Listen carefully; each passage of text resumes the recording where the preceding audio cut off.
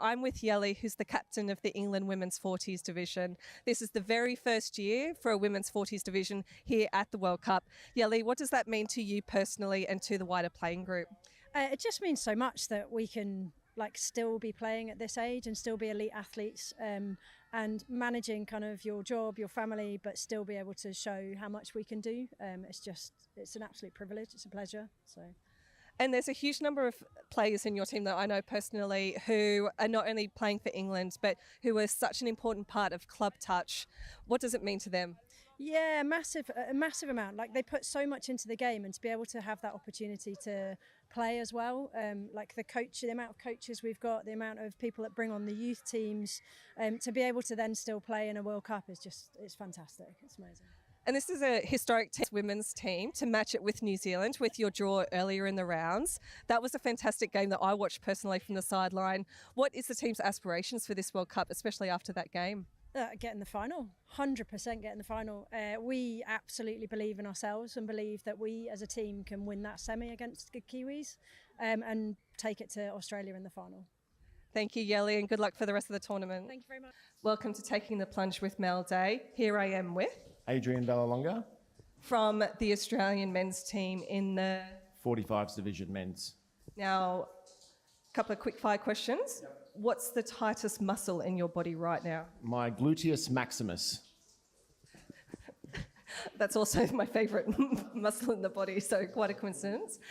If you had to go on holiday to another nation who's playing in the World Cup, where would you go? It would be Spain, who we just played, and I'm there next week. Lovely. Thanks for taking the plunge with me. No problem. See you next time. I've got a couple of players from the US team here. Some short, sharp questions, lads. Favourite warm-up stretch before a game? Figure four. Favourite hype song before a big match? Beastie Boys, anything. Best post-tournament meal? I like a chicken parmigiana. And when I meet you at the after party, what drink should I buy you at the bar? I'm the wrong one. I'm a non-drinker, so I like horchata.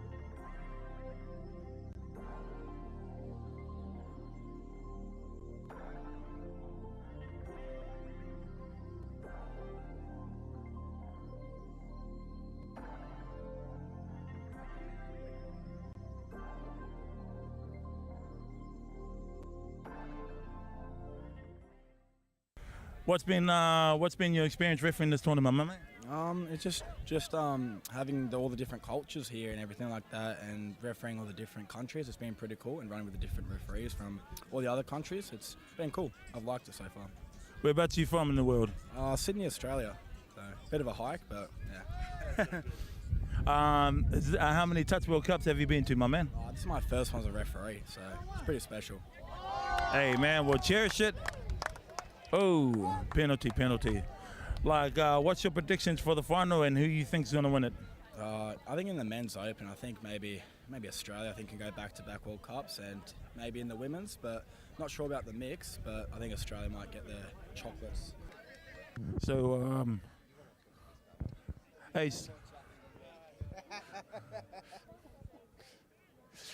hey, France, can I ask you something? Are you able to say something to the people back home in France if you can speak your language? Vive la France! Thank you very much. It's still 1-0 to Australia. Ooh, good defense, and also good attack. It's like the lady said last night, New South Wales won it last night, fair and square. It is what it is. Let's move on to the next day, different chapter. I hear the boo already. Love to my guy. Of course I do.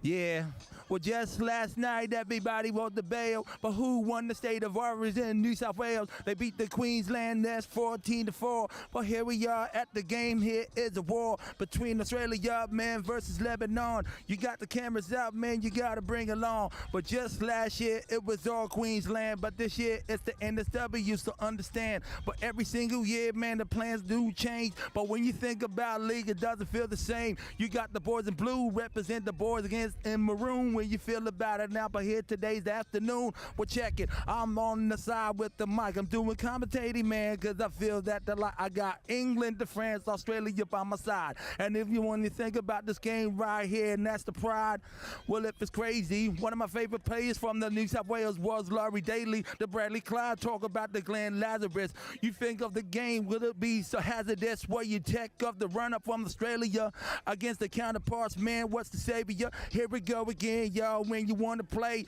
Here I am wearing a shirt from the USA, but I'm in the crowd and you got the mic over there. I'm right here and I ain't going anywhere. Love to the man, cause you just gave me a topic. All I really do over here is just to pop it. And if you really got to make the first C, but thank you to our France over there, merci. And if I got the swat, if you make it more pure, if you ever go to France and you say bonjour. Australia defending their line. One thing about Australia is you never underestimate them. Penalty back to Lebanon. So here we are in the fan village, the Big Melt. What a sensational food truck this is, supplying some of the tastiest grilled cheese sandwiches you have ever had. I can attest to that. I've been a big fan. The caramelised onion, the double bacon melt. Mate, tell us all about what it is you're bringing to the Touch World Cup.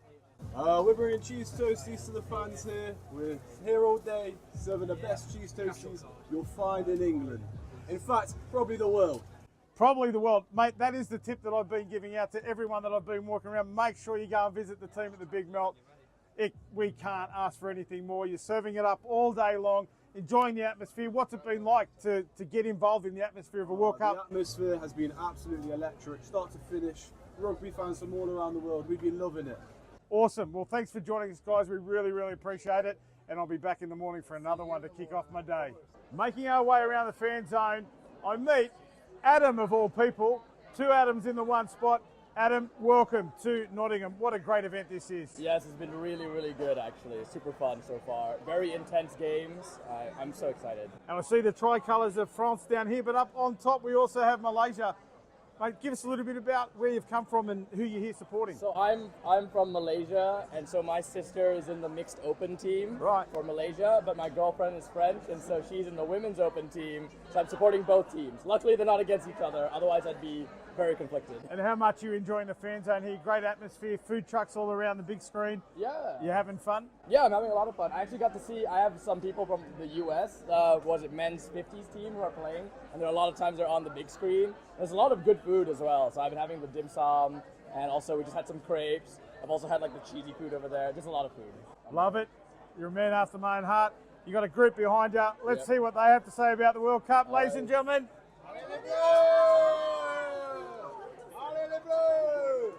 The people you meet as you make your way around the fan zone. Glenn Eaton, the Australian team photographer.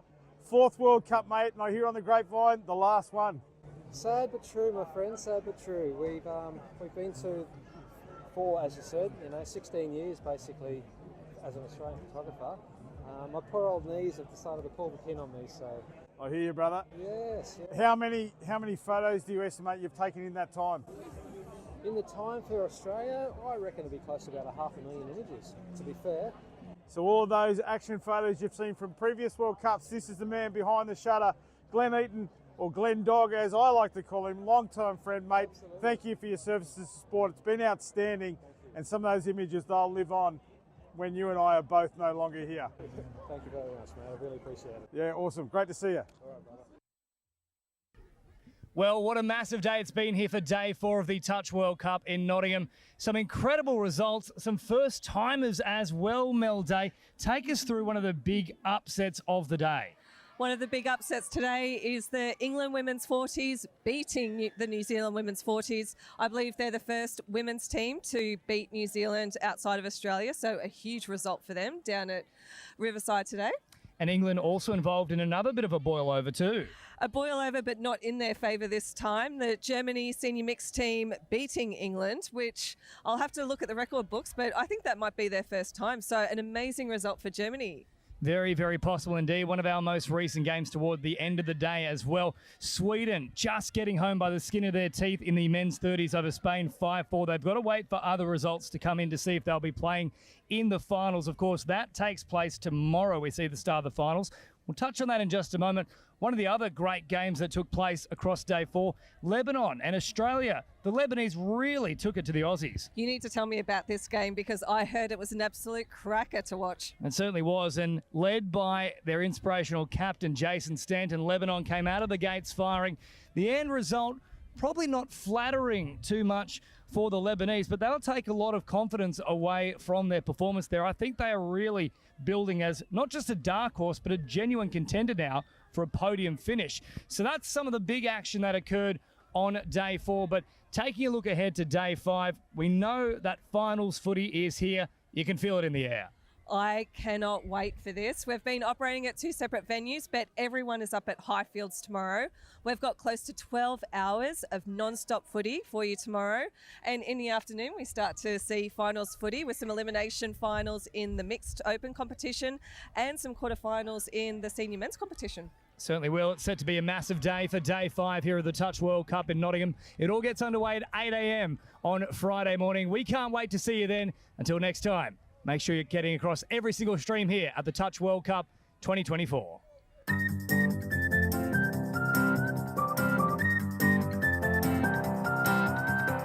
Welcome to England, the 10th edition of the Touch Football World Cup. Thanks to the Federation of International Touch, all the talking stops now.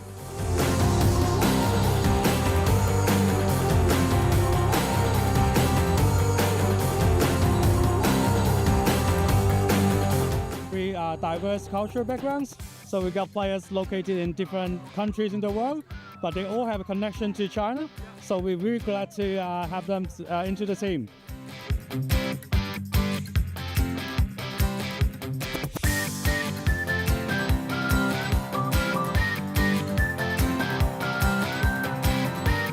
Nottingham is the capital of touch in the UK, which is great. So we've hosted the Atlantic Cup, hosted European Championships, and obviously this event is just another level again, but it's great to see that we can keep helping grow the sport and raise the profile of the sport and do new things. So.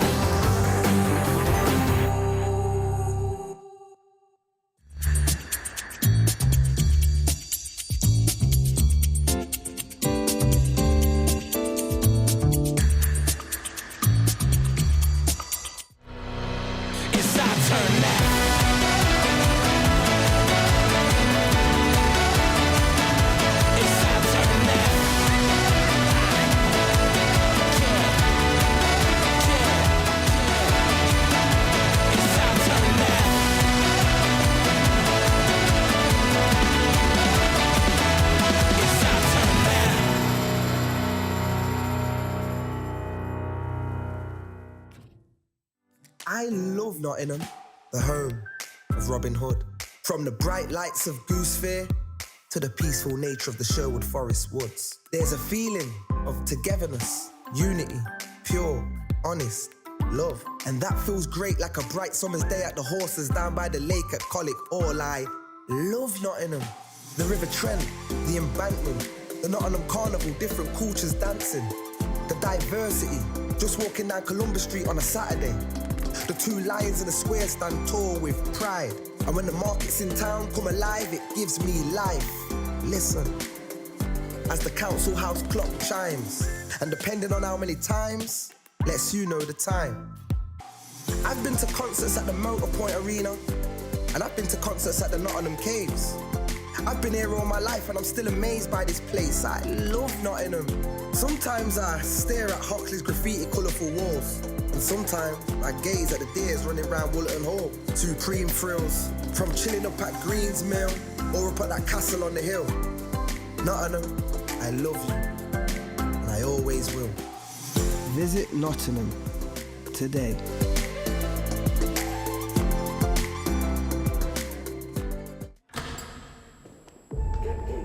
So what does it mean to you? The time? Sweat. The passion. The thrill? The determination? The support. The camaraderie?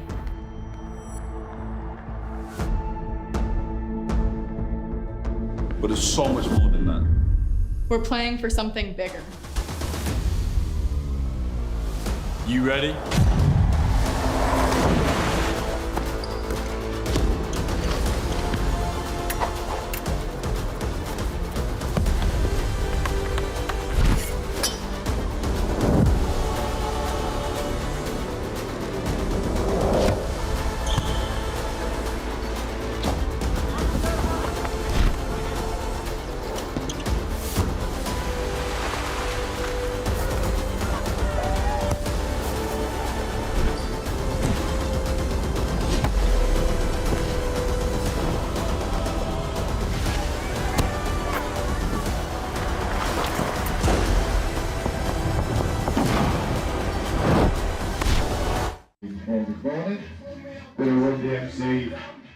A very good morning and welcome to day 5 of the Touch World Cup here in Nottingham. It's the final day here of our pool games. This is when it starts to get serious, Joe Wright.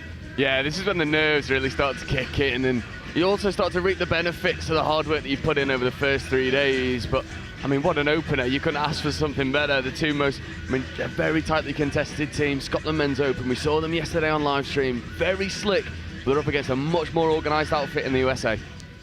Well, plenty to play for here. Position still not quite sorted. The USA have made a great start of things. At the start of play yesterday, they were actually leading in their pool above both Australia and Lebanon. They've had just the one loss so far. They've now come back to the pack, if you will, into third, but still well and truly in the hunt for quarterfinals. Yeah, and they look really good value for it. So too does Scotland, though. So here we go. Set to get first use of the ball here, Scotland. Running from left to right on your screen, James Preston and Joe Wright to bring you all the action. And off they go. Immediately, Scotland, though, from the tap-off, make an error. So easy passage upfield now for the USA. Let's see what they can conjure up here as Lee brings it out towards this left-hand side. Hops in at acting half once more. Quick play the ball here for Roberts. He's the man with the big cannon for an arm. Certainly one to watch here as Lee crabs forward up to that 7-metre mark. Roberts, not utilised initially, now gets a pass on. Lovely work here from the USA. Oh, smooth as silk. And Sanchez goes in with the United States of America's first use of the ball. And that's how you punish an unforced error. Scotland cough the ball up on the tap-off, and USA make it count. Just a couple touches taken, and then they look to use the middles, and then it's just the 3-on-2 going around the outside. A nightmare start for Scotland. So now, it'll work here to do for Scotland. They've at least survived a touch this time around, so that's good to see. So now they head back towards the middle once more. Nice little fancy footwork there from Christie, and Christie drops it down, receives it back, or dummies a couple of times. Nearly got the around the corner ball as well, but they'll still have possession here, Scotland. Yeah, penalty. for offside, and we saw yesterday on live stream Scotland are really dangerous when they get repeat sets of 6 on the line. Let's see if they can continue that vein of form. The Scotland now bouncing around on that left-hand side of the field. That's through Finlay Lockhart. He's looked really good in this tournament so far, as now it comes here for McLeod. Back towards the middle once more for Christie. Lockhart drops it down. Christie sends it back out to this right-hand side. King, Little pressuring him and makes the touch eventually here, just outside that 7-metre mark. Christie once more popped out to this left link position there for Lockhart. Patient approach here from Scotland, well worked. Yeah, and you could see Scotland were always playing for that dropping early penalty, moving the ball around the single shooters, so another set of 6. Lockhart here, drops it down about 9 metres away. Or Christie was coming late on that left-hand side too, and had they gone passive out the back, they ended up having the numbers. Yeah, and it's early warning signs from a USA perspective. Scotland enjoying a lot of success on the line attack. It's not quite getting over the line. Again, another unforced error. So Little brings it up towards the half, and now a nice straight charge here from Villa. So they cross that threshold. Hones, forceful contact there from Scotland early on in the day, and making sure they leave a mark. Yeah, they won't be scared of some physical contact. We saw that yesterday. And it's a bit of a trait of the Scottish men's open side. They want to be physical. They want to be direct. Perhaps taking a few cues from Braveheart back in the day. Now this pass comes to the middle here for Hones. And Hones is bouncing around here once more. Gets a penalty. This time it is in the 7. Yeah, and it's a good opportunity now for the USA. They've made it count once more. That's 1 here for Scotland. They do have 3 inside the 7. Someone is sat down. Now, ushering players back underneath is Bennett. Bennett with a short little reception here, back from Hones, and then played it here from Scotland. That won't count as another penalty, just a set restart. USA still with a bit of pressure here. Randall brings it up towards the line. Oh, feigns the touch and then set sail for the line. They had to be wary there, Scotland. Yeah, it could have been another penalty for me for dropping early, just backing out of the touch, but they don't get it. Scotland riding their luck. Little show and go here from Bennett. Bennett receives it back once more. Oh, lovely pass here, and Hones is on the spot.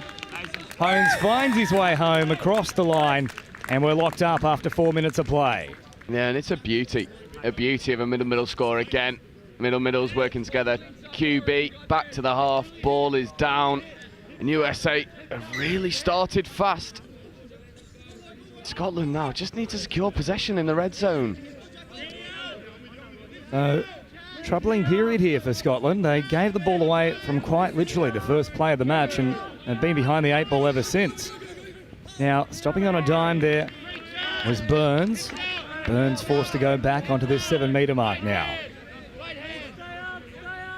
Slowing things up. Out to this right-hand side, Burns, and a little wraparound play forthcoming. All well worked from Scotland. And the touch is there just in time, but the initial infraction is an offside.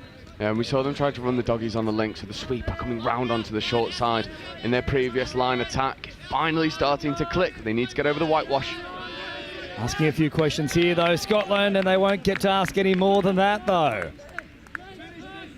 Just too many unforced errors from a Scottish perspective. Loss of control, little bits of forward pass. USA have definitely started the brighter.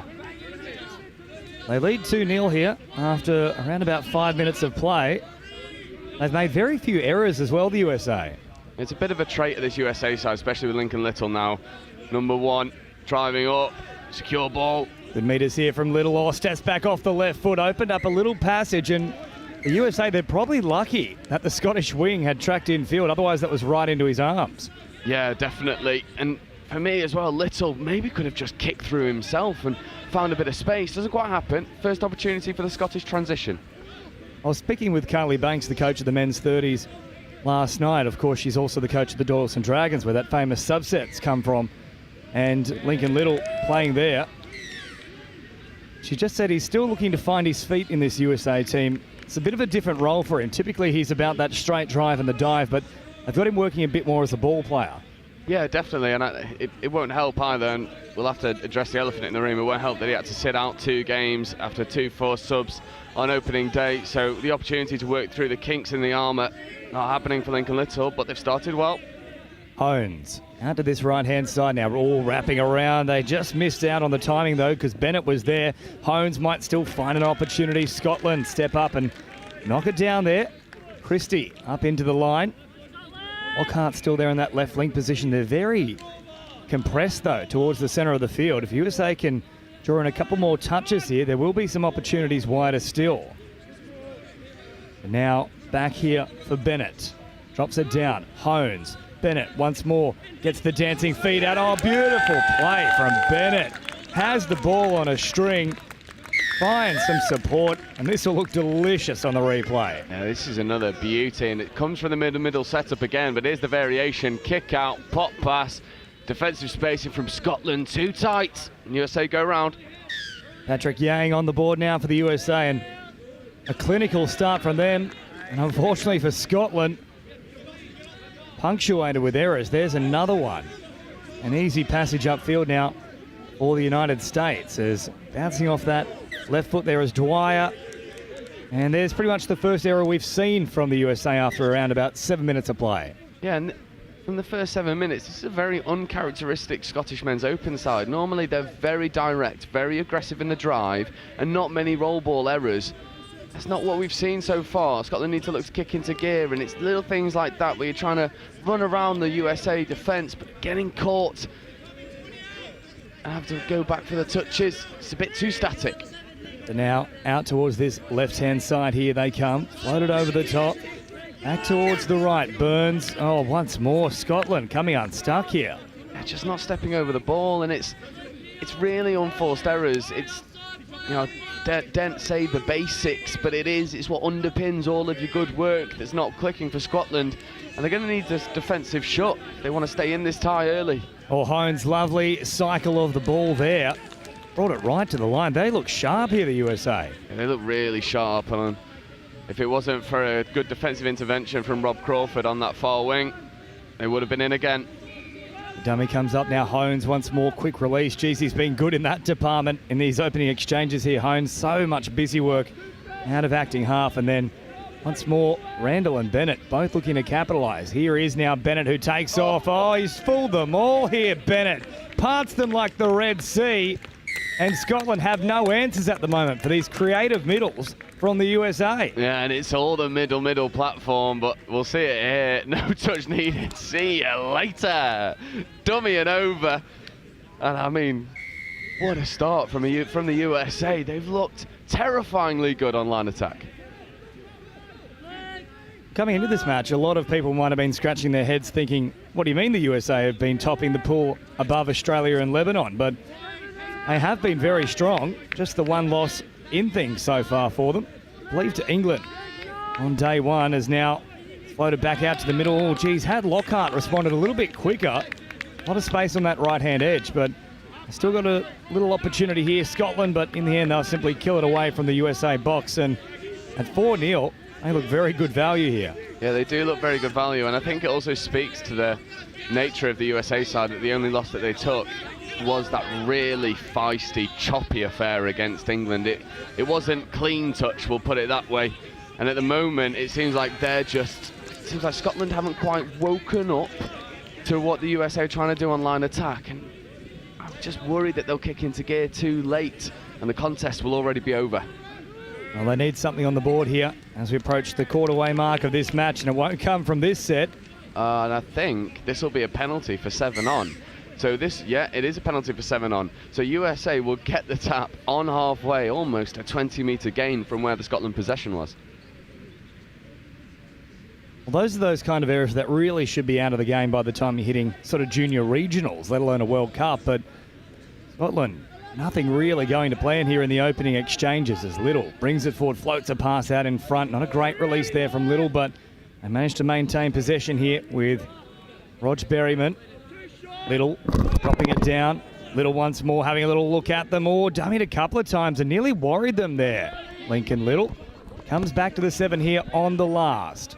Static start here for the USA. Little bouncing across, nowhere to go. Well marked up there from Michael Short. Yeah, good defensive set from Scotland. Almost another loss of control at the roll ball is not. That's a big touch from the USA. And Scotland with their first opportunity for a better field position with the repeat set of 6. We'd just like to see them keep this ball in hand and, I mean, for one of the only times, use all of your 6 touches. They've not got through that count well enough. And a 4 sub early for the USA. So momentarily here, Scotland with an extra man on the field, and Lockhart looks to respond immediately, but they get on very quick there through Via.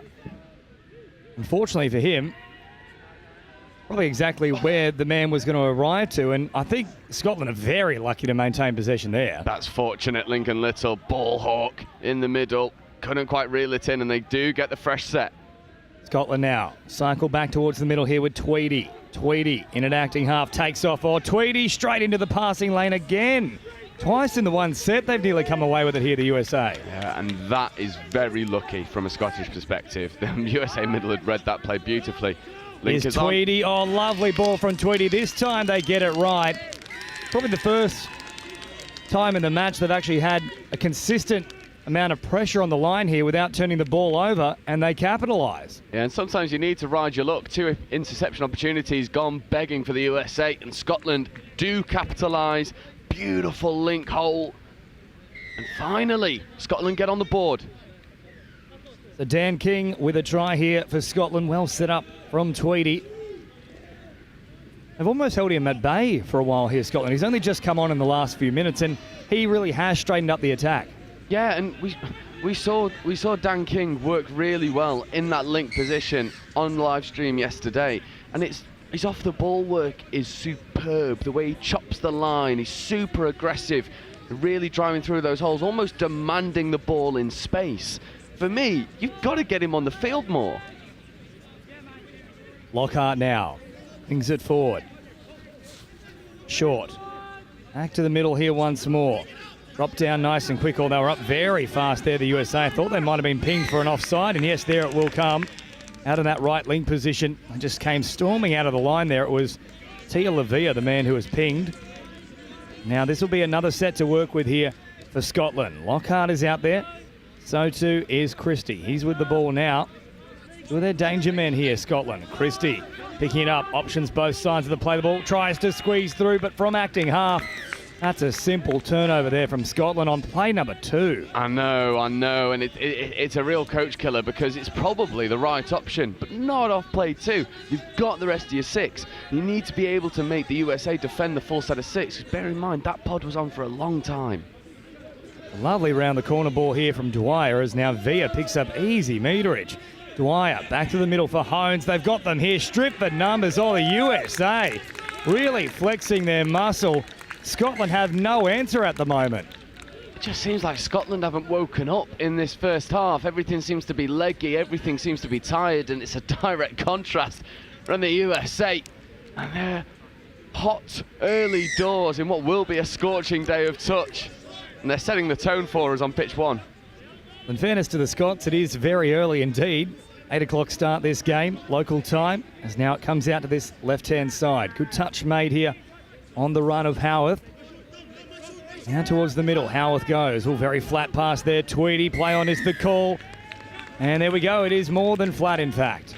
Yeah, but it's the right idea from Scotland, trying to throw that ball long, trying to, expand the defensive spacing from the USA. It's just these skill errors that are stopping them from finding success. And another hard touch, a shoulder on shoulder, easy read for the refs. It's Howarth who is the man that dropped the shoulder there. And yeah, he's going to have a little chat with the captains here because there has been quite a bit of this so far. Yeah, definitely, and I'm really not surprised, especially, and again, I don't want to dwell on it too much because it's not his game through and through, but Lincoln Little, one of the only people to get, eliminated from a game for 2-4 subs. So the refs will come into this knowing there is that chance of the physicality boiling over, and they're tempering it early doors. And in the background as well, a number of USA players just providing that little settle down kind of indication with the gesture of the hand. As now they come on the march once more. And for the USA, they really do need to settle. They've got all the running here in the early stages as we now begin to approach that half-time period. Hones back out there for them as well. Bennett ushering players back underneath. Randall on that right-hand edge. Hones an option on the left. Oh, how about the footwork in the dummy there from Bennett. No, they've called the touch. Oh, I'd love to see this again. This will be very, very close. That could have been a crucial play, though. 5-1 out to 6-1, getting close to half-time. Could have made all the difference here, and there will be the turnover. Yeah, that's about as close of a touch you'll see, and here we go. Oh, it's marginal. It's marginal. We'll defer to the referee. They're in a better position, but that could have gone either way. Very little obstructed here from the balcony position in the commentary booth. Same spot where the cameras are, but just on the other side there may have been a touch right at the end, as now Leanne Lee brings it forward. Or Lee right up towards the line. For a moment there, he could have actually touched it himself. Turned it away, though, and now here is the last for the USA. Roberts at first receiver. Takes off Roberts, drawing to the line. Oh, flat little pass there. A lot of speed about it, but there was absolutely zero room to work with. And Scotland, that'll give them a bit of confidence. Yeah, and they're going to need the confidence as well, because nothing's gone their way as there's a turnover again, and it's your completion rate. At the moment for Scotland, it's through the floor, and the USA are going to capitalise once more. But there's just play number one, of course. The intercept doesn't count, so they've got a complete set here around about 9 metres away as Little plays it. Mendoza out there as well. Little sends it wide here. Now for Rog Berryman. Rog Berryman diving from distance. Scotland failed to step up off the line. And it's another easy try here for the USA. And it is easy. It's too easy. One pass from Little out to the link. Link punish. Defensive spacing. Well, I mean, just left wanting. And what I love about this USA side is they've just subbed on, they've just scored, and Link and Little telling the subs, no, we'll D it out. It's our score, our responsibility. At the moment, USA just seem like they're really holding their hands up, trying to be accountable. Scotland, accountability has been lacking so far on these opening exchanges as Tweedy floats it over the top. He wanted the big play straight away, but patience. That's what Scotland is lacking in abundance here. And we saw them. We saw Scotland rip apart teams. And it just seems like a completely different Scotland side, almost, I dare say, intimidated by the USA attack. The USA have been very, very strong. Their completion rate is through the roof. I think they've only dropped it maybe one time. Now comes out to this right-hand side. Back towards the middle now here for Bennett. Bennett will take off. Oh, Scotland offside. They're trying to get back in time. They get there. Great effort from Michael Short. That was all about attitude, and that could be a turning point here for Scotland. Yeah, definitely. And Scotland, well, that's another physical touch. And USA, you're in the ascendancy. You don't need to play physical. Let Scotland stay frustrated. Well, here's my question. We've just had the warning 3 minutes ago. Surely someone has to be sent to the bin here. Yeah, and you've called it. There's 4 sub. I think one more of these from the USA, and there will be sent for time. That is not what you want from a USA perspective. Imagine being 6-1 up and then having someone sent for time. Just allow Scotland back in the game. Oh, Lockhart receives a lovely pass here. And now off the back of it, Scotland really trying to accelerate. Christie all the way through. Well, there's no way he was back on side, though. No, not for me. Not for me. But again, USA getting the rub of the green from what is a, dare I say, bad offensive read from Scotland. They were in behind the left edge middle and then run the play to the right-hand side. They had a 3-on-1 on this left edge, didn't use it, and USA go into this half very comfortable. The USA have come out of the traps running. They look very confident. Whereas for Scotland, a lot of errors, but also not getting the rub of the green. A lot to try and fix at the break here for the Scottish. The United States, they'll just want to put the foot down in the second 20. 6-1 at halftime. We'll take a quick break here at the Touch World Cup in Nottingham in the Men's Open Division. Well, as that brings on half-time, a reminder that today we start the drop-off. Today we start some games with drop-offs. So the hooter will go off a bit more frequently today. The first game as a drop-off is the 9:40 game, so there'll be a hooter following that game. The hooter will automatically play for 1 minute after the final hooter. there will be a 15-second prep beat. We'll go beat, 15 seconds before the minute. We won't be doing anything. The referees will be controlling the sides. We will do the 1 minute after hooter and then the 2 minutes after. If the game is still on a drop-off, the referees will self-manage those games depending on if the drop-off is still going on. The first game this morning with the drop-off is the 9:40 game. The first game this morning with the drop-off is a 9:40 game.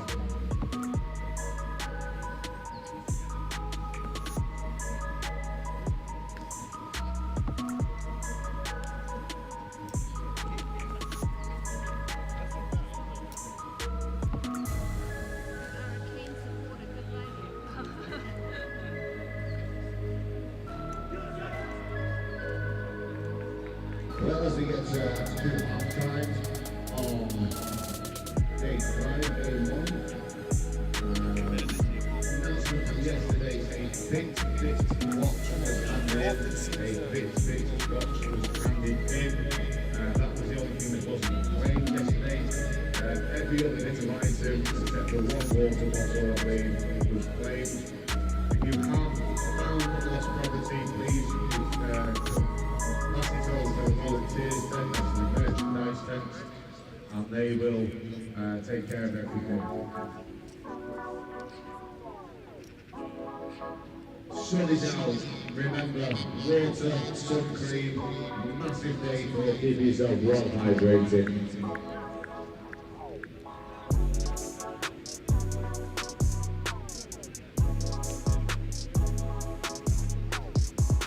Players and officials, this is your 2-minute warning. Players and officials, 2-minute warning.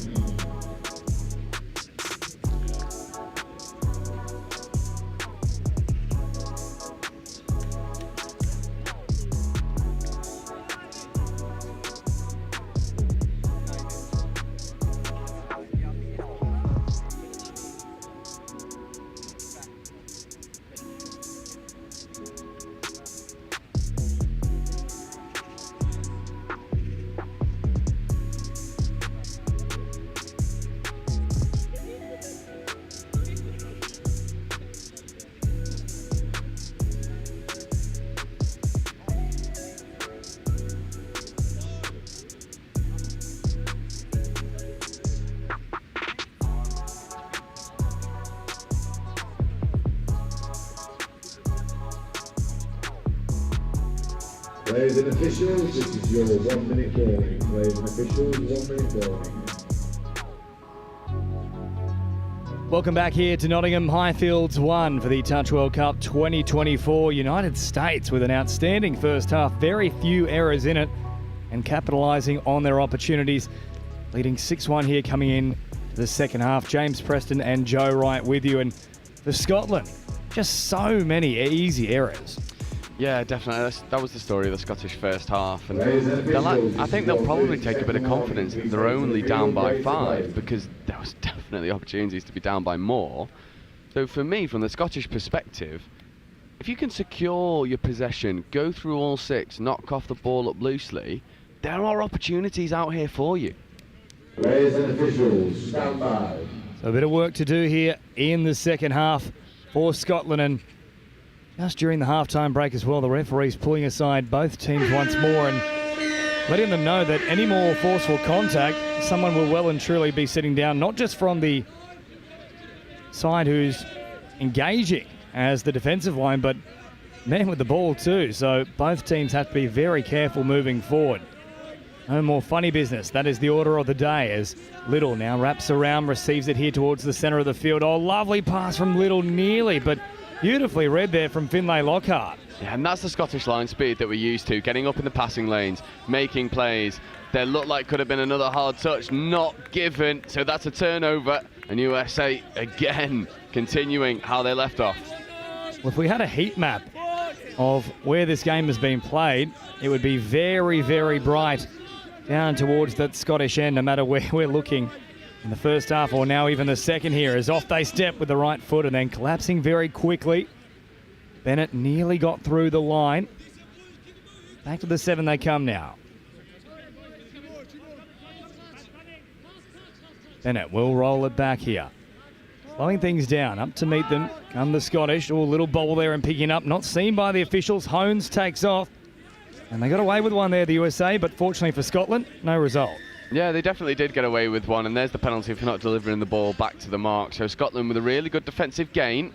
It's just, this is where we've not seen Scotland run as crisp as they need to. That's better pace. That second touch up the box. Fresh legs coming on.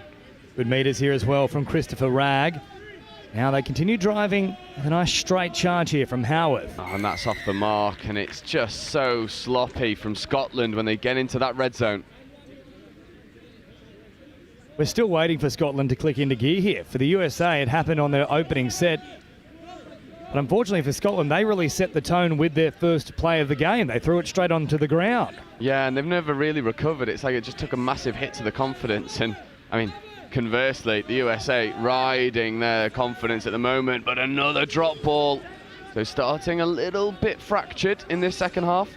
This might be the little glimpse of an opening that Scotland need here to get themselves back in the contest. As wrapping around now, here's Finlay Lockhart. He'll head towards the sideline. Fresh troops coming onto the pitch now, and a little bit disjointed that subset here from Scotland. All that momentum has stopped. It was building nice early on. Last one now. They do have a strike dump to work with, though. Stepping back off the left foot. Play through is called over the top, and that's the blueprint for Scotland. Beautiful work there from Lewis Burns, who saw a retreating defender, stepped off the left foot and then fired a pass. Yeah, finally, and as you said, it was static, so they needed pace. Boom, see you later, offside defender, never onside. Lovely vision to find the winger. And they do get in, and finally, Scotland show what they can do. Lewis Burns with a try assist, and Scotland have a second. The margin back down to 4 now as Little brings it forward. Rolled back here from Mendoza. Mendoza wrapping around. Little also there. Short pass provided here from Rog Berryman. Rog Berryman now for Mendoza. Watch out for Little. Oh, well read here from Scotland. Got up very quickly. Lockhart, but he got up a little bit too quickly. He's been called offside. I thought it was just a good read there from Finlay Lockhart. Yeah, we'll have a look on the replay. I've got a feeling he's been hard done by here. It's a little bit too late. The replay's a little bit too late for us to see it, but I thought, I'm with you, James, I thought that was a beautiful defensive shoot, textbook almost, but the referee's in disagreement, and Lincoln Little, he's too mature, too experienced not to take advantage. I believe he turns 30 in January, Lincoln Little. There was some discussion as to whether he would represent Australia or the USA. I know Carly Banks is pretty keen to get him as part of the men's 30s there for Australia, but... Yeah, you'd be licking your lips, wouldn't you? There's an injury here. It looks like a muscular injury. That's not good. Yeah, just really clutching towards either an abdomen or a hip on that occasion. So very gingerly back to the box and replaced here by Lee onto the field as Scotland continue on now. Last one here, up very quickly. Well, that was much in the exact same vein as Lockhart. So if we want consistency here, surely that's a penalty. Yeah, it also looked like six more, but apparently a roll ball infringement. I'm not really sure what the call is from the referee. It looked like it could have been 6 more or an offside penalty for Scotland, so definitely not having the rub of the green. Well, they didn't have it in the first half either here, Scotland. USA, take nothing away from their performance. They've definitely been the better team, but when those 50-50s aren't going your way, it starts to play on the mind as well, and here's another penalty. In fact, no, that will be the last now for Little. Momentarily, I thought they were going to award it. Oh, Little nearly fooled them all. Squeezing through half a gap, but closed in the end from Christie. Lovely explosiveness from Lincoln Little on the scoop trying to go through, but again another roll ball infringement, and Scotland have got to fix these small errors because you're never going to get back in the game if you're constantly surrendering possession. So Little now will restart things. This is a big set here for Scotland. If they drop down by 6 again, you can pretty much kiss this game goodbye. Mendoza plays short and they'll dive from distance. Oh, getting very close there. Must have been a hair in it. Back to the 7 they come now. Little in the centre of the field. Waiting there is Scotland. Little stepping off the right foot. Oh, finds a beautiful pass. Lincoln Little from the top shelf and into the waiting arms of Rog Berryman. That's the best one yet here from USA. Oh, it's beautiful. And again, it's this middle platform. Scotland just can't deal with it. And Lincoln Little doesn't need to look before he delivers the ball to Berryman. It's a beautiful weight of pass for Berryman just to go scything onto it. Well, that might be the straw that broke the Scottish camel back. 8-2 it is. They now turn it out to this right-hand side. They must get a result pretty soon here.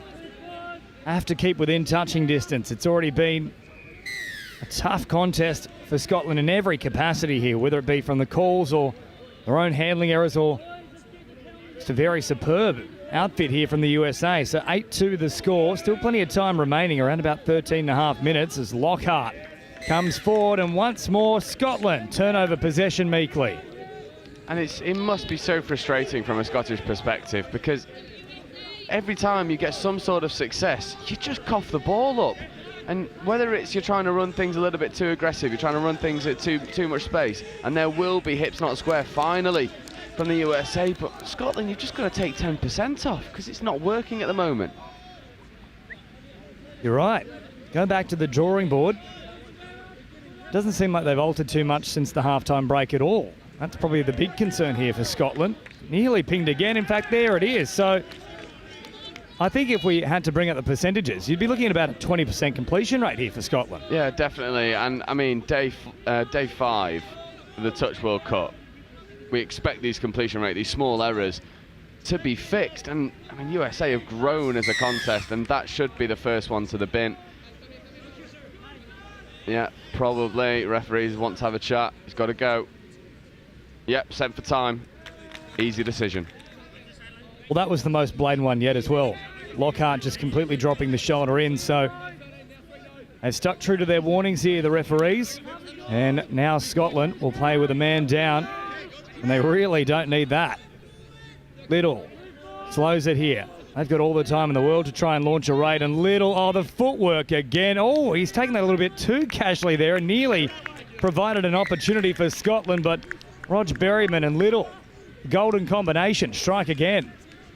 Again, it's just heads-up play, fixing defenders, passing around the outside, something that Scotland haven't been able to do in their attack. Very close, though. I tell you what, if Berryman got caught, he would have been red in the face.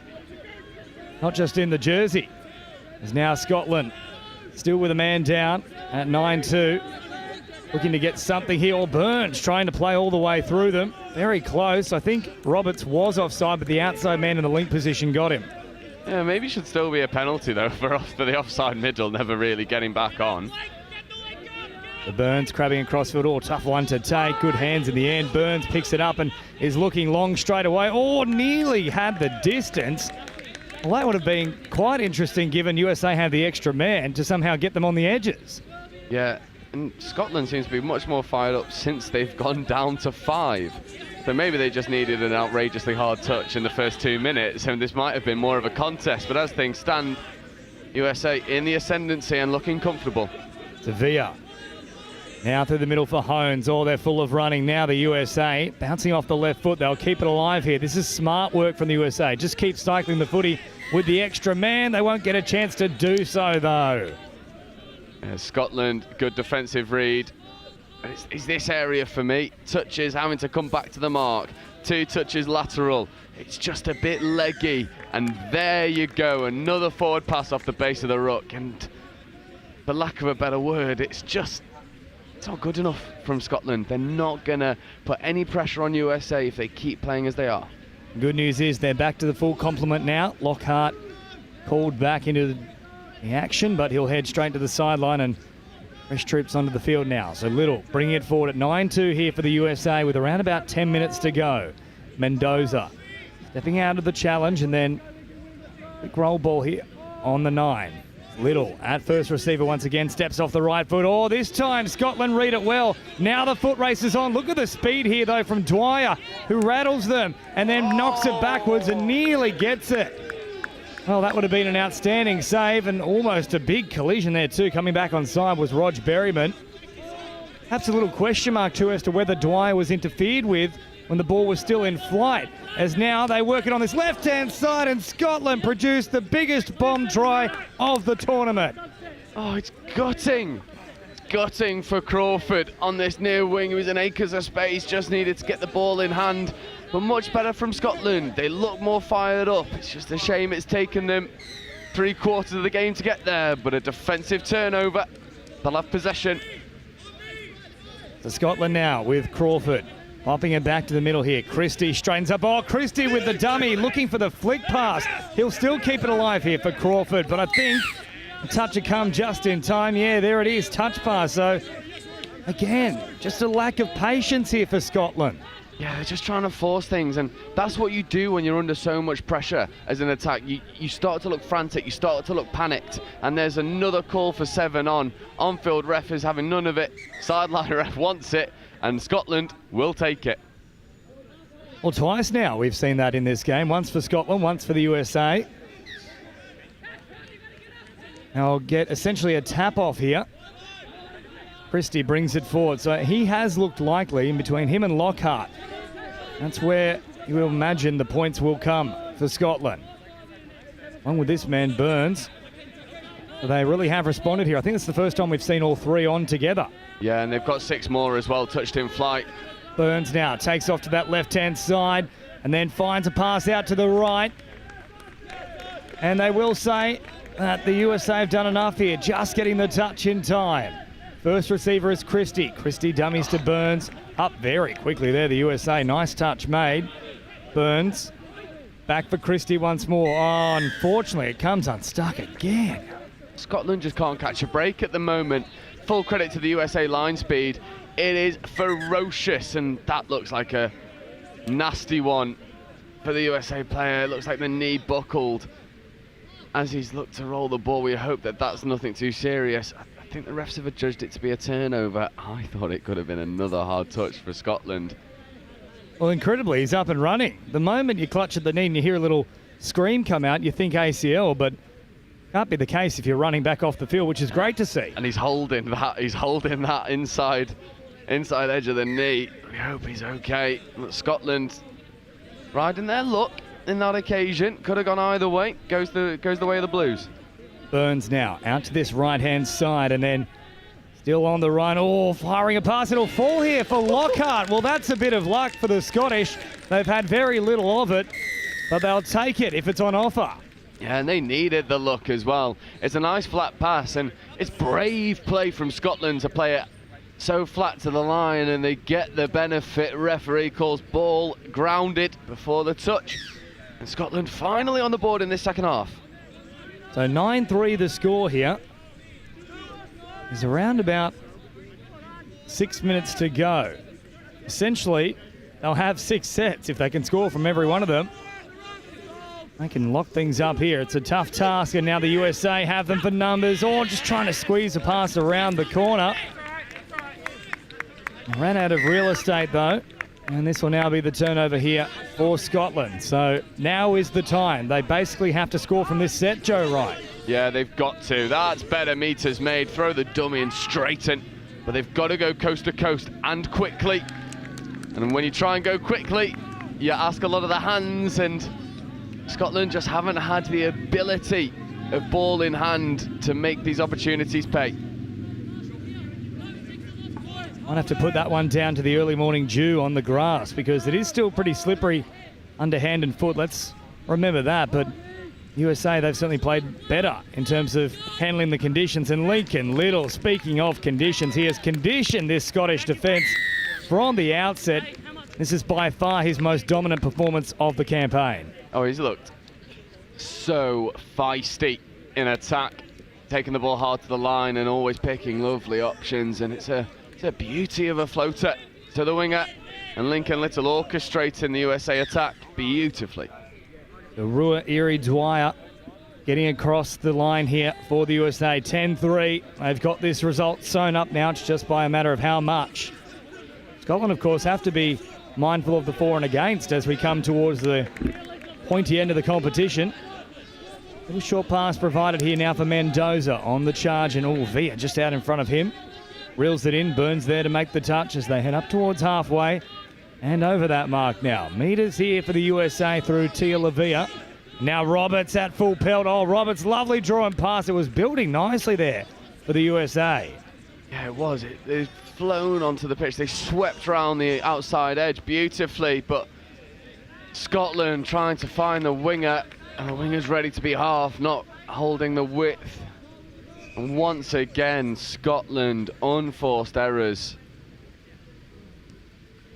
And I got to say, Joe, that was probably the worst one I've seen so far from Scotland. It was just thrown to no one. Yeah, and it's tiredness, it's fatigue. 5 hard days of touch, and Scotland just can't react to what the USA are putting in front of them, although there is a tap penalty for Scotland, so good opportunity to finally get up the field. And barely had a look at the USA line throughout this match, just the 3 tries from Scotland. Christie now with a straight drive. Oh, and the big dummy too. Christie takes off, good speed, pops the flick pass. Well, desperate times call for desperate measures, but again, patience, the key word here. That was play 3. Yeah, it was play 3, and I think if the pass does go to hands, they were definitely in. But it's if, buts and maybes. There's no absolutes.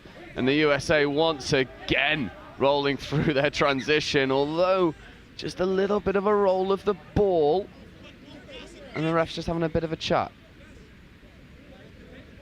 Well, it's one of those 50-50 ones. There was definitely some pressure in the roll ball. But there is still an onus on the attacker to try and get to his feet or at least play it squarely. Yeah, it's one of those where the touches sort of come in at an awkward angle behind the USA dumper. It's a tough call for the USA, but they won't mind it with only a couple of minutes left on the clock. Lockhart. And now for Tweedy, who drops it down. Lockhart in there nice and quick. Tweedy up against this left-hand touchline, but USA were marking well, and now Tweedy takes off. That's better from Tweedy. Finds an opening, looking for support, pops a pass under all sorts of pressure there. Great covering in the end from Austin Van Diver, who made sure there couldn't be a Van Dive. Yeah, it's beautiful mirror defence, just marking up everyone other than the half. The only spare man was actually the far side Scottish winger, but to demand a left to right long ball like that pass has definitely gone forward. I think James spotted that one before the referees did. It was that obvious. Lincoln Little gave himself up as well. He was shaking his head the moment he let the ball release, and then immediately walked off to the sideline to avoid any further discouragement from his teammates. They let him know about it though, don't you worry. So around about 90 seconds remaining here. Lockhart stopping on a run. Back to this 7-metre mark. Short pass here provided now. Or Rag, and Rag will send it wider still. Out for King. They're all stepping up here. They have not let the foot off the pedal here, the USA. Tweedy brings it forward, drops it down. Lockhart on the last. Tweedy looking to pop a little ball over the top. The floating sinker pass is an absolute perler into the waiting arms of Dan King. And that's a nice one there from Scotland. Yeah, and once again, it's Dan King running off the line, off the ball lines. Beautiful link wing hole, chopping at pace. And that's what Scotland can do when things start to click for them. I mean, I don't know about you, James, but I've been up in the commentary box begging them to get more line attack, because when they get there, they're flary. They can make things happen. Especially that combination between Tweedy and King. That's the second time they've supplied a try together. Just haven't seen them on the field together that much, though. Strange one for me. Not sure why that's the case. The Roberts back towards the middle here for Lee. Last one now for the USA. Roberts with a full head of steam. Good touch made in the end. And Scotland, bit of friendly fire as well. Yeah, it's good line defence from Scotland. It's much better back in their athleticism. Because don't forget, the Scottish men's open side are athletic. Let them play for the BBR side in the ETA. And there goes the final siren. One more chance here for Scotland to put on some points. Crawford popping it back on the inside. Touch pass will be called here. We might get one more play. The USA will be in no rush to recommence things. They might just simply tap this and walk into the opposition line. There it is. Outstretched arm here for Leanne Lee. And for the USA, that's an impressive display. And this is why they've been sitting so high in their pool. Yeah, and I think it's the pace at which they start each game. They really want to take advantage of the first 5 to 10 minutes when they're trying to catch defences off guard. Maybe catch a couple slow defenders, people who are slow to react. And I mean, Scotland from the start looked slow, looked like they're completed. Their hands weren't clicking as we've seen them. And the USA just too good and take full advantage. So full time here. on Highfields Sporting Complex, field number 1 in Nottingham, United States, solidifying their claims for a quarter-final berth. Now still remain very high in their pool. 10-4, the final result over Scotland, who have a little bit of work to do. We'll take a quick break and then all the action for our next fixture just around the corner. 8:50 tap-off. The Cook Islands take on Japan in the Men's Open.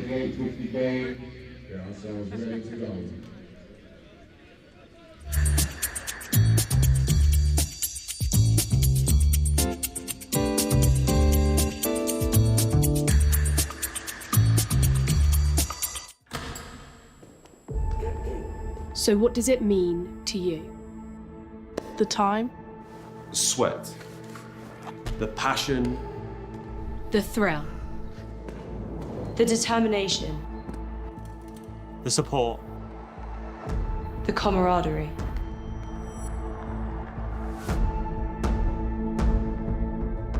But it's so much more than that. We're playing for something bigger. You ready?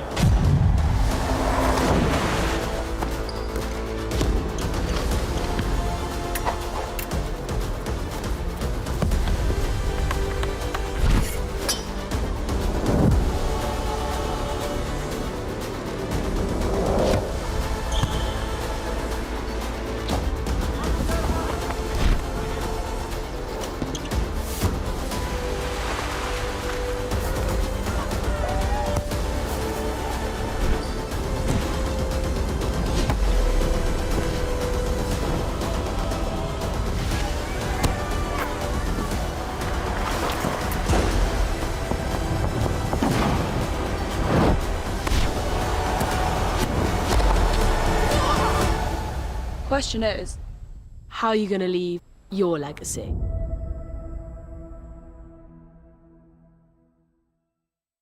I love Nottingham, the home of Robin Hood. From the bright lights of Goose Fair to the peaceful nature of the Sherwood Forest woods. There's a feeling of togetherness, unity, pure, honest, love. And that feels great like a bright summer's day at the horses down by the lake at Colic. All I love Nottingham. The River Trent, the embankment, the Nottingham Carnival, different cultures dancing. The diversity, just walking down Columbus Street on a Saturday. The two lions in the square stand tall with pride. And when the markets in town come alive, it gives me life. Listen, as the council house clock chimes, and depending on how many times, lets you know the time. I've been to concerts at the Motorpoint Arena, and I've been to concerts at the Nottingham Caves. I've been here all my life and I'm still amazed by this place. I love Nottingham. Sometimes I stare at Hoxley's graffiti colourful walls, and sometimes I gaze at the deers running round Woollerton Hall. Supreme thrills, from chilling up at Green's Mill or up at that castle on the hill. Nottingham, I love you, and I always will. Visit Nottingham today.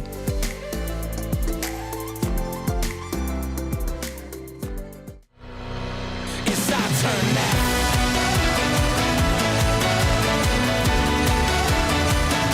It's our turn now.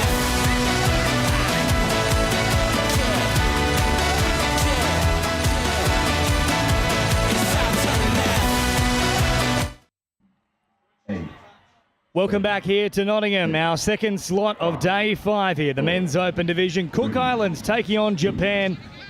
Japan, of course, one of the heavyweights in the world of touch football, but the Cook Islands really making a name for themselves in this particular tournament. Touch in that part of the world has continued to go from strength to strength. Japan with first use of the ball, James Preston and Joe Wright to bring you all the action as Japan get close towards this 7-metre mark. And now out to that right-hand side, passive out the back, meters on offer here for Japan and squeezing all the way through. It's the first try here in the opening set for the Japanese. And we see this from Japan. It's the trait of their play. They run up the short side and then the passive link.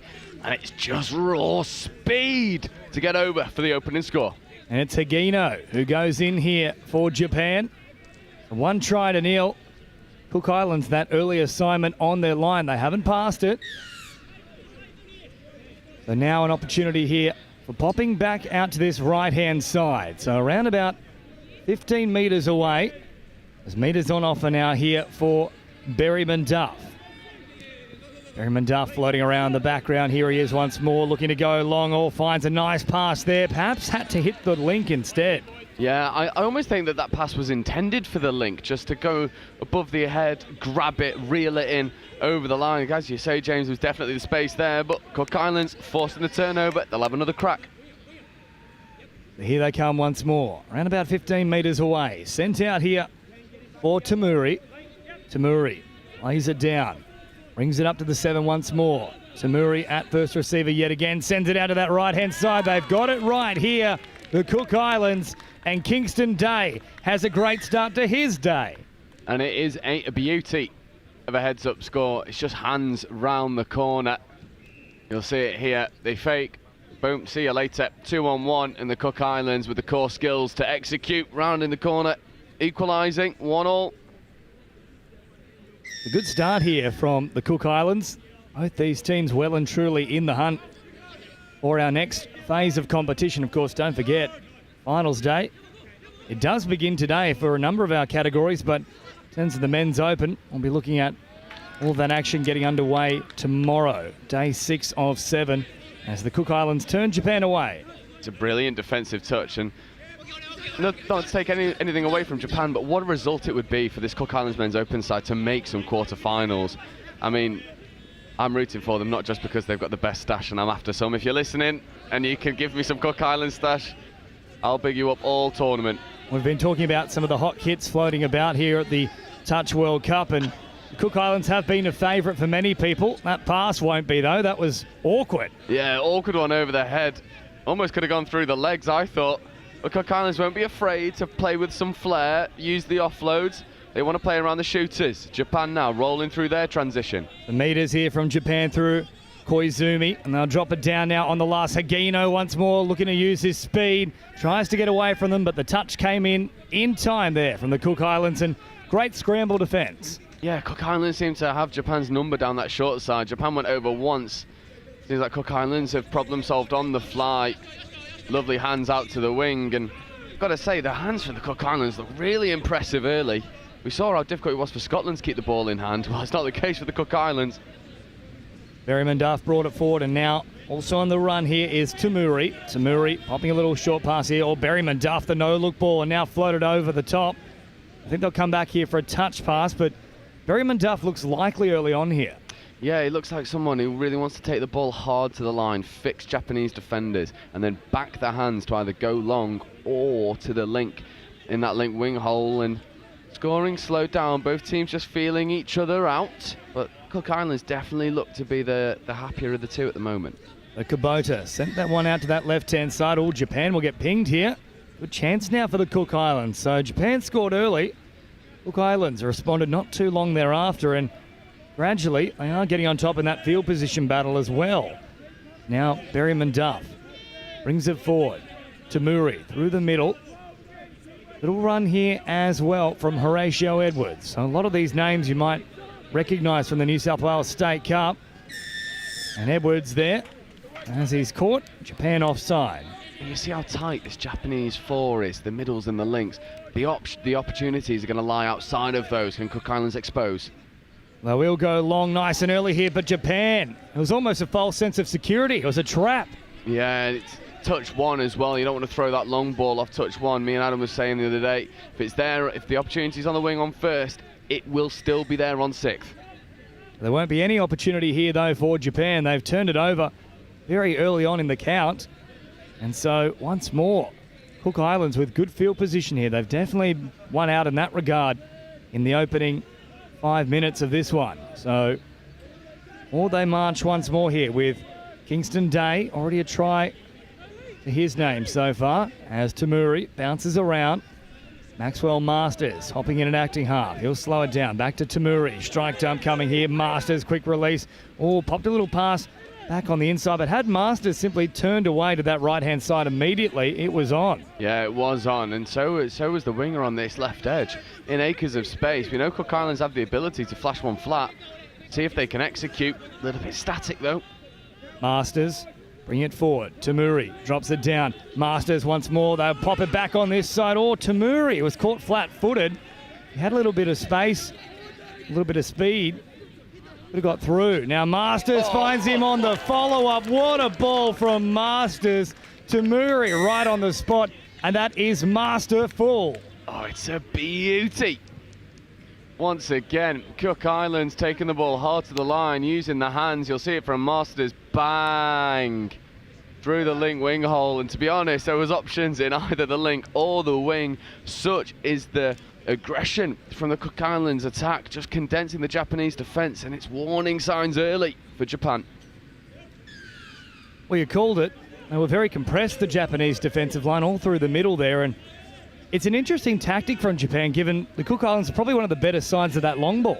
Yeah, definitely. It seems like they're just trying to back their athleticism to go and chase. But when you've got a player taking the ball so flat to the line, it's almost impossible to cover that ground. Berryman Duff stepping up to make the touch, and then a good dive from distance there for Japan. It's Yamamoto who goes all the way through. Very well read. Cook Islands were struggling to get back to the line. Here it is again on the replay.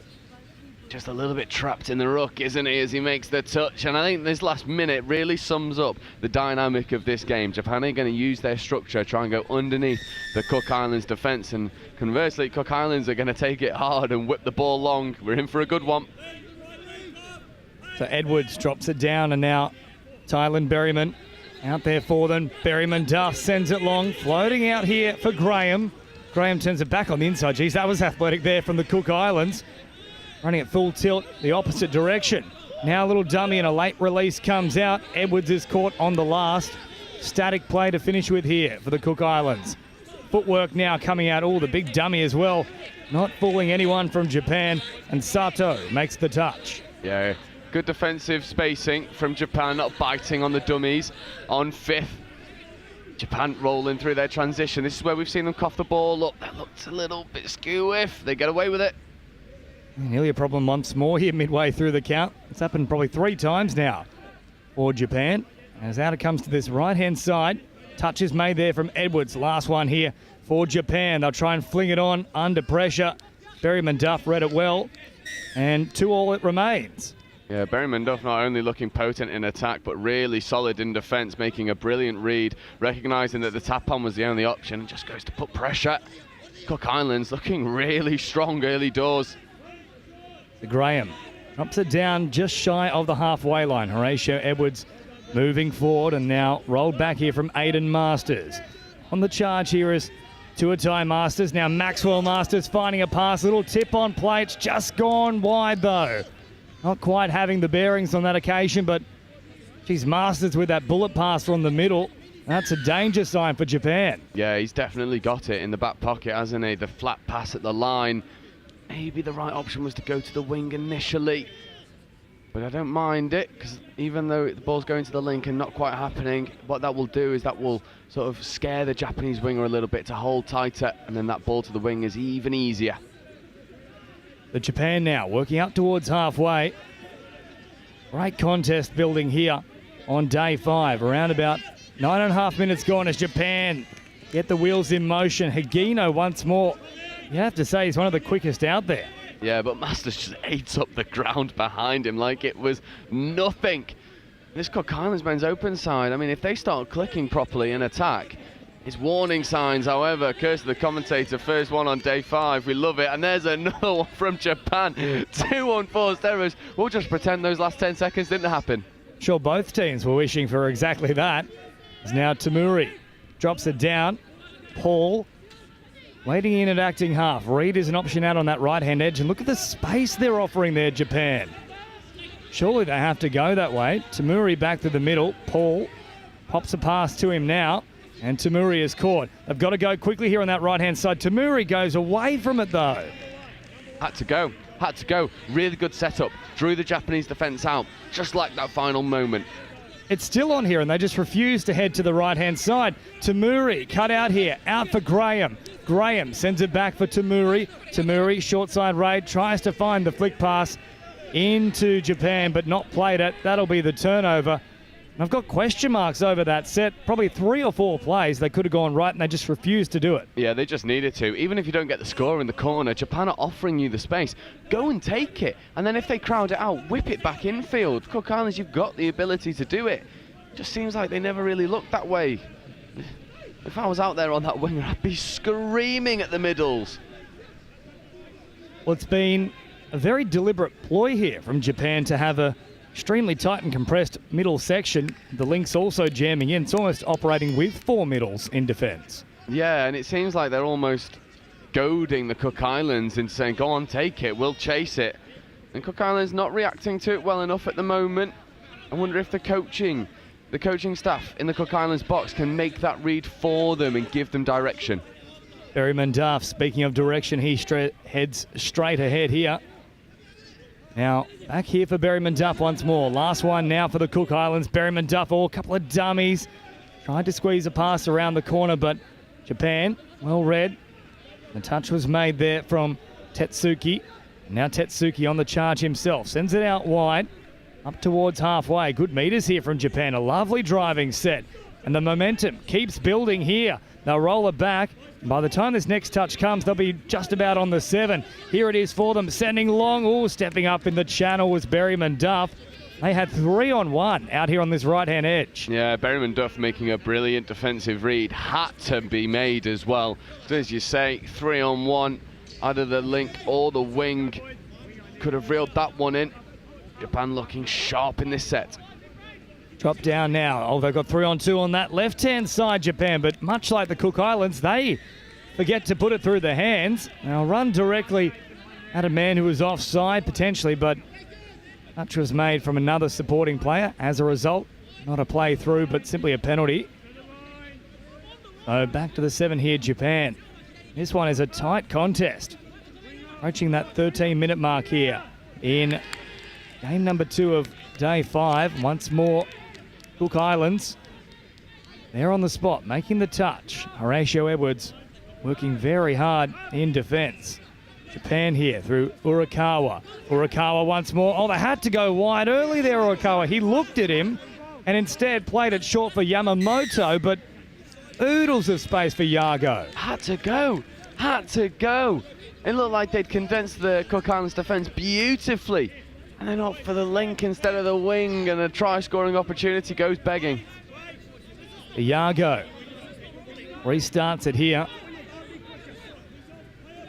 Once more, Urakawa finding a little short pass, and this time it produces a result. So Japan, both in attack and defence, it's all been very centralised, but it is gradually working for them. Yeah, and it's a really good individual bit of brilliance. Boom, left foot whack, see you later. And they get over, lovely step. The defensive spacing from Cook Islands, a direct contrast for Japan, who are so tight.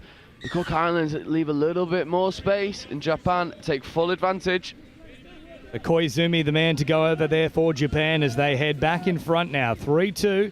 Scored the first one, Japan, but Cook Islands then got a couple in a row. Just trading tries here as Maxwell Masters. What about heading right? Sends it back to the left here for Tuatai Masters. Last one now. They'll cut out Masters and find a ripper of a pass. But what a touch made here from Japan. That might be the try saver of the tournament there for Hamada. It's a beautiful play from both sides of the ball. Cook Islands trying to go over. Oh. What a diving touch.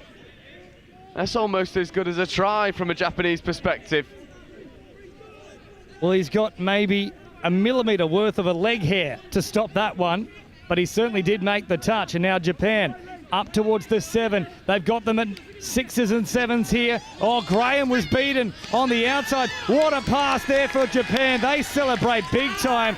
Outstanding play. And Yago goes in, but what about the footwork on display? Yeah, here we go. We'll see it here. Boom, bye-bye. And then the ball round the diving defender. In Japan, it's the structure, and it's causing Cook Islands all sorts of problems. Agino, the man that made the Cook Islands look a little bit silly there. And now Japan, they've clicked into another gear. Cook Islands need to respond. So here comes Edwards moving forward. Touch is made from Japan. Now there's a nice bit of speed about the work here of the Cook Islands. All that pass to Reed left a little bit to be desired. They'll come back to the middle. Oh, and then just losing their bearings here, Berryman Duff. They've become a little bit rattled here, the Cook Islands. Yeah, and it seems like Japan have really grown in confidence off the back of a couple really nice defensive sets. And they go down, they go coast to coast and start to put some pressure on the Cook Islands line. And they're finding all the success. Cook Islands just need to grab this game by the scruff of the neck again. It's running away from them. Koizumi now marching forward and big contact there from the Cook Islands. And then also the ball comes spewing out via the foot there of Horatio Edwards. So another penalty here for Japan, and easy meters on offer too. Just no Cook line Islands speed.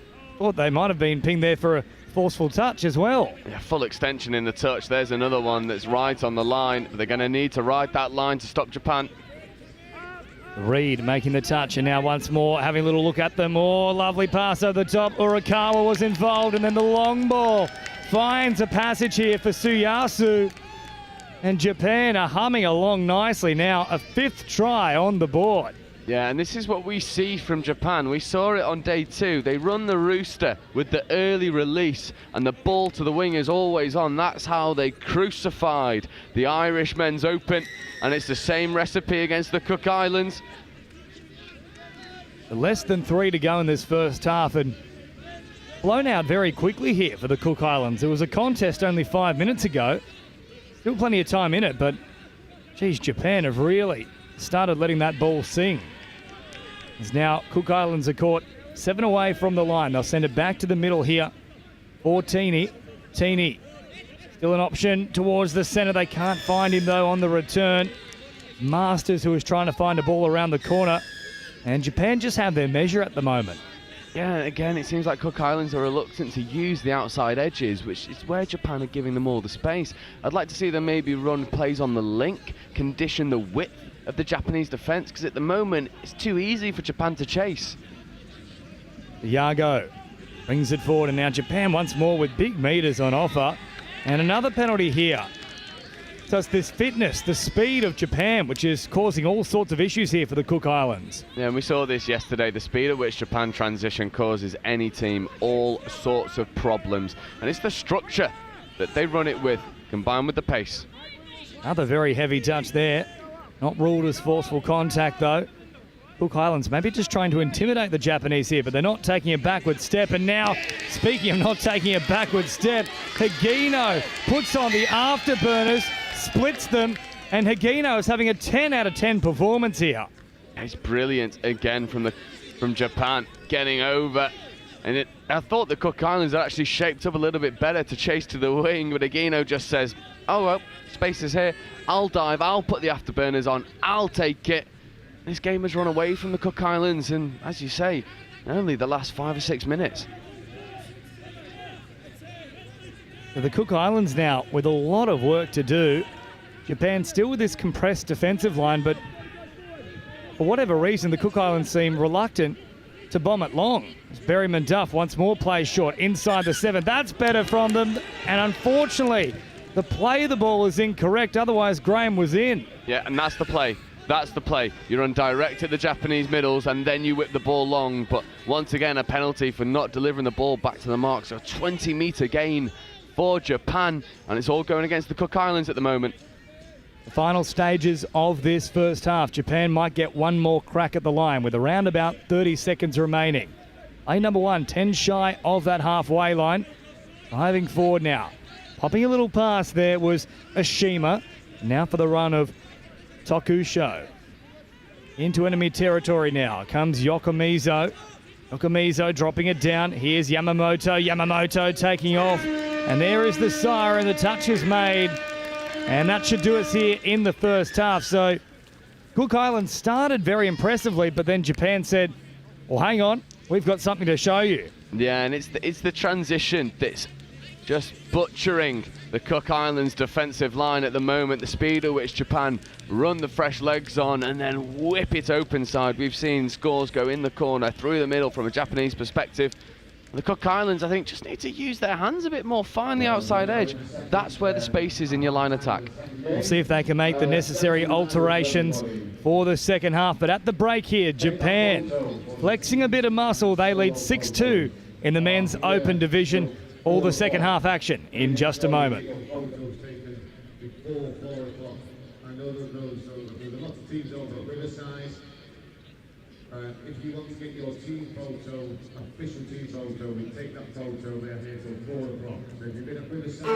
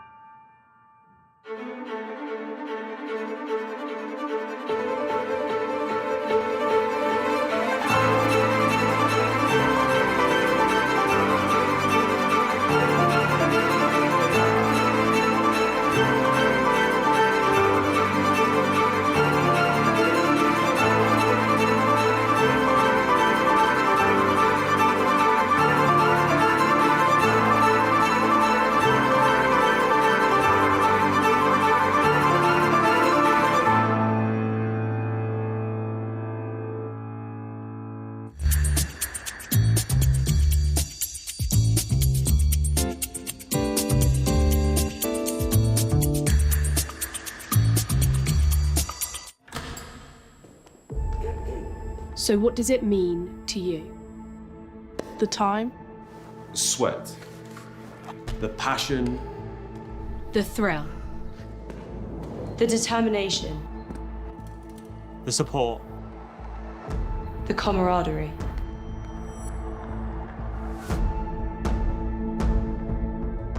But it's so much more than that. We're playing for something bigger. You ready?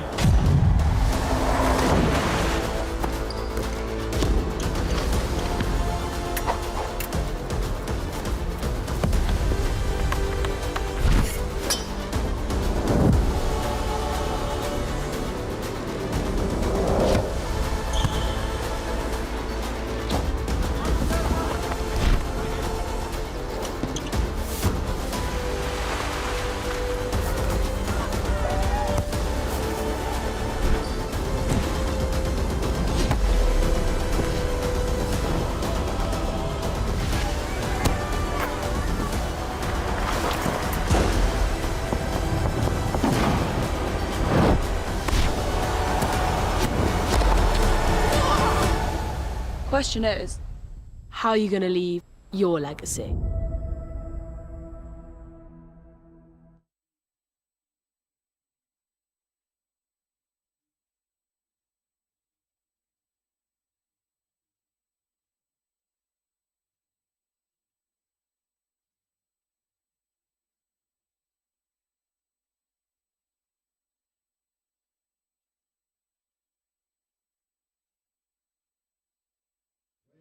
This is your 30-second warning. Please take to the field, ready to play.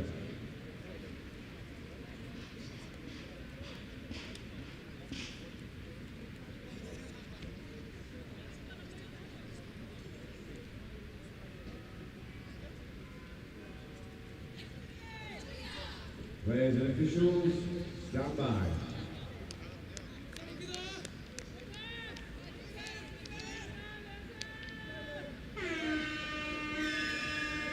Welcome back here to Nottingham. Cook Islands with a bit of work to do here in the second half. James Preston and Joe Wright bring you all the action. 6-2 Japan lead, but this is a more inspired start here for the Cook Islands.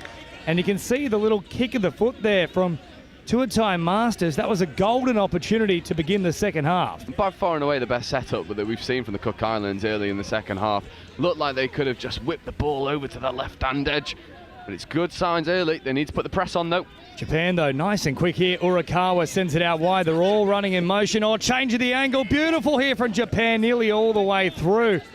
Well, that is ominous signs as well from the Japanese. That's a great set. Oh, it's a brilliant set from Japan, and that's what they do so well. It's like they get all of their best success coming off the back of that transition.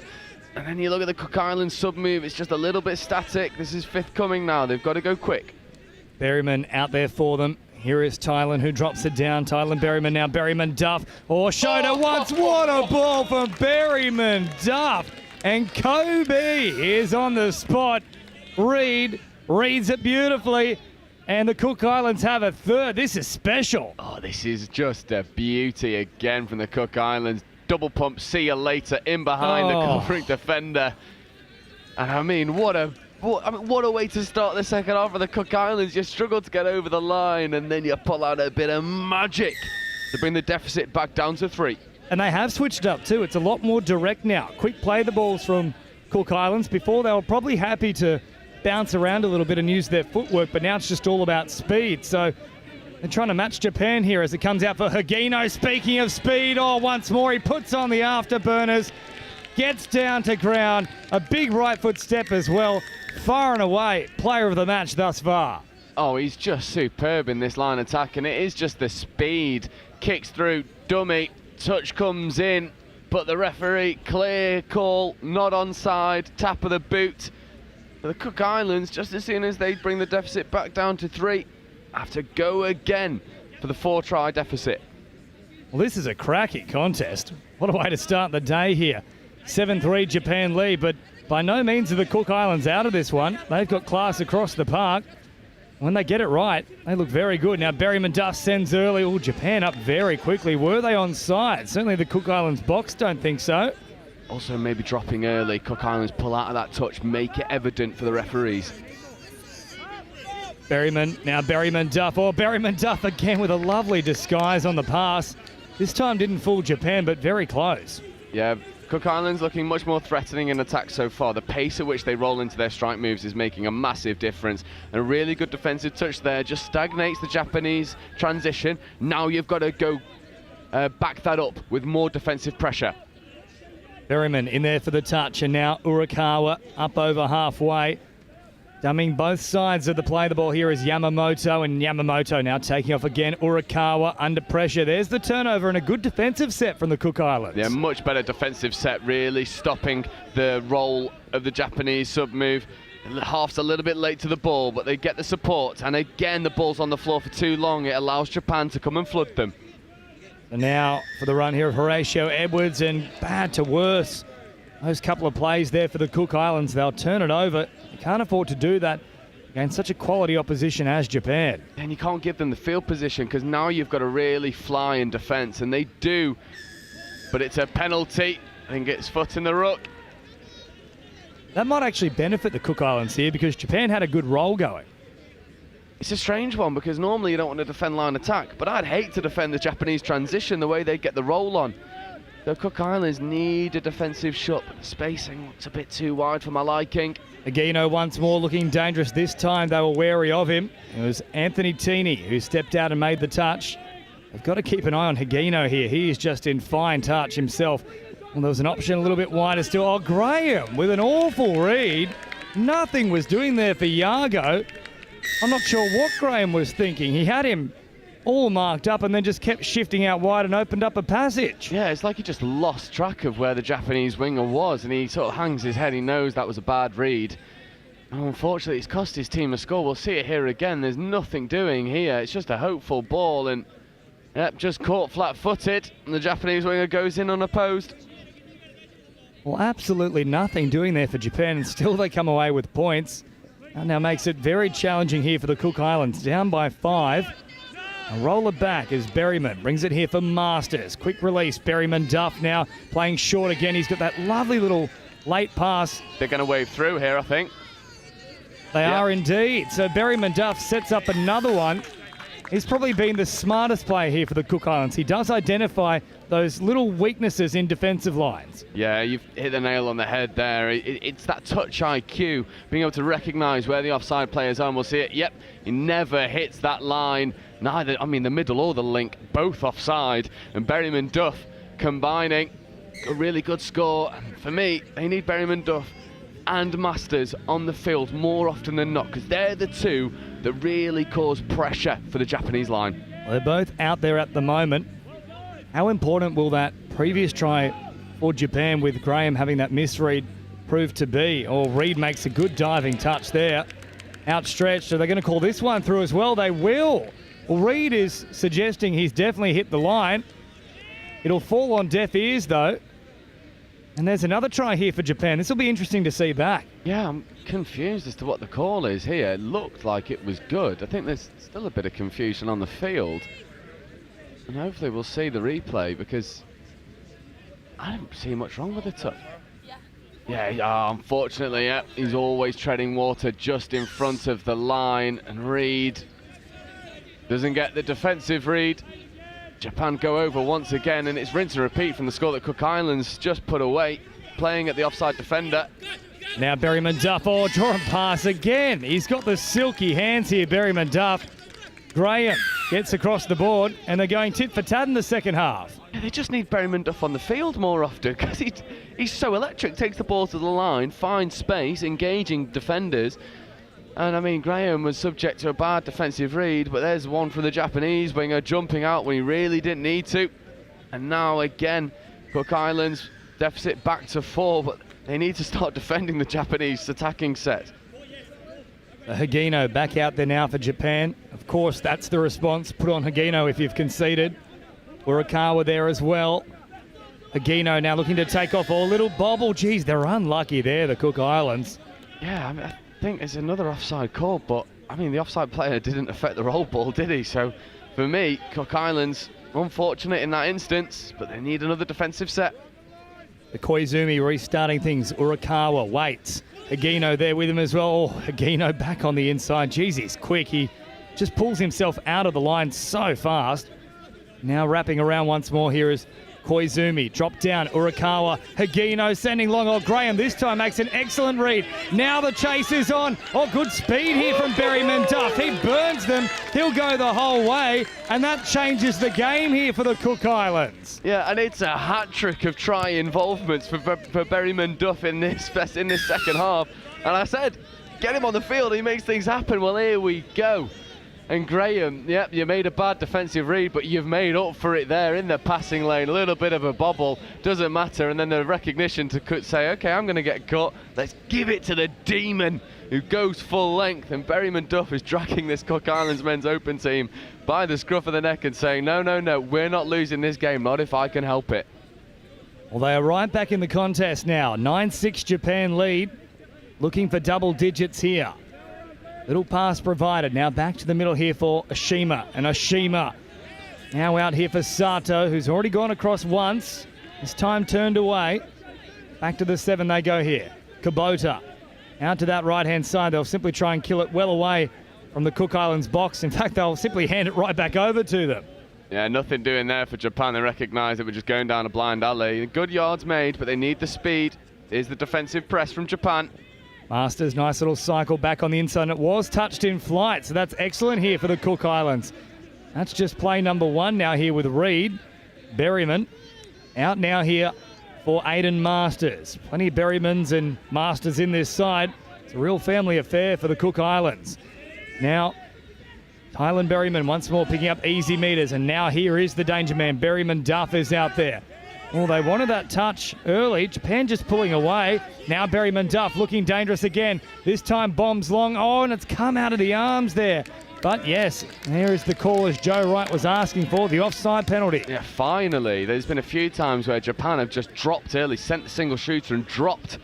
And finally the referees pick up on it in the Cook Islands. You've got a golden opportunity to really take advantage. They can get across the line here. What a final 10 minutes we're in for. Berryman Duff with the fancy footwork. Now floating a pass. Graham, I think he's bounced it. Pass might have gone forward anyway there from Berryman Duff, though. Just for me, it's a real disappointment that for the Cook Islands, because it's first. No need to throw that ball first. Condition the middle to be tighter and then go long.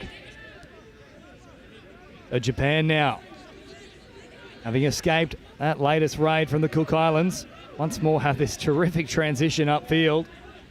Meters on off now, and Higino. Well, in fact, it was Yamamoto who was just trying to straighten up the attack. All he succeeded in doing, though, was pushing his own man over. Yeah, and it's one of those where he's always trying to give him direction, say, in there. It's just a little bit too forceful. However, it doesn't really matter because Japan penalised 7 on again. So a couple logistical errors we've seen in the subbing department this morning. Cook Islands now good opportunity. Maxwell Masters with no Berryman Duff on deck. He's the one to watch, and he'll go quickly onto this right-hand side. Far too easy for the Cook Islands. Well, that's like one of the Japanese tries in the first half, just strolling through. And 9-7, it is game on. It really is game on, and Cook Islands have come out firing much faster, much more purposeful, and yep, little show and go. And it's that man going over again, number 12. And it's just, once more, the speed at which Cook Islands run into their attack causes Japan all sorts of pressure. We've just not seen it consistently enough for them to go ahead in this game. Aiden Masters, the try scorer. I'll tell you what, the coaching staff has done a great job at halftime. They've really corrected things here, the Cook Islands, but Urakawa now finding a pass, and Higino. He didn't think a touch was made, but referee disagrees. Back to the 7 he goes now with 8 minutes remaining. The margin now just 2 tries. They have come storming back into contention here, the Cook Islands. Urakawa, great footwork, sends it out wide. Touch pass will be called.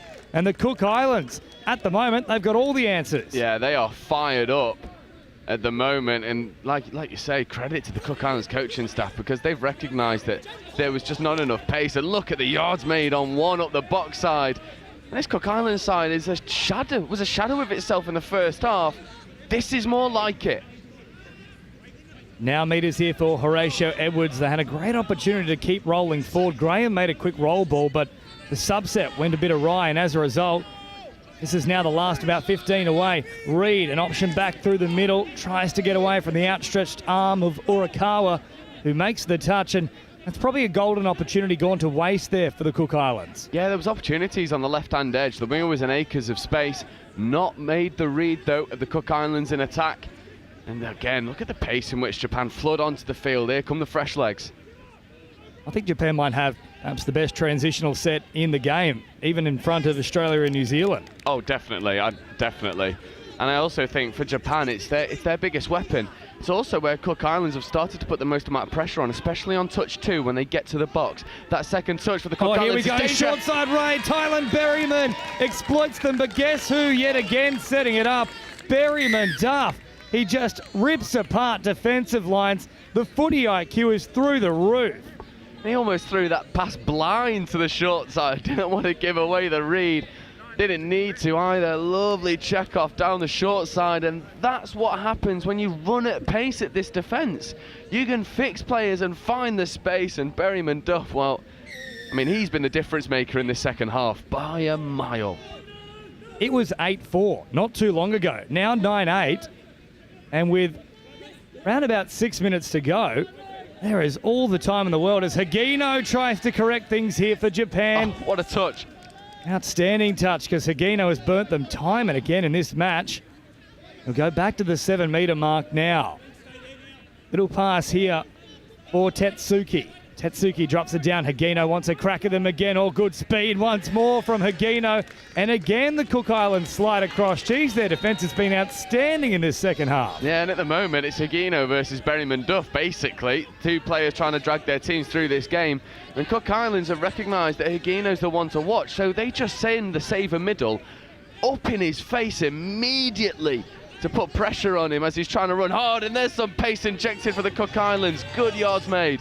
Graham now finding support through the middle, through Tamuri, now picked up, looking dangerous, floating a pass over the top. Oh, here comes the flick pass. How'd it come off? We're looking at the try of the tournament, but it stays at 9-8. But since the break, Cook Islands 6-3. Yeah, they've been superb, have they, in the second half? And I think that play there just shows the confidence in which they're playing. Like, why not try the flick pass? Everything else has worked in this second half. And Cook Islands, see, this is good touch IQ, and it's dictated for the coaching staff. There's a delay of play where they get the ball. So they just sub all the fresh legs on now to get fresh bodies for the defensive set. And what I think they'll do here is they'll put massive pressure on this sub move from Japan, see if they can get another crack at the line. So a world of time in touch footy terms here. 4.5 minutes. And smart work there from the Cook Islands. They pulled out, and guess what? Berryman Duff about to enter the action once more. Once more smart coaching here from the Cook Islands. So a full set to work with. Around about 7 away. They might try and take it straight away here. No, they'll opt to head back towards their own try line. Now dropping it down. Berryman Duff, the one to watch here. Keep your eyes on the number 13. Down it goes. Berryman Duff, short side right. Once more he takes the right option. And Tylan Berryman is over again. This is a masterclass from Berryman Duff. What a game.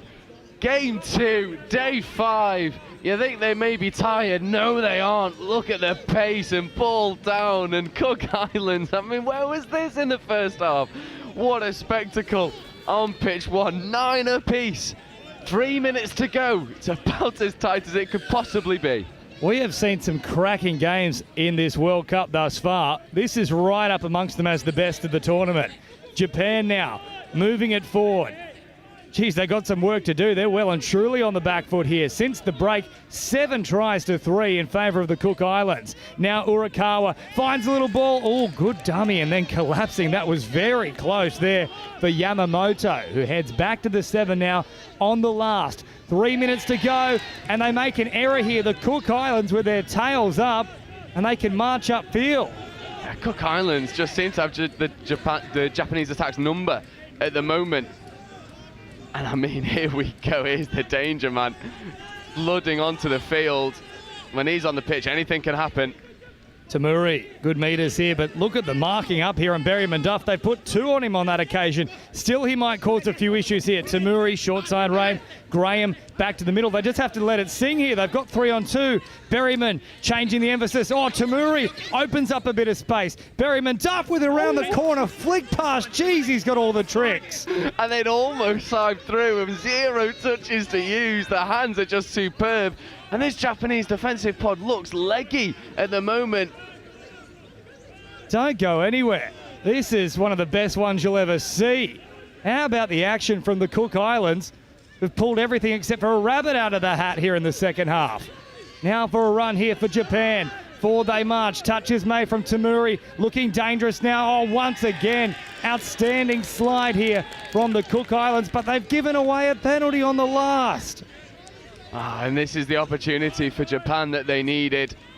They needed the fresh set of 6. They're going to try and go hard at the line. Well, where's Higino? They haven't put him on yet. I think he's coming into the action now, but they might go early here. Japan, great touch from Tylan Berryman. Got there in time. Had they popped on a pass out to the wing, it was still on there for Yago. And now they're sorted here through the middle. Koizumi out here. Now Japan strike on this right-hand edge. Again, good scramble, though, from the Cook Islands. Just over a minute remaining. They have to hold out here. Slowed down from Koizumi. Little dummy, then back on the inside. Again, the Cook Islands have the measure of the Japanese. Oh, we're into the last minute. Can the Cook Islands go coast to coast and get the winner, which would honestly be so well-deserved for this second half performance? What a famous comeback it would be. A big margin at halftime, 6-2. Once more, they operate down a short side. Were they back on side? No, they weren't. Yago never got there in time. Yeah, and here we go. Get him on. Berryman Masters, get him on. Berryman Duff, where is he? He's not out there at the moment. They haven't put him back on. Can't believe it.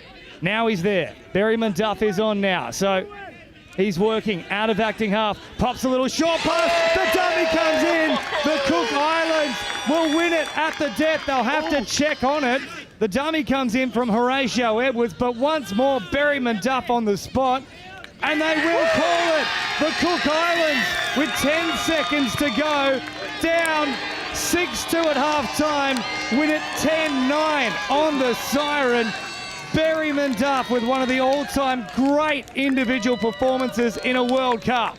And that might be the individual performance of the entire week, barring a miraculous performance from anyone else for the rest of these 3 days. I mean, he's earned his rest and single-handedly dragged his team through the mud to take what is a very well-deserved win against Japan. And I mean, I've got to take a breath. That was amazing for only game 2 of day 5. It's a World Cup classic. That one will go down in the history books. What a comeback from the Cook Islands. A second half masterclass from Berryman Duff. 8 tries to 3 in the second stanza. They weren't really even in the contest, but they pull it out of the fire and produce one of the great comebacks at full time here at Highfield Sporting Complex in Nottingham. The Cook Islands 10-9 over Japan. Everybody else, sit down and make sure that something's going on. The Leo National Team, it is fighting for, so there's been no cloud in the sky, which is beautiful. If you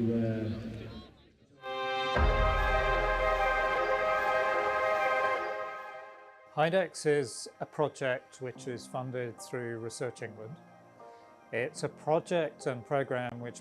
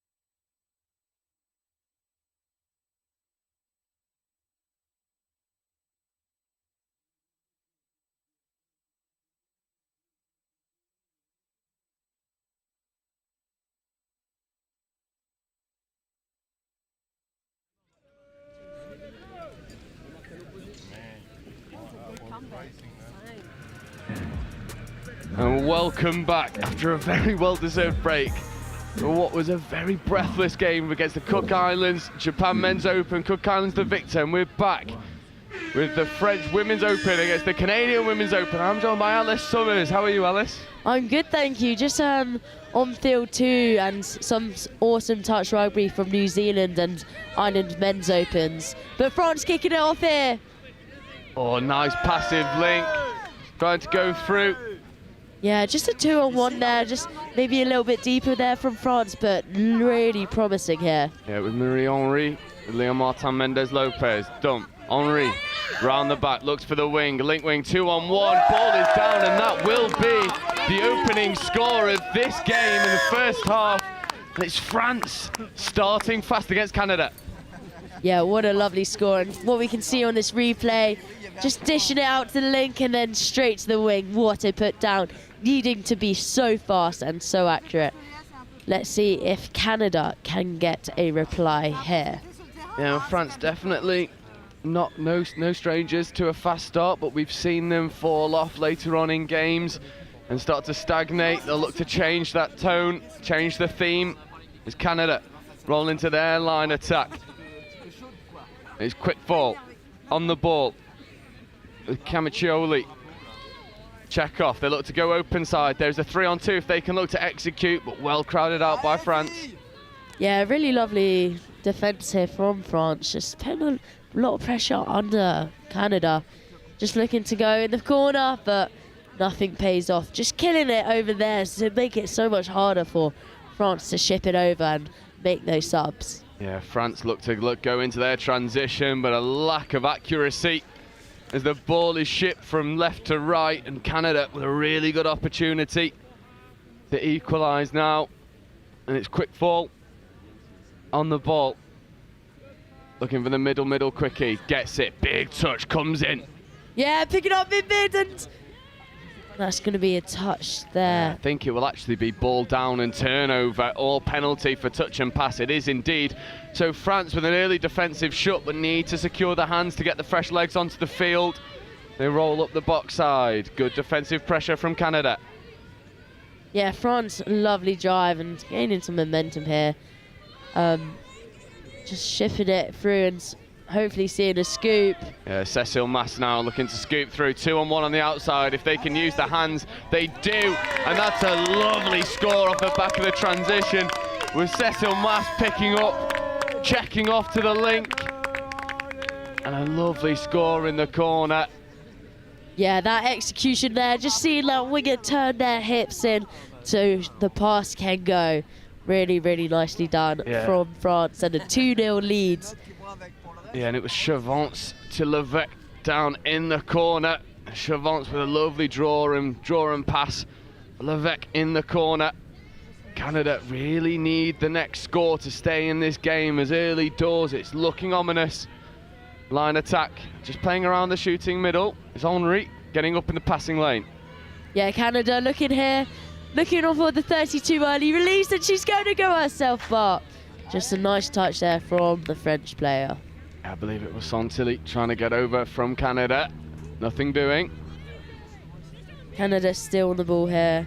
Just trying to organise, but such a strong defence from France, pushing them up and putting a lot of pressure. And how hard is it to have that time and not have that time in attack? Yeah, it means that you're running very frantic. It's very panicked. Oh, great feet going down the wing. And it's Mathilde Henri this time, burning down the wing. And again, this is the benefit you get from a fast transition. You're able to run against a retreating defence, and Mathilde Henri needs no invitation. She eats up the space and is down in the corner, 3 tries to 0. Yeah, wheels on the outside, and we can see that change of pace that she has, and it's so, so dangerous. Canada really needs to step up here and try and stay in this game with 4.5 minutes just gone. Yeah, it's not looking good. Almost a try a minute for France, but that's great feet in the midfield from Danica Pedrick, getting over, rolling into line attack, just pulling the defence out. Good dump, no one there. France looking Canada, looking a little bit disjointed in their attack. 32 long, 2-on-1. If they can give the ball to the wing, it's on. They don't, and that's a really good try-scoring opportunity. It was Kung on the wing waiting for the ball. I reckon she was screaming for it, and she was like, I'm open, but just didn't get it across in time, and France are just going to be driving out of their box now. Yeah, it's good transition once again from France. Getting up, making good yards. Canada's defence just rolling backwards, surrendering field position. And here's Cecil Math, one of the most dangerous players, checks it off. They don't need a touch because it's Sophie Le Carrière de Veslud getting over. Again, a beautiful transition, and it's the pace of Cecil Math. She just comes on, straightens the ball up, checks the ball off, and once again, France are in. Yeah, and it's coming off their subbing pattern, right? And they scored once from here, coming down the wing, but now they got that 32 channel, but a great dive from Canada, trying to chase that, but was just too fast in the end for Sophie. Yeah, and why take touches when you could just burn through the defensive line at a whim? And Canada look to spread the play. Good opportunity, looks to go short side. Ball could have gone to the wing, but it's Leo Martin Mendez Lopez getting up in the line and making touches. And quick fall, rolls the ball, and he goes open side now. Muller looks to go long, doesn't quite happen, and Canada running out of ideas in attack.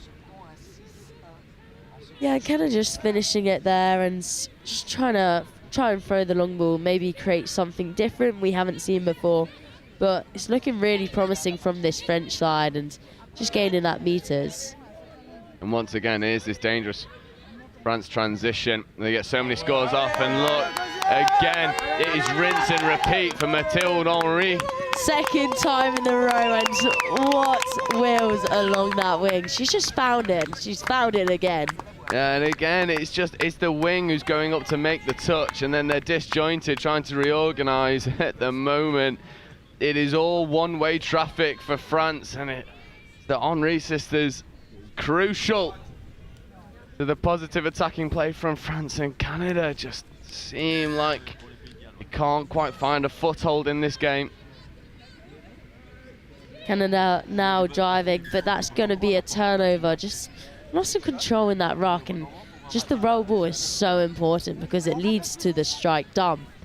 And if they don't do that correctly, it's going to be hard for the handling, and any errors may occur. Yeah, and this is where you see the pressure from France really start to pay off as these roll ball errors start to creep in.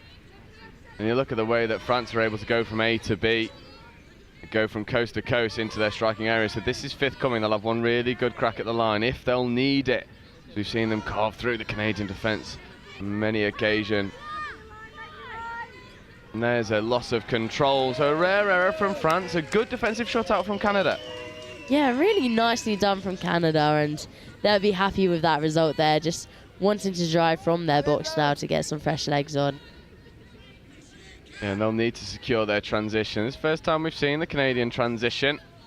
Such is the nature of the attack from France. Not really had an opportunity to defend a full set, but they do. A little bit static, and unfortunately there's a roll ball infringement. Yeah, and just looking at this error rate, it's really like consistent already on the roll ball. So maybe Canada at halftime will focus on that and be like, this is what we need to set the basics for. Yeah, and when you've got a lot of roll ball infringements, you maybe need to take the intensity out of the momentum you're rolling into the dump. Because if you're rolling too fast, then it leads to these infringements, and you don't want to give players like this, Cecil Math, good opportunities on the ball, runners to her left and right. Back to Mass. Mass looks for the quickie, gets it. Cecil Mass, pace, opportunities, could just pop it down, does, and Cecil Mass opens her account. Yeah, really nice score here from Cecil, and just looking through the basics, just a quickie play and just going on the outside, and seeming like she can almost walk it in and put it down. Yeah, Canada guilty of just not getting off the line as quickly as they needed to. And for Cecil Math, it's just all too easy to take advantage. She's one of these players to really watch out for if this French women's open side. As Canada now just look to get a score on the board, give themselves a bit of a boost of confidence, find their feet. That's a much better drive. Up to the line. Nice check off. 2-on-1 to the wing. Ball down. Yeah, just some really nice play there. Just going to be a touch there for Canada, but looking good and really promising. However, commentator's curse. Yeah, there it is. And I believe it was quick ball trying to work around the outside of the French press. Doesn't quite happen for them. And this is definitely the strongest we've seen France in this Touch World Cup so far, as Martin Mendez-Lopez takes the ball up the box side. And here, this is where it's dangerous for Canada. Not this time for Mathilde Henry. Can't go around the outside, so they do roll into the final third with a touch to save. Yeah, just pick it up here, scooping through, and just going to be a new set of 6. Just that Canada's hand just in the way there. Yeah, and France look really dangerous when they get rolling into the final third. As we'll see a fresh set of 6. It's not what you want to see from a Canadian perspective. France roll into the 32 short. Oh, lovely dive at the line, but good defensive spacing. The rapper was definitely in some space. Yeah, great defence there from Canada. They'd be happy with that touch. France move the ball over to the link. Rolling into their attack, another 32 short, sticking to their setup. There's the early release for the rapper. Phases on, they run it out to the wing. The wing is in extra space. The Canadian wing had never made it onside, so it is waved off. And a really nice 32 phase from France. Yeah, nice play there from France, and just really well set up. You could see it happen under motion where the winger from Canada just wasn't onside, and the winger for France was in mountains of space. Yeah, and it was Chariot getting the ball out to the winger. Lovely recognition for the phase, almost marshalling the middle. Get the ball down, we need it open side, and it comes, and very quickly France are running away with this contest. And Canada just need to stick to their basics, find their feet again in this game. At the moment, it's leaving a lot to be desired. Canada on the ball here, just trying to move forwards, but France's defence just pestering out of that 7. Another roll ball infringement, hips not square, and that's the French pressure. Once again, France will look to roll into their transition. Yeah, looking at France's game against Wales as well, they looked so strong, and the Henry sisters really made a detrimental way for them. And they're on right now, and look at the space here on the outside, and she's going to give the pass to the winger. Yeah, although unfortunately I think it's gone forward. It would have been a brilliant score off the back of the transition. As you say, the Henry sisters combining with Leon Martin Mendez-Lopez for the far side wing. And this time, on a very rare occasion in this first half, France don't go over for the score and Canada get the shot. Just a simple error there from Canada, and looking like France wants it, and pushing wide, and space is revealed, and she goes herself. But I think that's going to be a touch. Ref has called touch there from the Canadian player, and really lovely use of space. Yeah, Danica Pedrick getting over and making the touch on Mathilde Henry had to be made because Henry was about to go through the gap. Danica Pedrick been a bright spark for the Canadian Women's Open. Though Henry checking off to Leon Martin Mendez-Lopez. And it is Martin Mendez-Lopez getting over for the 8th score in this first half for France. And once again, the Henry sisters instrumental. And Canada, I mean, already seems insurmountable, the lead for France. Lovely step back and dive there, and really nice finish, but Canada still having the tap here, and let's see what they can bring to this game. Yeah, and it's Pedrick trying to inject some pace. She's definitely seems to be the one that make things happen for Canada, sorry. As they run through their line attack, Pedrick on the outside, Pedrick at the half, picks up. They look to go open side, diving at the line, dives a little bit too tall, and they're struggling to get over. This French wall is standing strong. Almost sneaking our way through there, but that's going to be a touch for France, and just want to make their way out to their box here. But Canada putting on a good press here compared to the other times. France rolling through their transition once more. Fresh legs come flooding on, and here's the dangerous player just creeping into your picture now. Cecile Mass wearing number 4. Here she is on the ball. We know what she can do. Lots of pace. Looks to kick around the middle. Lovely meters made. There's 5th. Mass back on the ball. Looks to dive at the line. Doesn't. Goes long. Ball just drifts forward, and a very rare skill error from France. Yeah, it did look really promising there, and she did have the defence on toast, just kind of stepping forward and turning the wrong way. But just the final execution just didn't make it in the end. Yeah, some would say it was French toast down there in the corner. As such as their France potency and attack. And Pedrick again trying to make things happen for this Canadian transition. Definitely seems to be the one that wants to take on the French players, engage the middles and kick around the outsides. Just not quite happening. Good pace injected coming off the box side. They're just struggling to find their feet in this game. The scooping player comes through. Unfortunately, it's just not quite working for them. Yeah, France here now wants to drive out the box, and like we always see those fresh legs on. And France now.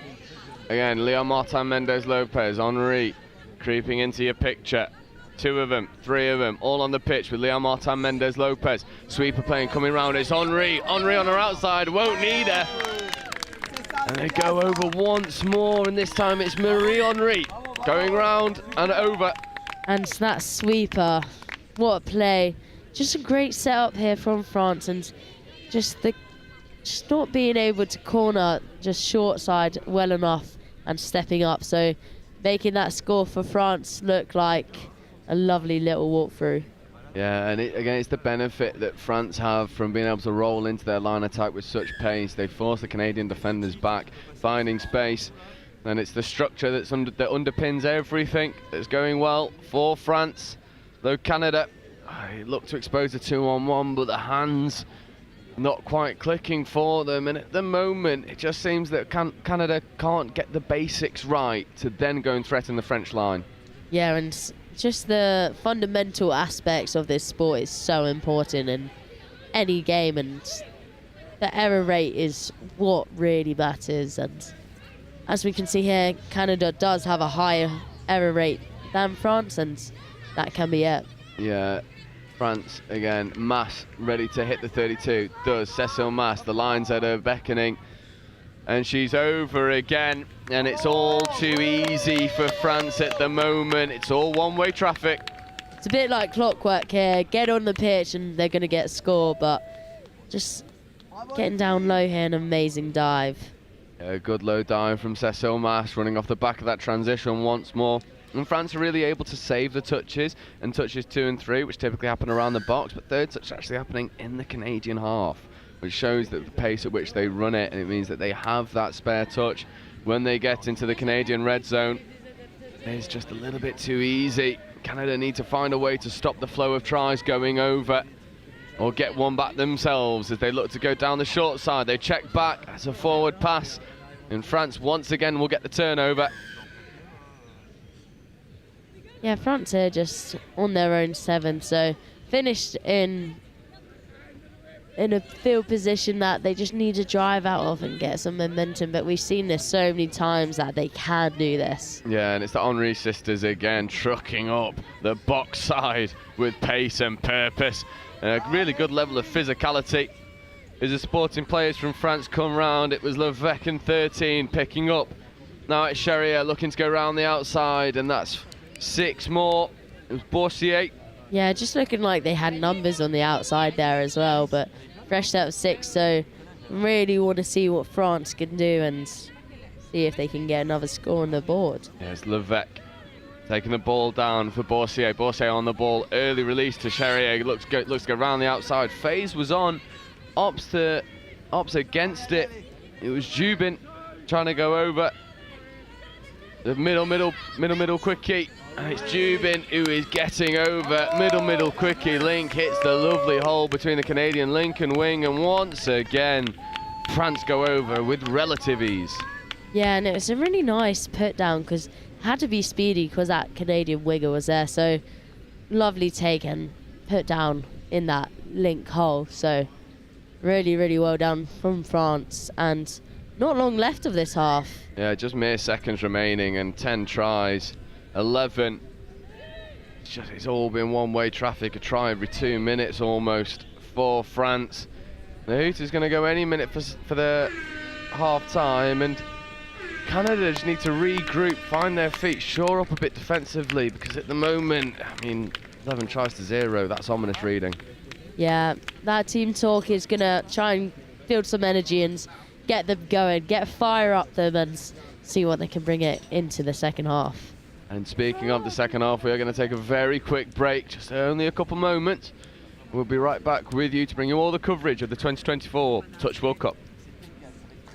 Well, that brings half time. A reminder, there will be a drop-off straight after this game. Will give you a 15-second 3-beat warning, so beep, beep, beep. And then the hooter will go off automatically 1 minute after the final hooter. You will then have 2 minutes of drop-off. If the game is still flowing at the end of the drop-off, the referees will self-time those games. They will manage it on field. Everybody else, we will still be doing announcements, obviously, as we're going through. However, we will not be doing announcements during the drop-off hooter if the game is still going. When the drop-off hooter goes, that will be a 2-minute warning at the end of the drop-off. There will be 2-minute warning for the next game.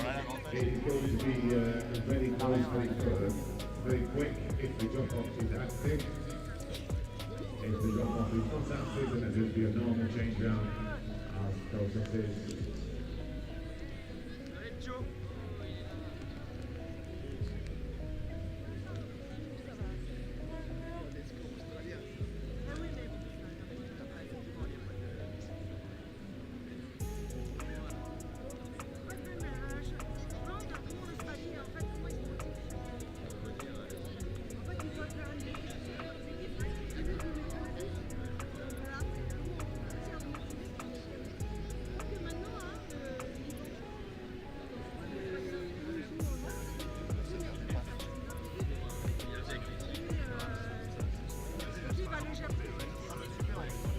This is an official announcement. Can the Fiji contingent make their way to the new pavilion? This is an official announcement. Can the Fiji contingent make their way to the new pavilion upstairs through the Federation of International Touch Room? Please can the Fiji contingent make their way to the new pavilion upstairs to see the Federation of International Touch fit. That is an official announcement for Fiji contingent to make their way to the new pavilion. Thank you. Ladies and officials, this is your 2-minute warning. Ladies and officials, 2-minute warning.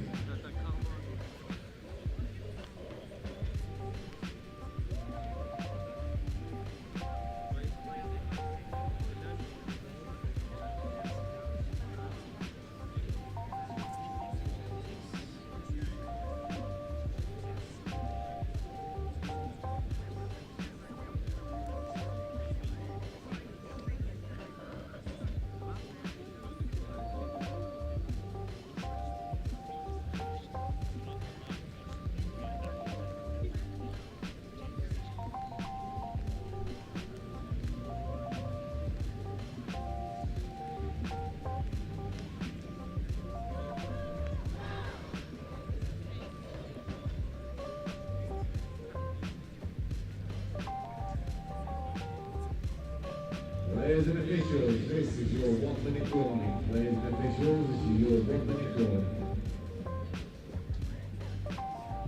Official request for the Fiji contingent.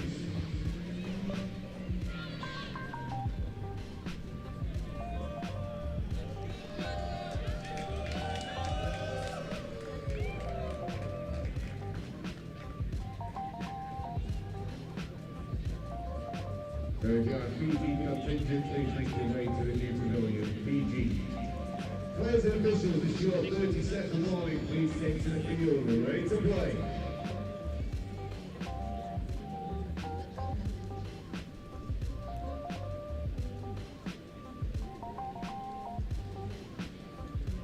And welcome back for the second half of this Women's Opens clash between France and Canada. France with a very comfortable lead going into the second half, and Canada have it all to do at the moment. Yeah, France have just been really, really strong.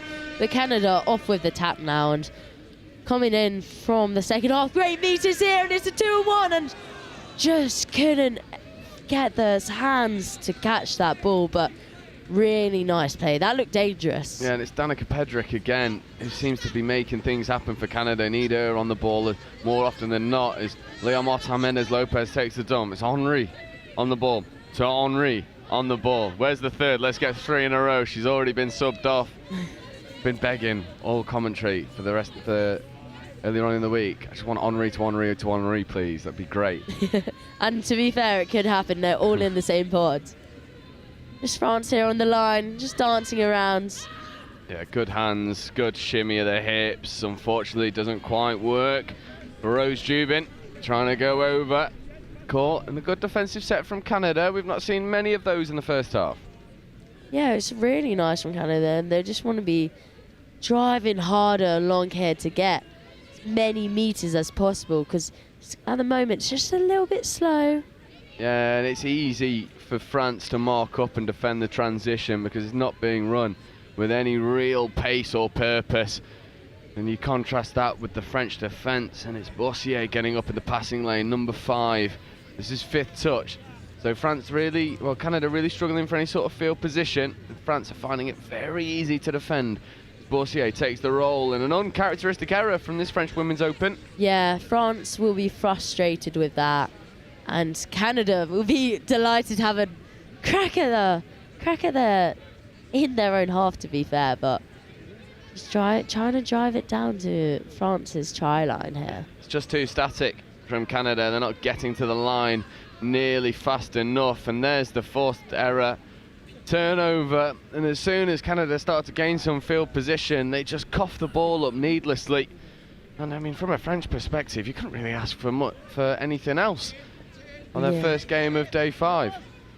Yeah, first game as well. Day 5, this is when the body is going to start to feel achy, and you're going to start to feel fatigued, and it's when you got to hit the extra gear and put it into third. Yeah, you've got to find some heart, find some drive. Cecile Mas now on the ball, open side quickish, gets the ball back. There's space on the line, doesn't go for it. Thought she could have gone herself. Almost head in hands moment for Cecile Mas, realising that the space was in that middle channel. But once again, Canada get away with it.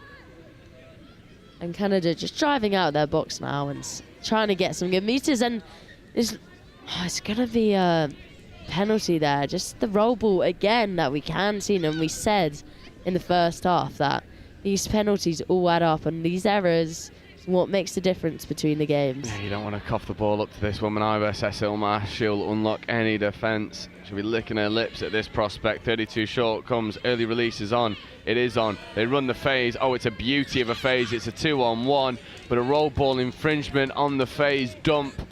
And Canada with a much better defensive showing. I mean, in the first half, 3.5 minutes in, they were already 3 tries down. 3.5 minutes into this second half, and no tries on the board for France. Yeah, really stepping it up, and don't know if this is a factor of France's attack or Canada putting that pressure on them, but really well done. Canada, it's a much better transition. That could have been off the mark, isn't given. That's a much better strike dump. So this is 5th coming. They'll have a really good opportunity to scoop, but they look to use their hands. Oh, and dancing round again. And it's Pedrick trying to make things happen. She's definitely the bright spark for Canada, but operating as an individual, you're only going to get so far. The French subs come on, and here is the danger pod. Mas takes the ball up the box side. Really good dump, and here's Henry. Henry to... Oh. Yeah, Leah Martin Mendez-Lopez. Henry in the acting half. Oh, lovely check-off. There's opportunities. Henry to Henry. One more to the winger. It does stick, but the ball has gone forward, and France leave an opportunity out there. It was lovely heads-up play, and the Henry sisters combining with Leah Martin Mendez-Lopez. And unfortunately for Desaulles, it was just drifted forward, otherwise the winger was down for another fantastic score. Yeah, that did look really promising there from France, and like we said, it's their danger pod on, and just couldn't execute it in the end. Yeah, it's those completion rates, and I'm still almost pinching myself in disbelief that only a couple of years ago I was commentating Leon Martin Mendez Lopez in the French 15s in the Youth Atlantic Cup, and now she's here operating at Link for the French Women's Open. I mean, what a pathway to success, and it's just a testimony to the French Touch Association for being able to develop such a young player and then also have the trust to put her in such a dangerous pod. She's shown that it's good faith and a good value for it. Yeah, and the youth setup has just been really, really outstanding for lots of countries here, and coming into the open side as well, that opens category, how that it builds up from the under-20s to then goes into the opens is really well done. Oh, good feet though. And I believe that Canada will be over for their opening score, and it's well received from the from the Canadian supporters in the stands, banging on the seats, and it is Demi Quickfall with the quick feet getting over the line, and good value for the score, and they lead this second half a try to 0, 6 minutes in, as we have seen from France. Starting to slow down in the second half, and Canada taking full advantage of it, although they've lined up on the wrong side of the field, but we won't talk about that. Get into defence, and France will have another crack at the line.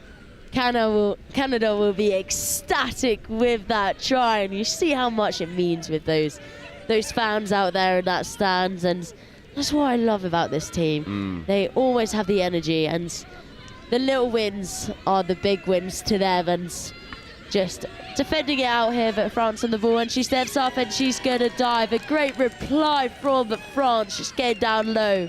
Yeah, and it's Sherrier getting over again, working with Levesque in the midfield. And you'll see Levesque taking the ball down. And it's a beautiful little check off. Sherrier gets over for the score once more. And just as soon as Canada finds some success in this second half, the French team says, no, no, no, we're not having any of it. And they go down the other end and get a score themselves.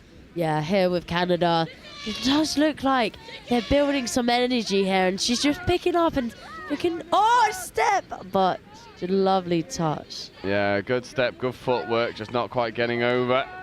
As Canada look to roll into their line attack. Link punishes on, they're going to look to engage it. Does go to the link, no it doesn't, she picks up, check off underneath. But the switch is just in a congested area, and France are able to defend it relatively easily, but definitely asking more questions of the French defence of Canada. Yeah, just driving out here now from France and getting good meters along here. We've seen it so many times, especially in that first half. Yeah, there's a penalty for roll ball infringement from the Canadian perspective, foot in the ruck. And here is this dangerous pod of the Henry sisters and Leon Martin Mendez Lopez. So tap penalty. I believe it's Lucy Henry taking the ball up. Yeah, and essentially that was a tap off, because halfway on the pitch and having good meters. Yeah, so it's Leon Martin Mendez Lopez, Henry to Henry. And unfortunately a roll ball infringement that just stops the French progression. Definitely had opportunities out wide, not for the roll ball infringement, and they'll look to put a bit of a defensive nudge on, see if they can force a turnover. There's a little bit of a bobble in that roll ball, maybe fortunate to get away with it or Canada, but they do. Just about to pass halfway now, but still in their own half. Oh, and that looks like it could have been a loss of control. Canada looking for the hard touch maybe here. Very static though, but common change of pace now here. But France's defence just up in their face and putting that pressure on them. Really hard to get round that. Yeah, and it's the Henry sisters once again marshalling Canada really well in the defensive areas, as France now look to get their fresh legs on. And it's Jubin going down. Number 13, Levesque. Levesque out to Jubin. Levesque on the wraparound. Oh, it's gorgeous. Out to the wing, but it doesn't quite happen. And good imagination, good creativity from France. Canada up to the task, though. Yeah, that bump ball looked really good there, and just coming around the back, really nice play. Just sadly couldn't get anything off. But Canada just almost break through there. Really, really well done. Just getting reset here, trying to drive off and gain those meters. Let's see what they can hold. Yeah, Canada driving through their transition. That's much better yards made as they roll into the final touch. And let's go a little bit more expansive. Good touch made. Good physicality in the touch. And Canada do get the penalty. Yeah, Canada with that penalty, they're going to be illuminated with that, especially just the field position as well. Just wanting that need to get another one on the board, and sweeper play, run here, and just passing it out wide, stepping back in. Yeah, big contact, and unfortunately there'll be another roll ball infringement. So as soon as Canada find some field possession, as we saw before, as soon as they make the turnover, they cough it up unnecessarily. And France have once more an opportunity to go through their transition and look to make yards. Good check off to the wing. And Canada have definitely numbered up a bit better. They've stopped allowing needless tries going through the transition, and they forced the turnover. So another opportunity. Hopefully they don't burn too many touches, getting some fresh legs on us. This pod does look a little bit leggy. Good taking to the line, looks to fix. Thought she'd gone through a gap, doesn't. Yeah, Canada making really good yards there, and that's touch 1, touch 2 coming, and they need to really set up something here for a strike play. That's going to be touch 2. Just looking around, they're on the France's 7 here. Cecil Mass flying up out of the line, making touches.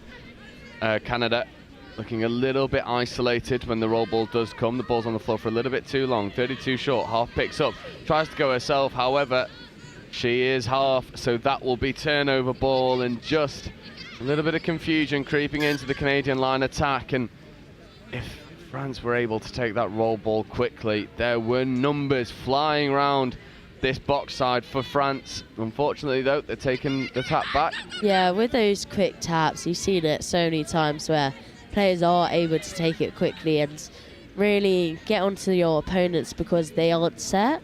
So it's a really important part. But France running on now with momentum, and let's see what they can do.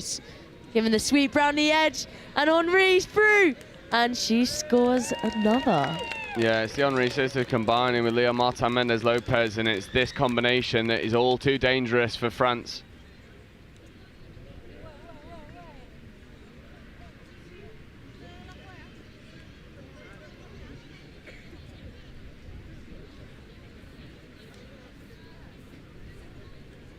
So France once again carving through the Canadian defence all too easily, and Canada have a tap off, and at the moment it is all one-way traffic. Just over 6 minutes left to go in this second half. 13 tries to 1, and France have really put on a clinic on how to attack and attack well, and Canada once again overplaying on the line, coughing the ball up unnecessarily. And it will be the pod of Cecil Ma flooding on if they can get clean ball through the transition. Work it really well at the box side.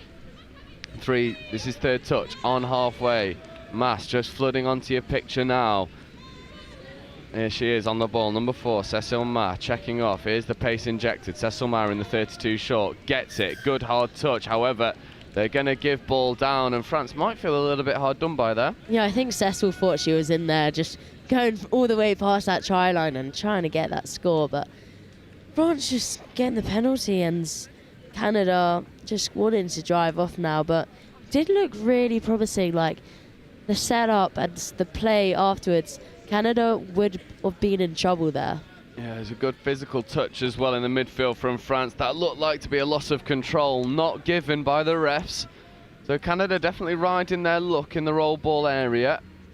But France once more putting the defensive press on. Cecil Mass up in the passing lane as quick fall. Fortunately, the ball's just falling out of her hands, and once more France are able to force a midfield turnover. Yeah, good field position here for France, and they'll be wanting to use it. just getting the roll ball up. But Canada putting on a lot of pressure there, and the forced error, really, really well done from Canada's number 8. Yeah, it's beautiful defensive pressure from Canada.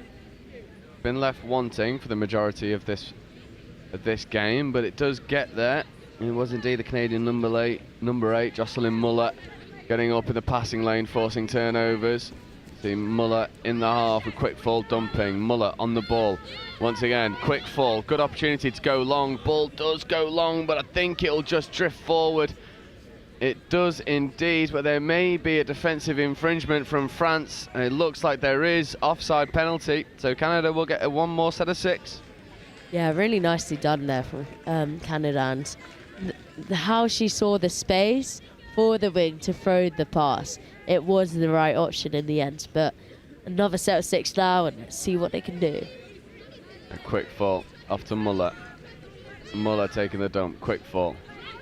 Looks to go back to Muller. Oh, lovely 2-on-1 opportunity. Good footwork. Check off to Muller. That could have been touch and pass. Isn't given. But Canada, once again, a little bit of luck on her side. Quick fall. Takes the touch. Just burns one. No support there. Muller. Quick fall. Quick fall. Takes the ball down. Muller hitting the line hard. Long ball is on. The check off back on the inside. Oh, wow. What a trail ball that is. And looks like it's going to be 5th touch, though. Great defence from France, staying super tight in the mids. No, Cecil Mass staying tight, chasing. You know how athletic she is. Quick fall though, trying to go through herself, doesn't quite happen. And Canada do use their full set of 6. They go through the full complement of touches. Unfortunately though, just not asking enough questions of France, but that's a really good defensive press and touch. Once more, Link, the number 15 from Canada, hoiting Lamb, getting up in the face and making touches, but here comes this pod that we know can cause Canada all sorts of problems. The Henry sisters, Leon Martin Mendez-Lopez shadowing in the link position, sweeping round. Henry, Leon Martin Mendez-Lopez, good pace injected, that'll be 6 more, it should be. It's not, given ball down. And yeah, ball down, well, I was thinking it was 6 touch actually, where the ref put our hands in the air.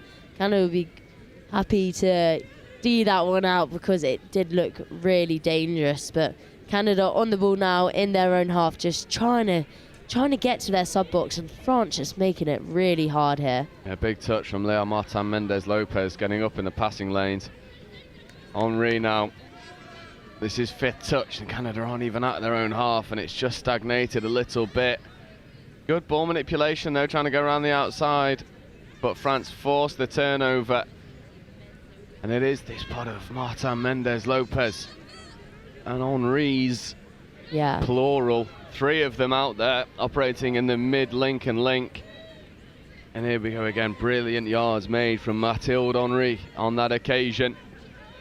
And France with a good line attack opportunity. Jubin taking the ball up, working with Dassault. Looking here for a quickie, and just France trying to get the ball going. Coming out to a mid play maybe, looking for the sweep that's going to come round, giving the sweep, but she's going to pick up, looking for the link hole, and it's a score for France. Yeah, it's all too easy for Boursier, working with Jubin. Boursier gets over, we'll see it again on the replay. It's Levesque, checks off to Boursier. Levesque back to Boursier, and she's in an acre of space. And the French line attack is just so dangerous, and it's carving Canada apart at every opportunity. Just under 90 seconds remaining, 14-1 in favour of the team in blue. France are having all the joy on field 1. Yeah, France have been looking really strong in this game, and we've seen it throughout. And many teams throughout this World Cup have got quite a high score count, and pushing into the second half, teams have even put a higher count on that, so it's really good to see no one's letting up. But Canada just couldn't get a try on the board there. Not long left to go, and France gave the pass behind, and really good meters, as we can see, driving onto this pitch. Yeah, France again, just a different class in comparison to Canada, although the damage was done in the first half. It was 11-0, only 14-1. So 3 tries to 1 in favour of France in this second half. They've definitely slowed up, but here's Henry Henri. Pick Looks it to up. go back to Henri. Ball goes down, however, I believe the touch will be made. Nope, they've called her offside. So once again, it's those two Henri sisters combining in the middle. And we'll see it on the replay here. It is indeed Lucy Henri getting over for the score, working with Mathilde Henri, and that will be all she wrote in this game on pitch 1. And it ends France 15 tries to 1 against Canada, and France really good value for the win. Really good value, and France will be delighted with that win, and Canada getting that one score means the most, and I'm really liking the positivity. Yeah, it's good that Canada were able to get that one score in the end, but it does end France 15 tries to 1. And we are going to take a very short break before we are back in just a moment. I believe, yes, it is the Women's Open, New Zealand versus Fiji. Do not go anywhere.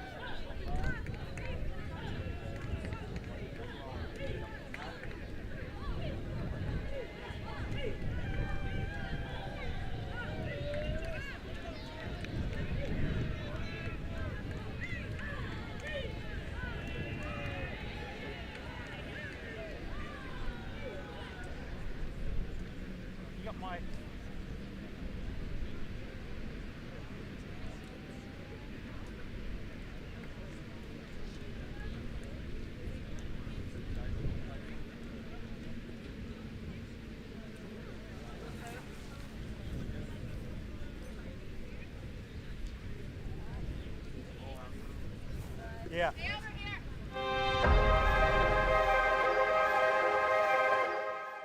HIDEX is a project which is funded through Research England. It's a project and program which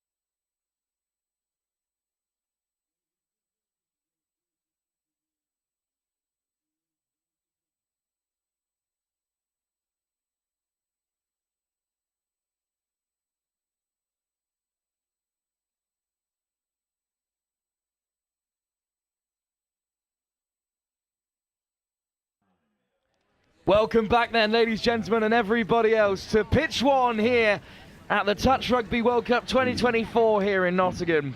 Ben Meakin alongside me. I've finally made it onto pitch one, Ben. I can't be more excited. Yeah, but the pitch looks great for all of the delays we've had on it because of the rain and stuff, so it's good to be back on pitch one, and I'm looking forward to watching this game here. Well, New Zealand, after 7 games, conceding an average of 1 try a fixture while scoring almost 20, except for their 1 game against England where they conceded just the 2 and scored the 8 to take down the host. It's an undefeated record, and well, we're 20 seconds in and they've already grabbed another.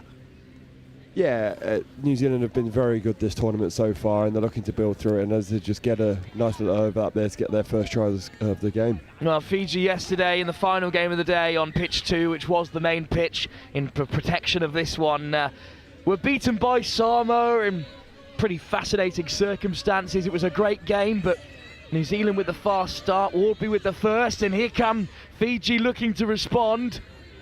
I think they're caught on the line, so they'll have to retreat there. The Fijian fans were in great voice yesterday evening. And they've got a chance to strike at the Touch Blacks here. Lovely lift back onto that left-hand side. There's the miss pass.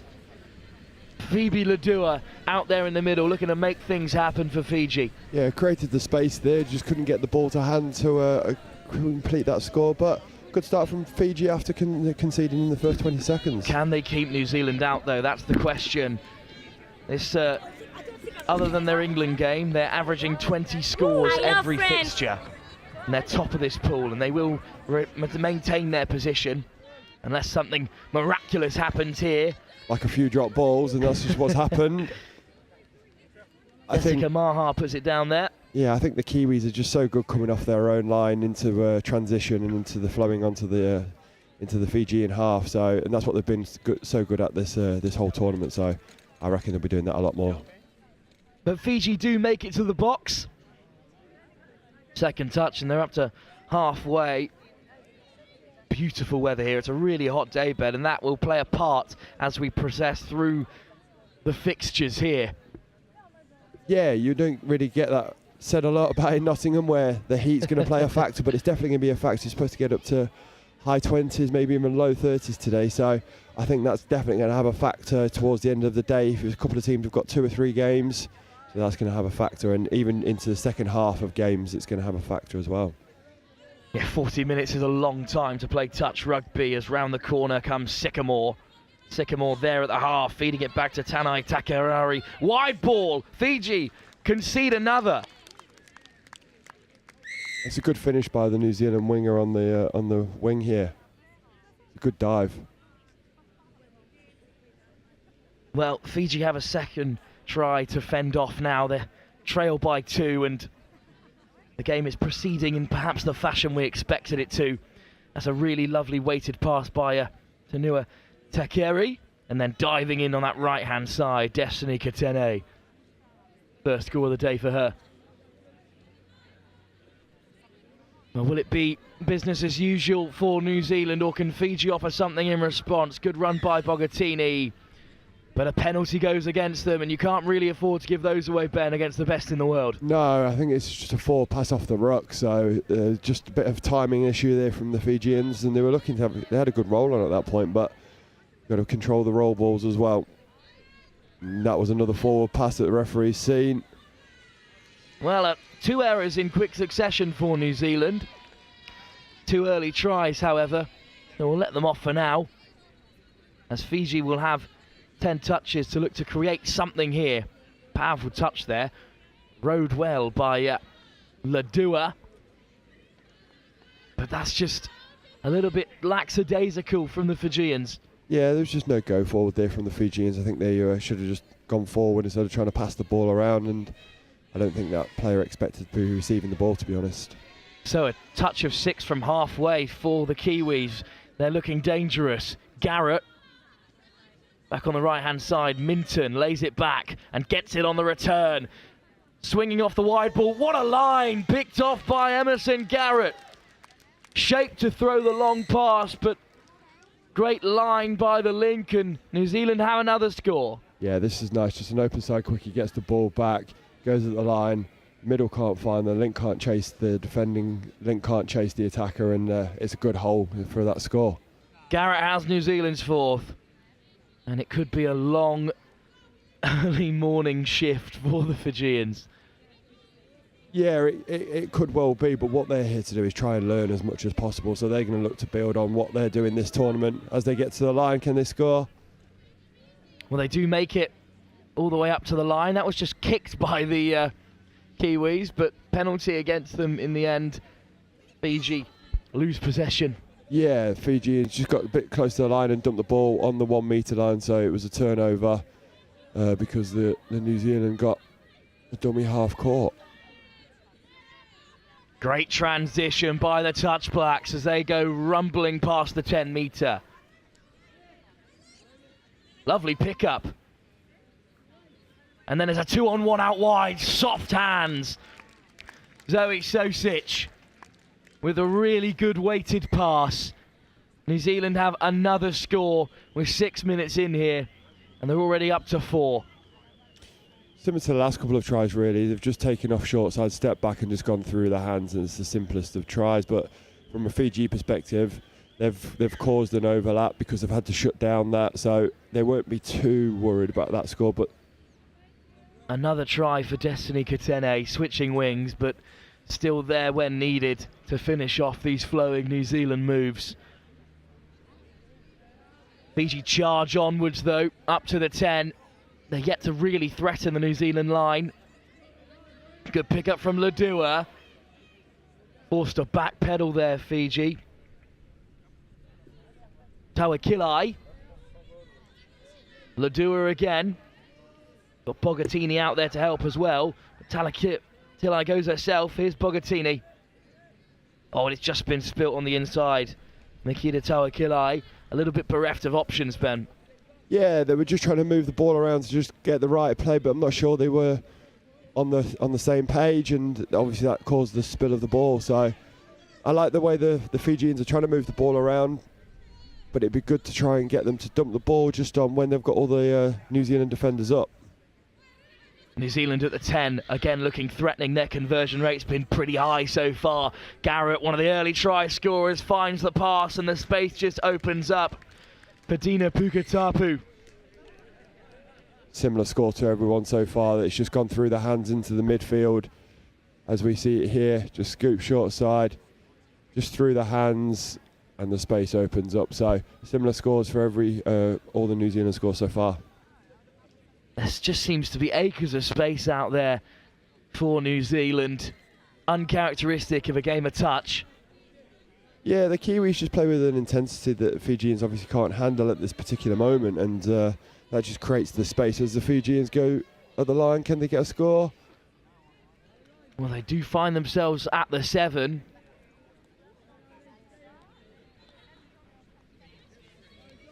Marikibai, good pickup, looking to the left-hand side. Well, there's a 2-on-1 there, if they can use it. They just ran out of room, they're on the final touch, desperate to create something, and then they're just getting each other's way there. Here's their last chance to strike then.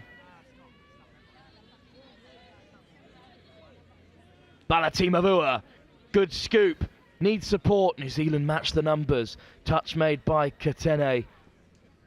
Yeah, Fijians again moving the ball well. They're wanting to promote the ball, where they just think they need to get a touch and push the Kiwis back with the initiation of the touch, but they're looking to move the ball around. They'd like to just get that last phase of the touch. Nanovo makes a couple of touches. That's her third in quick succession, but it's a good transition. Nawe Hoera finds the pass, and here's Maha. New Zealand now. Every time they make it to the 7, they find a way to strike, and there's New Zealand players left and right. The ball goes down. I think Fiji were caught offside though. Yeah, we were talking about the Fijians moving the ball around. The Kiwis actually did the same, but what they do is initiate a touch which pushes the Fijians back. So they've got a penalty, New Zealand do. So I expect them to have a go at the line here as they do. Here's Tumalua. Tuamalu there goes over for New Zealand again. Just a little quickie play this time. So he steps out, steps short side. Nice step off the right foot and a good dive. Ash Tumalu touches down for New Zealand. They have 6 up. Did have Trish Hopcroft on the live stream yesterday over on pitch 2, and she says that Tumalu does go by Ash. Didn't even recognise who Mignonette was. Good pick up though from Bogattini. Fiji come close again. That's the good take over on the left by Raravula. They have to reset at the line. Laid back by Raravula, who has it in the centre, looking to direct traffic. Well, there was the line by Tawakilai, but the ball's put down. Yeah, Fijians just trying to run a mid-link move where the link gets the ball. Oh, bit of confusion here. Yeah, the Fijians tried to run that, and it's nice to see that they were just trying to run something a little bit different than just playing the ball with their hands. So, no, it's good to see. Just hopefully they can complete that to try and get a score on the board here. Another clean transition from New Zealand. Hadfield in the touch there. Garrett again. Wants it back on the inside. Little show and go, so Garrett plays half and feeds Ellie Minton. A wide ball, it's right on the toes of Briar Hadfield. So New Zealand will cough up possession this time. Already 6 ahead, just over 10 minutes into this game. And they will continue to top this pool. I'm really interested to see how the New Zealand ladies go against the Australian ladies in the later stages of this tournament. It's going to be a really interesting battle. But if New Zealand do top this pool, they're very likely to face off against Japan in the next round. France may have just pipped Japan, depending on results elsewhere, after their big win against Canada. But I think Japanese try difference will keep them right at the top of this pool. New Zealand Japan has been played a few times recently, with Japan going over to Trans-Tasman tournaments, so they'll be used to playing each other, and I know the Japanese ladies will look to be trying to win that game. They've been playing very well recently. The Cook Islands, Australia and Singapore also likely to qualify from Pool A, while New Zealand at the moment lead England, the United States and Hong Kong, China in this pool. And they're coming forward again through Hawera. Tumalu wants it on the return. Might go herself, lost the ball over the top. Well, was it grounded by McQuoid? I think it was just spilt there, Ben, as you said. Yeah, I don't think it was caught. I think it was just dropped. I think it was an open side quickie where they just get on the outside, on the open side, and the ball just can't go to hands. It's got there, and Alicia McCoy couldn't finish that one off. Wrapping round the corner then, the Fijians look to transition. Phoebe Ladua has made some good yards. And they're on halfway with a couple of touches left to try and crack the Kiwi line. Oh, but that's another missed opportunity. And not to be too harsh on Fiji, who have played a lot of touch already in this tournament, but they're just not at the level at the moment to challenge New Zealand. No, both from a touch perspective, touch knowledge perspective, and athleticism. New Zealand have got a lot of athletes to choose from for this team, so they've got the best of the best, and Fiji are an up-and-coming side in terms of the touch. So here's Tanui Takeri looking to create. What a pass that is, and then how well did Sosic do to get the ball away? Crashing over is Katene for a hack trick. I don't think that one was given, actually. I think it hasn't been given. It's been ball to ground, unfortunately. So it was great passing, great skills. It just couldn't be completed again. So it's 2 in a row now that New Zealand haven't completed. Well, Sosic picked out a great line. Well, it looks like a clean take on closer inspection, though. It's been given as ball down. Great diving effort there from Destiny Katene.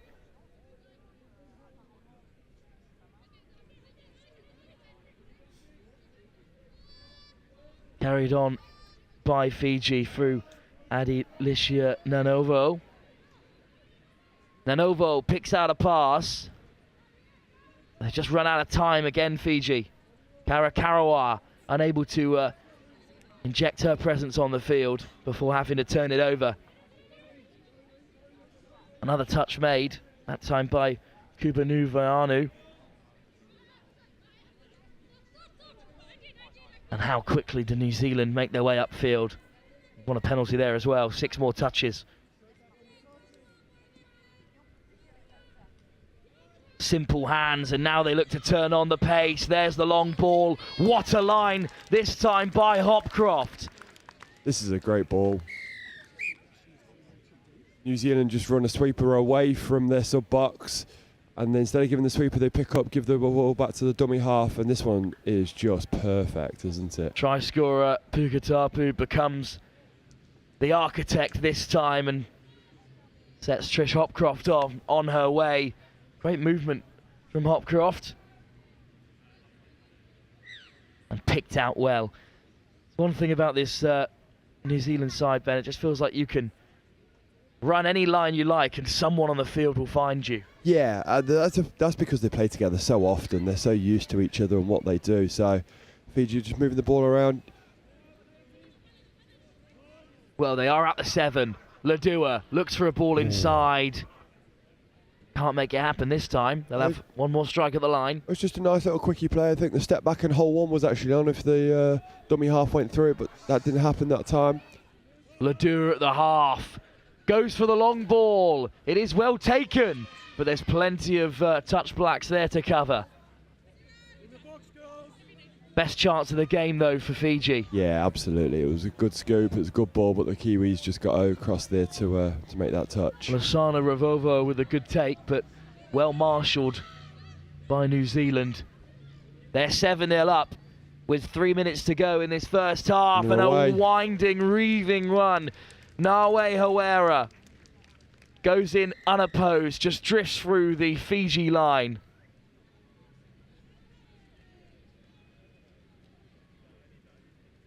Just dissects the defence. Yeah, it just weaves to the right and then to the left and just gets outside her defensive link and just beats it for speed.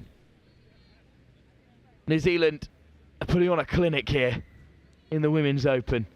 They're good value for their position as top of the table, as their win against England showed.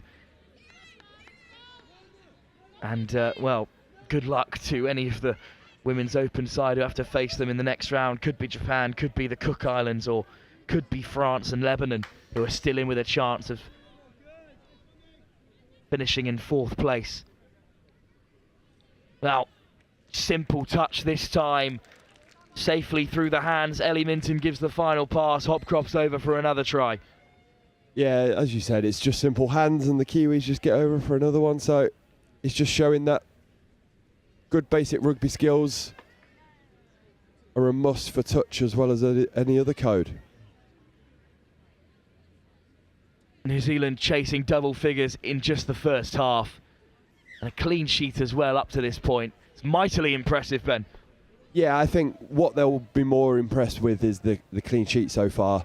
We know New Zealand can score tries. Actually, this tournament they've defended very well, so they'll want to keep that clean sheet for this half and probably the full game as well. As Fiji go through, step back. Ladua over the top. What a ball!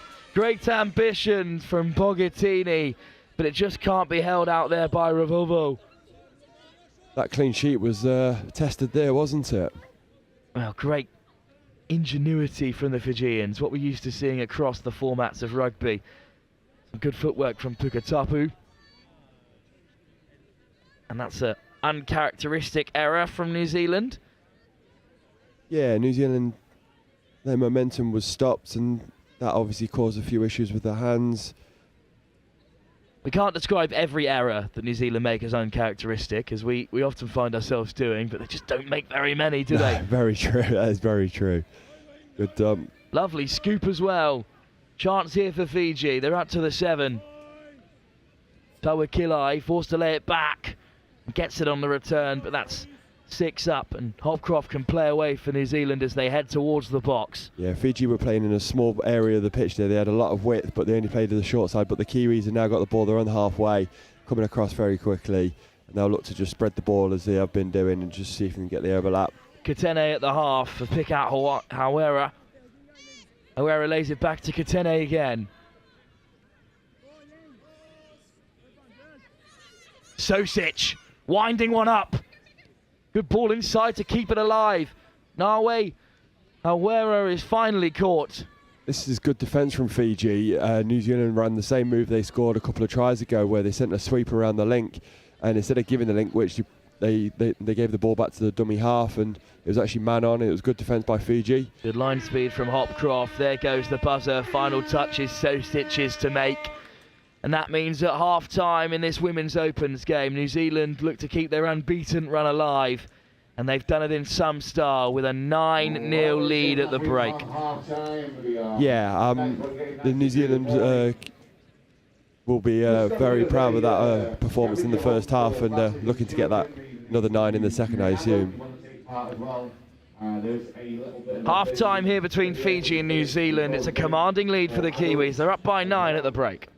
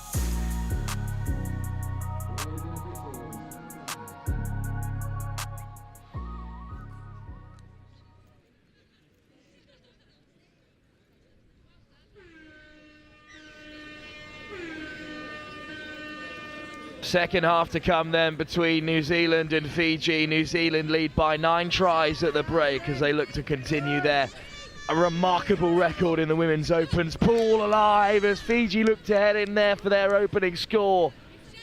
Denied, and they'll have to head back to the 7. Ben, we've highlighted it already, but New Zealand's defence has been terrific this competition. Yeah, it has, and they've only, I think you said, conceded only 5 tries so far this game, so, this tournament. So it's been very good, and it's not really been tested this game so far either. I think after their most recent fixture against, or the game against England, it's now 7, but that is 7 in 7, which is pretty silly. But 1 try per game in the game of touch. If you've ever played at any level, you know how difficult it is to concede so few, as Hawera carries it on now for the Touch Blacks. Opening up the field is Tumayalu. Back inside to Maha. On the wraparound. That was good defence there by Fiji, and New Zealand ran a 32 short with a wrap, and the Fijians just stayed man on, so it was a good defensive set. Manea Wardby is onto the field, who opened up the scoring.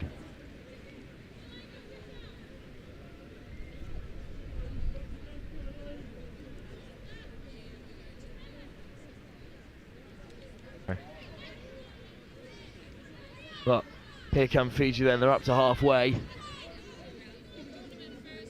Oh, trying to crash over the halfway then, but it's been turned over. Yeah, they just get to the halfway and they just give the ball away, but the Kiwis are now on the attack. They're just going to play, no touch yet, there's the first. Lovely footwork from Hopcroft. Hawera plays half and then heads to the box. Nui Takera is there in midfield alongside Sycamore. Sycamore wants on the return. New Zealand go left to right. Lovely step and diving over. Puketapu has the score. Fiji caught offside. And that's a really lovely finish from Dina Puketapu. Yeah, it's a great finish. She steps off her right foot. I think the Fijian was offside as we see it here. It's just a long ball, called a fire up. Long ball step and just dives over.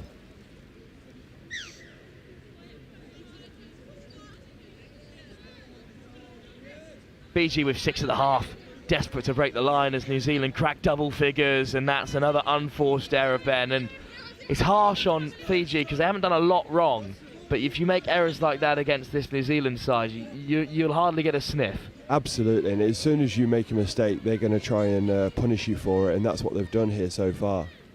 Hadfield now out in the centre as well, gets it on the return from Garrett. Hadfield. Garrett with a line through the middle. What weaving footwork. New Zealand from close range are clinical.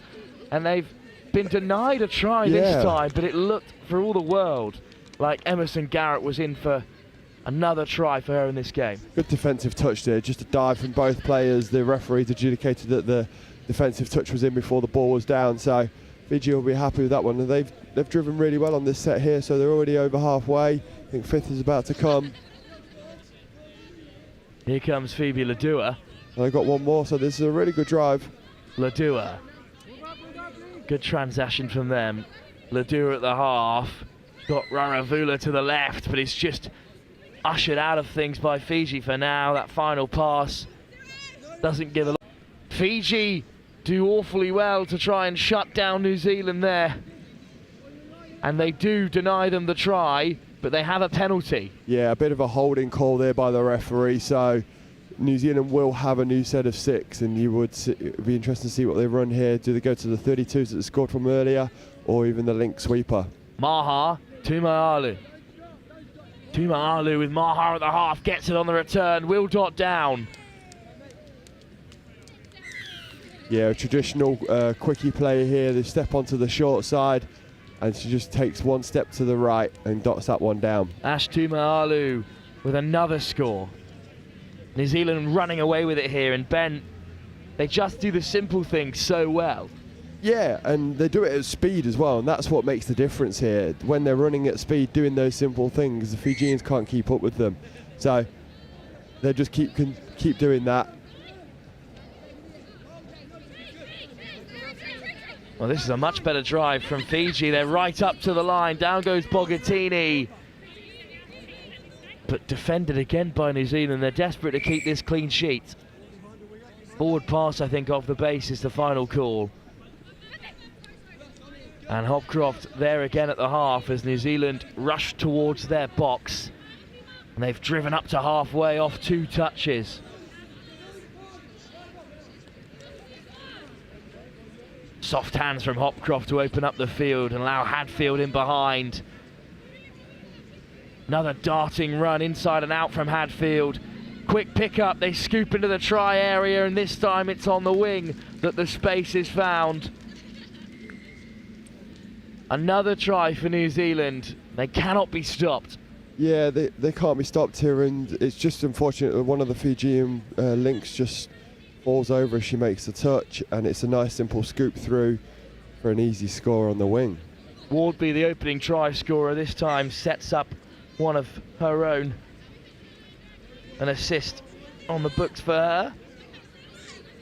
Not sure if New Zealand are keeping track of their try scorers. It's pretty difficult to. There's just quite a few of them. Oh, I'm sure as an ex-player or a player, they'll definitely be keeping score of who's getting what, because they'll want to know who's the top scorer for that team. So they'll have someone writing that down there. Might not be in action this week, Ben, but you're certainly not an ex-player just yet. No, that's true. That's very true. Especially with the 55s grade, I'll get there one day. I'm sure they'll take you in a heartbeat.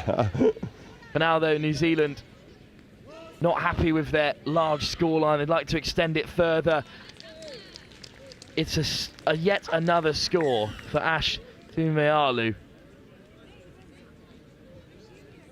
Yeah, and it's just a simple wrap into a dump with a hands play. So they dump it, get on the outside. It's just a 3-on-2, and they take the first option, and it just goes through. No need for a dive there, really, was there? No, Tumealu was all alone, dotting down in between the Fijian defenders. Jacqueline Stuguta just no way near.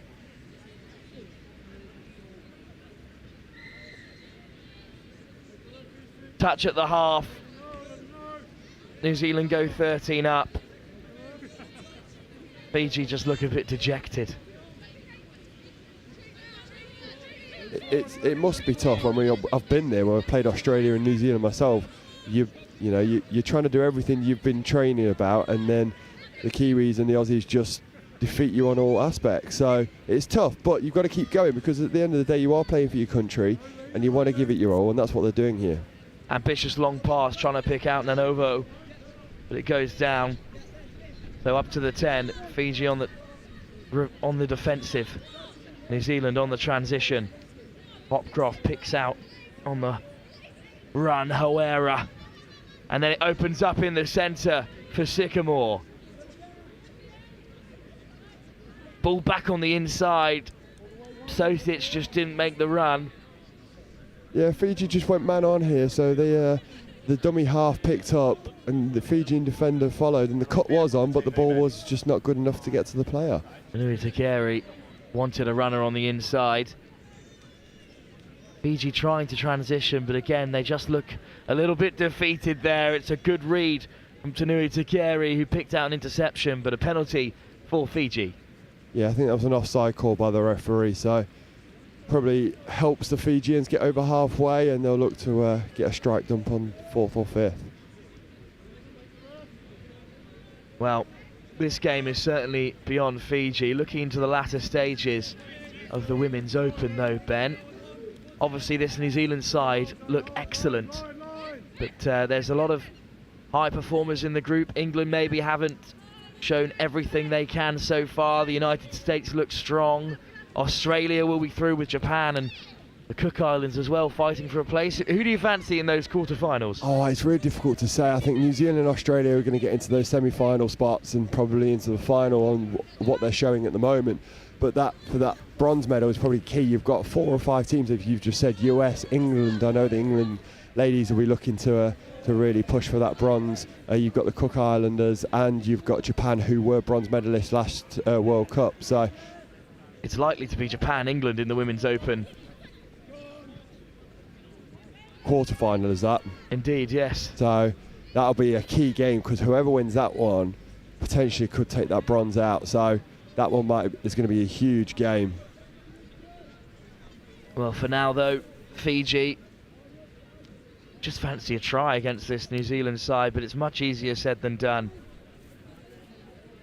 Same conversation with Oman's director of rugby earlier today, when he was saying that every try that Oman has scored have been some of the most celebrated in the tournament. And so they should. Like, they've come all this way to play in this World Cup, and you know, to play the likes of New Zealand and Australia and England for the likes of Oman. It's, you know, that's what they want to do, to build their team and build their nation up in the touch community. So no, they should be celebrating everything, and even when they get a smaller win, not just a score, they'll be celebrating that as well. Fiji have racked up wins against the Philippines, the Netherlands and Thailand so far in this World Cup in the Women's Open. There's New Zealand, who could be in for another, and the weight of that pass from Minton, just wonderful. Hopcroft over again. And this was just a loop, wasn't it? It was perfectly looped into the arms of the New Zealand far winger here. This goes up, down, into the hands, and a good dive. Exactly what any decent touch try needs, a good dive at the end, as Trish Hopcroft has another. 14 now for New Zealand. How many more are they going to add on in the next 10 minutes or so? They've got just over 8 to play here. To talk a little bit about our next few fixtures live here on pitch 1 at the Touch Rugby World Cup.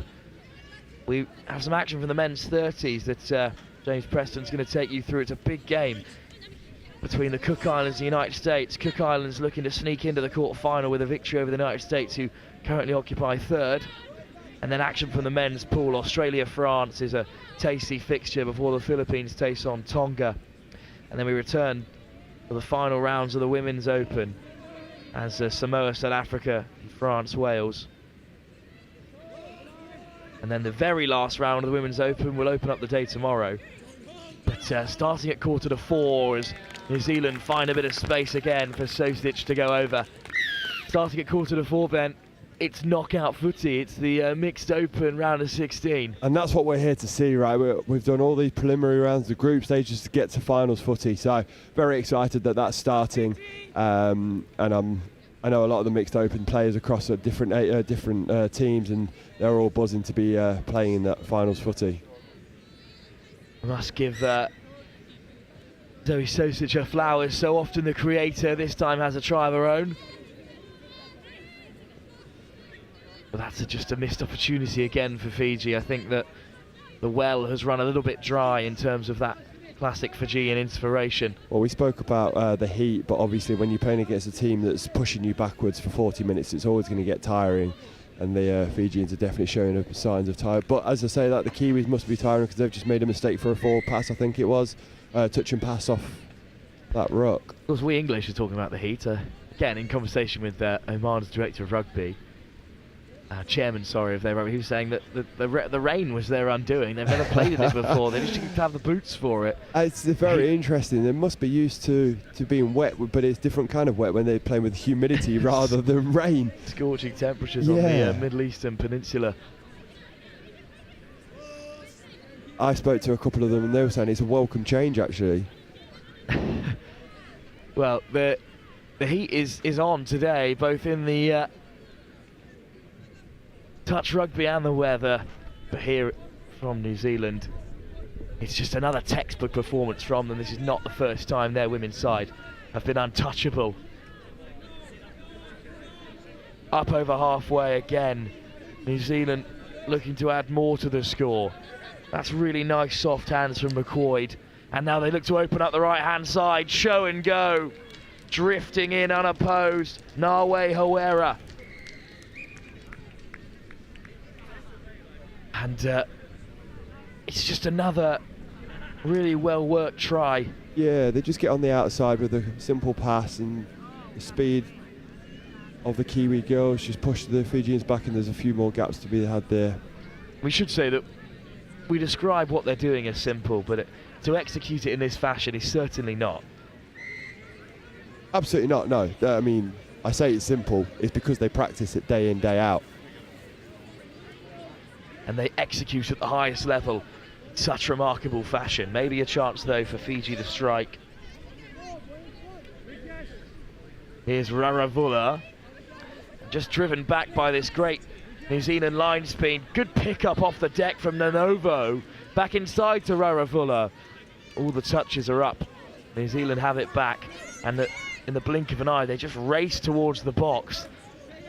Absolutely no interest in hanging about, even at this late stage. No, absolutely not. Into touch goes Tumayalu as she heads off the field. Round the corner now with Sycamore. Sycamore plays half. Sycamore lifts it again and over the try line from close range. Skylar Tarnui Takera. This is a public announcement for players, officials and supporters. Yet another score for New Zealand. And yeah, it's just a quickie play here and they get on the outside again. Pavilions are not in use. The toilets in both pavilions are not in use. Please put the toilets in the pavilions, new and old, not be used. All toilets are out of commission. You have Well, Fiji now on the offensive, desperate to create something, just one try to get on the board. Celebrations would be so good if they did get a score. As they do, this long ball out to the Fijian winger on the far side, but it just goes to ground. It was a good play though, so they'll look to do that one again and try and get the one on the board before the end of the game. Not long to go here. New Zealand have a couple more games to play in the pool stage, but they'll be top regardless. Hopcroft with a great run. They beat England, the closest challengers in this pool. That's going to see them top the group and head into the quarterfinals, top seeded along with Australia. Lovely show and go. Oh, great dummy. Wonderful skill. Ellie Minton deceives the Fijians and scores yet another as New Zealand race towards that 20-point mark, which is the real telltale sign of a dominant side. Please ensure you use the portal news or hockey club. Well, a really top performance as we see the try again. I mean, it's an excellent performance overall from New Zealand, but they just carry themselves with such an air of formality about how they win these games, and also a lack of celebration. They just get up and do it again. It's quite remarkable, Ben. Yeah, it just shows the respect for the tournament that we're playing in the Touch World Cup. These Kiwi girls play such a high standard back in New Zealand and Australia, and the standard that they play in compared to this might be a little bit different, but for the respect of the tournament, they are consistently wanting to play the best they can be to ensure that they're not showing Fiji any lack of respect. Great transition again. Carried on by Garrett, who leaves the field. Tumayalu's had an excellent game. Ball out from Maha, skipping through the defence, diving into the corner. Wardby picks out Katene, back onto the high field turf and amongst the scorers again. Lost count of how many Katene's bagged in this game. Might be on for a double hat-trick in the latter stages. Yeah, again, the Kiwis just get on the outside. It's 3-on-2, 2-on-1. They run a fly move to create hands. But what I'm really impressed with is how the Fijians just keep going. They haven't stopped, and even then when they got a run away, they're all chasing the Kiwis girls down. So it'll be it's fair play to them. It's hot. They must be tired, and they nearly scored one as well. Ladua picks out Nanovo. Forced back to the 7. Chance for Fiji to strike. Ladua. Adilitia Nanovo. Phoebe Ladua. Just spilt. And New Zealand just waste no time in forcing Fiji in the retreat. Admirable the way they've carried themselves throughout yet another blowout victory. Yeah, just want to get another score on the board, don't they? That's how clinical they want to be. They always want to score another overlap here. Well, there's another 3-on-2, and they'll execute it cleanly. And they'll go over in the corner again. Alicia McQuaid, I think it is. That brings an end to the fixture. Dominant performance by New Zealand. Ben, the coaching staff for the Touch Blacks couldn't ask any more of the Women's Open side. No, they can't. They've defended. They've got no scores against them. They've scored multiple tries. They've tried a few different things, and probably the biggest thing is they've come out unscathed. I think for the Fijians, they'll be proud of that as well. They didn't stop running. They're playing a team that probably could be the world champions here. So it's an admirable effort from them too. A clean sheet for New Zealand and a bucket load of scores, as we'd expect, from one of the top sides in the Women's Open. Well, that brings an end to our coverage of the Women's Open for now. We've got more of that later on as we continue with the consistent touch rugby action here at the World Cup. Up next, well, we're going to return to a competition that is in its final round, a deciding game between the Cook Islands and the United States. The Cook Islands desperate to climb into that top four. The United States, a win for them would confirm their place in the quarterfinals. That's live here on Pitch 1 at the Touch Rugby World Cup 2024. New Zealand defeat Fiji by 20 unanswered tries.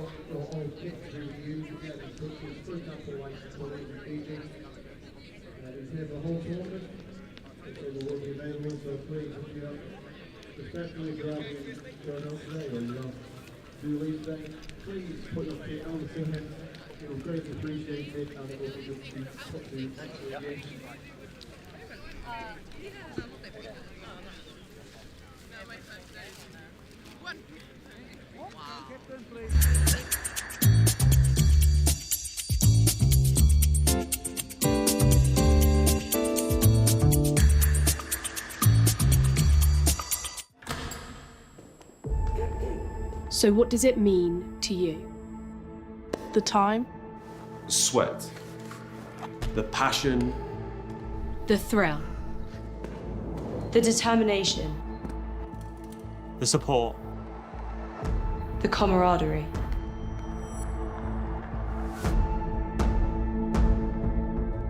But it's so much more than that. We're playing for something bigger. You ready?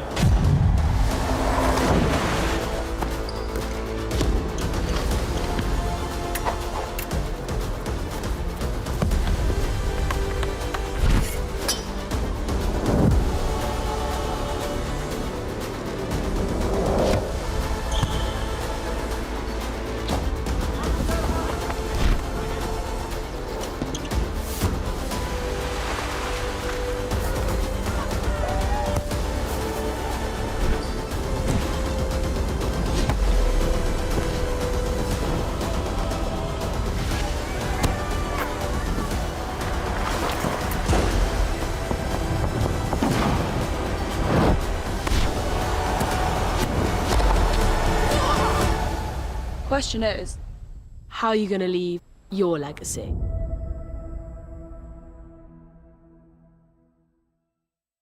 I love Nottingham, the home of Robin Hood.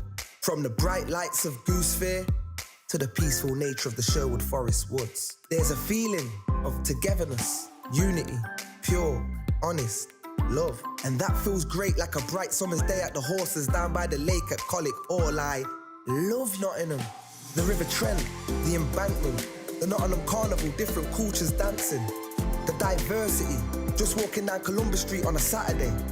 The two lions in the square stand tall with pride. And when the markets in town come alive, it gives me life. Listen, as the council house clock chimes, and depending on how many times, lets you know the time. I've been to concerts at the Motor Point Arena.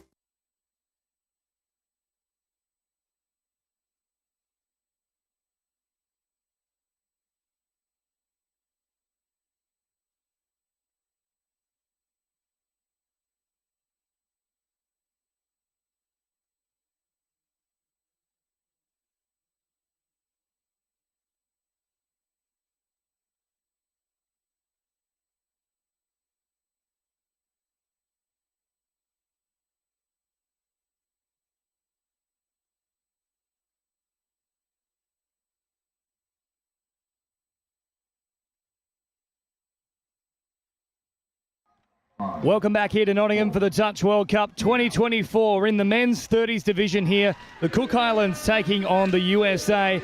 A must-win match here for the Cook Islands in the final round of our pool stages. James Preston and a special guest from Canada, Spencer, joining me for this one. This should be an outstanding contest, and for the USA, there is a chance to have another crack at them here. John will also be joining us in the commentary box, so a couple of stars here from the Canadian touch team. Final checks, we can't get underway though because the haka is still occurring here from the Kiwis. Someone needs to clear them out, but in the meantime we'll have a proper introduction here for Canada. John, thanks for joining us. James, thanks for having us. Appreciate you. What a day. John, take us through your involvement with Canada Touch. So Spencer and I are on the mixed opens team, and yeah, we've had a pretty good tournament so far. Just missed out on the top 4 to get out of the pool, but it's been a lot of fun, a lot of learnings. It's the first time Canada's been in the World Cup since the '88 tournament, so came in with no expectations, but we've had a lot of fun. Yeah, look, terrific effort from Canada in the first World Cup, now in the 10th. It's been a long time in between drinks. Spencer, how's it been for you? Yeah, no, it's been a great experience. I think just being able to watch this level of touch is exciting. It's fun, being able to see all the teams from all the countries. So not only just being allowed to play, but being able to watch and learn. It's been great. Well, there's about to be plenty of learnings here for one of these sides at least, because for the Cook Islands, it is do or die. They must win here. Currently sitting in 5th in the pool. And Ireland have a match that they probably should claim a little later today against Sweden. So short pass here provided from the Cook Islands. Oh, bouncing off the left and then stepping off the right. That is outstanding work there from, I think it's Chambers, who's bouncing around like a kangaroo.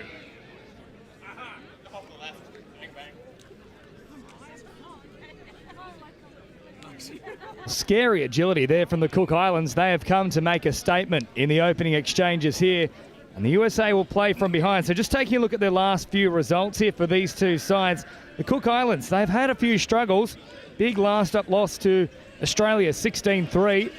And Ireland also put them up through the ringer, 11-4 in the previous encounter. Now the USA looking to launch a raid. Beautifully worked here from the United States. Passive out the back and then just linking up beautifully. Yeah, excellent answer from the USA after that try from the Cook Islands. Right off the training ground, that one. Tap play, passive, beautiful. Take note of that one. Maybe we'll throw that into our playbook. Yeah, if you can make that pass, John. So nice start here from both sides. Around about a minute and a half gone. Might have to see exactly how that haka has impacted the time here. I'm sure we're going to get the full complement somehow, but it's all running to one schedule at the moment. So the Cook Islands, I know they need to come away with a victory here very early on. One try apiece, and both teams looking sharp here in the men's 30s as they bring it up towards this 7-metre mark. Out now for the run here of Kiria. Kiria bouncing around. Oh, he'll have a dive himself. Oh, he nearly pulled their pants down there, the United States. Back to the 7-metre mark he goes.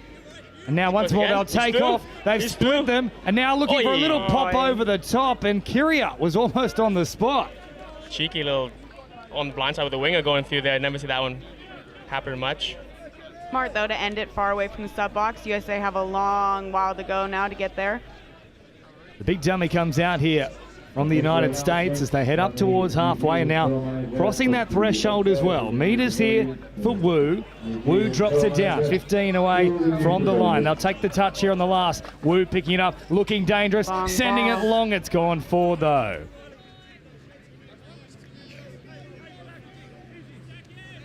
The USA building nicely downfield. Just that final little bit of execution letting up on that occasion, but they have had some good results in their pool at the moment. Sitting 3rd here, the USA, but a win would actually elevate the Cook Islands above them. Oh, great touch.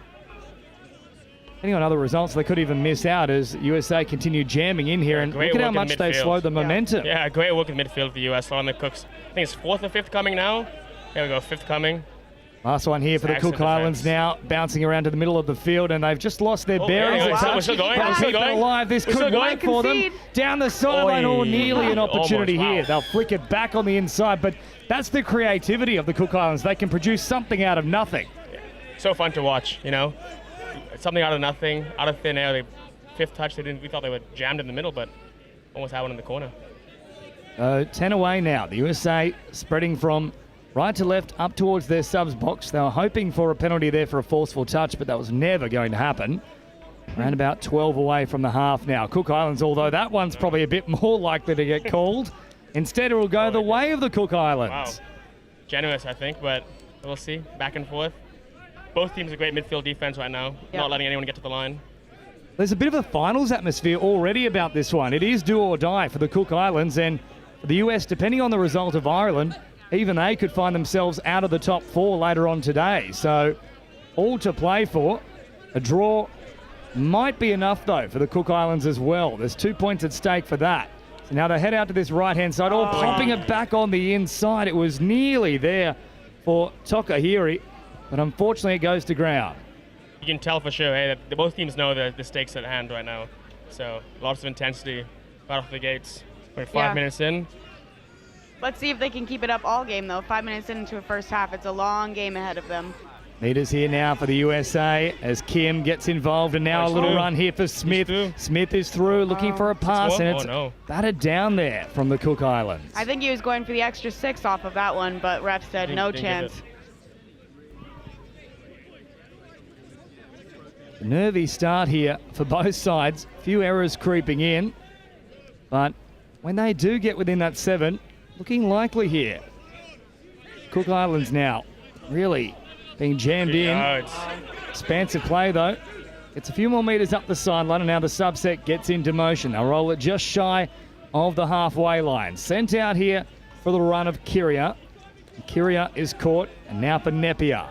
Nepiar wrapping around, straightening up. Oh, good touch made from Smith. That's killed all the momentum too. So on the last, it's a static start. Now the party tricks start coming out. Kyria opens up a bit of space. Oh, had he hit the link there? I know, there was they space. were on the far side there. Again, Cook Islands can't count them out. 5th touch, things will slow down. Like, oh, they've got nothing on, but again, just putting tricks out of the bag. That's when the fun starts. Cook Islands certainly have been one of the funner nations to watch in every category thus far in this terrific tournament. As forward now, the USA march, a real big roll on here. They'll drop it inside the 7. Wu with a big dummy, but unable to go Wu on that occasion. Cook Islands guy's down, taking a knee there.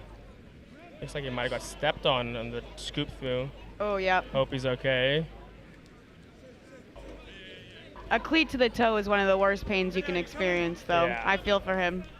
I'll tell you what, if we didn't know that you two were Canadian, hearing the word cleat, that just sums it up for me. There you go.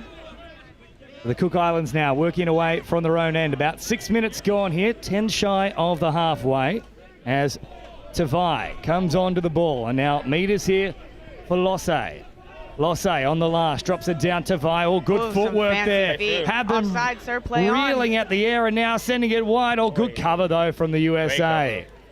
2 early tries off the tap, I think, for both teams. And since then, it's been trading blows, but no one's gotten over the line yet. But yeah, the Cook Islands look dangerous, more likely to score right now, but USA is getting to the line pretty quick. This Wu fella is, seems like he's pulling all the strings for them. Yep. So up over halfway now. He is the architect. And they've got the blueprint too here, the USA, to try and put on a bit of punishment. Oh, wow. Good hands too here from the USA, and that's got to be a forward pass, and it will be called. We've seen quite a few let go throughout this tournament, but that one was spot on. For sure. I was just going to say the Cook Islands jerseys might be the best in the Yeah. What do you reckon, James? Jersey? I do like it. I have to stay impartial. That's all I'll tell you. But look, it's a beautiful strip, and we have had Ben Meakin and Mel Day going around the grounds here at the village and just asking the feedback. Oh, really? I haven't seen that. A lot of people have been suggesting the Cook Islands are right up there. Now try and play through here. And yeah, that's a good call from the officials there. No advantage whatsoever. There's the penalty. So drop down here, and once more a chance to build. Williams at acting half. Now a little ball here for Masters. Slows it down. Williams, Masters once more back on the inside here for Williams. Ball to ground. Yes, sir. And try time here for the Cook Islands. Williams is on the board. Beautiful quickie move with the middles. Just a nice dive in, tapping it down. Easy, easy. The 2 tries to 1 here for the Cook Islands. Do or die clash for them. Currently sitting in 5th. USA in at 3rd. 8.5 gone. Imagine there'd be a few jitters right now in the USA camp. Yeah, for sure. Let's see if they got Wu on the field again. Let's see if they can drop from the tap play. Ran a nice passive last time. Let's see what they have this time out. Smith now, short pass Same here for thing. Himbry, out the back once more here for Kim. Kim slowing it down, back for Himbry. Himbry dropping it right on the 7. Last one now for the USA. Smith is there, taps it on. They've called it forward though. Unlucky. Wow, well that was very close there for the USA. Cook Islands Oh, they got most. just a little bit vulnerable on the edges. Yeah, it looks like it.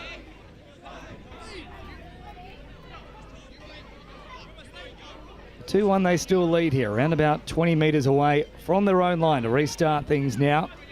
Just over 9 minutes gone. No real flow established as of yet for either side, though. They haven't particularly got into their driving sets. Yeah, not quite. I think the midfield defense on both teams has been outstanding. Not really getting any team get much go forward ball. But here they go now. This is better here from the Cook Islands, and now they'll bomb it back towards this left-hand side. Smith, good read, stepped up and made the touch. Now last play here for the Cook Islands. Well, they had numbers on that right-hand edge had they gone early. Here they'll go once more and back off that right foot. Popping a pass late at the line. The USA make the touch, and there is the turnover. So a quarter of the way through this contest, Cook Islands leading 2-1. Where can it be won for the USA? They're currently down. They need to get out of their own half. They need to get their sub-off sorted and their sub-on sorted to get those meters, which they might be doing now. So really attack when they hit that 7-meter line. And not do things such as that. Just as you said it. So an incorrect roll ball here. They'll start pretty much from a tap-off position, and they can really launch a raid. Good spot to begin the set here for the Cook Islands. Into enemy territory now as they cross that halfway threshold. Out to this left-hand side. Picked up and now dropped underneath momentarily, but sent all the way to the wing here instead for Partu. Reinforcements arriving now. Kyria onto the field. He's looked dangerous. Don't go to him straight away, though. Now a little ball here for Mattia Ricci.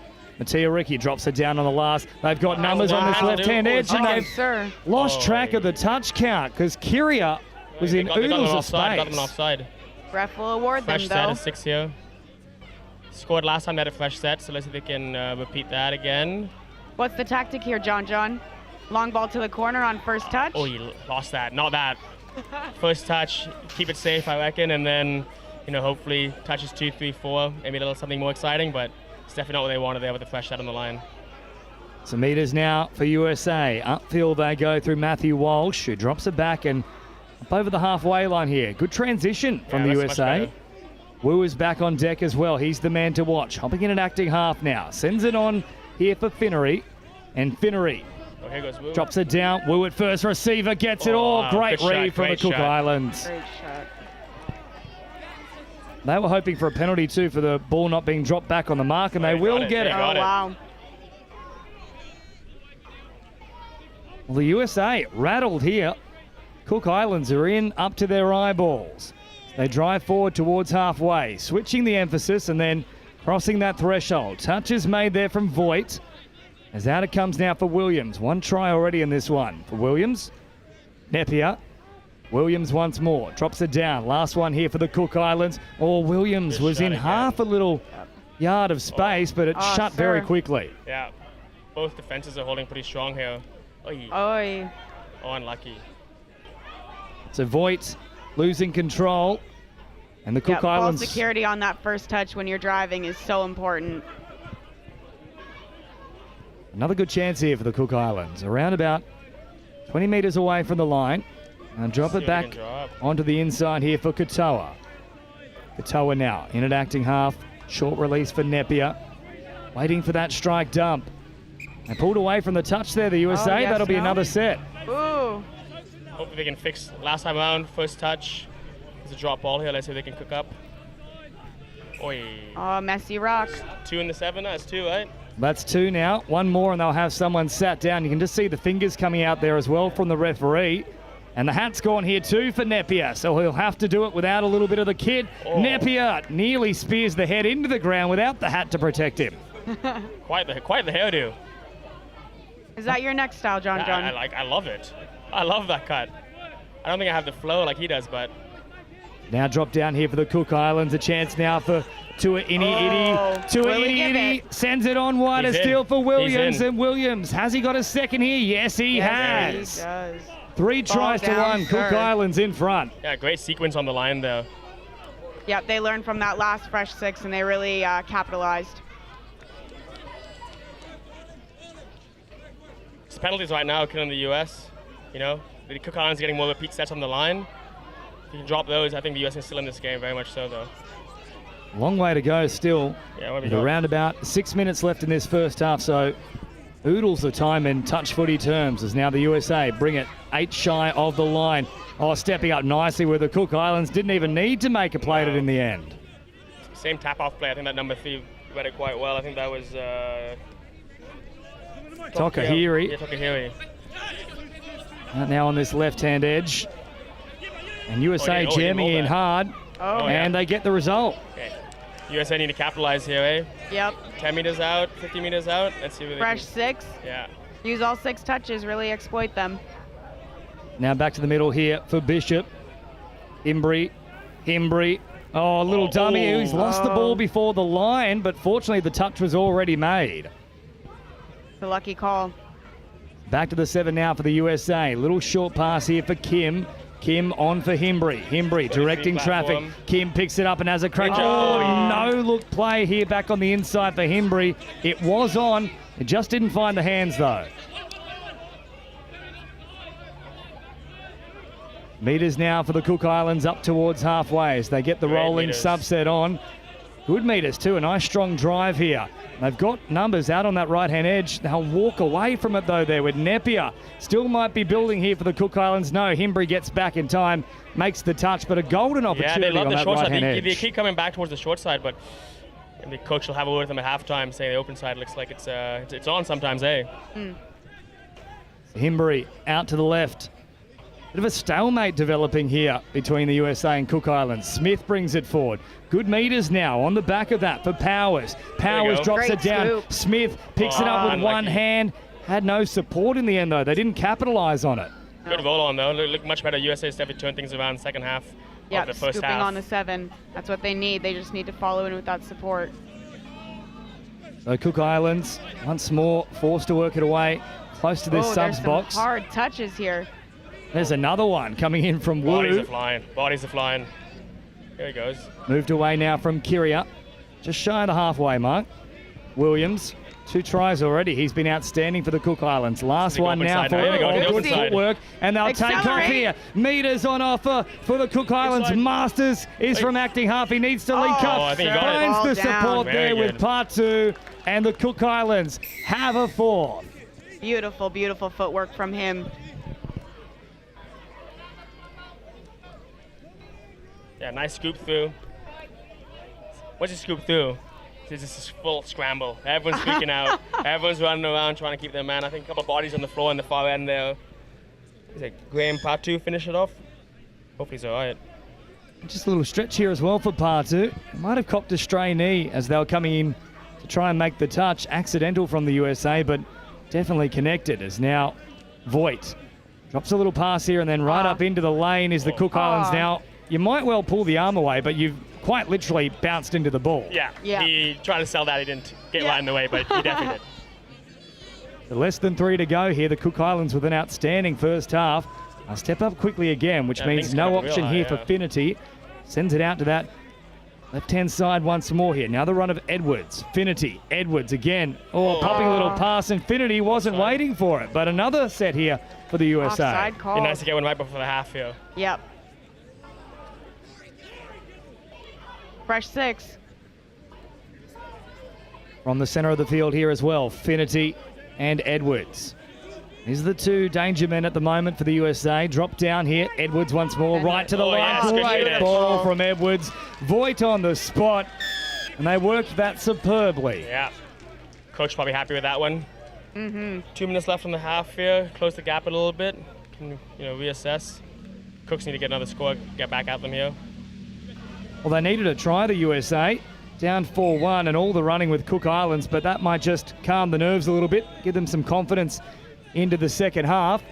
The Cook Islands, they'll be looking to try and snag one back here late in the piece, but overall they'd be pretty pleased with their first half, as it's now sent out to this right-hand side here for Tui. Sweeper coming. Sweeper. Tui once more now out here. Against the grain. Katoa back to the middle. And that one's gone well and truly wide. So, of course, with the haka taking place on the field, we've lost a little bit of time here for this one, but they might get one final play here, the USA. I think they might just simply take the touch. That's maybe added a couple of minutes knowing about the haka. And Wu brings it forward. Oh, and straight into the arms of the Cook Islands. That'll do us here in the first half. So 4-2, an entertaining affair. The Cook Islands, a must-win game for them. And now the United States of America have a nervous second half coming up. It is still mathematically possible that they could miss out despite being in third at the moment. All to play for in the second half. We'll take a quick break here at Nottingham with the Cook Islands leading 4-2 in the men's 30s division.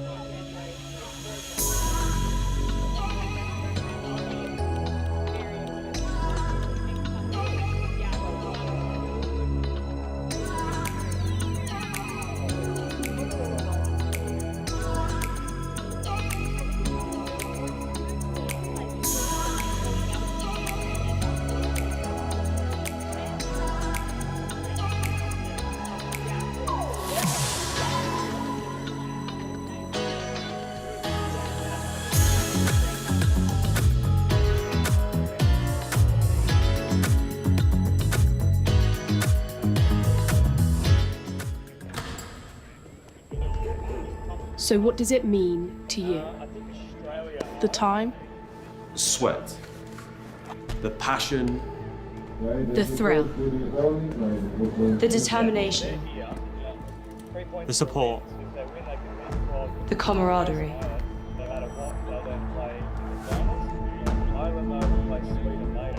But it's so much more than that. We're playing for something bigger. You ready?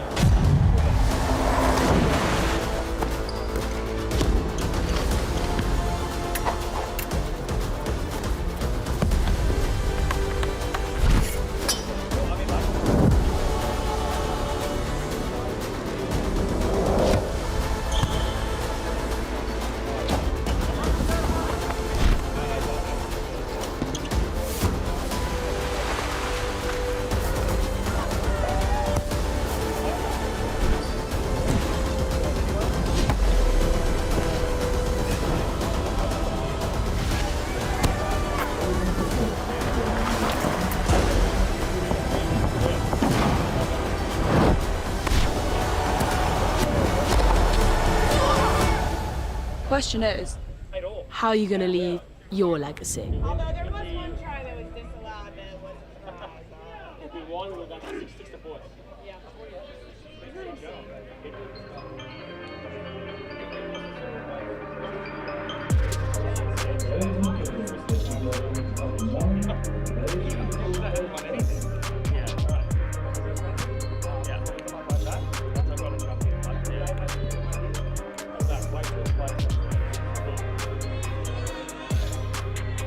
Welcome back here to Nottingham for the Touch World Cup 2024. A do-or-die clash here for the Cook Islands in particular. They must win to have any chance of advancing to the quarterfinals. But for the United States, depending on other results, a loss here could see them hurled straight out of the top four. They're currently in third, but they're down here 4-2 against the Cook Islands. James Preston, and from the mixed Canadian Open side, John and Spencer with you in commentary as the USA come forward now, about 10 metres away. Passive out the back. Opportunity building here for the United States.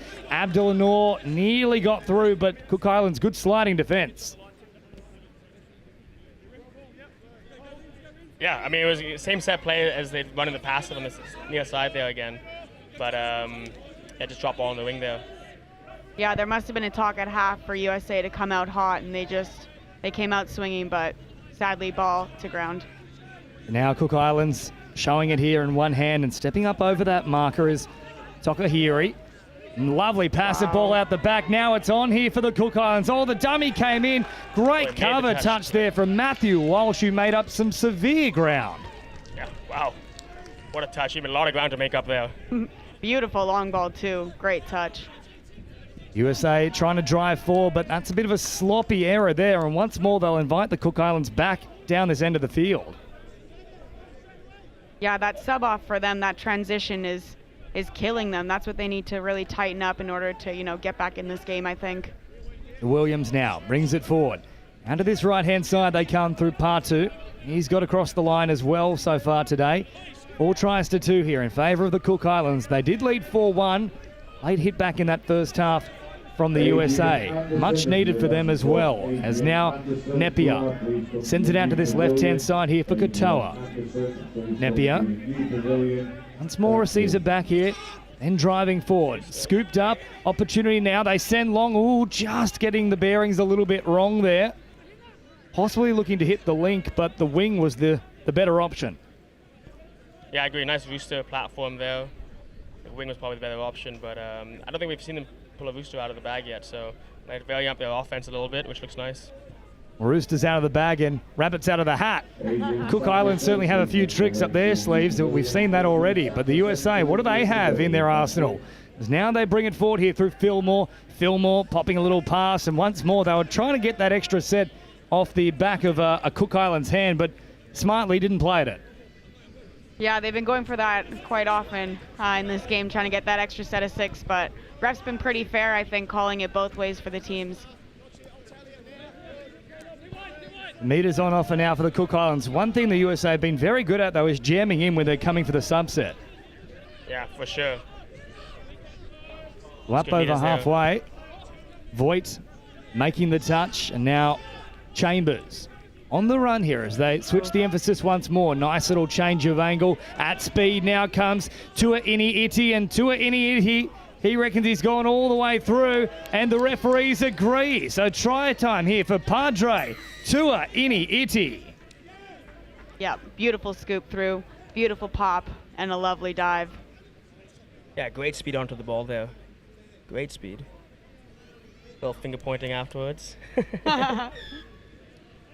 It's an important try here in the context of things in Pool A for the men's 30s. At the moment, live results, if you will. Cook Islands now sitting in third, above both the US and Ireland, if this result stays as it is. And the Irish have a game against Sweden that they should win. Sweden currently down in 6th. The USA will look to launch long, though. Oh, what a catch that was. Very awkward hitting the deck.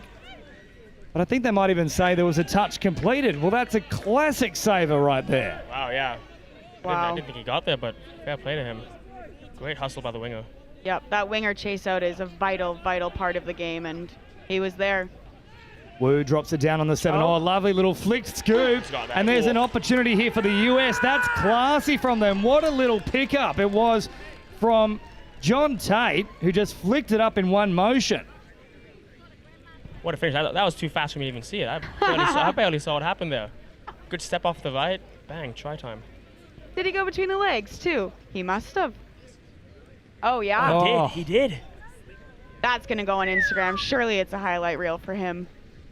John Tate producing something special here for the United States of America. That is definitely something they'll stand and salute to. That was American football, hey? going straight to the quarterback. Hot. Wide receiver on the offer. As now here come the Cook Islands upfield. It's 5-3. They're not going away here, the United States. They know the importance of this result. As now out they come to this left-hand side. Oh, little dummy. Touch is made, though.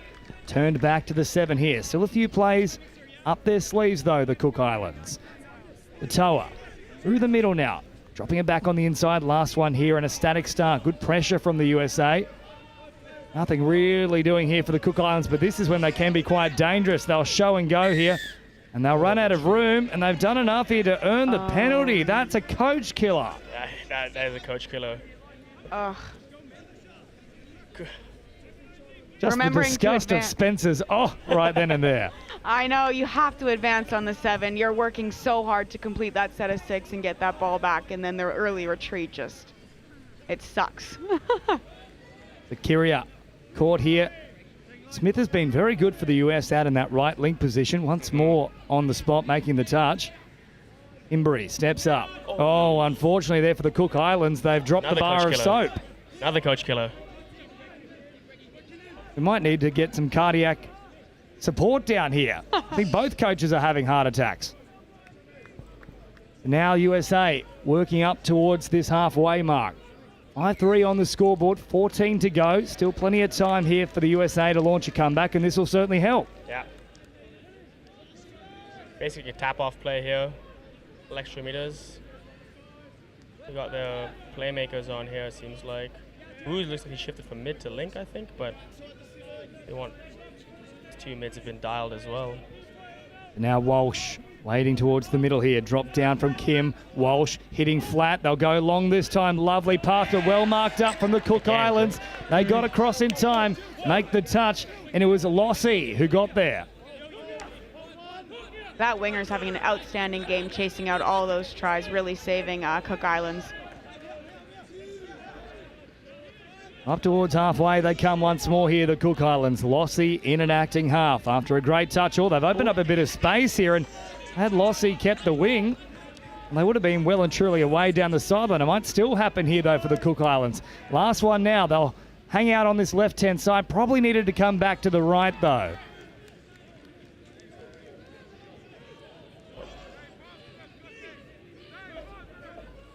Midfield defense has dropped off a bit from both teams as the game's gone on. A little more tired legs. Let's see if we can capitalize on that.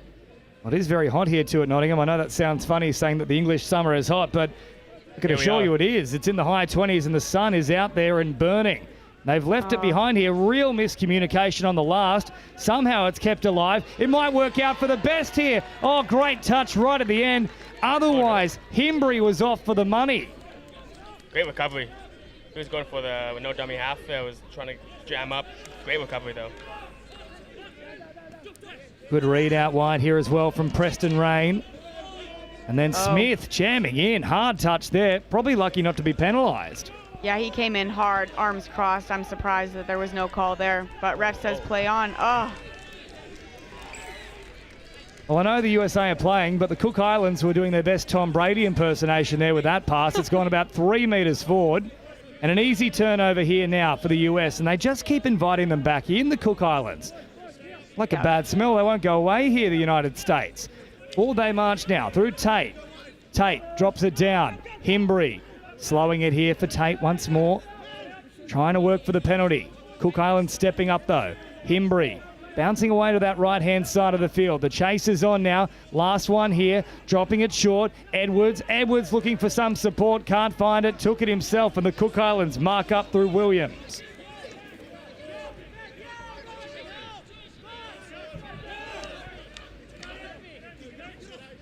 Once more, Cook Islands marching upfield. Tate making the touch. Good meters on offer here from Tu'u. Get up over halfway. Meters here for Katoa once more. Turns it back to the right. Question marks on the passes. Tu'u once more brings it forward.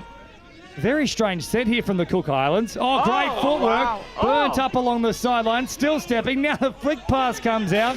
I don't think that he could have disappeared there, Edwards, but that could have gone either way. Oh, yeah. They're looking for 6 more there. That was some footwork on the wing there. But once more, the Cook Islands probably at their most dangerous when the play breaks down. Yeah, that's when they pull out the goosies, the steps, the fakes, the behind the backs. That's fun rugby. Touch made now from Matthew Walsh. Still an option here in support. They'll slow it down through Fillmore. Walsh wanting the touch, wanting the penalty, and there it comes. It had to be called too. Yeah, Discipline on the 7 meter. That's what Cook Islands need right now. 10 minutes left. Still down 2. Let's see what they can draw up here. Finity waiting in the middle.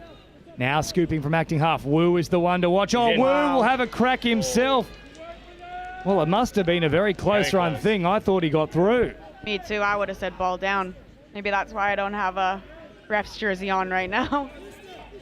Surely the Canadian jersey is still there, and I'm not sure if you are barracking for the local neighbours of the USA or the Cook Islands, but either way, it's a great contest. As Wu once more is caught right on the line. Back to the 7 he goes. They'll send it out here for Fillmore. Fillmore drops it down on the 7. Last one now. Wu thinks for the long ball instead. Oh, little dummy back on the inside, and he's fooled them all. Well, you could sell ice to an Eskimo with a dummy like that. And the USA hit back once again. Wu was the architect in that one. 2 jams at the line there. They're shutting pretty hard, and dummy from the winger. What a finish. It's taking me back to primary school where they used to play tunnel ball and you do the little fake start. The Cook Islands now. How are their nerves? 5-4. They had a nice little buffer at 5-2 at one point. They've just watched that lead evaporate. Must-win clash for them, all getting to ground very quickly. Good touch made, though, there from Himbry. Been electric, both sides of the ball here. Lovely dive, but lovely touch too. There's still a little bit of a threat to see off here for the USA. They'll bring it forward, working for that strike dump. They partially get it. Now great footwork once again. All the USA had thoughts of an intercept. Fortunately, pulled the hand away right at the end there. Abdel Noor. But once more, those dancing feet from John Chambers. Yeah. Something special to watch. Yeah, could learn a thing or two from him, Spencer. Well, if I could, I would. Plenty of humility here in the Canadian team for the mixed opens. And of course, I must say that's something we probably associate with Canada. A lot of humbleness about such a beautiful part of the world. As now Smith picks it up once more, bouncing around. No opening coming, and starting to run out of a little bit of time here. It's still very tight, but I think the next try is crucial at this point. Yeah, for sure. I think it's still anyone's game right now. Nail biter, good for the fans. Yeah, next one to get up on the scoreboard, that's either clinching the win potentially or getting the Cook Islands to let it fire under their feet. Well, play through is called initially, but the follow-up there, they were really testing all the limits through Peter Masters, but in the end, he's caught. Probably a silly one to give away. It was still early in the count. Yeah, especially this time of game. You really want to use all 6. You want to look for completion on these sets.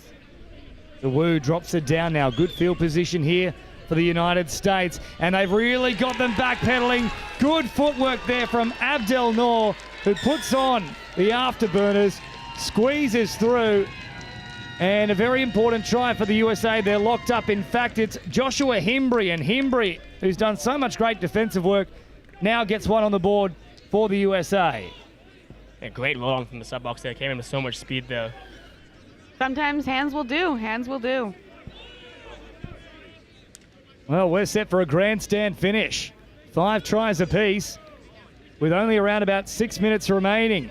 Do or die here for the Cook Islands, and in many ways, also for the US. A draw will be enough for them, but the Cook Islands must win. Out to the left-hand side, they bring it. Katoa, waiting and acting half. Now sends it here for Tu'u. Tu'u back for Katoa. Oh, they had them for numbers, but well read there from Preston Rain, who makes a very important touch. He's an excellent on the wing there. Lots of good reads online and in midfield. The Himbry now bringing it forward. So far, he's the hero for the USA. He's got them back on level terms. Oh, heavy touch from Kira'a, and it will be pinged. We haven't seen a lot of those called this game, but I think that one was the right choice. A lot of fans in the stands here as well. They've potentially been watching the stream, and they've started coming in themselves as the matches unfolded. They know what's at stake here in this men's 30s division as it's popped on now for Finity. Finity back towards the middle, gives it for Wu, plays it quickly. Finity once more at speed. Oh, it's gone begging. Well, either one of them could have scored there. Edwards pops a late pass and Abdul Noor just spills his lollies over the line. Gosh. Both of them are in, I think. See what the Cooks can come up with now. They've been ahead most of the game here, so a couple minutes left. Well, we talked about it in the first half. The Cook Islands look a little bit flimsy on the fringes, and the USA have finally figured it out. They keep attacking in those wide corridors. Last one now here for the Cook Islands. Chambers takes off again. A good read here in defence from Edwards. Now, USA look like they've got all the momentum right now. Yep. Well, 3 straight tries will do that for you. Yeah, that's for sure. That's for sure. And now Smith popping a little pass here. Oh, Wu was almost not ready for it. Just got onto the field in time. He was actually trying to head off for a little rest. And now, midway through the count, they're still marching forward here. Great driving set. Draw and pass. Voigt's there. Onto Abdul Noor. The pass is clear. And the USA, 4 straight tries. They're back in front. And now it's a very precarious position for the Cook Islands. They've really gone back to just fundamental rugby here. Great hands from that link and just putting his winger away for a clean try. And the chant is up here for the Americans. USA, they lead for the first time in a long time here. Cook Islands, now with work to do. They need at least 2. A draw won't be enough. They'll send it out to the left-hand side once more. Oh, good footwork again, but marking up well was Yohak Kim. And Kim made the touch. Little ball back here now for Masters. Masters sends it on here for Tokahiri. Masters bring it forward, changes the angle. Again, they've got the makings here of a terrific touch, and they'll turn them away. It's that man once more, Himbry. Himbry, unreal. Yeah, a little bit of game management now. Keep the clock up. Got a couple minutes left. Understanding they're up, taking the time.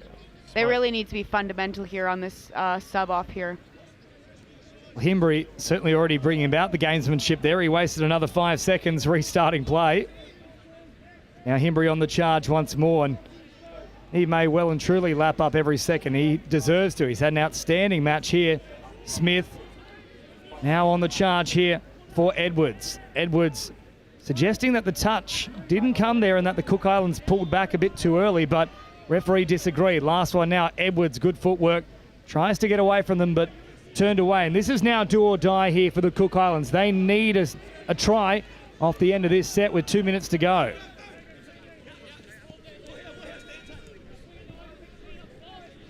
They're recycling the footy back to the middle. Oh, Wu swatted away like a fly there. Play on is the call, though, and they just don't have the numbers at the moment, the Cook Islands. Only just now, on the last play, do they get the full complement on deck. They're totally gassed here. They'll show it a couple of times, and that's a really disappointing set with the game on the line. Yeah, no, for sure. They didn't get the sub box all along there.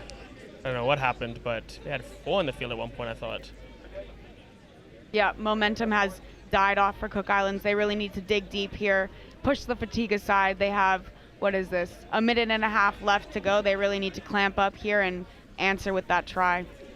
They absolutely cannot concede. The draw won't be enough. The points differential very much favours Ireland, who are currently in 4th. The Cook Islands in 5th at the moment. USA to secure their finals position, and they'll do it. Who else could it possibly be? Himbry. It had to be him. He is him. He is him.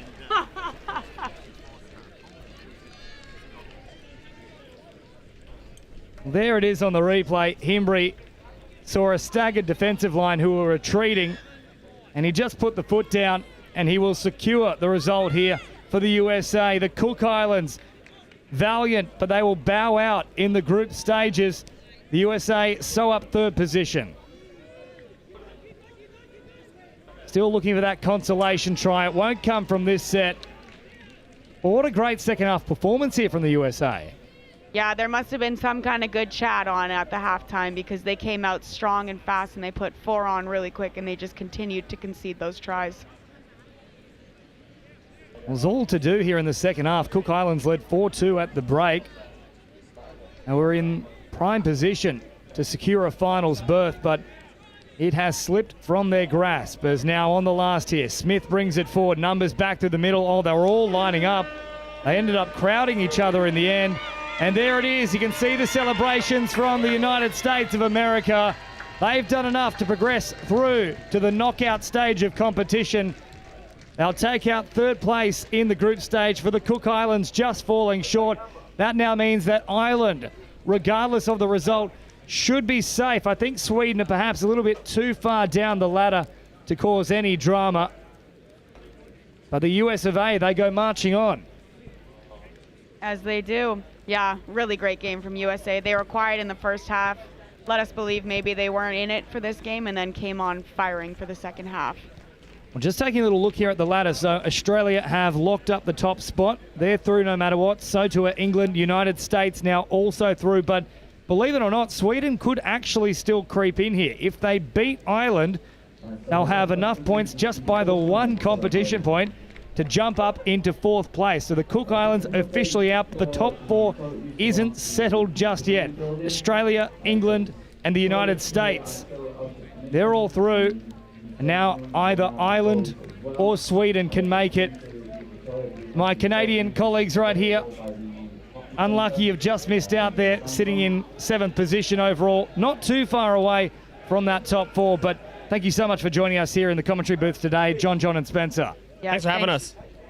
So full time here, the United States victorious and securing a finals berth, 7-5 over the Cook Islands.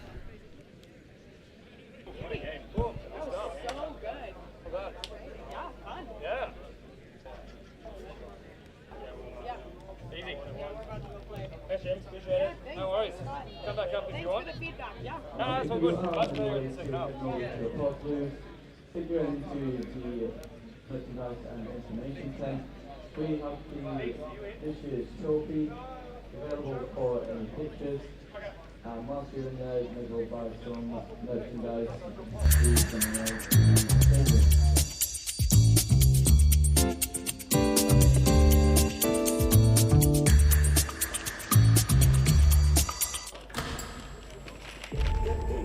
So what does it mean to you? The time? Sweat. The passion. The thrill. The determination. The support. The camaraderie.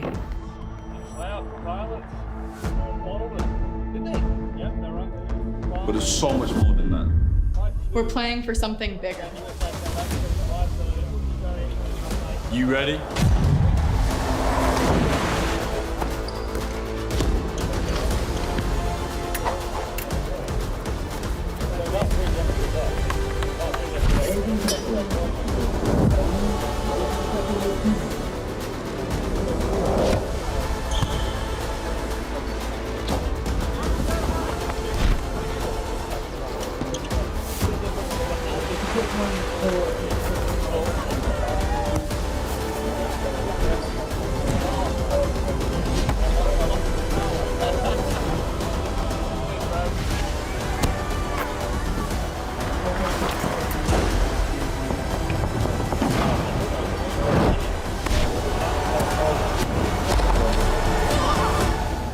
Question is, how are you going to leave your legacy?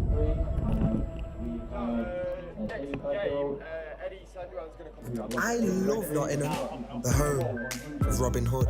From the bright lights of Goose Fair to the peaceful nature of the Sherwood Forest woods, there's a feeling of togetherness, unity, pure, honest, love. And that feels great like a bright summer's day at the horses down by the lake at Colic. All I love Nottingham. The River Trent, the embankment, the Nottingham Carnival, different cultures dancing. The diversity, just walking down Columbus Street on a Saturday. The 2 lions in the square stand tall with pride. And when the markets in town come alive, it gives me life.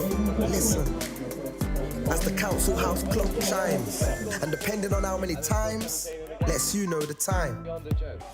I've been to concerts at the Motorpoint Arena, and I've been to concerts at the Nottingham Caves. I've been here all my life and I'm still amazed by this place. I love Nottingham. Sometimes I stare at Hoxley's graffiti colourful walls, and sometimes I gaze at the deers running around Woolton Hall. Supreme fruit. Welcome back here to Nottingham.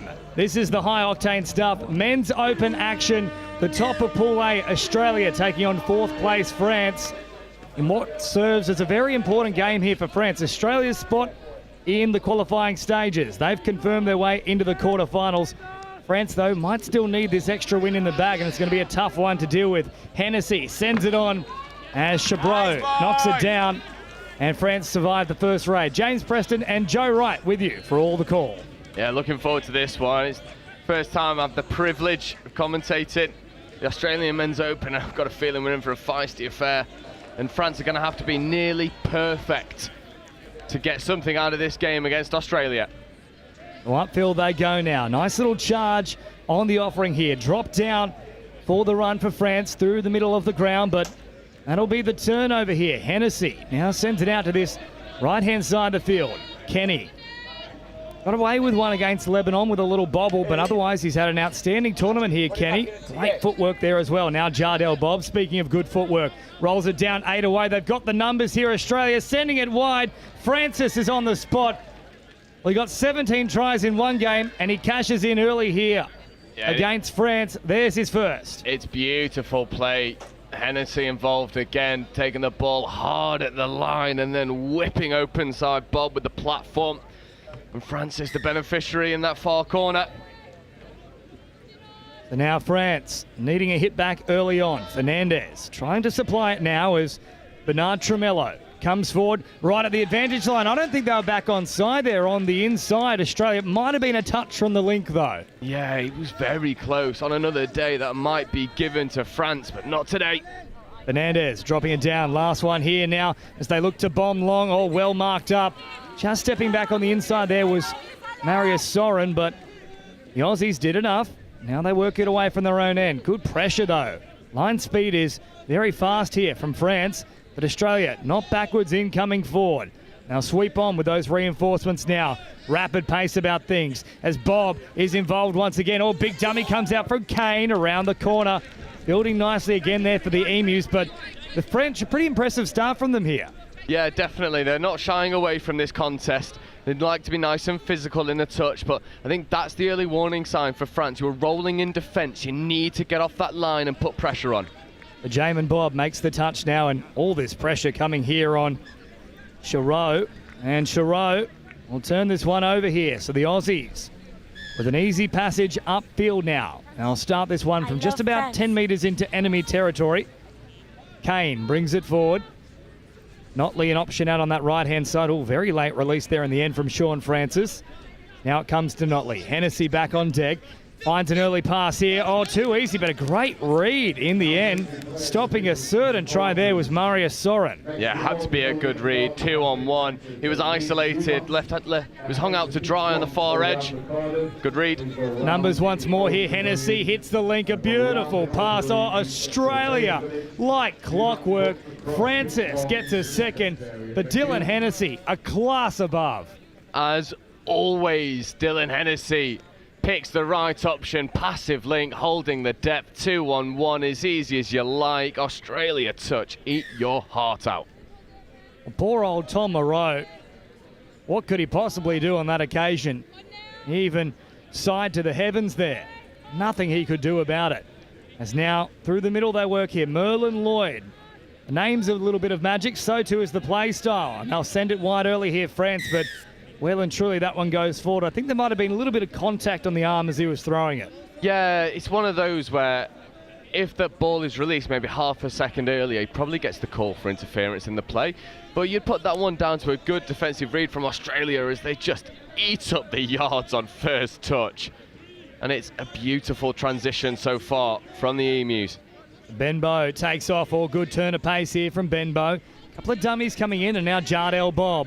Bob drops it down at the advantage line here. The Aussies building nicely once more. They're in fine touch. Oh, big dummy. Notley nearly fooled them all. We'll come back to the 7 here on the last. 2 tries to nil after 4.5 minutes. Australia looking likely once more. Good read, though, this time from Moreau. Yeah, it's a better defensive read and had to be. He's been left isolated to defend on that far edge. France are going to need to find some more aggression in their defence to shut down the Australian attack. Moreau with a little short pass there. Nice cycling up towards the sideline here from France. This is a good transitional set. Now they'll grab a crossfield. They've gone away from all the support, though. That was not what the doctor ordered. Just stick to the guns of driving forward. Yeah, definitely. And the switch underneath was on from the French winger. Didn't use it. And now they're going to have to generate some momentum from a static start. Fernandez grabbing a crossfield as well. It's all been very lateral this set. There's now Bernard Tremello. Once more tries to keep it alive. They'll wrap around another man towards that right-hand side. It's expansive here from France. Not a great deal of direction about it, but keeping the ball alive. Yeah, it seems like they're just trying to engage the Australian defenders and then try and play around them or buy the 6 more. It's not quite happening for them at the moment as Australia play around them quite comfortably.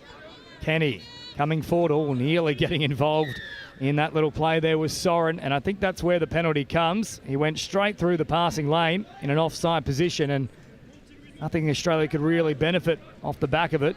It's Hennessy brings out the dancing feet once again. Kane in an acting half for Bob. Kane now good meters. Wanted the quick roll ball. A little bit too emphatic, that touch there from Fernandez. Yeah, it's fractionally heavy for me. It was one of those where the Australian player's riding into the touch so hard, any excessive force sends him off balance. Kane now drops it down. Hennessy to Bob. It's too easy. Bob with a big left foot step makes them look silly. And a 3rd try on the board here for Australia. And this is just your bread and butter from Australia, engaging French defenders, playing around the outside of them. And it is once again one-way traffic for Australia. Every time they get to that French line, they look to cause problems. And France, this is not what you want as a start to the game, especially when they're hunting for that 4th place qualifying spot. And of course, Scotland not too far behind them in terms of the standings. They're just 2 points off the trail of France here. So they do have 2 games in total to go here, including this one, France. Not necessarily a must-win match, but they'd like to try and get some sort of result here. Yeah, definitely. Even if it's just keeping the for and against tally to an absolute minimum, not allowing too many unnecessary scores going over. There seems to be no touch there, but the referee waves it off. And Australia get the roll on once more. Kane up over halfway. Now meters here as well for Corey Russell. Haven't seen Pete Norman so far. He might not be utilised in this match. In fact, there he is onto the field. Speak of the devil. Now Norman takes off.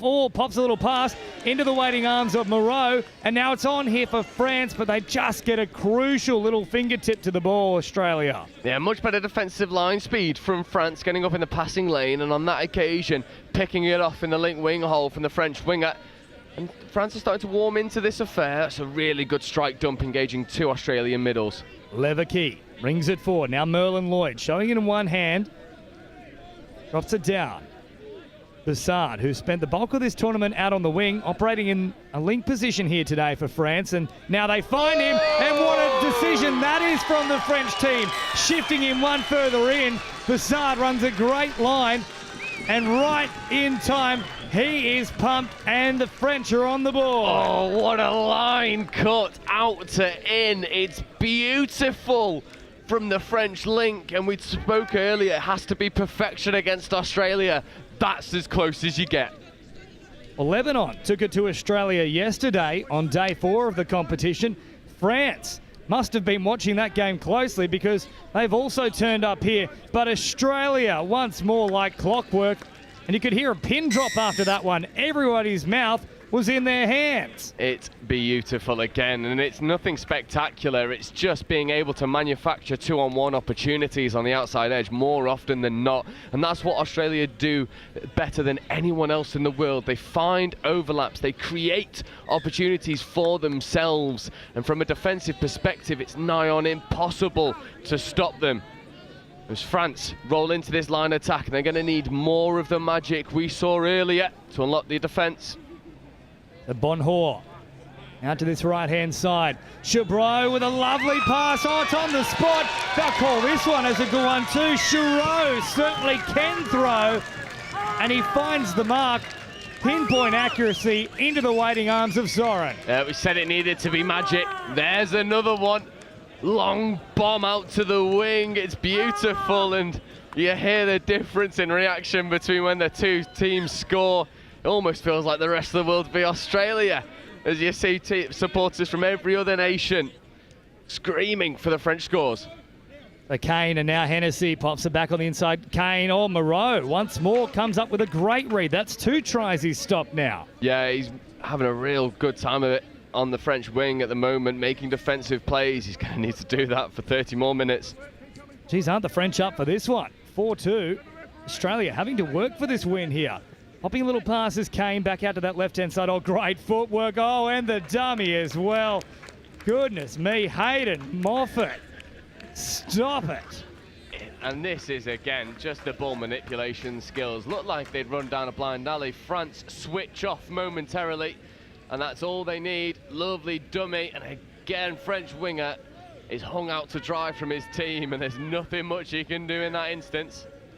He just strolled across in the end there, Moffat. Made it look easy. It was anything but. As Fernandez now brings it forward. Bernard Tremello drops it down just shy of that 7-metre mark. On the run here for Ricciardo. Ricciardo back for Fernandez. Bernard Tremello once more. Fernandez out of acting half. Ricciardo at first. Oh, big collision. Ricciardo is cleaned up. I think there's a problem here for the Aussies. He can't disappear, but he went in looking for a big touch. Yeah, that was that.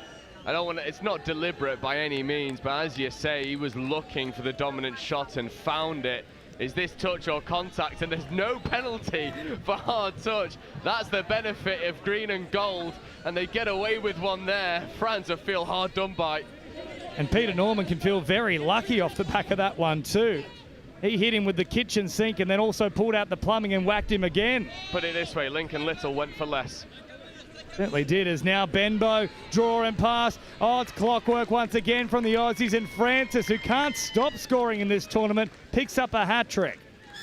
And once again, from Australia, it's their ability to create these overlaps from nothing. 3-on-2 converts to 2-on-1, and he's over in the corner once more, and it's like they can create these overlapping opportunities from absolutely nothing. You're right. It certainly seems like things were settled there for the French, but Australia pull the trigger and immediately they get a result. So Sean Francis, not sure what the overall tally is, but we know he's got at least 20 based on 2 games. Yeah, and it's one of the best jobs in touch, right? Being an Australian winger, you just sort of look pretty on the wing and dot down in the corner. They run through their transition at such menacing pace once more, but that's a roll ball infringement. Collector's item from Australia. And good pressure there from Esteban Vidal. Oh, and Vidal with a little juggle here, just shy of the halfway mark. Moreau now. The little dummy, bringing it forward. Now the run here of Guigan. Guigan dropping it down. Moreau right at the advantage line there for Lloyd. Leverkey now takes off. Bassard picks it up. Merlin Lloyd throwing it over the top. Touched in flight from the Aussies and landing safely into the waiting arms of Francis out there. So now Hennessy looking to work down a short side. Find some space as well. Great touch in the end, though, from Leverkey. Stops the momentum. Yeah, had to be a great touch as well, because Australia... Oh, the feet! Oh, Notley! Notley sending knots through the stomach of the French. That'll make them sick watching that on the replay. An outrageous couple of steps. Oh, the footwork here. Ready, we'll watch it. There's 1, there's 2, there's 3. See you later. Half of the French defence torn apart. It's just all too easy for Australia at the moment. Well, that defensive line looked like paper mache just then. It was in tatters. And Australia, this is why they're the best in the world. This is why they've had 9 straight World Cup titles, searching for a 10th. And France, as we mentioned, they need to be perfect. That's not the case here. Yeah, they've been far from perfect over the past couple of minutes. When they get to the line attack, they do look menacing. They just can't keep hold of the possession of the ball long enough to cause Australia any real problems. Benbow drops it down now for Hennessy. They're all backpedaling here, France. Now they start to step up. Drop down to the last one. Hennessy, lovely smooth pickup. Sums up the situation. Wrap around Hennessy. Goodness me. Wow. Francis on the spot again. Picks up a 4th. That is the class, though, of Dylan Hennessy. And this is what can happen on a touch field. Look at this, Dylan Hennessy. I mean, how many masterful tries has he been involved in? He can add one more to his collection. Lovely little wraparound, and how unselfish. Stat padding in the corner is the Australian winger. And once more, it's just poetry in motion from Australia. The Emus have clicked into another gear. Let's just remember it was 4-2 at one point, and France were coming for the Aussies, but all of a sudden, out to 8-2. Now Bonhor here for France, around about 8 metres away. They drop it down. Bonhor passing short and then looking long. Or Kenny once more read it well. Yes, they've taken a lot of intercepts in this tournament, the Aussie wingers. Yeah, loads. I mean, we saw some phenomenal chase downs as well yesterday between Australia and Lebanon. But there's again another collector's item in the roll ball. Loss of control. France can transition. Vidal out here for Bonhor, who straightens up when they're nearly overrunning the mark. Moreau had to do one of those little wraparound octopus-style passes. Now Moreau drops it here to Lloyd once more. Back onto his wing he goes. Hopping in for a little bit of work, and France all coming apart here in the past few minutes. They're just losing their momentum into the roll ball. It allows Australia to just up the physicality level a touch and disrupt any sort of clean ball France hope to have. Look at the pace in which they transition the ball from one wing to the other. Kenny now dropping it down. Shown here in one arm from Jack Edwards. Bob for Kane. Kane dropping it right on the 7. Lovely quick play the ball as well. Oh, back to Kane here. Moreau has saved a 3rd try. Yeah, Moreau has been instrumental in defending that far edge for France, and without him this could be 12-2. So he can take some pride in his performance. Watch out though, France, because here comes Hennessy and Pete Norman at once. That's a pretty dangerous combo as Kane goes from distance, squeezes underneath the supporting defender there. Nothing that Guigan could do about it. Luke Kane, that is absolutely his bread and butter every day of the week, the long stretching dive. Yeah, Kane getting underneath the covering defender from France beautifully. And again, it's this step, right? It's like the right foot step to create the lateral separation, and then the explosiveness to extend out to the line. It is just perfection. So France now looking for a little hit back here. Scoreline is blown out, and with errors like that, only going to continue to do so. The Aussies have just been so dominant throughout this tournament.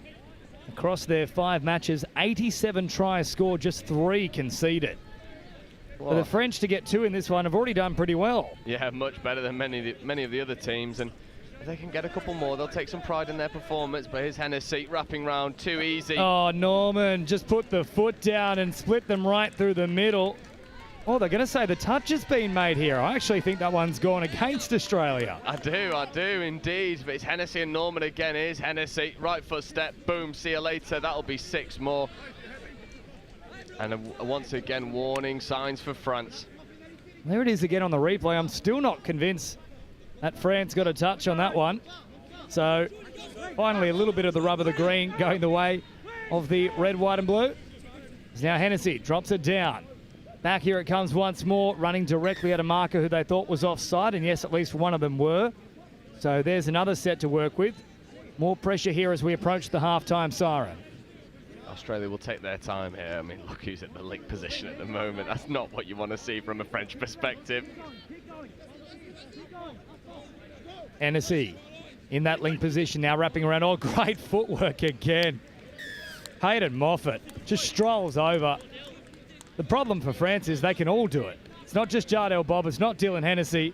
Everywhere you look, just sharp footwork. Oh, Moffat, that is nasty, that right foot step. Oh, it's disgusting. Get him on the next flight back to Australia. We don't want any more of that on pitch 1. Vile scenes in line attack from Moffat. Just take a few minutes off. And one of the great Falcons as well here for the French. That is anything but je ne sais quoi.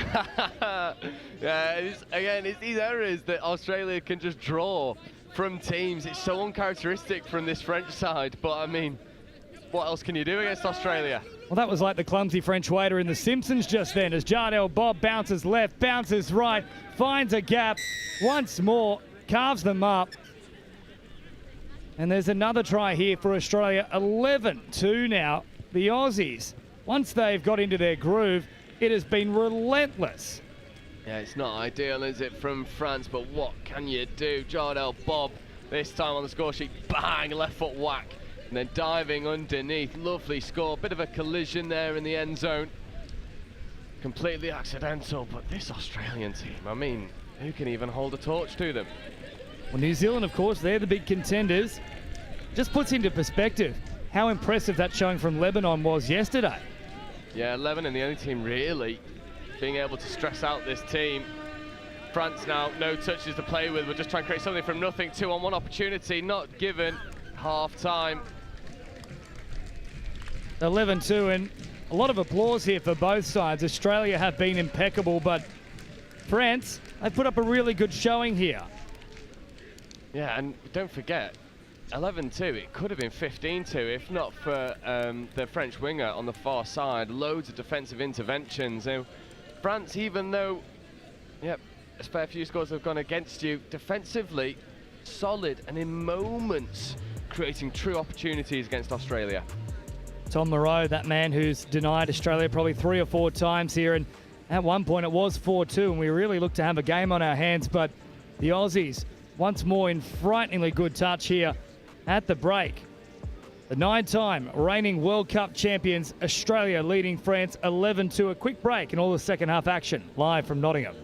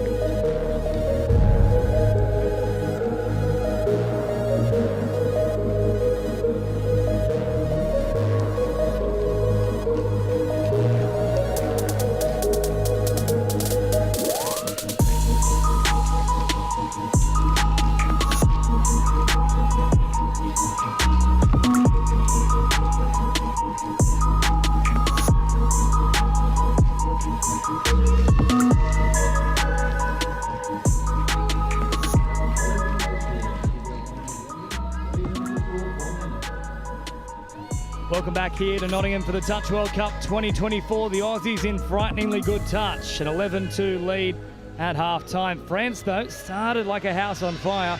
4-2 at one point, but just recapping some of the earlier results for today.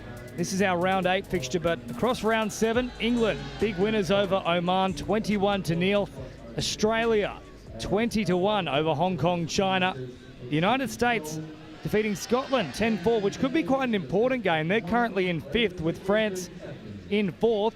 France themselves suffered a big loss to Lebanon, 11-3, but Lebanon very much building towards potentially not just a bronze medal, but maybe even challenging for the silver or the gold. Oh, and they look good value for it. The game I'm really interested in seeing is Lebanon-New Zealand. Please give me Lebanon-New Zealand.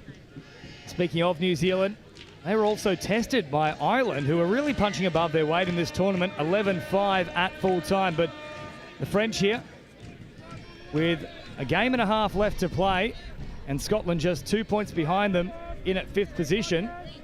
For and against could be a very important part of proceedings here. So they want to be putting in their best showing in this second half. Bassard with a big acrobatic attempt to try and reel that one in as the French start fast once more here in the second half. Yeah, and that's what the French need to do. They need to look to take it hard to the line and engage the Australian defence, so they can't just shift over early because they do make such excellent defensive reads. Now Australia once more. Hayden Moffat already 2 tries in that first half, and including a disgustingly good right foot step as now Hennessy. Oh, geez, he's just got so much time, Dylan Hennessy.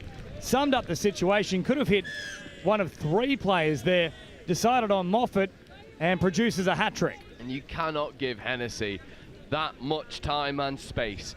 That is just touch 101.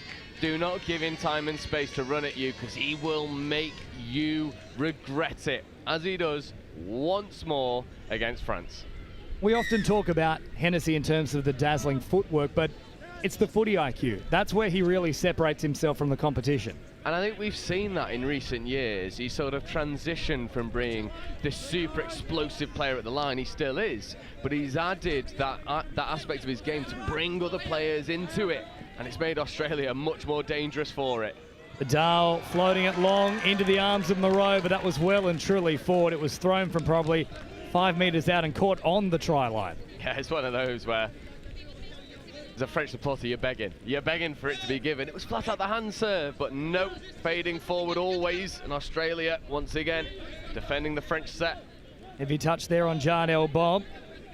There's Vidal. Stays high in the line here and tries to make the touch on Jamin Bob. And now Kane with a short ball. Law just falling shy of the waiting hands of Edwards. Otherwise, Australia were looking likely for a 13th. 2 minutes into the second half. Yeah, and again, it's their ability to create these overlaps from nothing. You'd imagine that they're playing with 7. That's how often they're creating these overlaps. And from a French perspective, you've just got to try and number up a little bit cleaner. Moreau now for Fernandez. A nice driving set here from France, though, as it's picked up here from Bernard Tremello. Good footwork from him, but Kane almost seemed like he had an extra couple of limbs there, the way he was moving about to make the touch. Yeah, and again, it's that pre-touch profile. It's just so clean, not allowing any sort of offensive read to take his hips one way or the other. And what a strike dump that is in the midfield, but a brilliant touch. Catches him on halfway. Ricciardo, who made it on Jake Notley, is now Norman. Brings it forward. Once more Ricciardo, high up in the line. Norman thought he was offside, but they've stopped the momentum there as Hennessy now on the last. Oh, there comes the footwork now. Flick pass out the back. It'll go to ground, though, and France, a very good defensive set. Yeah, France are growing into this defensively. They're numbering up a bit better. I mean, once again, you've got to be perfect against the green and gold. They play around the shooters there of Australia quite well. Ball goes down, could have been off the mark, isn't given. And France riding their luck a little bit in this transition. Or they drive once more. I just think they've got to get Bassard involved a little bit more. He's got some X factor about him. As now Lloyd drops it down on the last. Leverkey popping it back on the inside for Lloyd. Oh, quick little release, but touch was already made. There are a few little opportunities emerging here for the French side. Yeah, and I don't mind the little tap-offs, tap-backs in the midfield. I mean, I was talking to Adam the other day about what you do against the Australian touch, and he was saying you've just got to give them something they've not seen before. Because everyone tries to play the Australian way, but that's what they want. They're used to playing that style of touch. So you need to be able to give them something that they're maybe not as accustomed to. I don't mind the imagination from France. Well, that was nearly too much of a case of imagination. It was well and truly floating for some time. The Aussies nearly got hands to it, up towards halfway. Good drive here from France. Now, surely that should be a penalty there for the French. They had all the momentum. Yeah, for me, that's definitely a penalty for France. I wonder if he can get a quick little replay of it from the guys in the box. It might be a little bit tight, but yeah, they had all the momentum rolling into that, and it's one of those where the Australian players just sort of stood and held their ground in the ruck. And when you're rolling at such momentum, it's impossible to get that ball down against someone stood so static. A couple of decisions gone against the French. Now Hennessy on the last. All the time in the world once more. Finds Kane, but also a really good read here from Lillian Guigan. And the score remains at 12-2. So since the break, just the one extra try here for Australia inside 5 minutes. Yeah, France have shored up defensively. Their pre-touch profiles look much cleaner, back in their ability to chase out. And I like this transition to the wing, but as I'm complimenting the French endeavour, ball goes to ground. Good idea, though, from France. Just getting outside of that pressing defensive line up through the middle there of Australia as Bob now drops it down. Courtney waiting for support. Finds it in the form of Justin Cridlin. Cridlin now rolling it back for Notley and receives it once more. Cridlin, short ball for Hennessy. Hennessy, no-look pass, tipped on and right into the waiting arms of Malcolm Kenny. Once more, so slick from the Aussies. Oh, it's a bit too easy, isn't it? As they go down the short side, we'll see this replay.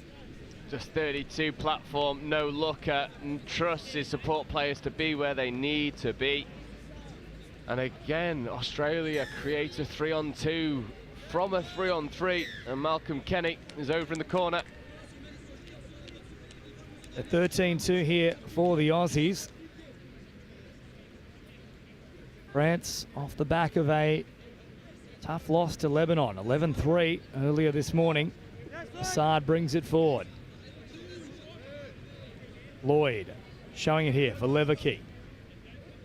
It's more back to that left-hand side. Guigan running out of real estate, heads back to the middle. Lloyd directing traffic, now receives it. I don't think Lloyd actually wanted it there. He wanted a quick roll ball for himself. Yeah, it was one of those where you'd actually drawn up the Australian defence well. You just need to get driving at the line as they do here. Wingers on, doesn't go. That 6-touch turnover. Cridlin, very strong in defence once more. We hit the 27th minute mark here, so 13 more to go. And an error here, an uncharacteristic one for the Aussies. Another one. For me, it's good defensive pressure from France, forcing the infringement at the roll ball, but it's this area of the pitch where Australia are just always up in the face. There's 3 touches taken in a lateral 10-metre space, 4 touches, and France now will have only 1 opportunity to strike. That's better play. Onto the link. Giroux gets it back once more. Giroux will have a dig himself. Good touch, though, from Edwards. Tracking nicely from the centre of the field out to that link position. Giroux, well, bouncing around. Nice footwork there, but not fooling the Aussies on the last. And we talk about with setting up your set so that you have the strike dump at least twice. Yeah, and for me, they just burnt too many touches in the midfield, waiting for fresh legs to get on. You've got to work harder to get off the field, to allow the fresh legs a platform to strike. And France maybe just feeling the pace of this game against Australia. Kane brings it forward. Notley there as well as Bob hops in at acting half now. That's Jamin. Jamin Bob once more, receives it back, sends it long, sums up the situation nicely. Moreau once more stops a try. They'll get off the line very quickly. Moreau got back on side for mine. Did play at the ball, so either way you look at it, it was always going to be another Aussie set, but what an outstanding game Moreau's had defensively. Oh, he's been the shining light for me on that far wing as we see Australia. Oh, Kane! That's ball down though, it's so close, but he's just end of the ball, hit the turf, bobbled out of the hand, and France get away with one, because what a dummy that was from Kane. Well, he fooled everyone here, including nearly our cameramen, who are doing a great job, but such was the severity of that dummy. Almost everybody snapped a neck. And now France coming forward. Oh, good ball back on the inside. They've opened up some space here, but a great chase from Bob. That's part of the problem here with the Aussies. They're just so quick.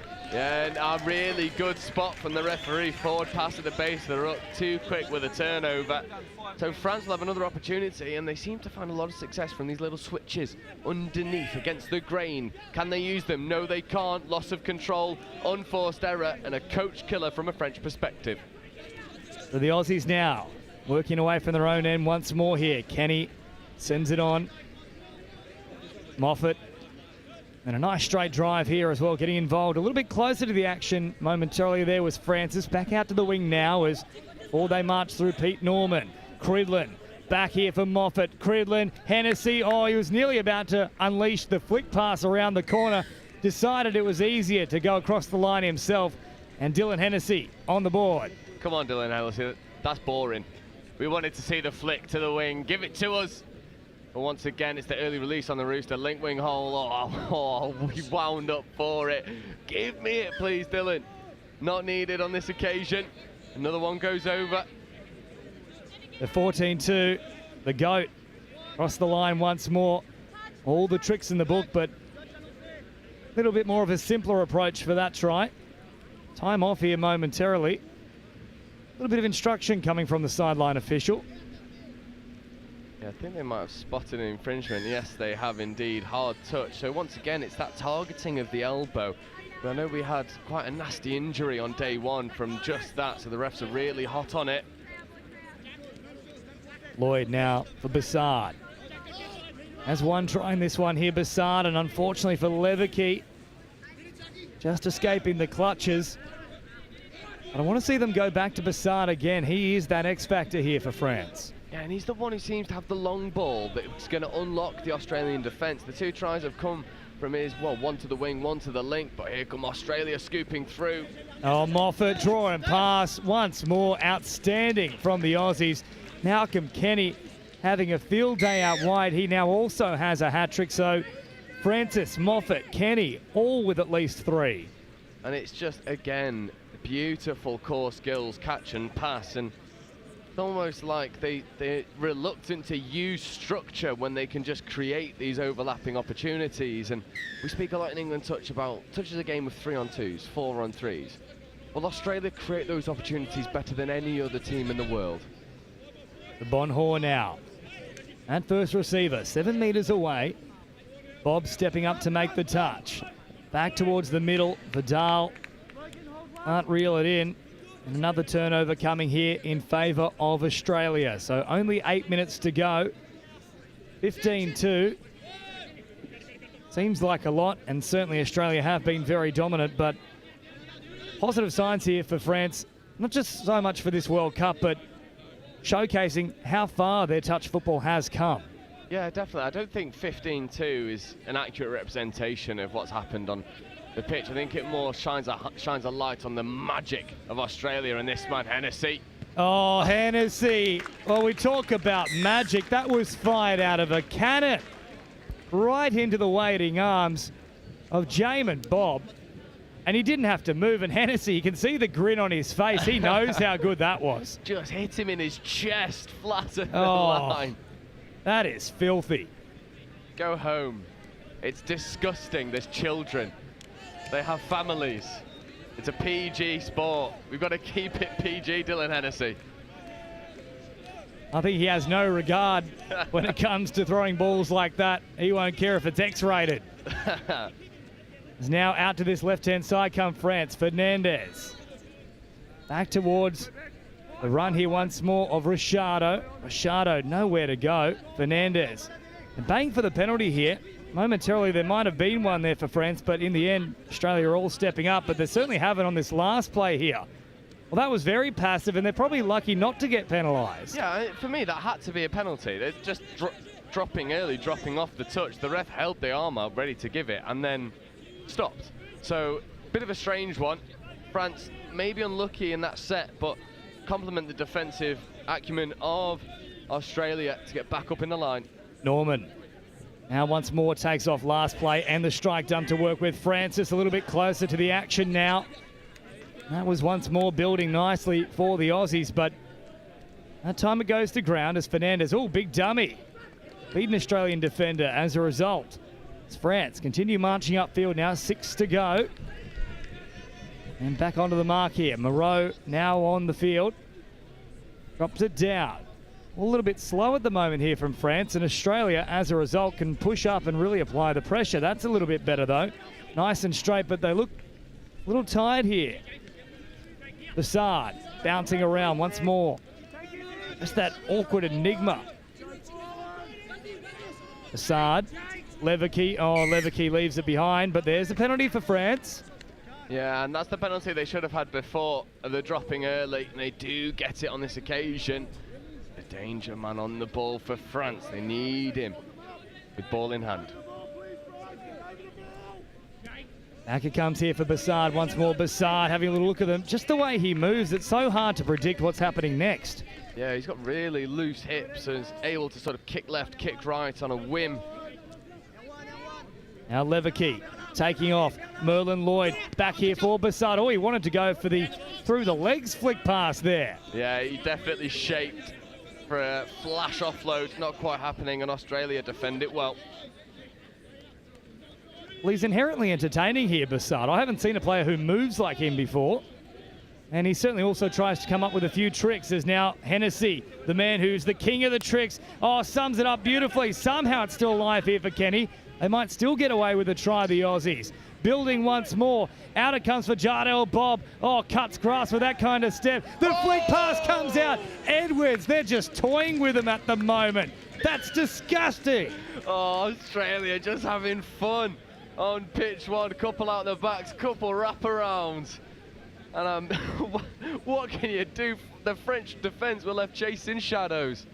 Undoubtedly, had that gone to hands, the try of the tournament. Australia taking the mickey for a moment. The dummy comes out. Hennessy, strong touch here on Vidal. Backtracking there is Bob, who hit the line in time, makes the touch, and with just under 4 minutes remaining, 16-2 to Australia. They're starting to have a little bit more fun out there now. Yeah, they're playing with a bit more freedom. 2-on-1 down the wing. Here comes Hennessy sends Kenny on the charge. He's got too much speed. Once more, Dylan Hennessy having a field day here at Nottingham. Oh, he's loving his time in England at the moment. Is Dylan Hennessy. Look at these hands.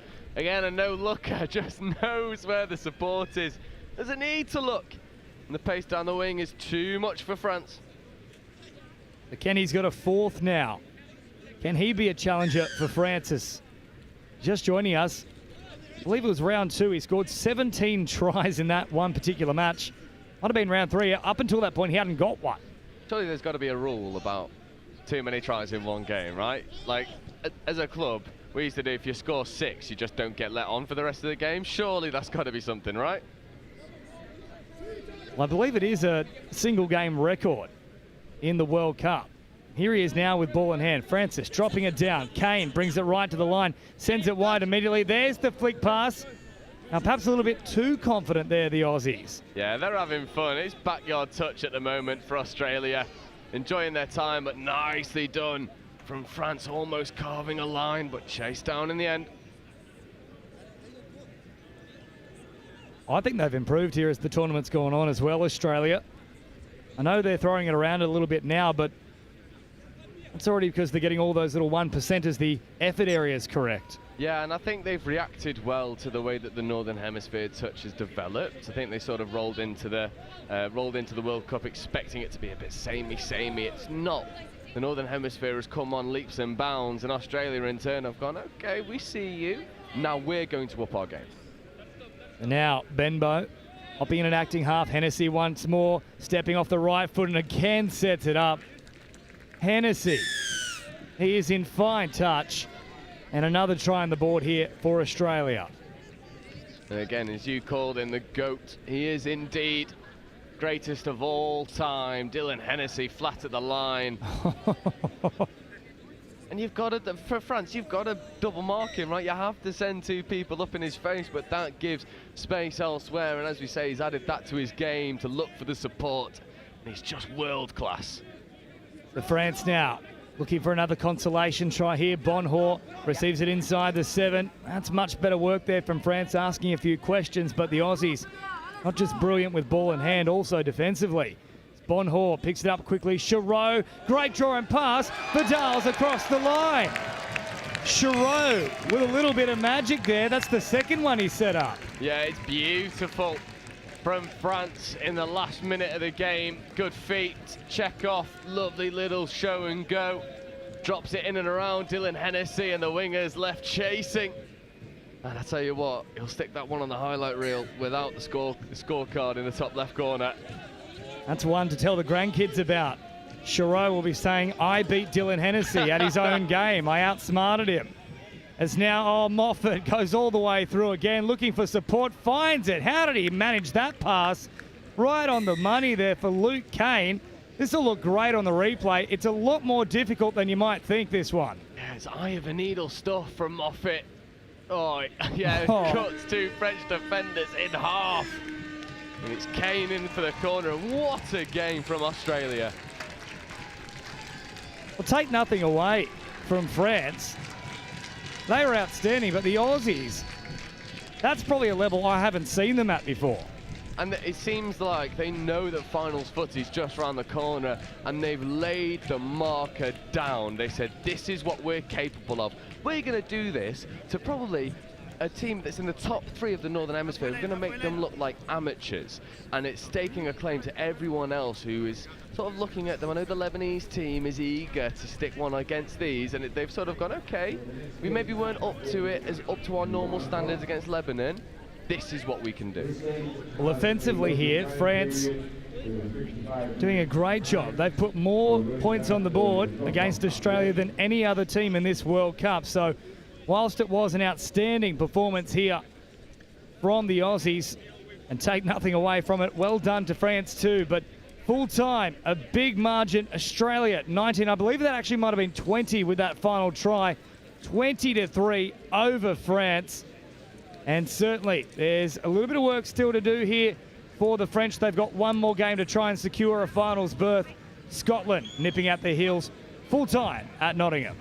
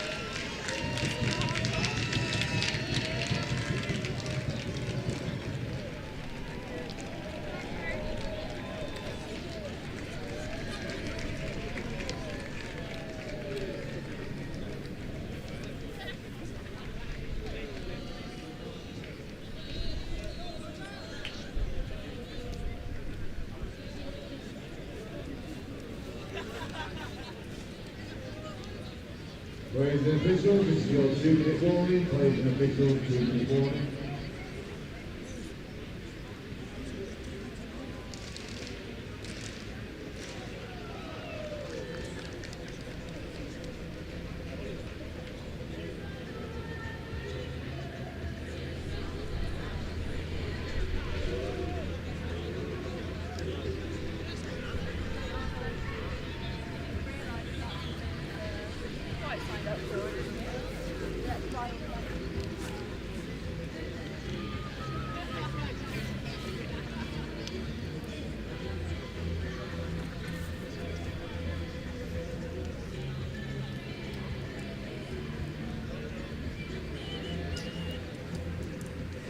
Ladies and officials, this is your 1-minute warning. Ladies and officials, this is your 1-minute warning. Rocky, yeah, bro. Central Queensland, yeah.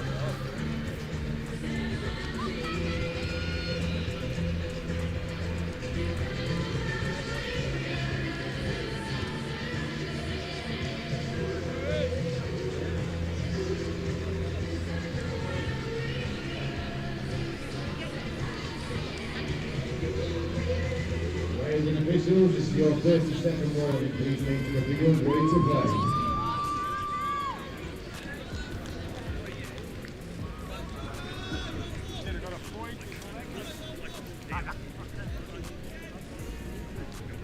Welcome back to Nottingham for the Touch World Cup 2024. This men's opens game. The Philippines taking on Tonga. We saw Tonga perform the Sipitao earlier on. Challenge to the Philippines. It'll be the Philippines to tap off. Adam Collins here in commentary, joined by Mel Day. This should be a great match, Mel. Yeah, it's going to be a very close match. They're quite, they're not too far away from the table, each other, these two teams. I think the Philippines are looking for their first win here in the men's open division, so I'm sure they're going to come out firing. And the Tongans have been performing quite well throughout the tournament.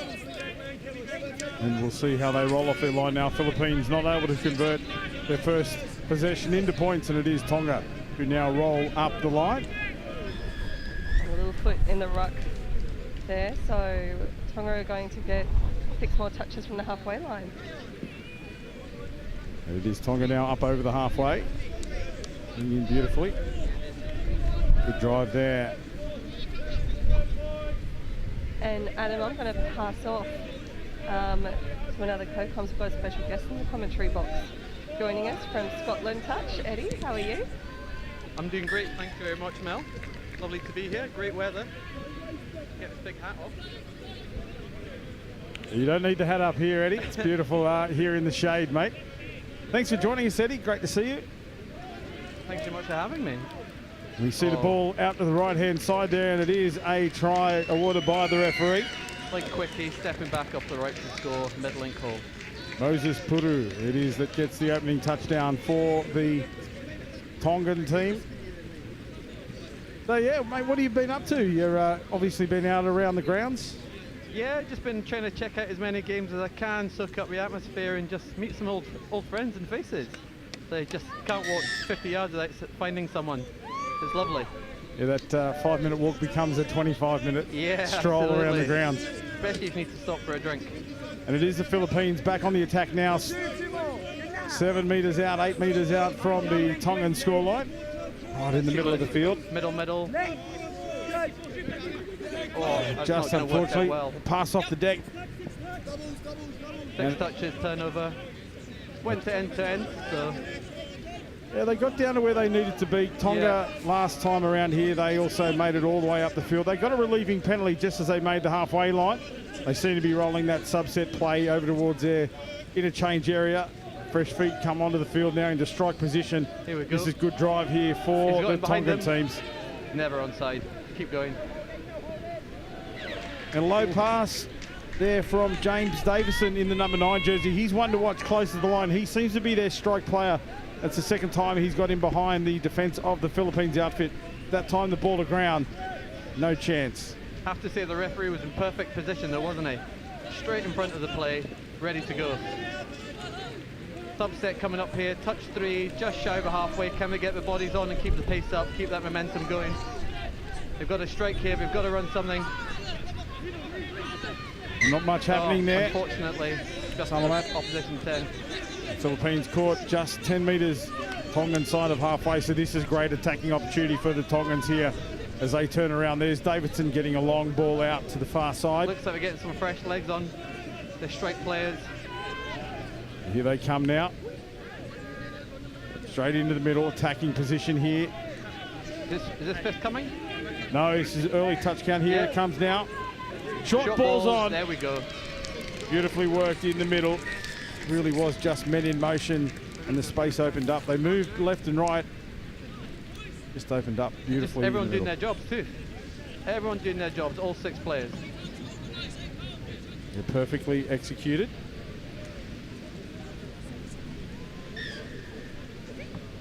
I believe that may have been Quinn Masilla. Scored that one. Second try for Tonga. They've got count here. Just to get on the same page, work together. 2-0 lead here. Philippines on the attack. Fortunately, the ball goes to ground. Players too wide, just a lazy or a tired pass. Lots of urgency in the Tongans on the turnover there. Get momentum building straight away. The Tongan go into the transition much better too than the Philippines outfit. They just... This is 4 coming on the 10 already.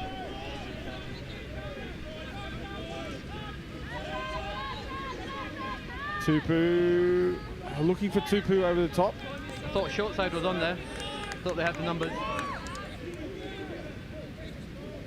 Playing the urgency in that turnover. Playing an aggressive style of defence here too. They had one line up and another line waiting to go. Much more aggressive in defence than the Philippines team. Forward pass to a player looking to run off. Yeah, do you think there's a bit of fatigue setting in with the midday sun? Quite warm. We've had the real English summer experience here early on in the tournament with the rain, and now last 2 days beautiful sunshine. It is Tonga on the attack through Carlin Brown. Takes it in. This is Louis Schommel. Going for that middle play again. Morgan Tafea. There's your Morgan Tafea there. He's the man in half. Have a look for him. Super coming. You're going to give it.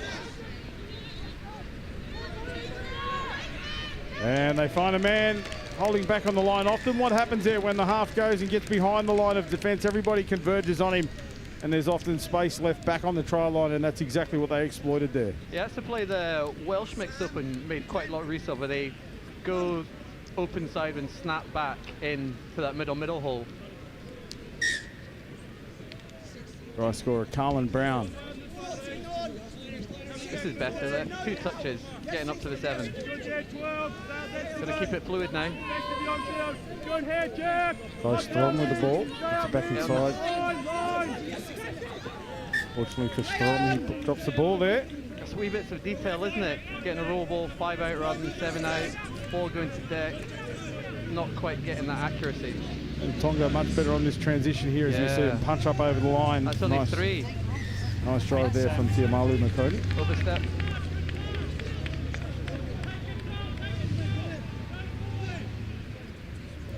Bit of a delay there. The Philippines not taking the tap on the right mark. Referee sends them back. Now it is Philippines punching up over the line. It's Salamat. Little pop pass there. Body collision, nothing doing. Now they take it through the middle. Gareth Holgate. Now got to run. Good. Accelerate, get some momentum here. Lynch gets it back Here inside. No touches left. Yeah, nothing really doing there, is it? It's very static play. How are you enjoying your week, Adam? Oh, I'm loving it. It's been a tremendous tournament, mate. The atmosphere here is fantastic. I love the fan village and the atmosphere down there. It's amazing, isn't it? Really impressed. This is my 5th World Cup. So, I mean, it just got better and better every year. Man, the Tongans make a break as we have a little conversation, and it is Alan Brown again on the end of it. Just a little slip past the space, really. Yeah, I think the Filipinos maybe listened to our chat. We just switched off a little bit. Brown streaks away down right-hand side and scores another try. Yeah, this is my 8th World Cup, mate. I've missed 2. Is that all? Oh. Yeah, well, no, 10. I've missed 2. I missed Edinburgh, 2011, unfortunately, and 1991 in Auckland. That was the only other one that I haven't been to. I was there right at the start, 1988, in the Gold Coast. Very different tournament from that one. They had a forward pass in every set of 6, like a quarterback, North American style. Oh, we see Tiptoe. He's all the way through. Sideways, trying to hit himself. Nearly a fastball. Jovan Masalunga. Top knot does it. Jove, they call him Jove Masalunga. Well done. He really did tiptoe his way through there. Couldn't he just? Strictly Come Dancing audition.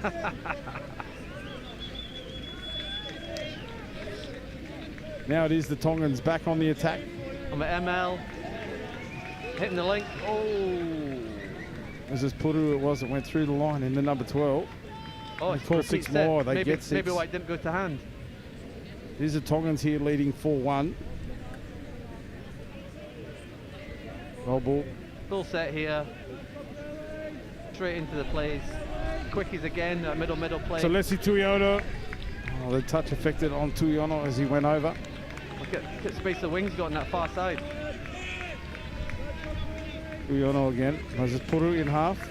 Back Puru with a into the pop-up ML. pass. Another one down. Touch affected again. The referee right on the spot. Is this a young English referee out there? Yeah, I've seen him at a few NTSs. He's keen as, isn't he? Very good referee. Oh, lovely. And a shutdown there Yeah. from Masalunga. He's on fire, isn't he? Certainly is. And Masalunga gets the work done at one end, then comes and saves at the other. As the Philippines roll on, they might have a bit of wind in their sails here. They do. Keep it going, though. 3 coming. Up to the halfway line they do. They roll over.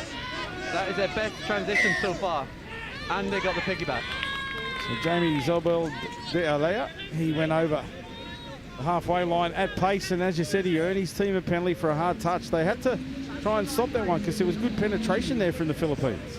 Hopefully they can learn from that and try and execute that again, get another pen, piggyback, get the time up on the Tongan line. This is Puig, John Puig. It's a bit too slow, I feel. Up off the line, then the delayed roll ball. Yeah. Exactly what they wanted. They got 7. Hold on to it. Puig and Jason Lynch working there. That Puig on the pass back on the inside. Didn't come off on that occasion. By Strom in the middle. No touches. Oh, step off the right. He's got some hot feet. He's Zobel de Alea. I'm not sure he's going to make the Olympic diving team, though. He's a little bit short there. The 0 metre platform. The poolside dive. New one in Paris this year. Why not? They've got everything else. Breakdancing, of all things. And now it is the Tongans rolling up over the halfway line again. Well in control here, but they've slowed down a little bit. 4-1, they do have the lead. A little slip pass there, it's nice. Here it is again, beautiful hands. Yeah. And they find the winger in the shape of Tiamalu Makoni, who gets the put down in the corner, and they extend the lead 5 tries to 1 here. Spread them scores around the team. It's been a double out there for Carlin Brown, but as you said, the other ones have been all spread around the team, which is, it's a great sign that they're moving the ball around and there's people there in position. Like, big sign of trust as well. The teams know each other, they're willing to back each other. It is the Philippines on the attack now through Sean Racing. Racing gets caught, has to come back out to the line. Try scorer Masalunga is out here on the sideline waiting for another opportunity. Squares it up through Mahabage. That forward pass? I think it was. Forward pass Mahabage. Just putting that one into touch. The call for forward. So penalty. Tongan just setting themselves, not rushing this one. Just getting a little bit more control about them again. A nice little pass as well. They're throwing those extra passes, just getting, a few extra meters, but what that does, it bends the defensive line then. Yeah, as soon as teams start getting tired, we just put one person up and then that's when those passes can go and you get those little extras. Is Tonga on the halfway line.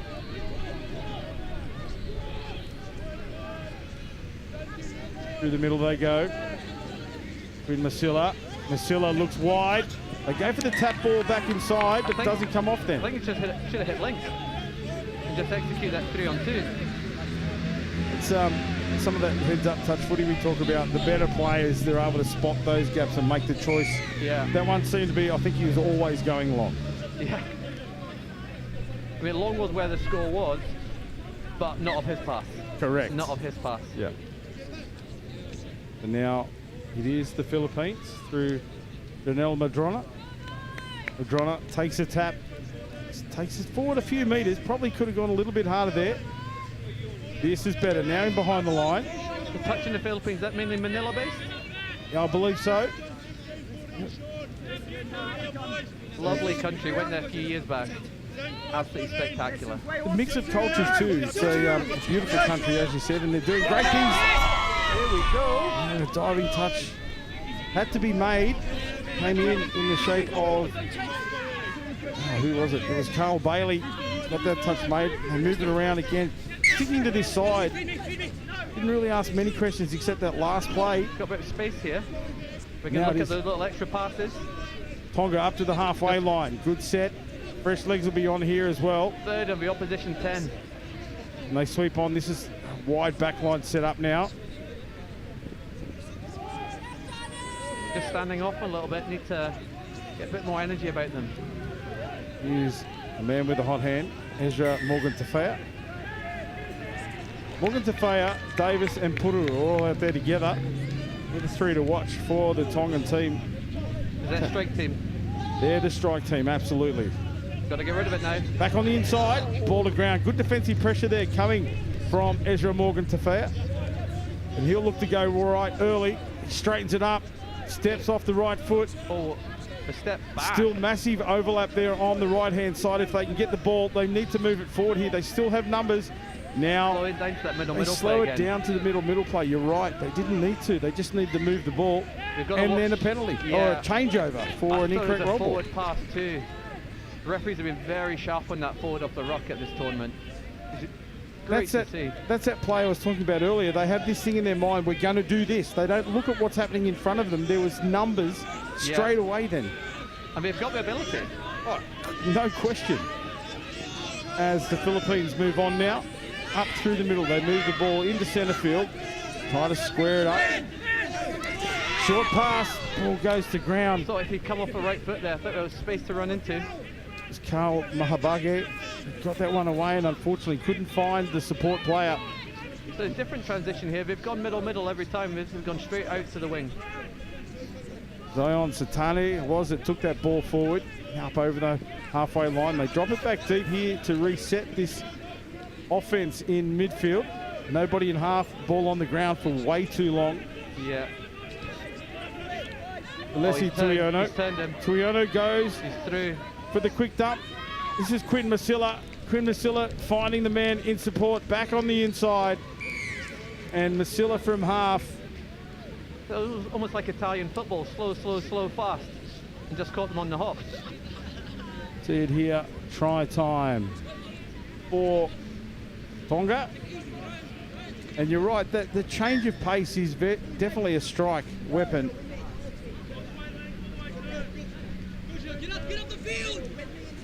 Love to see the Philippines get one back and make the second half, give them a bit of energy as they come into it. Hudariki Fakalelu was the try scorer there. It is the Philippines again on the attack. They deserve a try. That's a few times he's had some good feet, good movement, and he's sharp.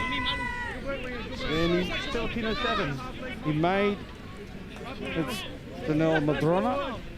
He made the defence stand up and take out there. That's a nice little pass as well. The referees are going to call that one. I think they're going to call it forward. Yeah. Although it was beautifully delivered. Style points high. Oh, absolutely.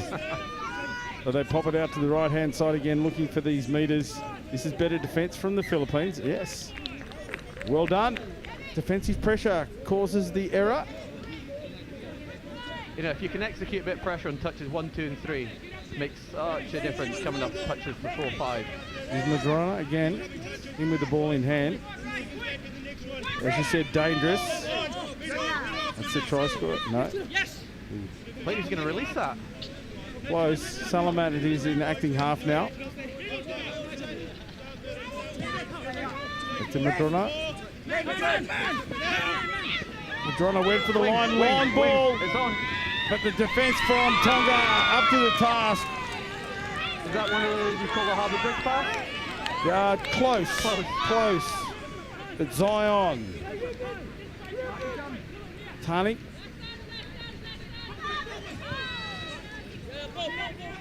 And the big touch from Viliami Tulahi. Cuts that one down, and it's a changeover here for Tonga to roll off their line. They're 10 metres out.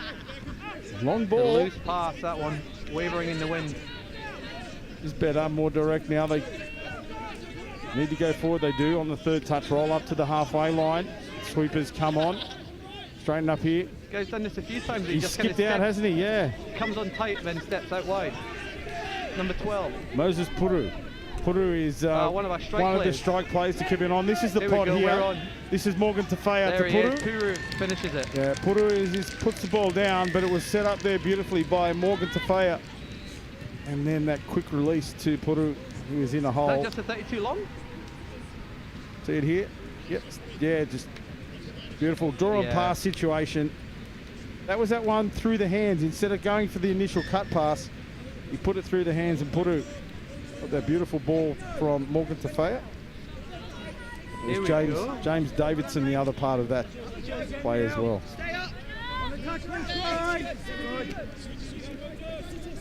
Filipinos running exactly the same play. Gareth Holgate it was in the middle, and we hear the siren sound in the background. A good half there for Tonga. There was a little bit of stop-start. They scored a lot early, and then there was a little bit of a rest period in the middle. They certainly finished the half quite strongly, but the Philippines have been chipping away again right throughout the half, and they probably deserve to have more than one try on the board. Yeah, definitely. The endeavours there, the ambitions there. And I was just going to say, I think it's been played in a great spirit as well. There was a few shake of hands there at half-time between some of the Filipino players and the Tongans, so lovely to see that. They're competitive, they're pushing each other, but it's played in the right spirit.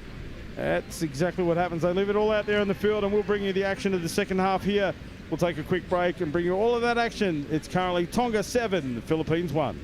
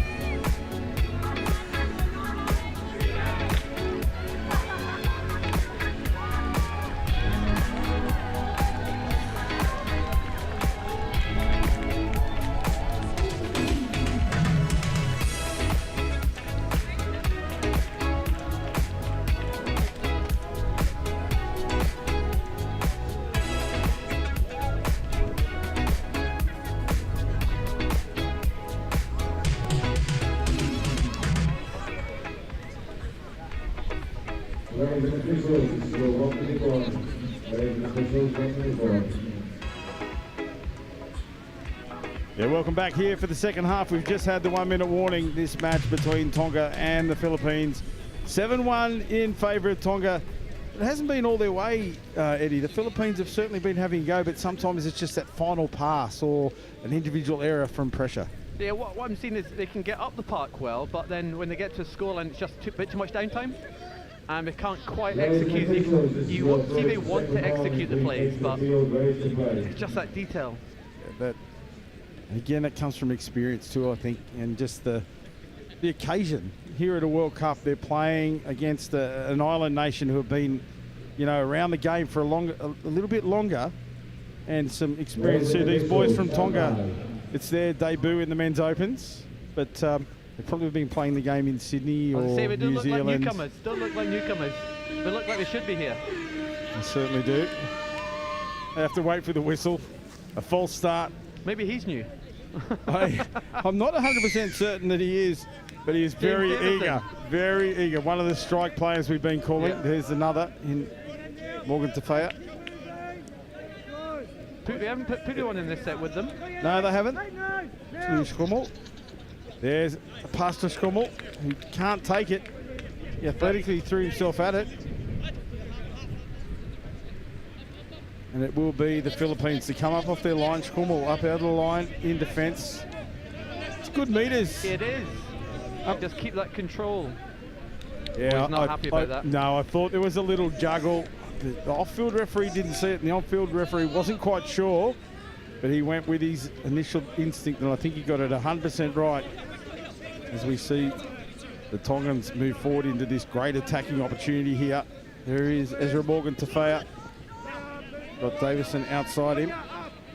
Davison on the sweep to the left side. They look left, look to go short. Double fake. They've got a big winger outside. Unmarked. And that is a try for the Tongans. I don't know if this is, they've kind of moved from their static plays. That's 2 sweepers they ran there. Very effectively, obviously, getting the score. But I don't know if they're maybe moving away from those quickie plays now. Who knows? Early day. Yeah, as you said, they had sweepers go both ways, and then they had a left and right, sort of inside-outside channel.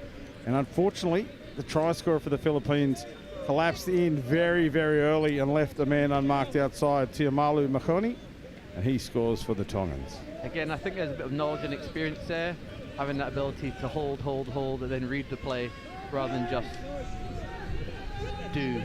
He's your man, Jonel Madrona, in the middle. Madrona stepping around. He's active, isn't he? I tell you, he's done that beautifully. Jonel Madrona has set up an absolutely outstanding try for the Philippines. Was that 2 spinneroonies? 3 Tongans went to him and he just released the ball. He got in behind. It looked like it was over. I thought it was finished here. He does a 360, gets around, and there's the hands, and it's beautiful passing. Beautiful passing. And Kai Strom gets the ball out for Largel Owen Kaparos.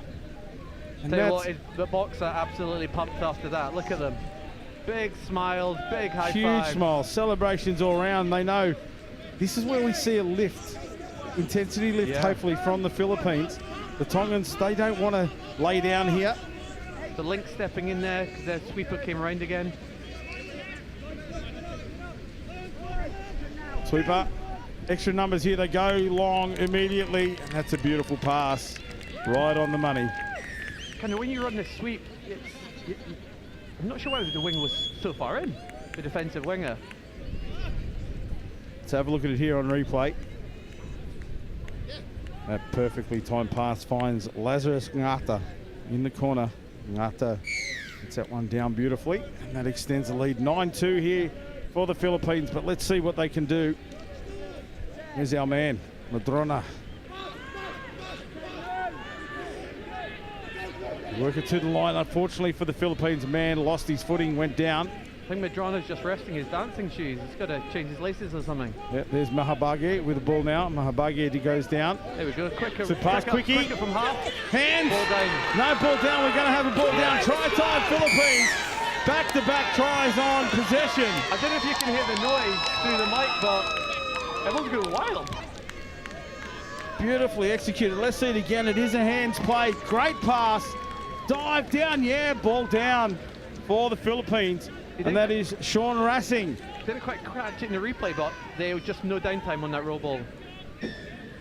And that's the key. This is what they've you know, they've changed about this second half is that downtime at the roll ball. As soon as the ball's down, someone's there.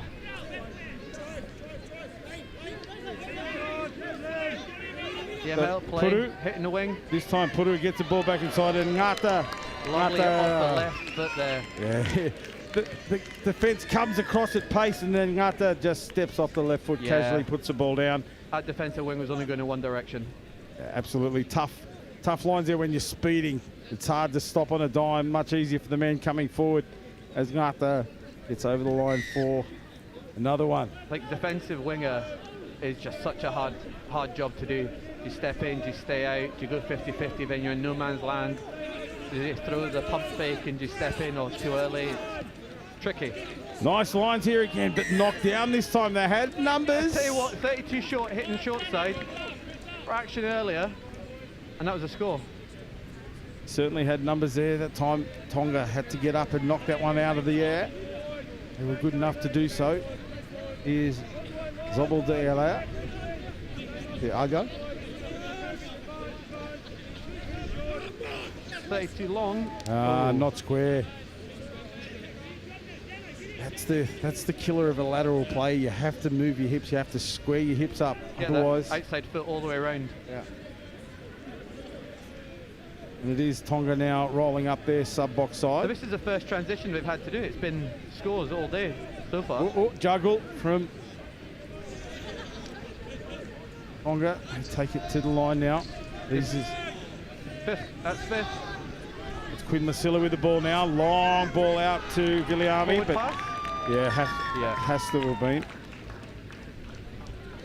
So that juggle really killed the momentum, didn't it? You can see Viliami Tulahi, he was up in the line and the ball was way out in front of him. So a good call there from... Oh, I think it's been changed. I think it's the Tongan push on the side. Oh, for the earlier. Earlier, yep. So it's back to Tonga. There's Quinn Masilla. It's Morgan Tafea in the middle. Masilla. This is the same set that started the tap on the start of the game, or start of the second half, sorry. Morgan Tafea now. Got Carlin Brown outside him. Brown into half. Picks up Quinn Masilla. Again, just that 32 long. And Hall hitting one more time. Just the ball receiver just giving it off to the first man rather than looking to go long straight away. Yeah, and that just draws the extra defender in, doesn't it? It ensures that there's going to be an opening outside. And that was Tyrone Mahudariki Whakalelu. Scores the try there for Tonga to extend the lead out now, 11-3. The Philippines are certainly not going to lie down and take it. They work their way up through the midfield. Linked up, back to the middle. I always try and get off tap off my team. You've got to run a strike on 3, which allows you to run another one if you don't get the score. These guys are just getting a bit too lax on 3s, so they can only run one strike when they get there. Yeah, Mahabage there for the Philippines, number 4. He's looks dangerous when he's out there as well, so somebody to watch in this line attack position. But here, Tonga. This is nice flow, they isn't it? surge forward. They're looking quite good here in this drive situation. A little bit of a delay there as the fresh legs come on, but now they have numbers. This is a good roll.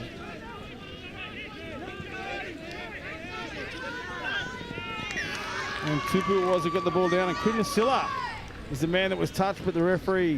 Is that a link offside? Yeah, looks like it.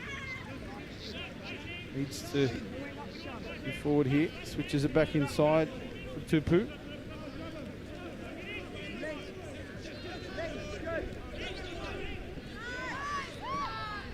Another touch out wide. So they're asking questions, but so far... I love to see the Philippine players just control their body a little bit more in those raw balls. Tupu now with the ball. The Masilla. That's better. Oh, nice ball, Quinn Masilla. Little juggle. Well held. Yeah, he well did hold held. it. He regained control and got the ball down. That is Viliami Tulahi outside. Let's see it here in replay. Quinn Masilla gets a little pop pass, looks up, eyes up on the defence, draws them in, and then Viliami Tulahi takes that one to the ground. A little juggle, good enough to maintain control.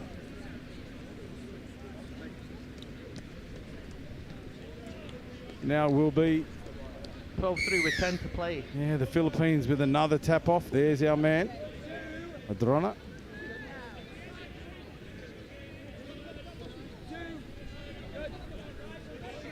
Maybe he has the hand of God. Kind of sounds the same. Yeah. He's got the feet of God at the moment. They're all over the place.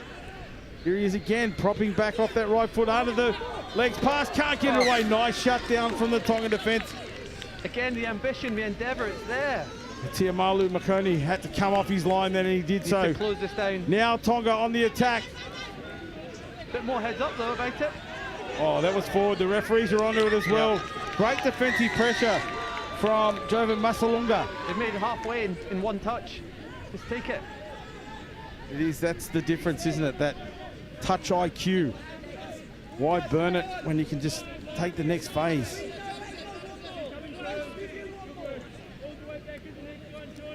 This is Philippines again on the attack. The man with the cap here, he's the guy who ran the 32 shot earlier and almost played it through. 16. So this is Puig. Puig in the middle. There's Puig down. Sweeper. And not square. I'm not sure what that signal was, whether it was not square or something growing out of his head. I think it's disco time. Disco time. Yeah. Some of the music the DJ's been Oh, little playing. juggle again. And we knock forward. And forward, yep. Yeah. So the Philippines with another opportunity here. They're 10 metres the Tongan side of halfway, she said. Just a little bit over 10 minutes left in this match. Oh, very athletic. Yeah. Another Parisian gymnast. Simone Biles, eat your heart out. 7.5. Yeah. Nothing happening there. They just overran the play for the Philippines. To find that shape again. There we go. It's quick at half. Lynch with the ball.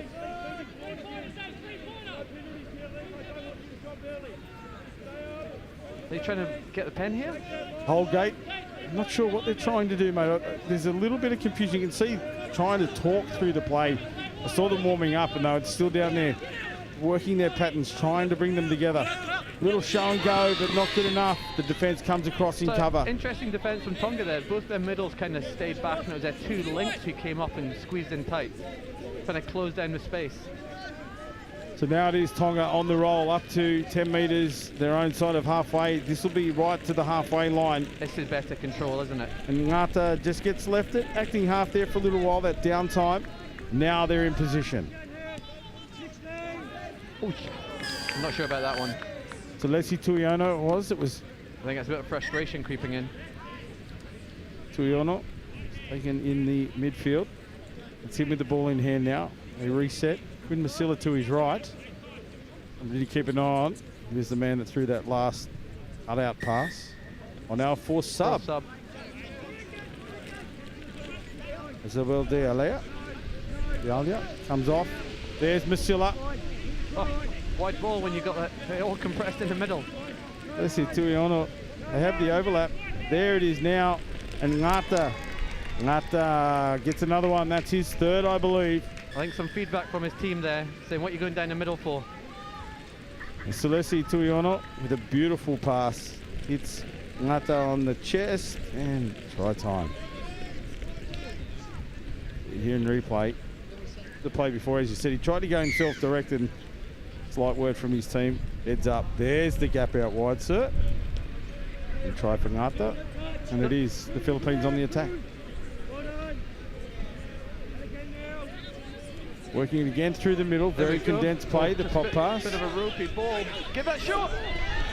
He was having a look up then, the opening was there, he knew he had to get the ball away, and he had a bit of a look and knocked the ball down. Good hands here from Tonga, they go wide early. Now they go a little bit straighter. Still trying to get these interchange players on, that's better, the drive to the line. Look at that. Far more direct. Here they come. Touch four. This is the hot hand now. There's Morgan Tafao with a little pop pass, was on. That's the danger of a no look. Absolutely, but Quinn Masila, he was on. And he was in the right position, but it was millimetres away from his grasp. That could have been danger for the Philippines as now Salamat takes it forward. It's Kaparos, one of the try scorers. Not straight. Another one of those not straight penalties. Hasn't given a signal yet, but it's, oh no, it's a pen, so. Could have been a forward pass from the ruck. Again, at the pace they're travelling, those penalties are they shouldn't be given. And that's just control and discipline, isn't it? 100% it is. As now it is the Tongans back on the attack. He's through. He overran him the touch, didn't control his body. Oh, beautifully done. Collapses underneath. Through the eye of the needle, that pass. That was Celesi Tuiono that got over the line, and he needed to find a man in space, and he certainly did. Let's have a look at it here. The man Medrano just goes through the roll ball. I mean, it just opens up a gap. And it was Tiamalu Makoni that got in behind, or got through a lot of traffic there. Found a little bit of space, and that's all he needed to convert that one into points. 14-3 now Tonga, with 5 minutes remaining here on the clock. Here the Philippines reset themselves one more time. Then they have a go. Oh, they skip out to the right. Numbers are there for the Tongan defence. There's a fair bit of movement, but it seems to be individual brilliance from the Philippines that they look most dangerous with. They're really not moving the defensive line around much. No. I'm having a go, you're having a go, I'm having a go, you're having a go. Not we're having a go. Yeah, that's a good way to put it. And here it is, Puig. Puig with a strike. Skip out. Then he goes himself. But again, you can see there clearly the numbers were right across the field, man on. Yeah. There were no holes. It's this play here in the middle, they're not really drawing one or two defenders up. This is better, but the speed of Quinn Masilla able to get across in cover.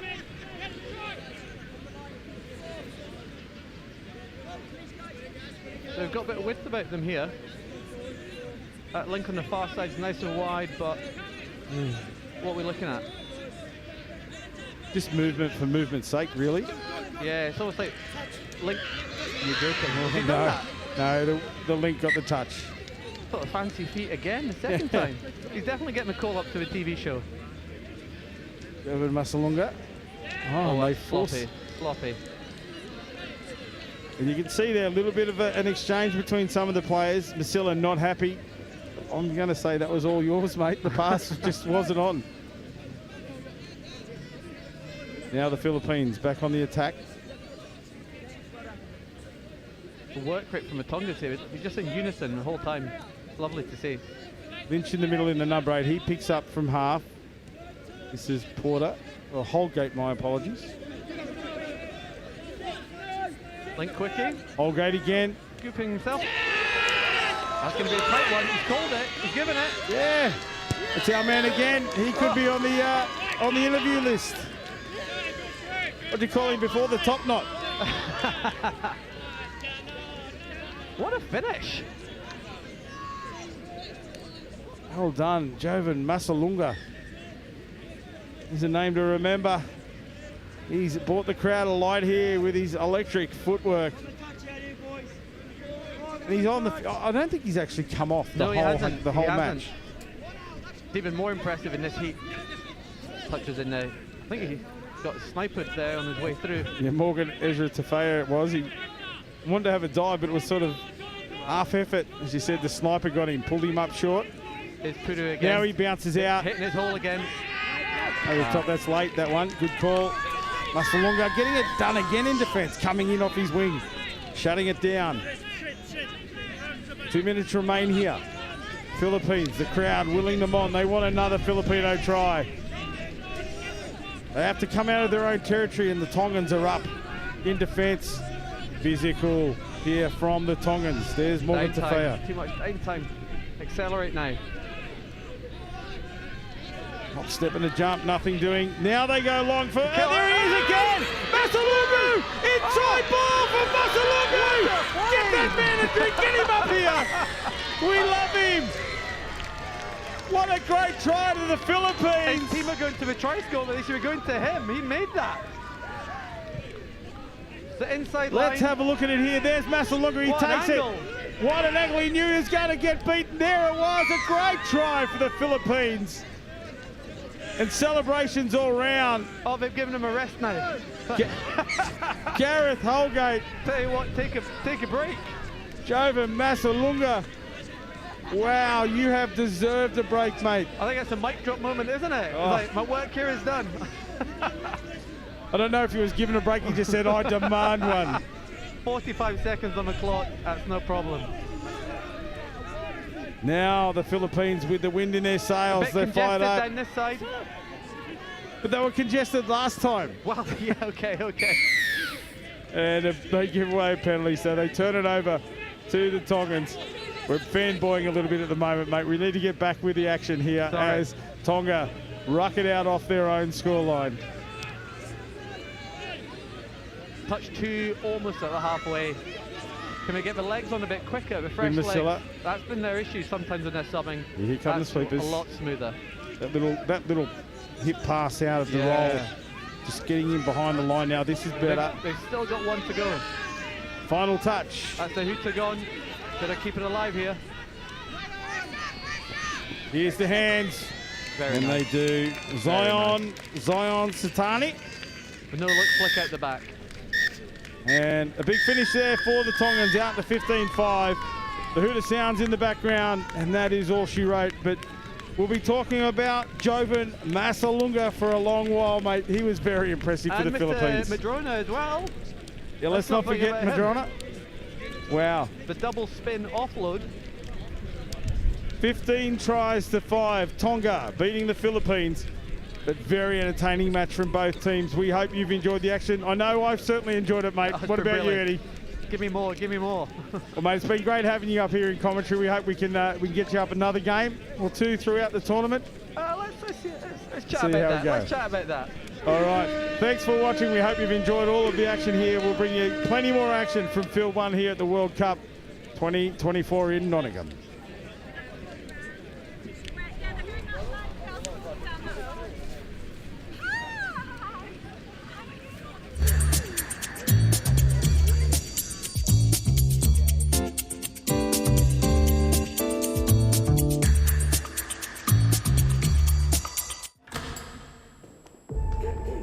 So what does it mean to you?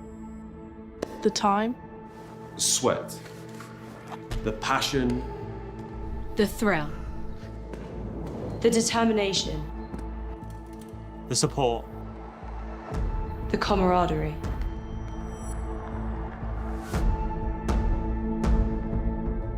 But it's so much more than that. We're playing for something bigger. You ready?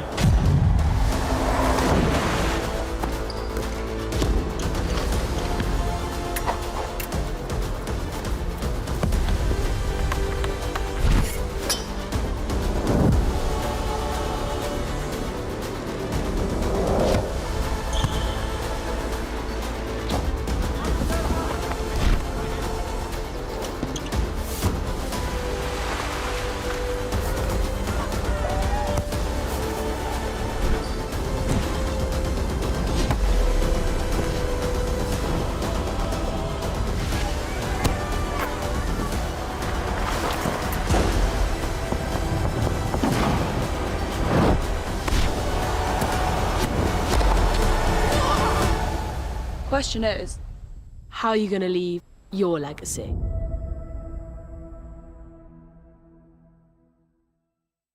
I love Nottingham, the home of Robin Hood. From the bright lights of Goose Fair to the peaceful nature of the Sherwood Forest woods. There's a feeling of togetherness, unity, pure, honest, love. And that feels great like a bright summer's day at the horses down by the lake at Colic Hall. I love Nottingham. The River Trent, the embankment, the Nottingham Carnival, different cultures dancing. The diversity, just walking down Columbus Street on a Saturday. The two lions in the square stand tall with pride. And when the markets in town come alive, it gives me life. Listen, as the council house clock chimes, and depending on how many times, lets you know the time. I've been to concerts at the Motorpoint Arena, and I've been to concerts at the Nottingham Caves. I've been here all my life and I'm still amazed by this place. I love Nottingham. Sometimes I stare at Hockley's graffiti colourful walls, and sometimes I gaze at the deers running around Woollerton Hall. Supreme thrills, from chilling up at Green's Mill or up at that castle on the hill. Nottingham, I love you, and I always will. Visit Nottingham today.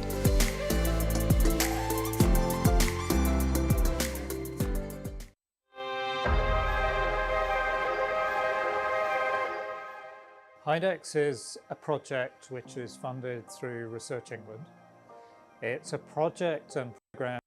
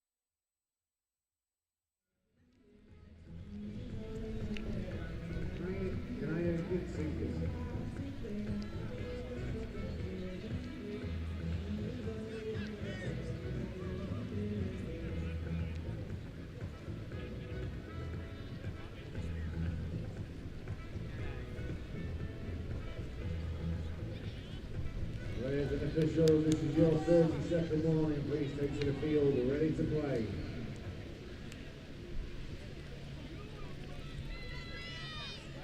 Welcome back to Nottingham. This Women's Opens match between France and Wales. A little bit of local rivalry.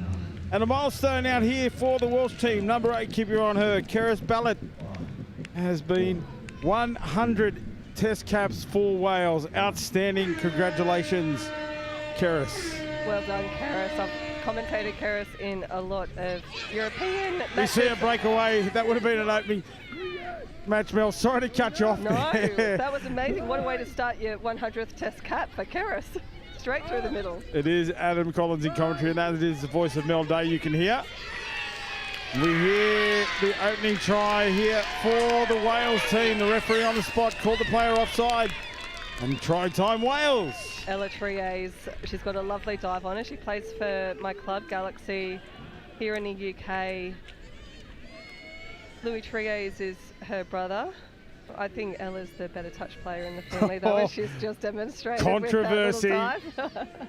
Controversy for the Triers family. I'm sure they'll be having a word with you later, Mel. You put yourself out there like that. And it is Wales on the back foot here. French moving forward. Short ball in behind the line.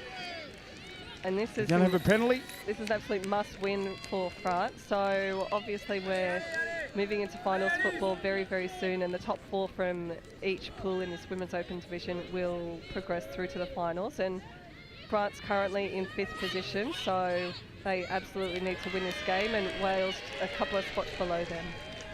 And we've seen quite a few of both of these teams throughout the week, and some players to watch for France, but they're not on at the moment. Not too many of those players that we would refer to as strike players are out there. Amblanche Bossier in the number 5 is one of those players. We see her in the midfield now. Lovely work testing the outsides of this Wales defence. Hear the call from the crowd, Allez les Bleus, and that is Bossier that is pushed over. They've just got to watch their touches here. Both of these teams are quite physical. We've seen that throughout the tournament as Bossier is caught and then comes back through the ruck with a bit of a shoulder. Slow start here for Wales, punching up off their line. France need to move up. They get out of that one. Just a charge there from the winger from Wales. And unfortunately a ball down, gifting France possession inside their own half. Wales there. Yeah, as I said, it was a staggered start, but then Megan Wynne-Jones in the number 11 pushed up hard, got some metres, and unfortunately they turned it over. It is the French team on the attack now, 10 metres into Wales territory. On comes some sweeping players. This is one of the players to watch in half. Lovely pass back. Fortunately, for the French team, they turn it over. A forward pass that one was. Beautiful pass, just in the wrong direction. You're on fire, Mel. As Wales again roll up over the line. This is good metres for Wales. They seem, even though French need to be more urgent in this game, the game certainly has more on the line for them. It is Wales on the front foot here early. Absolutely. Their driving has been very, very good. Bethan, Wales, they look very confident out there, don't they? Certainly do. Certainly more urgent. That is one thing. As we see the French team on the move now down that far touchline, close to their sub box. Fresh legs come on. Here's one of the Henry sisters, and I believe the other two have folded onto the field as well. So the 3 Henry sisters, here they go. This is Mathilde Henry. The dive at the line, but it was a little bit slow. You see Mathilde there with a left thigh or hamstring strapping. He's been dangerous. They'll need her to be fit. Here's Wales now driving up to the halfway line. Little dummy on the inside, and she was off the mark. Well spotted by the referee. Yeah, often that last minute dummy, you know, throws you off balance and you take an extra stride that you don't need to or shouldn't take. And it is the French well on the attack here.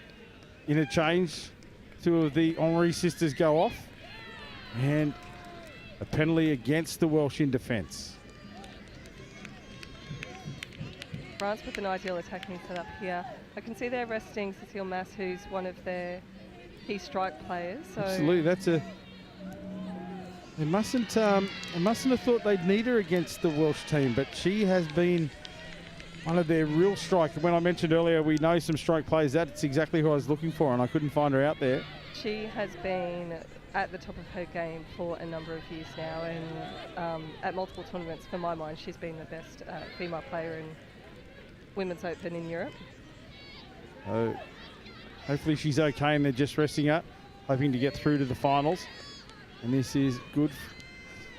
I'm not going to see 6 more. Going to call that one thrown into the player. Could have been a chance for a repeat set of 6 there for Wales, but falls the way of France this time, and they look to move the ball laterally, get the ball to the sub box, and some fresh legs on. That's a nice drive. Straightens it up, gets in behind 3 defenders caught out of position, but she wasn't square. Such a shame after a drive like that. It's not a good feeling moving back into your sub box after those kind of rucking errors, but Wales driving into the French half, centering the ball now. We can see Ella Triers coming in, passing it to her. There's Goes Bellet. in mid. There's the 100 capper. Ferris Bellet into half with Triers. Dangerous combination in the middle. Triers on the inside trail. Lovely pick up from half, wasn't it? Keris showing why she's had 100 caps for her country. She's been very busy out there, and the Triers, as you called, she was on the inside trail. This is good movement here for the French team. That's Martin Mendez Lopez. Oh, lovely running from the support player there. The number 14, Sophie Lecalia de Veslo. Here's Mathilde Henry, who slips the pass away to the winger who gets the ball down. And that is Clara Guerrero. But it was just a sweeping play of Mathilde Henry. You see it here, nice setup in the midfield. That's Marie Henry. And there is the sweeping play, beautiful. Holds the line up, draws the winger in because she looked like she was going to take that line herself, and then that beautiful slip pass. Well done. France striking back 1-1. They've got a lot of support in the grandstands here on field 1, France. You can see the crowds building day by day. I think everyone's looking forward to the weekend. Fantastic atmosphere. The weather is beautiful. Been quite warm today. Cloud cover coming over, a slight breeze. I'm very thankful for that breeze, I must say. Needed to stay out there then. Opportunity. It was a nice ball back on the inside from Shania Masters.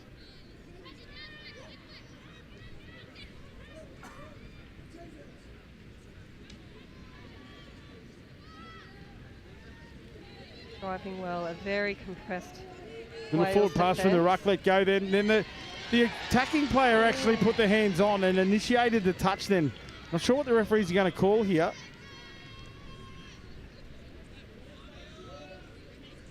That is what he's calling. Yep, absolutely. Yeah, you do have to be careful. As soon as you get an arm up like that, they'll judge that you've initiated the touch on that. She breaks through this time, looks wide. That was a beautifully timed pass from the French. And that was that young lady you spoke about earlier, Sophie Lecalia de Veslut. You see her go from half. Who does she pick up out wide? That's beautiful. In behind the line now, perfectly timed. Touch was affected, but not before the ball was out of the fingertips. And that's a great try to France. They take the lead for the first time this match. Yeah, Sophie's having a cracking game. And not just on the attacking line, I think her midfield drives have been so effective. There's not a lot of glory in midfield drives, but you need them to get up the other end, and she's been on fire today. I think it might have been Alice Scherer that scored that try. Apologies if it wasn't. 2-1 now, France on the attack. These subbing sets are getting very effective from Luann Levesque. She cuts out Levesque. Oh, penalty to Wales in the midfield.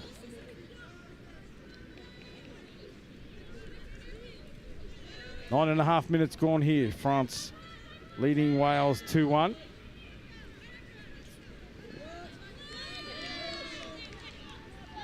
And again, Wales rolling forward, but the aggression of the French defence just keeping them, holding them in their own territory. Plenty of bodies in there now, but not much happening for Wales. Looking very flat compared to the French when they drive towards their box, as unfortunately just a loose last pass there, but they had plenty of space, didn't they, elsewhere on the field? Yeah, forward pass was called. It was touched in flight. There's a bit of confusion there. It could have gone the way of the French, but the Welsh team, but the referee on field said the pass was forward before it was touched in flight. So now France roll up to the halfway line. And we're going to get a penalty. It was for offside on the touch on Le Boussier. Yeah, they're driving so effectively down this right-hand side wing. They're catching off-field defenders all over the shop. They've just always got that half in place, and the runners are just running on from depth and with such speed as the inside ball, but ball down. She is dangerous. It is Leah Martin Mendez Lopez. Really working hard in the middle. A little jersey grab there from the Welsh player in attack. There is no love lost out here. No, long-time rivals, France and Wales. They've played each other a lot of times at different European championships, so it's always a passionate game between these two countries. As you said earlier, there's a lot on the line here for the French team, so they really need to consolidate. They want to score as many tries as they can, but the Welsh, they're not backing down. No, absolutely not. They've come out firing. It's a landmark game for their team. It's not often that you get to play with 100 Here's international Henry, caps. straightens up. Oh, great chase down. Taylor Thompson. It was Marie-Henri in attack looking for space. There she is again on the sweep. That's Mathilde, the sister. And a dive from Marie-Henri, but a beautiful touch in the middle from the number 16 from Wales, Brooke Bevan. Great defence. You go static start and another touch from Bevan to round out the set. And it'll be Wales that need attack here off the line. And this is good from Wales, just direct momentum up the midfield. Another one for mine is needed here. They don't need to shift the pass, but they do. Here it comes again to this right-hand corner. Player called offside. Now it's what they do on these sets of these final touches in the set as they roll up over halfway. They've shifted into good field position. That little pass is nice. Oh. Space here on the outside. Beautifully done. And as I said, it was really important.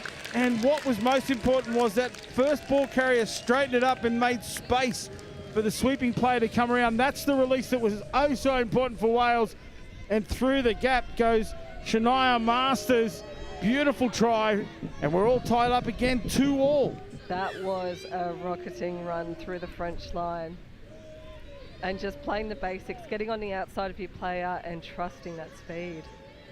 It was also about the position of the people coming onto the field, and that first phase after they all rolled on, that direct straight run is what set that up beautifully. So well done the Welsh team. Now if they can hold here, it's an important set.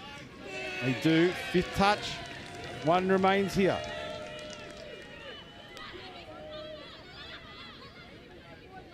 They move the ball to the right, searching for an opening. The wraparound play. And there's a dummy. No touch affected. Everybody looked like they had numbers, but it just came down to the final reach of the Welsh defender. Let's look at it here. He was almost running out of room here as well, but... That touch I thought was on from Wales. That can be all it took, and that's what happened then. So 3-2. France over Wales from nothing. On occasion, French up, able to stop it. Mendez Lopez. And now they bring it down their own sub-box line here. That's a good drive. Right in behind the line, makes the advantage. And now they pour forward. This is too many metres in, a single touch here for the French if you're looking from a Welsh perspective. They now centre it up. There's Marie-Henri. Oh, lovely it little steps step again back. off the left. That's just momentum. That's the pressure of the drive. You get caught in no man's land in defence. You're not sure if you're onside or not. And if there's no communication, the holes open up. Marie Henry, what a beautiful left foot step. Gets on the inside of a player and score. But you're exactly right. They're setting up the platform for these scores down their right-hand wing. They are just driving so effectively with the ball. And I think Wales just maybe need to compress their defenders even more and share some of that defensive workload, because France are running them off the park at the moment down that wing. Yeah, they all seem to be folding. There doesn't seem to be anybody putting their hands up to move forward. Lovely ball out by Trias. Got a nice cover there as well. That will stop Brooke Bevan. Now they bring the ball back into the centre, a little juggle, and then a forced pass. I'd much rather see, when you juggle it like that, I'd much rather see the player hold it.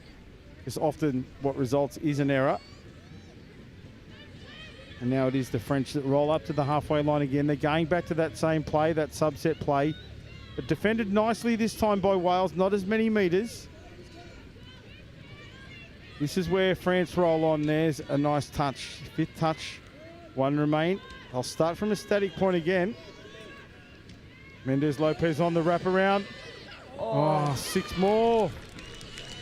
That was a beautiful little wraparound play by the French then.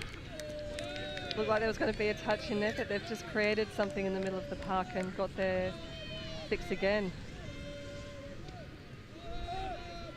And it is France on the attack, just willing the Welsh to come forward off the line, which they have to do. The referees will be communicating to them, move forward. Moving forward, doing it well so far. It's Trias, and over to penalty. The referee saying that there was a pull out or somebody not moving forward somewhere on the field. Yeah, it looked like it was the middle. I think that was Chris Ballett in the middle, not moving forward. Refs had a quick chat now. Dump right on the 7-metre line. Inside ball. Lovely, yeah, that was down. Lovely that was play. down. And that is Leah Martin Mendez Lopez. Back on the inside, you can see it here. She's the one with the ball in hand now. Ball over the top. Splits out. And there it is. You can see it open in front of the whole time. Trias not able to get there in time. And another try to the French. They jump out now by 3. 5-2. 2.5 minutes remaining on the clock. Leah Lopez, doesn't she look dangerous every single time she's on the field? But that Wales link defender just needs to be a lot more tighter. That's on her to kind of cover that hole. Certainly is now, and it is Wales that need to score here as we make our way into the end of this half. You want to finish on the positive. If you're wearing the red jersey, that one. Well, I thought that was actively played at from my mind. I thought it hit her. I thought it hit her in the head.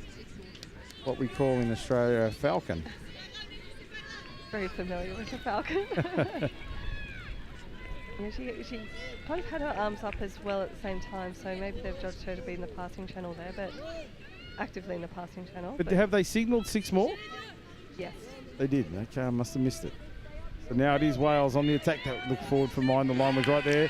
This one when the ball was down, what's the referee saying? No, touch. Marie Henry. I thought it was down. I thought it was down as well. The France defender was standing right on her line. The French really need to just take a step up off that line to nice split protect step from these here. guys. Really is a big play in all of these games you're watching where the person rolling the ball splits out hard, either left or right, gives the ball carrier an option. Lots of different names for it around the world. It's as simple as just up in the ball and splitting. She has made it through, but was she touched? No, she wasn't. No, we could definitely see the air between the hands and the player from up here. I was waiting for the call, but it was Megan Wynne-Jones. She's been very impressive. Let's see it here. There's the first miss and the second. Beautiful footwork. The right foot step, then the left foot step. Hips moving, and Megan Wynne-Jones. Beautiful work on the wing, and you know what? A lot of wingers will just catch that ball and either be standing still and running a straight line. The fact that she had the presence of mind to just be running that chop line as she got the ball, able to step back in and beat 2 defenders. Lovely little solo effort. I think it was the last touch as well, and as you said, a lot of wingers will just give that one up. Now it is the French on the attack once again. Big long ball left to right as the hooter sounds in the background. They keep it alive here. Wales need to get up off the line. They do. Force an error. That could be called a forward pass. The referees will blow the whistle for the end of the first half. And it is France leading Wales 5-3. We'll take a quick break and bring you all the action of the second half shortly.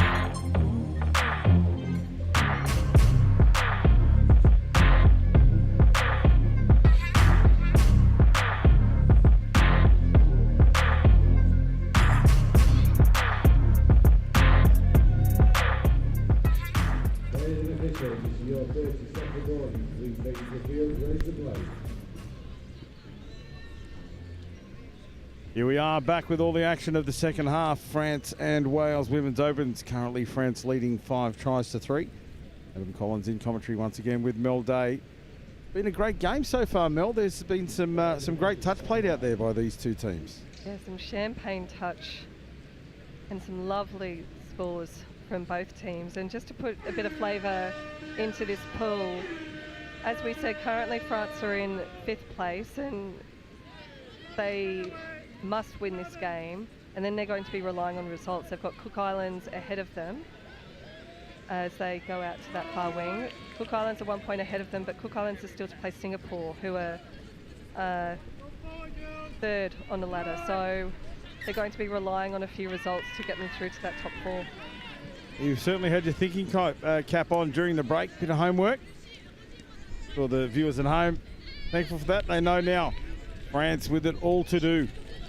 And this is why it's important to build up your for and against. You get the victory. If you're looking for other results, the for and against can often be the deciding factor. Now it is Wales that roll up over the halfway line. There's the 100 capper. Keris Ballet. Can she find a player in support?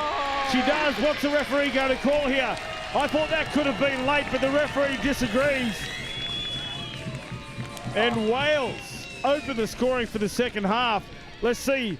Ballet goes through the line. See the chase from Mathilde Henry. And wow. Line ball there. Line ball, whether she was committed to that pass. But What line were you looking at? Supporting the referees. Taylor Thompson gets the score on the board. But the viewers at home, you make up your own mind. Very lucky to get away with that score as they narrow the lead to 1. If I was in that French sub-box right now, I would be feeling very nervous as they've had a handling error on the Wales 7-metre line. 1 try in it, everything to play for. And it is Wales back on the attack, punching their way up to the halfway line. They need to finish this set in French territory. And they get a penalty. Oh, wow. And they roll into the line. There she is. She only knows one way, and that is straight and hard. Megan Wynne-Jones said at halftime, I love the way she's been playing, Mel. She's been really punching hard for the Welsh team in attack and defence. Absolutely, and we've talked about the defensive natures of both of these teams being very physical as we see a hard touch penalty call against the French. 5 days into the tournament, I remember, I think it was day 2, I saw the French women's. They were very physical. And now maybe fatigue starting to set in. They're not as physical, but certainly they don't shirk their duties. As Wales on the attack in the midfield here. And there's Treyes. Lovely dive, that's down. It's down, we're all tied up, 5 apiece. Wow, that's your teammate. Talk us through this one, Mel. She's got a lovely quickie, beautiful split off the ball, not only splitting sideways but backwards as well, making sure that that pass goes backwards, and she has a phenomenal dive, and she's proving my my opinion at the start of the game correct, that I think she's the best Treyes running around at this one. I'm staying out of that one, but I also want to give you a huge shout out, Mel. Thanks for not only the visual analysis, but also your physical demonstration of splitting backwards and to the right. Limited space in the commentary box, but oh, beautifully done. Thank you. Bring all the colour here. Mel Day, as we see French on the attack again. There's Martin Mendez-Lopez, gets a roll ball down. They move to the left-hand side, and that was just way too easy for the French to stroll over. Big smiles on the face of the try scorer. You can see it here. Mendez-Lopez steps to the right. They go to the left, and they find number 16, and that is Camille Lacalière, who gets us a try for the French team and goes back in front again. 6-5 here, 4 minutes into the second half. lovely setup for that try, picking up from half and just immediately the fire up on the opposite side, and brought the Wales defence just on their line once again. The Wales defence need to take those step ups because both of these teams have incredible divers in their team. End-to-end touch football here in this Women's Opens fixture. France v Wales, and another penalty for the Welsh team on the 7-metre line. A great opportunity it has been. France had been in front for a long while, but Wales scored 2 in the second half to equalise. France just poked their nose in front. But here it is for Wales.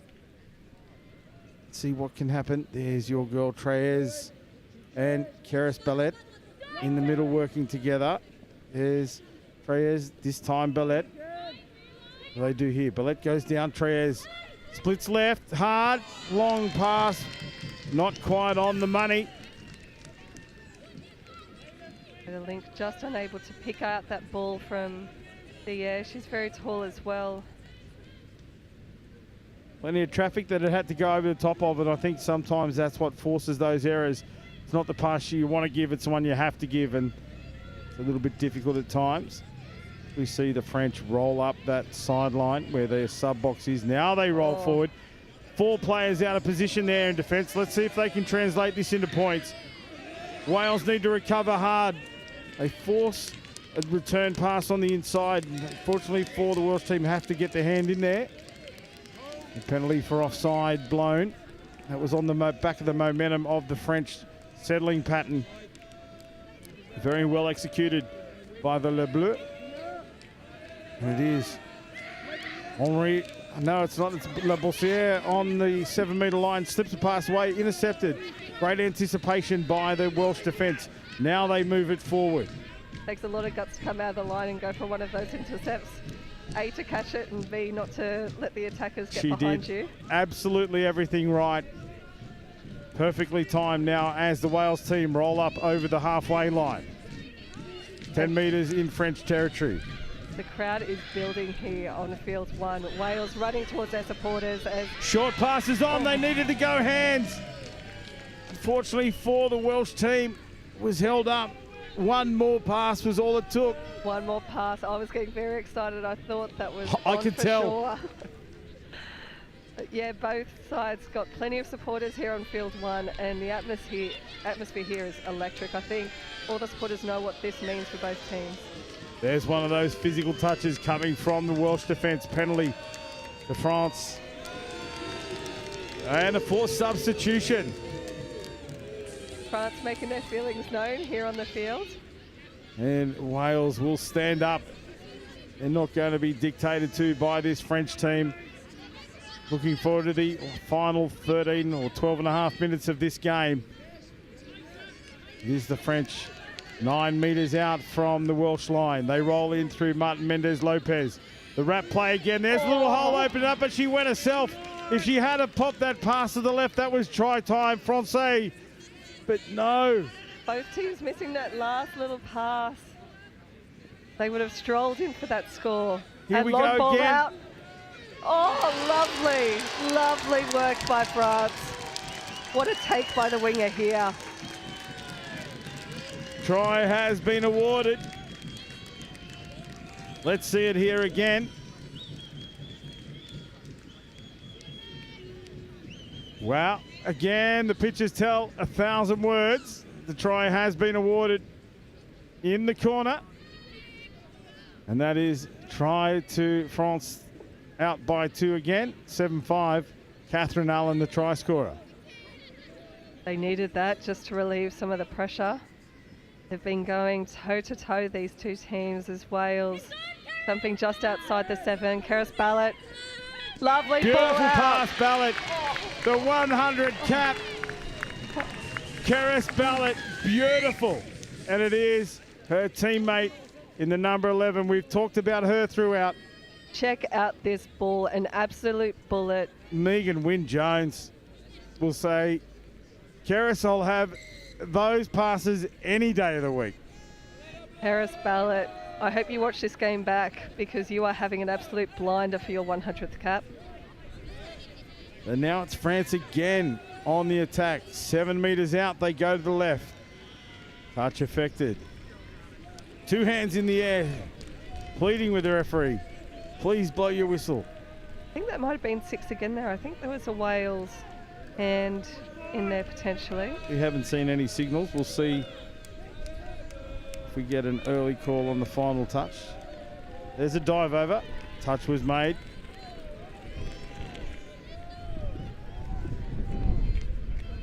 Both teams throwing themselves at each other's lines. These defenders just need to take that step up and make sure they get that touch in as another one goes through, but lovely touch there by the Wales link.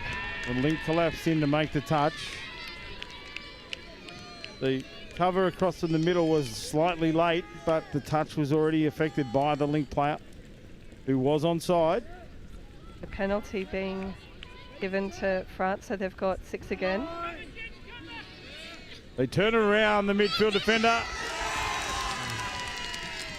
And that's a try. Just chasing out in defence, not able to get the hand down quickly enough was Wyn Jones, I believe.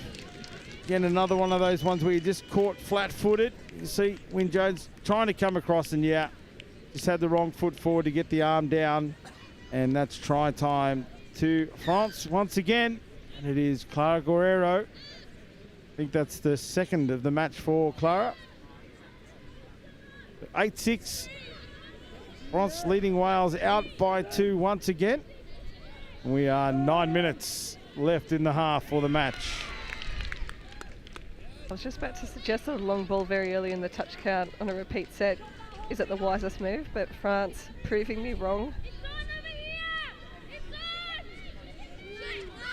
It's a long pass from the Welsh outfit, taken by Wyn Jones once again, but the touch affected on the 7-metre line, and it is France that roll forward, punching it up through the midfield, but looking to get to their sub-box. The lateral movement here only made about 8 metres. Now they drive forward, 10 metres their own side of halfway.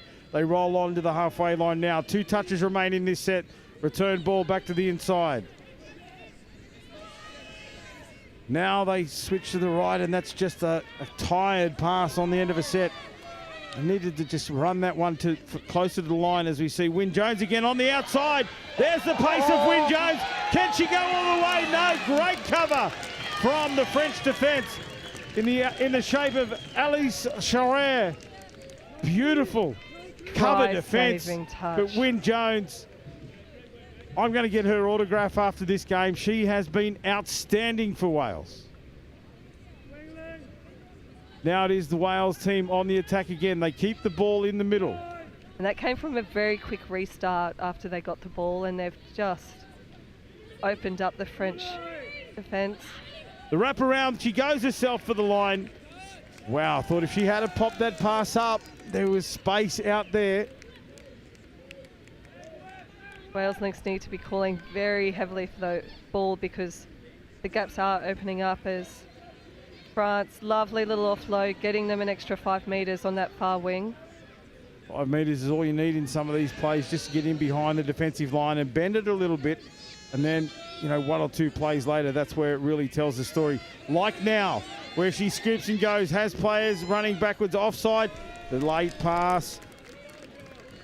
Yep. 6 more. Now it is France attacking the line. There's Martin Mendez-Lopez. Quickie. Physical defence shuts down. The red wall comes together. I think that was probably a clash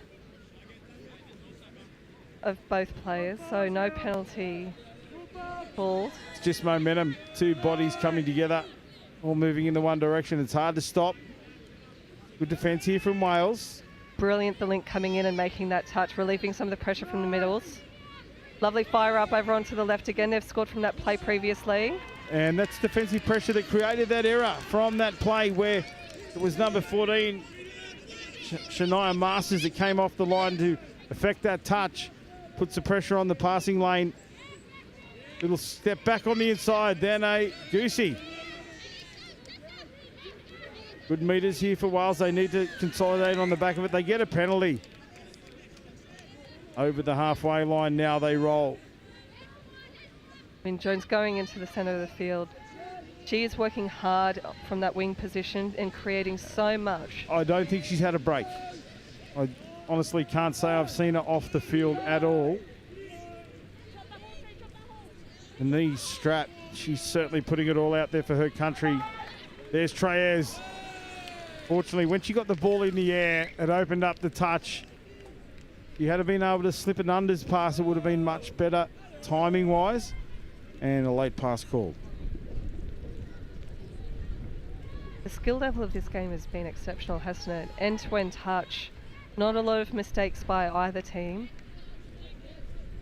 The set completions must be quite high as well. We don't have the stats here with us, but just on the run, I'd say completions are quite high for both teams. I know both teams are certainly not leaving anything out there on the paddock today. No, absolutely not. We've got 5 minutes left in this game. France will want to score next and try and hold out this incredible French attack.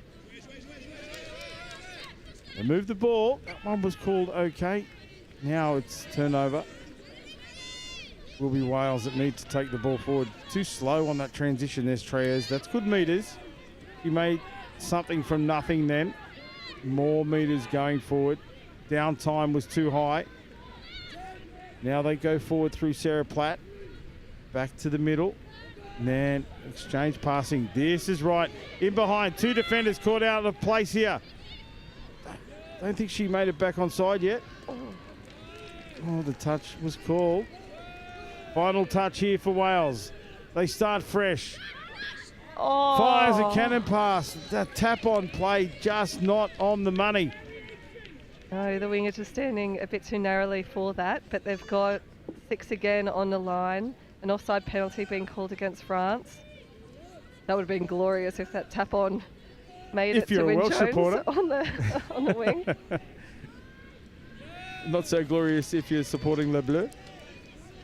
No, France will definitely want to retain this 2-try lead. This is their last game of their pool. Here, Wales on the attack. They go back to the right. Touch being claimed.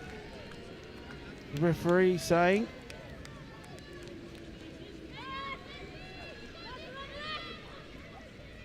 like he's pointing. Fingertip touch. Referee was right there, calls the touch back on the mark. This is the final one now. They skip to the right. Numbers are on song for the French defence, and that is the final touch. 3 minutes remain here. 8-6 to score, France over Wales. For France now, it's about these completions and using your full set of 6, starting to keep an eye on the clock and wind this time down and protect that lead. It's a good roll on here for the French, well into Wales territory. Great yards there through the middle for France. Pick up from half. And it was an offside penalty against Wales deep in the touch count. That's a real coach killer. Now it is France that will attack from the 7-metre line. Licherer. Looks like the referee saying ball down. And ball down it will be. No. They bring it out to the 5-metre line. I thought he indicated ball down then. Yeah, I thought he was about to start walking back to give that, but France, they've got to watch their hips on those rucks and the referee on it. Bang, you just bang. see angling out way too far. No attempt made to square up. All day with the analysis there. She was about to say they need to watch it, and then the whistle in the background. Well picked up. 1.5 minutes to go. France desperately trying to keep the Wales attackers from their try line. I think they've definitely got this game won, but whether it's going to be a 2-try difference or a 1-try difference is all that matters now for Wales. And it will be the French just to roll it in. I think Wales will probably get one more set if they don't give away a penalty here.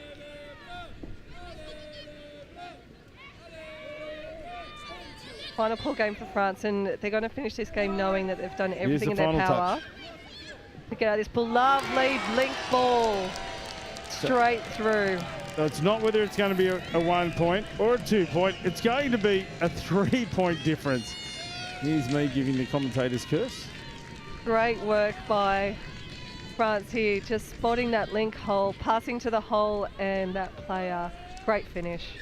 Yeah, it was the number 14, Sophie Lecalier de Veslud, who found Camille Lecalier. And France striking back immediately. No, forward pass.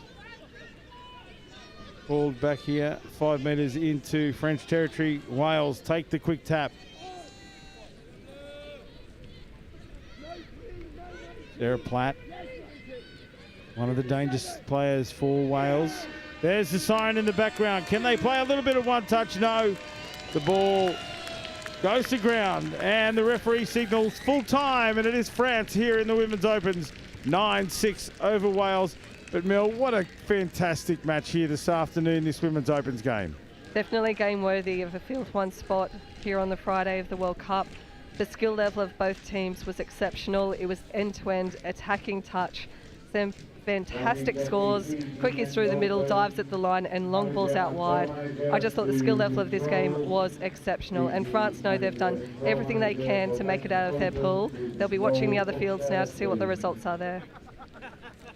And Karis Ballot, as a final note, well done and congratulations on 100 international caps. You did yourself proud out there. Congratulations to Karis Ballot on the 100 caps, but also congratulations, my apologies, to France. And now it is sit back and wait. You've done everything you can on the field here at the World Cup. Let's see how the results fall your way. And for your sake, we hope they do.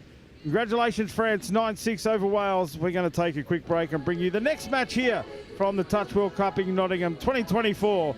And stand by for all the action.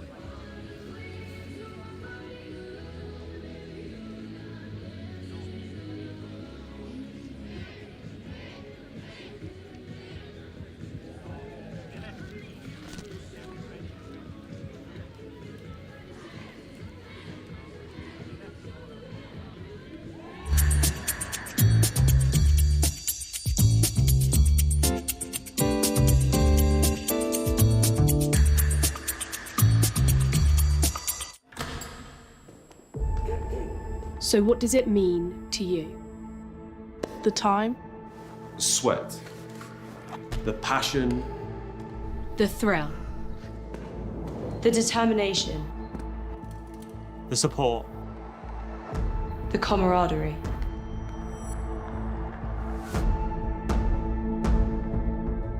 But it's so much more than that. We're playing for something bigger. You ready?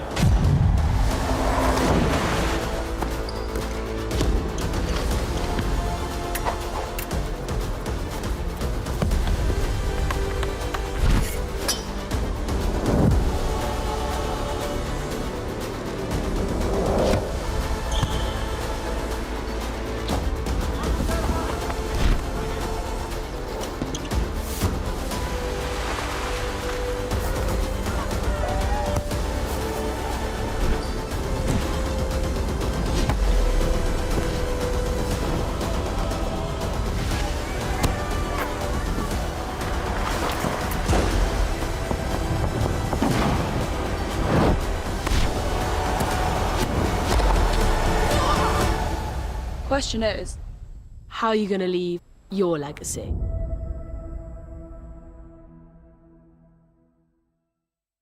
I love Nottingham, the home of Robin Hood.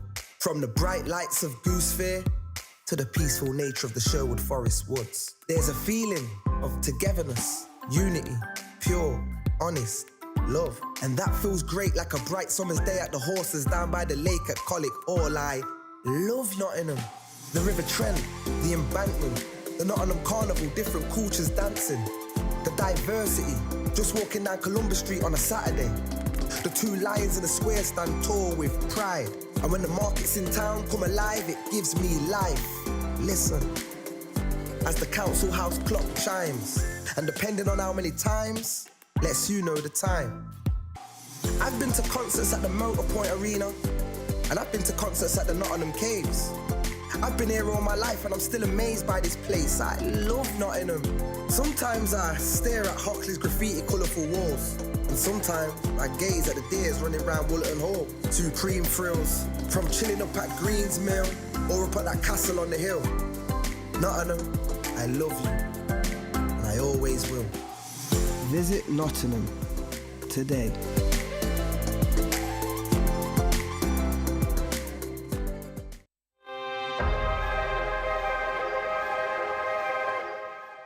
HIDEX is a project which is funded through Research England. It's a project and program which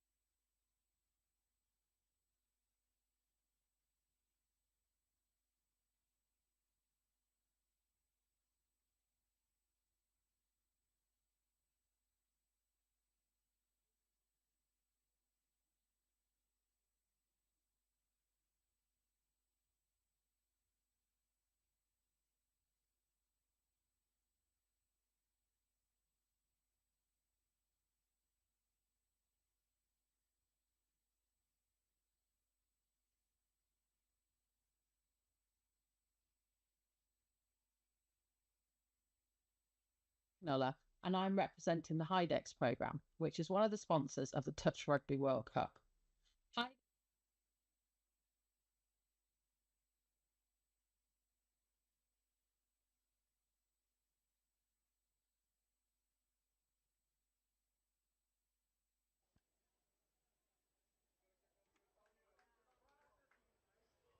Welcome back to the Touch World Cup 2024 here in beautiful Nottingham.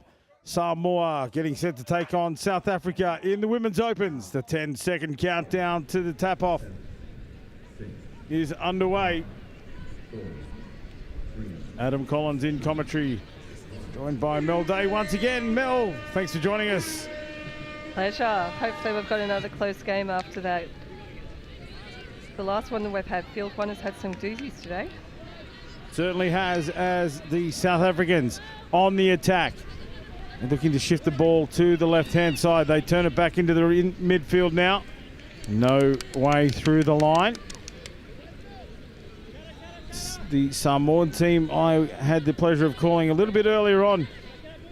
They were outstanding. It is South Africa rolling into the line now. Opportunity here. She skips across the line. And that's a great start by the South Africans. Let's have a look at it here. Kristen Graff just steps off the left foot, gets through, and the skipper, Kristen Graff, able to get the ball over the line for South Africa. And that is the opening try. That's the way they wanted to start, but Samoa, they trailed by 2 in that earlier match and came back to take it out convincingly. Lovely dummy there. Let's see what they can do now. Yeah, I've commentated another South Africa Women's Open game, and I feel like Kristen Graff is a name that we're going to be mentioning a lot during this game. The mix of youth and experience here, this Women's Open team from South Africa. And I know they have some very high standards that they've set for themselves, even though they have quite a few debutantes here at the World Cup. It is a rebuilding team, but they've also set themselves fairly high stakes here, and they'll be looking to take on Samoa. Again, is a mix of youth and experience as well, as we see a turnover from the South African team.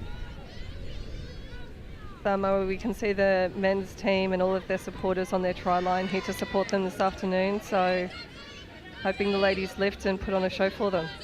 It's a great part of this tournament when all of the teams stick around and support each other. We saw a tunnel for the Samoan girls to run through, and now it is Samoa that take their way up over the halfway line. South Africa on the back foot here. Unfortunately for the Samoans, one player fell over. That was good enough. Scoring with a 5-on-6. Beautifully done. The work from this link off the ball here, hitting that hole. Lovely out ball and number great 7. finish. Number 7 it is for, Dean Tainer. Gets the ball down for the opening try for the Samoans. One apiece here in this Women's Opens game, South Africa and Samoa. And the South Africans keep the hot hand here, passing the ball, moving it around left and right, keeps the ball in the center now, holds it up. Now they bring it to the left-hand side. the famous name of touch in South Africa. Insaf Levy. On debut here at the World Cup, but her father, Labib, has played, I believe, in 7 or maybe 8 World Cups. To put this pool into context for everyone, so we're back to Pool B with the ladies, and Samoa and South Africa right beside each other in 5th and 6th place respectively. Now Hong Kong are in 4th place, just 1 point ahead of South Africa, but they've got a game, they've played an additional game. So if South Africa win this game, they could, well, if either team win this game, they could force their way into a top 4 placing in this Women's Open Pool B. So this a very, very important fixture for both lineups. We are tied up 1 apiece at the moment, with South Africa just giving away an infringement there in the roll ball, overstepping the mark, and it will be Samoa. Oh, lucky there to have made an error. The referee said that the original play wasn't on the right blade of grass, and they get an opportunity to take it back.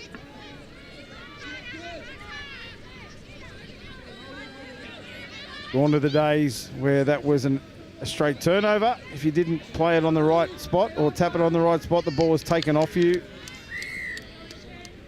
Another penalty for offside. This is a massive gap here that the player's being called onside at. It's a very big 7 metres the refs are pulling. It was forward for mine.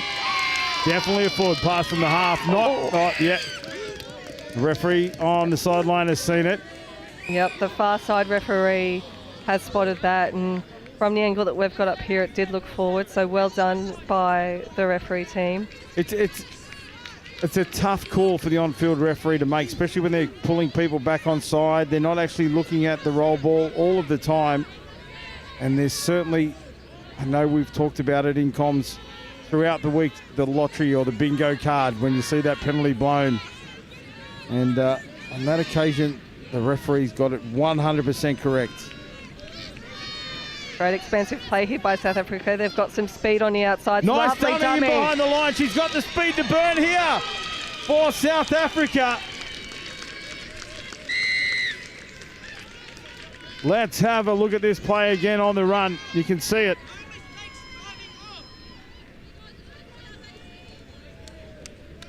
It is Ratitso Gorjena.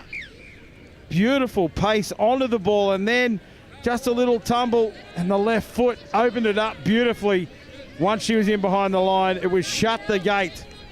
That dummy, you won't see better dummies than that. Just completely stood up the defender.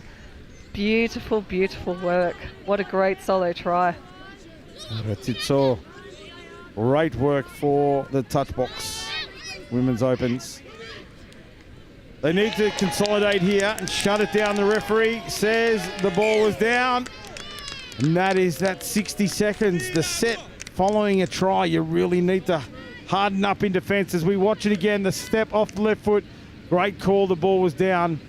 And try to Samoa. I think that's number 5. See, yeah, Logan Lamusu. Sorry, Mel, just going to say Logan is a young player from Sydney. And that's where she plies a trade, obviously, of direct Samoan descent, representing her mother country, and one player to watch. Based on that, 100%. And it was a great attacking platform set up by Samoa, as we see Hands South now. Africa The try last and spread pass. the ball. Just missing the execution on that last pass. But that last attacking set from Samoa, they had gaps all over the field. They scored through the middle, but over on that left-hand side, they had plenty of options for a long ball. So they're definitely testing this South African defence. Nice drive here for Samoa. Straight back to their box. Played it millimetres inside the field of play, and now they roll up over the halfway line. The other player to watch here is the number 3, Ma Chong. Also a young player learning the skills of touch in Australia, representing the mother country in Samoa.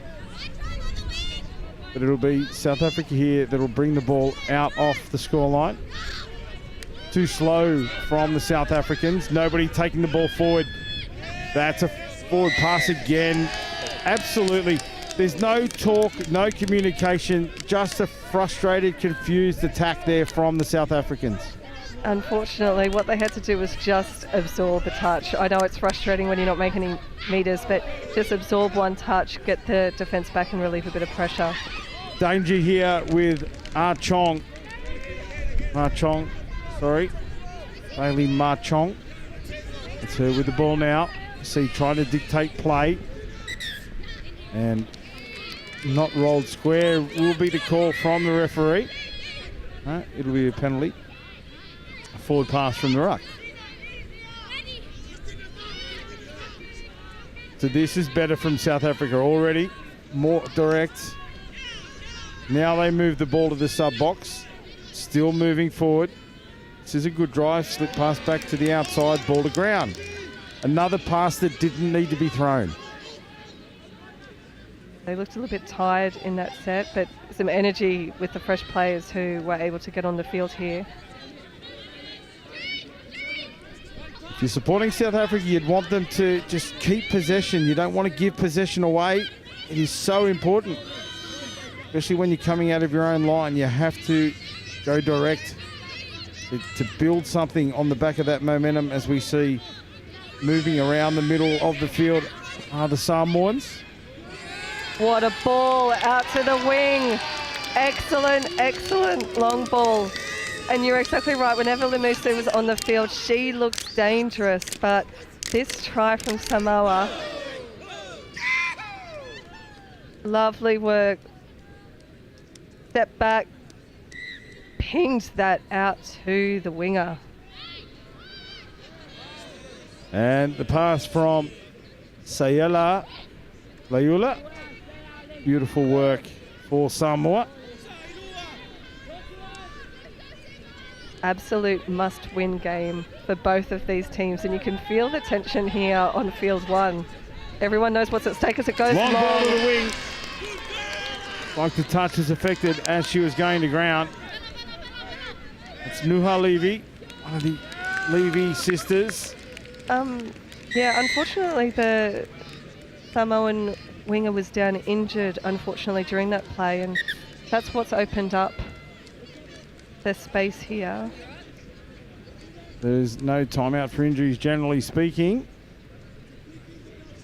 And play on for Nuha Levy to score. As I said, Father Labib Levy, stalwart of South African touch. And it's great to see the two sisters here representing Women's Opens at the Touch World Cup.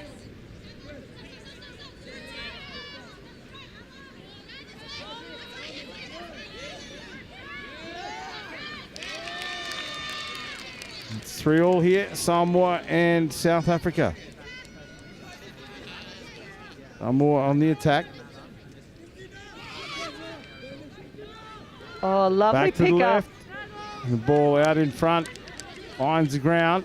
Just needed a bit more juice, and that score was on for all money. A penalty for a forward pass blown by the referee. Will be on the 7-metre line.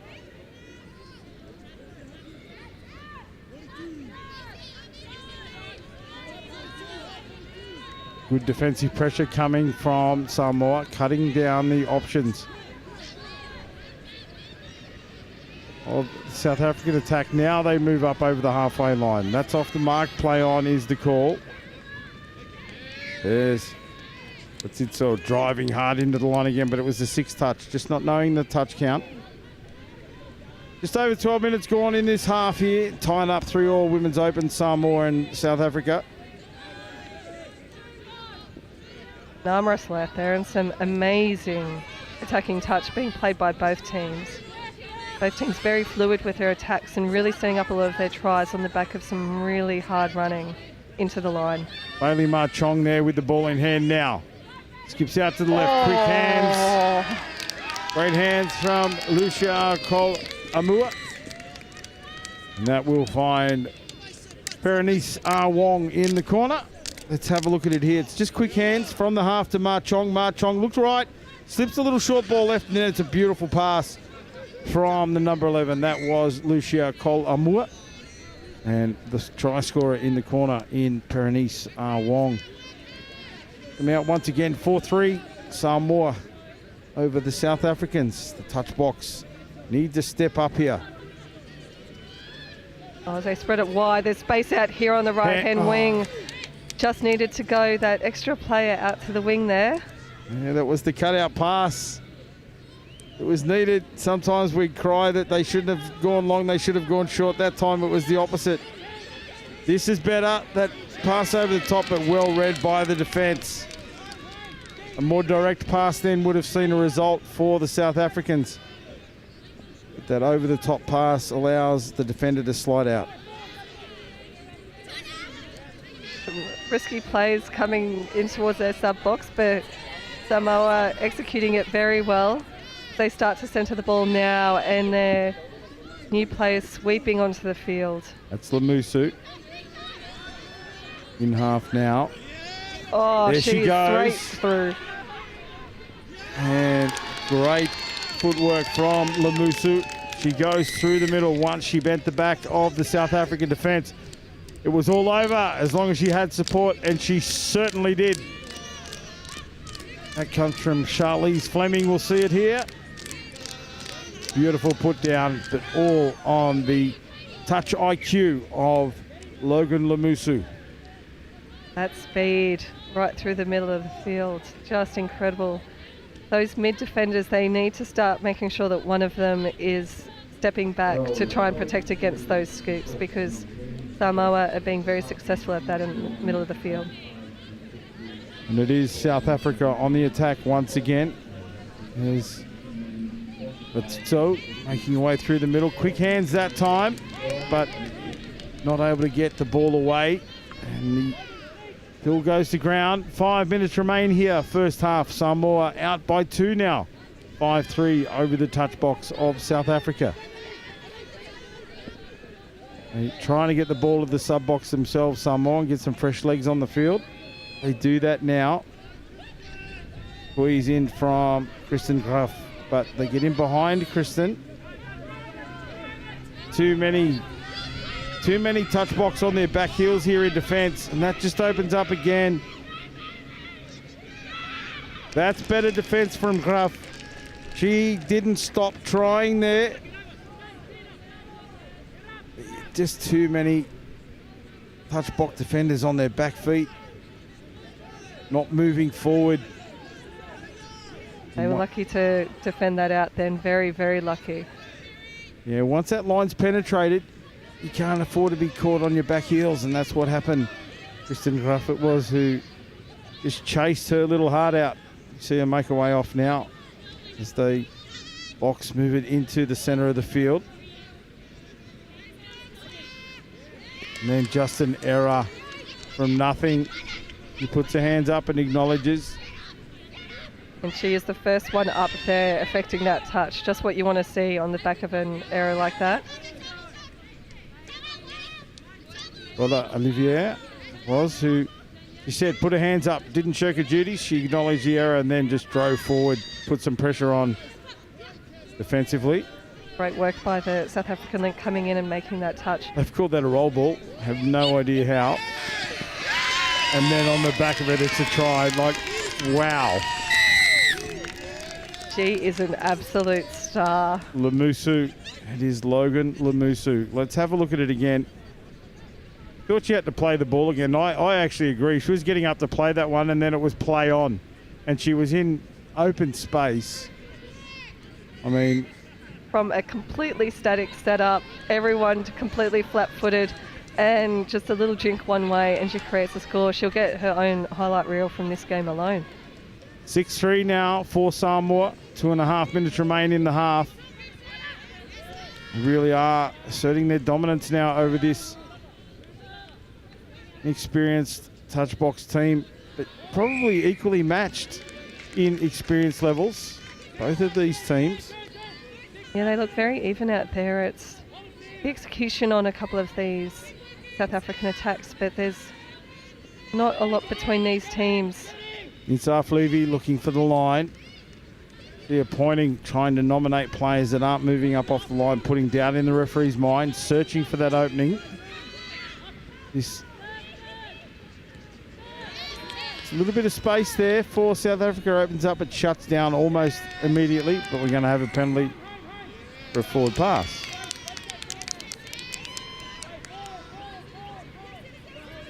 Samoa now switch defence into attack, and up out of the line comes South Africa.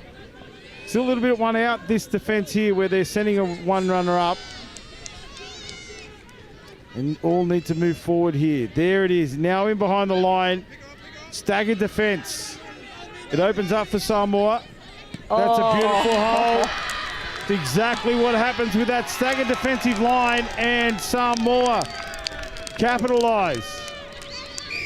Isabella Nasalio is on the end of that try-scoring movement, but let's look at it here. It's beautifully done.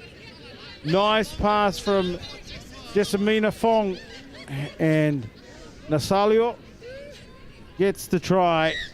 Beautiful work, Samoa, and all on the back of defensive shape from the touch box.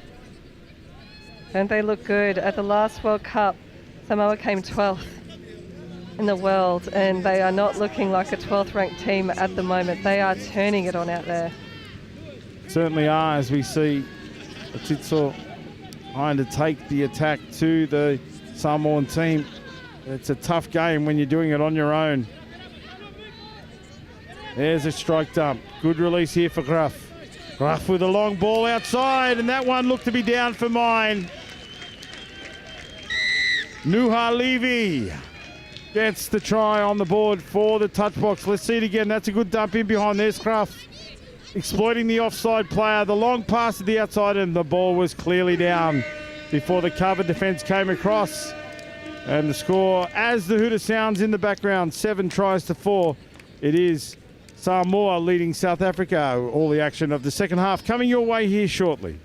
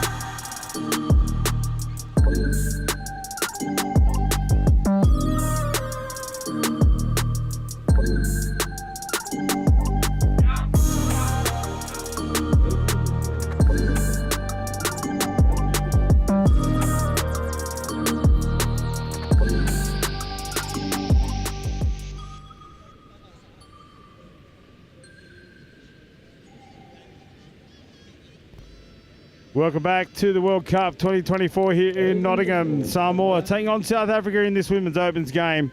Second half action coming your way. It's currently Samoa leading South Africa 7-4.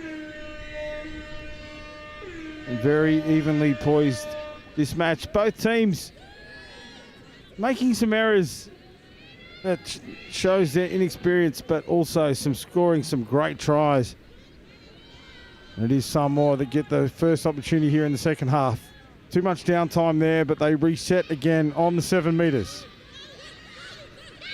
This is great pace.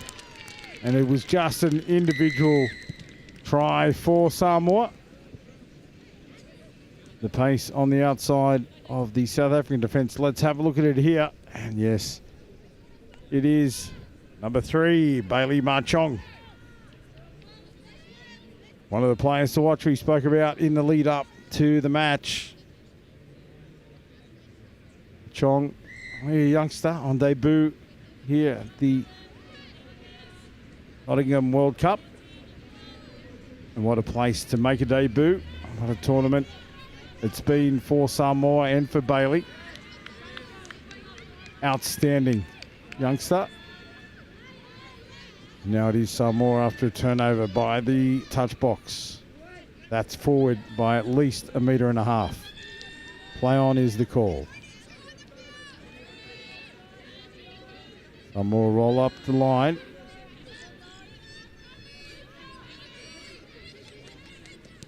Back on the inside, ball to ground, change over here for the South Africans.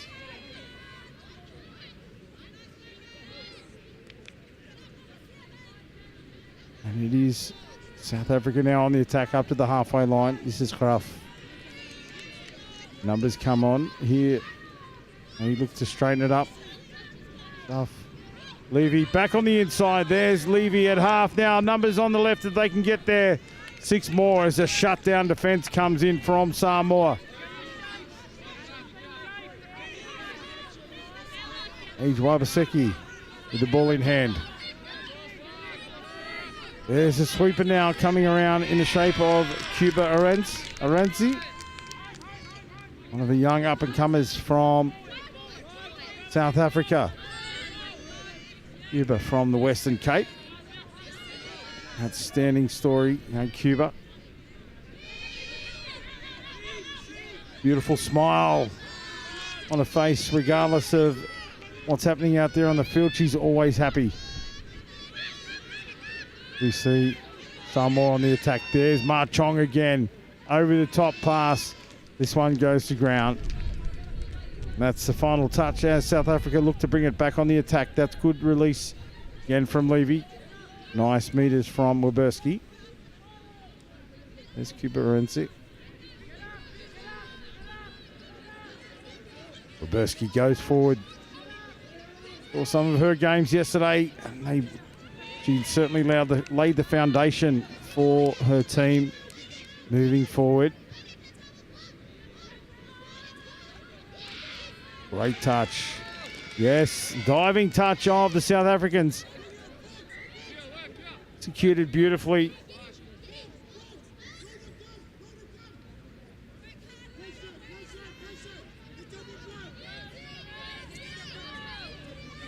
There's Latabo Mkhonto.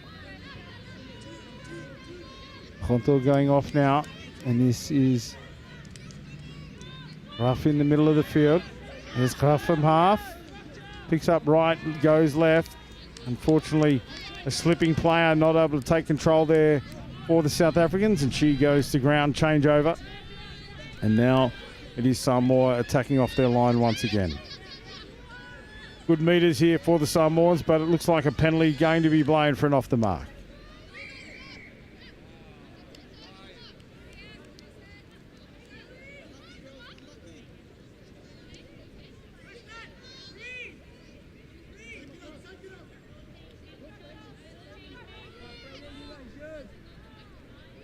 South Africa back on the attack here.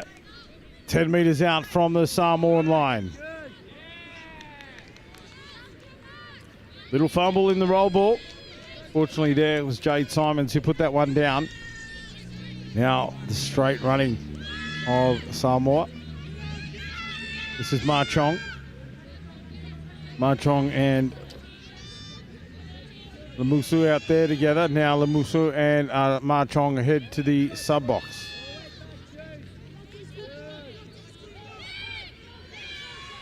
This is a good setup here for the Samoans, left and right. The hole opens up on the right-hand side, but the shutdown defence comes across.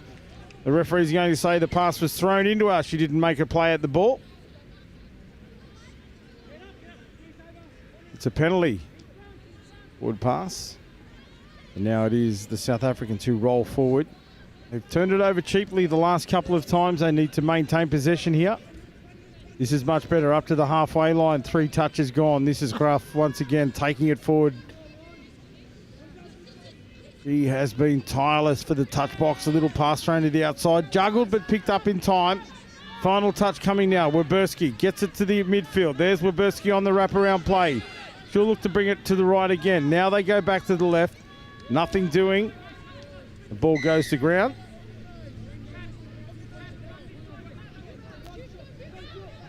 Now up through the middle of the field goes the Samoan team. Downtime too long here. Acting half needs to be in position quicker. Just rolling up. Now resetting. And the defensive line for the South Africans needs to move up. They were staggered. They're out of shape. Ball comes to the left-hand edge. Back to the middle now. Looking for the late pass call. Didn't go their way. Now it's centered once again. There's numbers here to the left with this sweeper. Rapid play. Lemusu has a crack herself. It was almost like a half-effort individual movement. That's beautiful from Lemusu. Holding the ball out in front, just engaging both defenders. Not sure what she was going to do. She just skipped off that right foot. As you can see, it created the space and then beautifully timed the pass. And the try is scored by Bettina Curran. Well done to the Samoans, who extend that lead out now 9 tries to 4.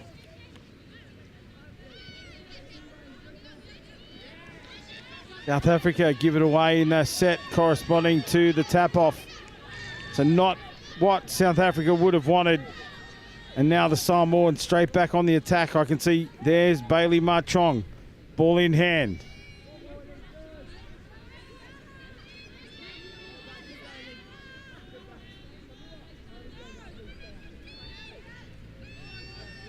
Nasalio now. No. Thought he skipped out Nasalio. This is Marchong going all the way out to the wing. Nasalio would run a beautiful line there.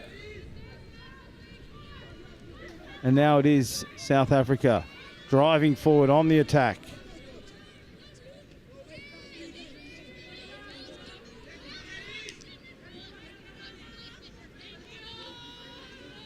It is South Africa now punching up over the halfway line.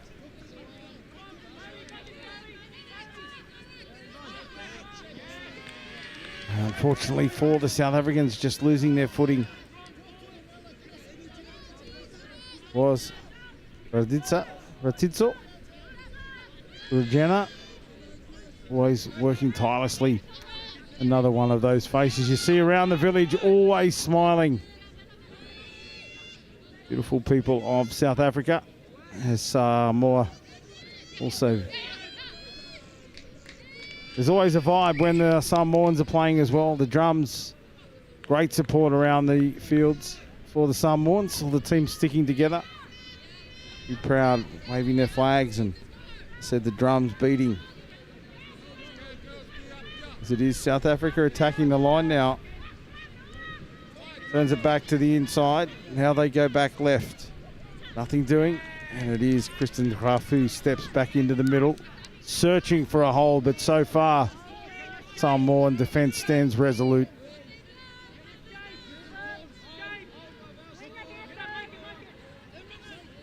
Simons skips it out to Tori Kotze.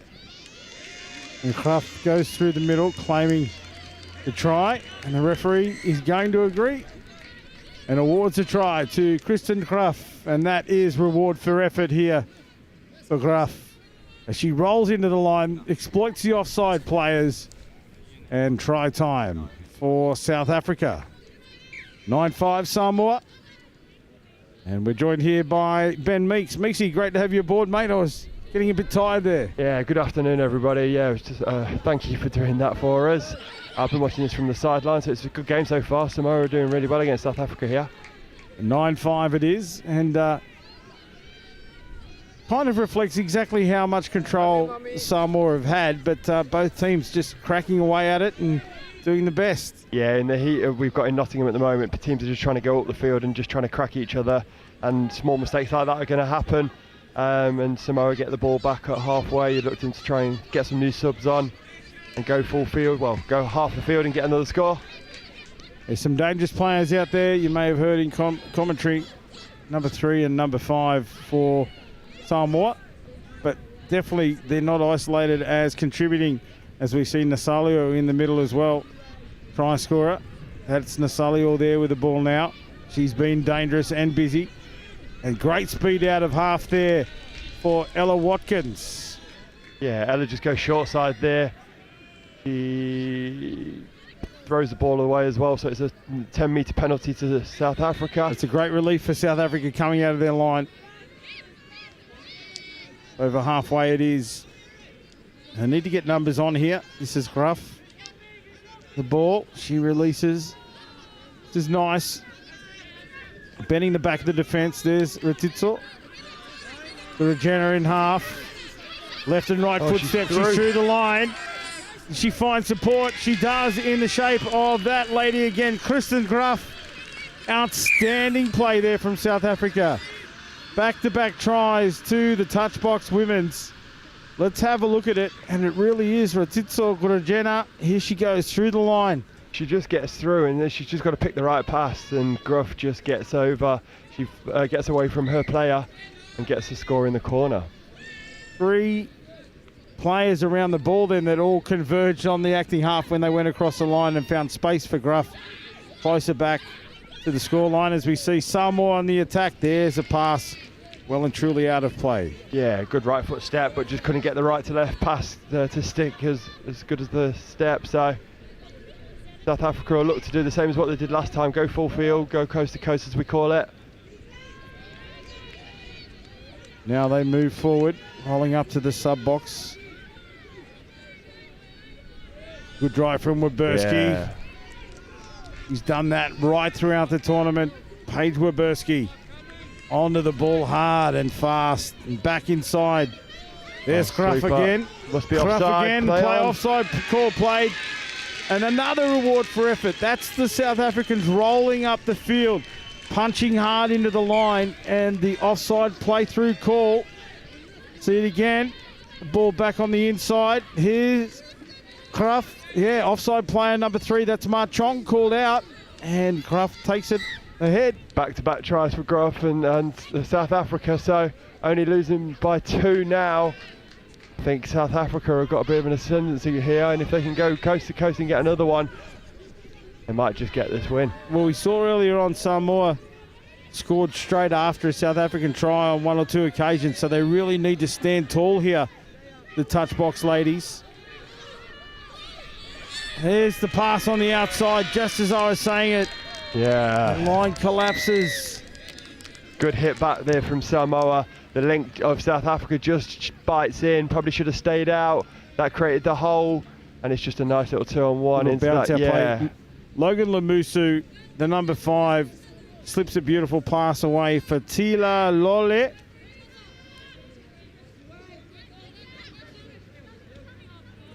I thought it was number 15 that scored. May have been wrong. Sweeper here for South Africa. So South Africa have got the ball. They're just going to ask the Samoan players just to come up towards the 10-metre line. Looks like they're going to get a sweeper. They don't give the sweeper, they give back in the short side as she threw. Good step back inside by the South African winger. Good hands, a 3-on-2. Definitely has gone forward there, so the referee picked that one up. Little bit of South African one touch there for you. The girls just keeping the ball alive. Unfortunately, the last pass found wanting. Yeah. Good one touch, as you said, though. They love to play that kind of style, so it's really nice to watch as well. They skip up to the halfway line here. They're 10 metres their own side of halfway. Now they straighten it up through the midfield. Defence moving forward. Up out the line. This is better defence from South Africa, but they need to come in numbers. They can't just send 1 or 2 isolated. The last time their defensive line got scattered like that, Samoa scored, and it's Ma Chong looked to go through the pass. Unfortunately, the referee called it late. So it is South Africa back on the attack.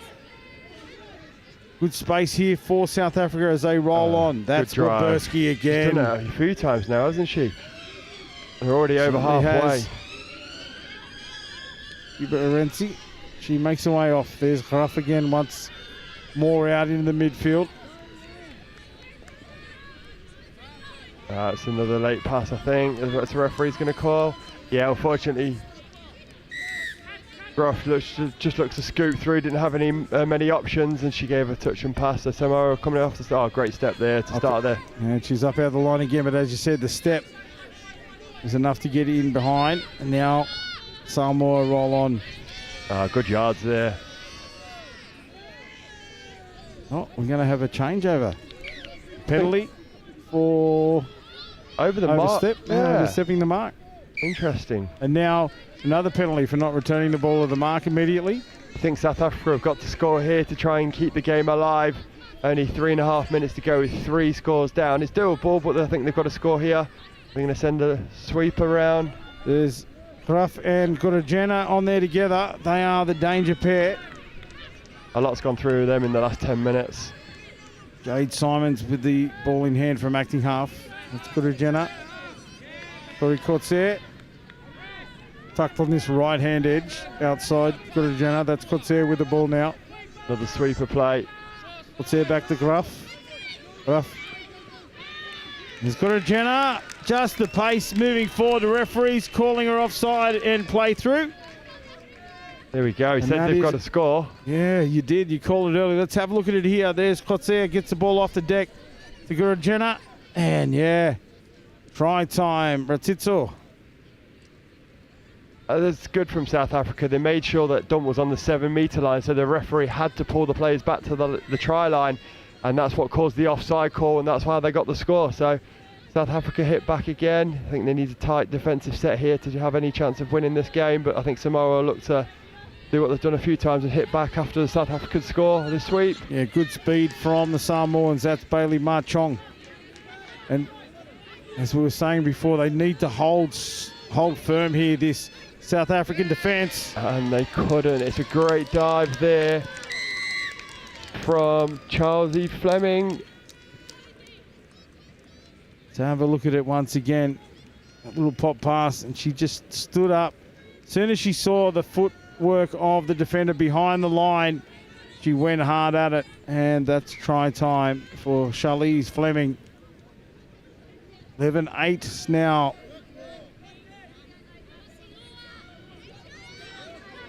It's 1.5 minutes remain here. And South Africa turn the ball over. 8 metres out from their own line, Samoa. Bring the ball back into the attack. They roll forward. A little bit of confusion, downtime, but now they just consolidate, absorb a little bit of pressure here from South Africa. Not a bad thing from Samoa, just to kind of kill the game if they're at this point. I think they've probably got the win, but they're going to look and try and get another one now as they're rolling up. Scooped through by Charlize again. Is she offside? No, half court this time. But good driving set from Samoa. They went full field, so they will be happy with that.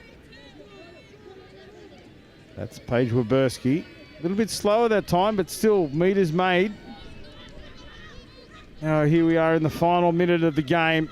South Africa, they'll want to score again here just to close it out. That's Ratitso Gurujena back inside the craft. These two together are dangerous. Off the ground from Gurujena. Graf goes to the line, gets the ball out to the right-hand side. But can't score. Just man on from Samoa on that short side, so there was no options for a South African score. And I think that this will be the last couple of touches before the end of the game. Yeah, they just have to absorb here, don't they, Samoa? They just need to take the ball forward, nothing fancy. Their scoring is done. They just need to maintain possession, not give South Africa any chances. They know they're going to win. They know they're going to win the match as the siren sounds in the background, and that is all she wrote. That's all they had to do, Samoa. Take this one out and set themselves up for the transition through into the playoffs. But a great result for the Samoan team. A young, inexperienced team, but really on the rise. Yeah, they seem to be doing the right thing at the right time, so that's all they can be asked for from the coach. And I'm looking forward to see how they go in the quarterfinals. Likewise, mate, thanks for jumping into commentary. We hope you've enjoyed the coverage here from Nottingham. Plenty more action coming your way. Stand by for all of that action here on the Federation of International Touch World Cup live stream channel.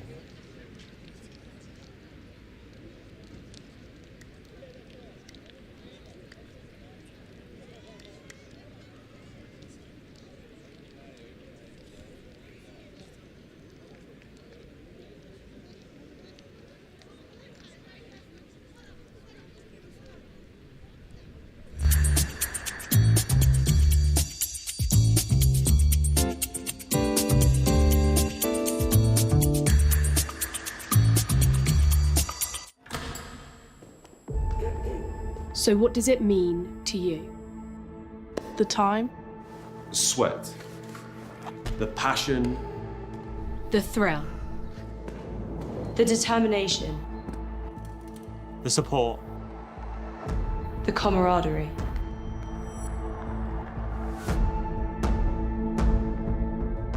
But it's so much more than that. We're playing for something bigger. You ready?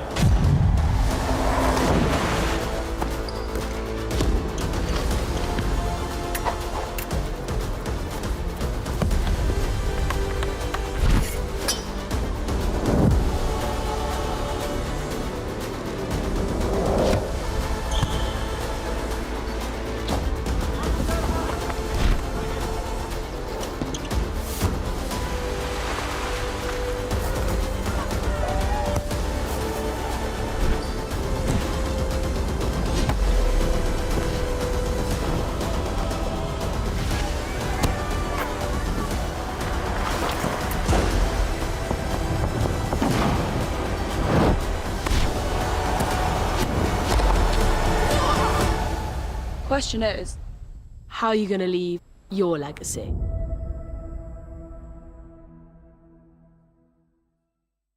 I love Nottingham, the home of Robin Hood. From the bright lights of Goose Fair to the peaceful nature of the Sherwood Forest woods. There's a feeling of togetherness, unity, pure, honest, love. And that feels great like a bright summer's day at the horses down by the lake at Colic Hall. I love Nottingham. The River Trent, the embankment, the Nottingham Carnival, different cultures dancing. The diversity, just walking down Columbus Street on a Saturday. The two lions in the square stand tall with pride. And when the markets in town come alive, it gives me life. Listen, as the council house clock chimes, and depending on how many times, lets you know the time. I've been to concerts at the Motorpoint Arena, and I've been to concerts at the Nottingham Caves. I've been here all my life and I'm still amazed by this place. I love Nottingham. Sometimes I stare at Hockley's graffiti colourful walls, and sometimes I gaze at the deers running around Woollerton Hall. Supreme thrills, from chilling up at Green's Mill or up at that castle on the hill. Nottingham, I love you, and I always will. Visit Nottingham today.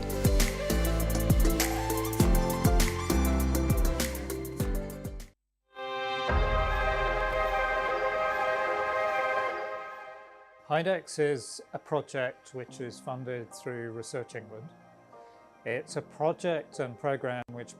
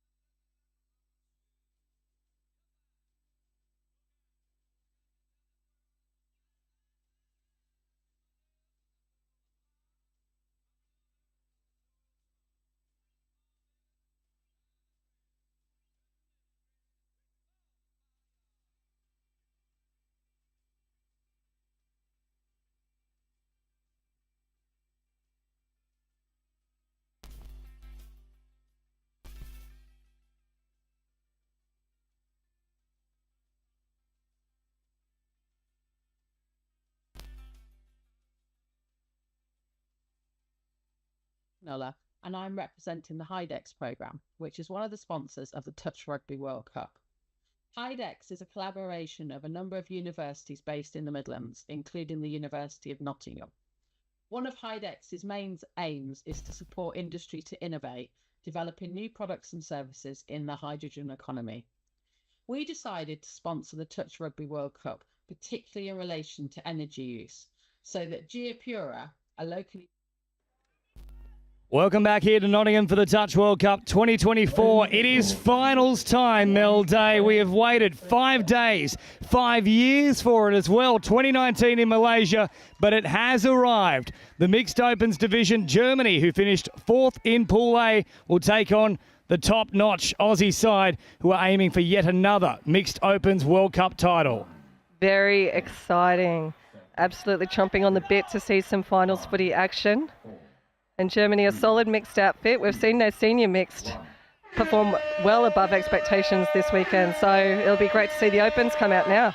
Well, here they are starting with a little bit of fire as well. And look at the Aussies. They're not giving them an inch here. Heavy contact early on as they spread it wide now through McFarlane. McFarlane now looking long. Oh, they've totally lost their bearings momentarily there, Maiolo, who only had eyes for her opposition. Lovely start for Germany. I think that's a very confident attack coming off the tap-off. Lovely long ball. It's going to make sure that they keep this Aussie defence stretched nice and wide. Well, there's certainly no slouches here, Germany. They have wrapped up the pool stages, of course, in 4th. This is an elimination final as Australia go on the attack once more with Bazounis out the back. Oh, and the little dummy came out and too classy in the end. Squeezing through a gap. The Aussies are on the board. Bazounis, just check out how deep he ran from. Didn't see it on the replay, but when we're watching it live here, he was running from about 10 metres back of the passer of that ball. Just incredible depth and creates a lot of speed chopping that hole. Jackson Mills on the board here for Australia as Germany go on the attack. Now, Jackson is a voice you'd also be familiar with. He often gets into the commentary booth for the New South Wales State Cup and also State of Origin, so no stranger to the booth. And a very good afternoon to you, Jackson. I'm sure you're having one based on that try as they fling it wide and over to this right-hand edge here, Germany, but once more, good slide from the Aussies. This Australian defence looks very, very good. Awesome to see Germany completing their sets and having a go at this Aussie line. I need to keep doing so as Australia bring it inside enemy territory. Now Hegedus taking off. Good speed from him. Straightening up here from Bartz. And Bartz now, oh, here comes the dancing feet as well. Simbolan takes off, looking for support, finds it. Well, he's done his best goose impersonation there with steps galore, and Simbolan splits them. Give me a little goosey any day of the week, twice on Sundays, and that was lovely work, and what a finish. As Jess Potts out wide there, New South Wales Origin representative. And once more on the big stage here for the World Cup. So 2-0 early on in this elimination final in the Mixed Opens division. Germany, they've looked strong so far, but unable to crack the Aussies as of yet. Geez, they had the numbers on that right-hand edge. You just maybe would have liked to have seen them gone through the hands. Yeah, I think the passing was on there rather than just holding the ball. This Aussie defence getting up off the line. And once more, opportunities out on this right-hand edge. There was a really nice run that was made there from Patent, but they will still get another use of the ball here. Yeah, penalty there. It looked like an offside for Mind as Germany, a little quickie in the middle. A little bit too telegraphed here, though, from Germany. It's the same play over and over again, and that might work against the lesser opposition, but Australia far too well drilled to fall for that one. Yeah, hard to tell whether they're conditioning the defence just to tighten up a lot in the middle before they put on a big long ball out to the left wing, because there is some space there. Big link hole on the left as well. Once more turning away from that option out here on the right-hand edge, though. Instead, they'll find a short ball here for Galmish. Now, wider it comes here for Prax. Once more, they send it wide. Oh, well marked up, though, again. You're not going to get around Steph Maiolo like that. Steph Maiolo, such a class player. I was talking to you at the break. It's great to be watching these Australian touch players at 3 o'clock in the afternoon rather than staying up for state cups late at night. Lovely driving set, but unfortunately a forward pass off the ruck. They just need to stay a little bit deeper, these Australians. An uncharacteristic error from the Aussies. Now just allowing a bit of an opportunity here for Germany as they send it out to this right-hand side. Ferguson caught on the run. Now for Kriebscher. Kriebscher in an acting half. Popping little pass here is Rohart. Rohart back to this right-hand side. Now McFarlane. McFarlane and Rohart working hard through the middle here. Last one, and they've lost their bearings there. Rohart thought they had one more, but he had to release. Very static in that attack so far from Germany. I'd like to just see some more expansive play from them when they've got some touches on the Australian line as Australia centering the ball now. Hegedus drops it down. Now Simbolan takes off. Oh, great footwork again here from Kai Simbolan, who sets it up for James Hegedus. That is from the top shelf from Simbolan. He won't score an easier try, Hegedus, will he?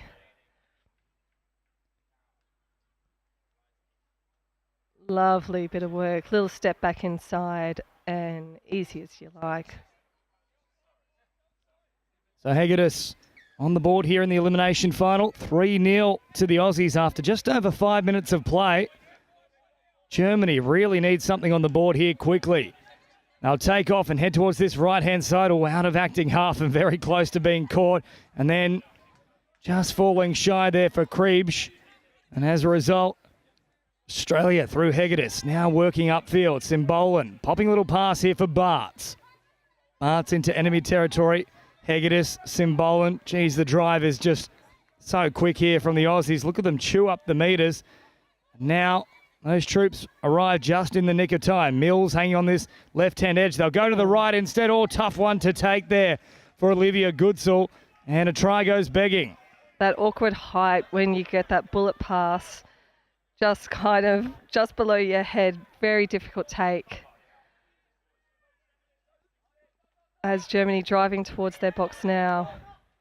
Interesting in that German defensive line as well. We can see the number 2, Friedrich Schwartz, a female link. We can see her moving into the middle quite a lot to do some of the defence and take a load off their male mids. Yeah, we have seen a few female middles playing in the mixed opens here throughout the World Cup. Don't often see it, certainly not when you cast your mind back to New South Wales State Cup, for example. I don't think there's a single one. No, it's very, very unusual. You've got to be very fast to be able to defend in the mids in mixed touch. But there are a few ladies who are very good at doing it, as Germany now up to the 7-metre Australian line. And Ferguson jumped away from the attempted touch there of Daniel Langbridge. Now Ferguson once more asking a few questions. Back to the 7 they go. Ferguson rolling it here. First receiver is Prats. Prats will drop it down now. Last one here for Germany. Germany floating it out to this left-hand side. You can just see there the arms coming out. What am I meant to do? They're just getting frustrated here, the Germans. Yeah, they set up an attacking platform on the 5th there, but just in the touches leading up to that, it just feels like they're burning a few touches rather than flowing play into play when they get up to that 7-metre line. As the Aussies come streaming on. Crossing that halfway threshold now is more good footwork here from Wilson Groth. A big lump of a lad, but still very light on his feet. Dances like Fred Astaire at times and drops it down now. Gets it back quickly. Oh, look at that footwork from Groth. That's exactly what I'm talking about. He can turn on a dime, and that is an absolute dime piece of a try. It did not look like there was any space here to speak of, but with a little bit of footwork, he's somehow found a line. Lovely bit of work. Well, he beat 2 with the one step there, Wilson Groth. And it wasn't one of those ones where you're at full tilt and that's a hard angle change. It was just such swift movement that it was almost impossible to collect him. So now Germany down by 4 and almost tripping themselves over. Oh, plucked it out of the air like an apple. What an intercept. Wilson Groth, he's got the height of a lighthouse, and right there he certainly had a beacon for the footy. And now Simbolan takes off. Oh, there's a big goosey. 15 away from the line. Here's Bartz. Now for Hegedus. Brings it forward. Oh, look at this rapid play from Australia. Hegedus sends it wide early. Probably needed to go through the hands there to Simbolan. Doesn't he create such a great platform with that attacking dump, Hegedus, as he Oh, Barnes changes the emphasis. Hegedus to Simbolan, and too easy here for the Australians. They just peeled them apart like a banana, and all of a sudden they're making a sundae out wide. Unselfish play as well. I think Simbola could have just strolled over the line himself, but passing it out to the wing. Lovely ball out. Easy as you like. Mikolopoulos on the board here for Australia. I believe she plays for Western Suburbs back in New South Wales. Long-time affiliation with that club. It's Germany now. Trailing 5-0.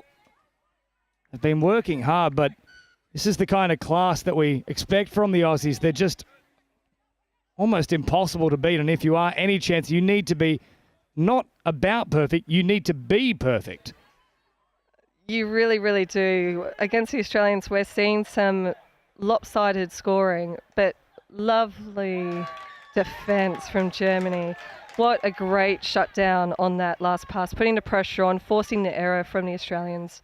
But yeah, we are seeing some lopsided score lines, but watching the game, it is end-to-end stuff. It's just the execution and trying to get through this defence once they get down there. But it's fantastic to see development of touching countries like Germany, and they are getting up to the Aussie line most plays. Well, every single nation has their own definition of success here for this World Cup. For Germany, I'm sure the very first one would have been qualifying for it, but to reach now the quarterfinal stages, I still think they'd be very happy, and Germans back home would be ecstatic about this result. Yeah, touch in Germany is growing, and they put on some epic tournaments every year. Now Hegedus with a full head of steam drops it down. Oh, the one-handed pickup from Simbolan. Good read, though, from Germany. It was Galmiche who just got a little hand to it. But Simbolan, he's in great touch here today. He's been one of the highlights, and we can see Hegedus out here at link as well. Little sweeper play coming around. Bart's now summing up the situation beautifully. A ripper of a pass. And there's no touch there. And the Aussies go from strength to strength. And it is 6-0.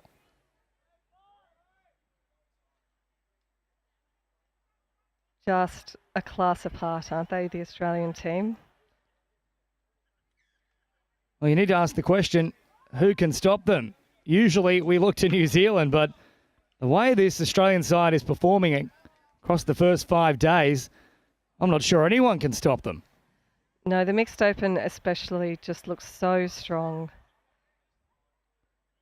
I've got some real specialty mixed players in this side as well, and not to mention those that aren't particularly in a specialty position here. We've seen them dominate on multiple stages. Simbolan, for example, is one of the real performers in the State Cup. Jackson Mills has Men's Open Australia international experience. So many great weapons in this team. As now Germany bring it forward here through Rohart. And drops it down. Now at first receiver. Pops a little pass here for McFarlane. McFarlane waiting for that release. Stepping up there with Searle. He made the touch. Rohart. Back to McFarlane.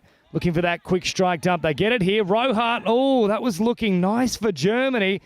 But Wilson Groth, with the longest wingspan you've ever seen in your life, you just had to flick him away like a little beetle.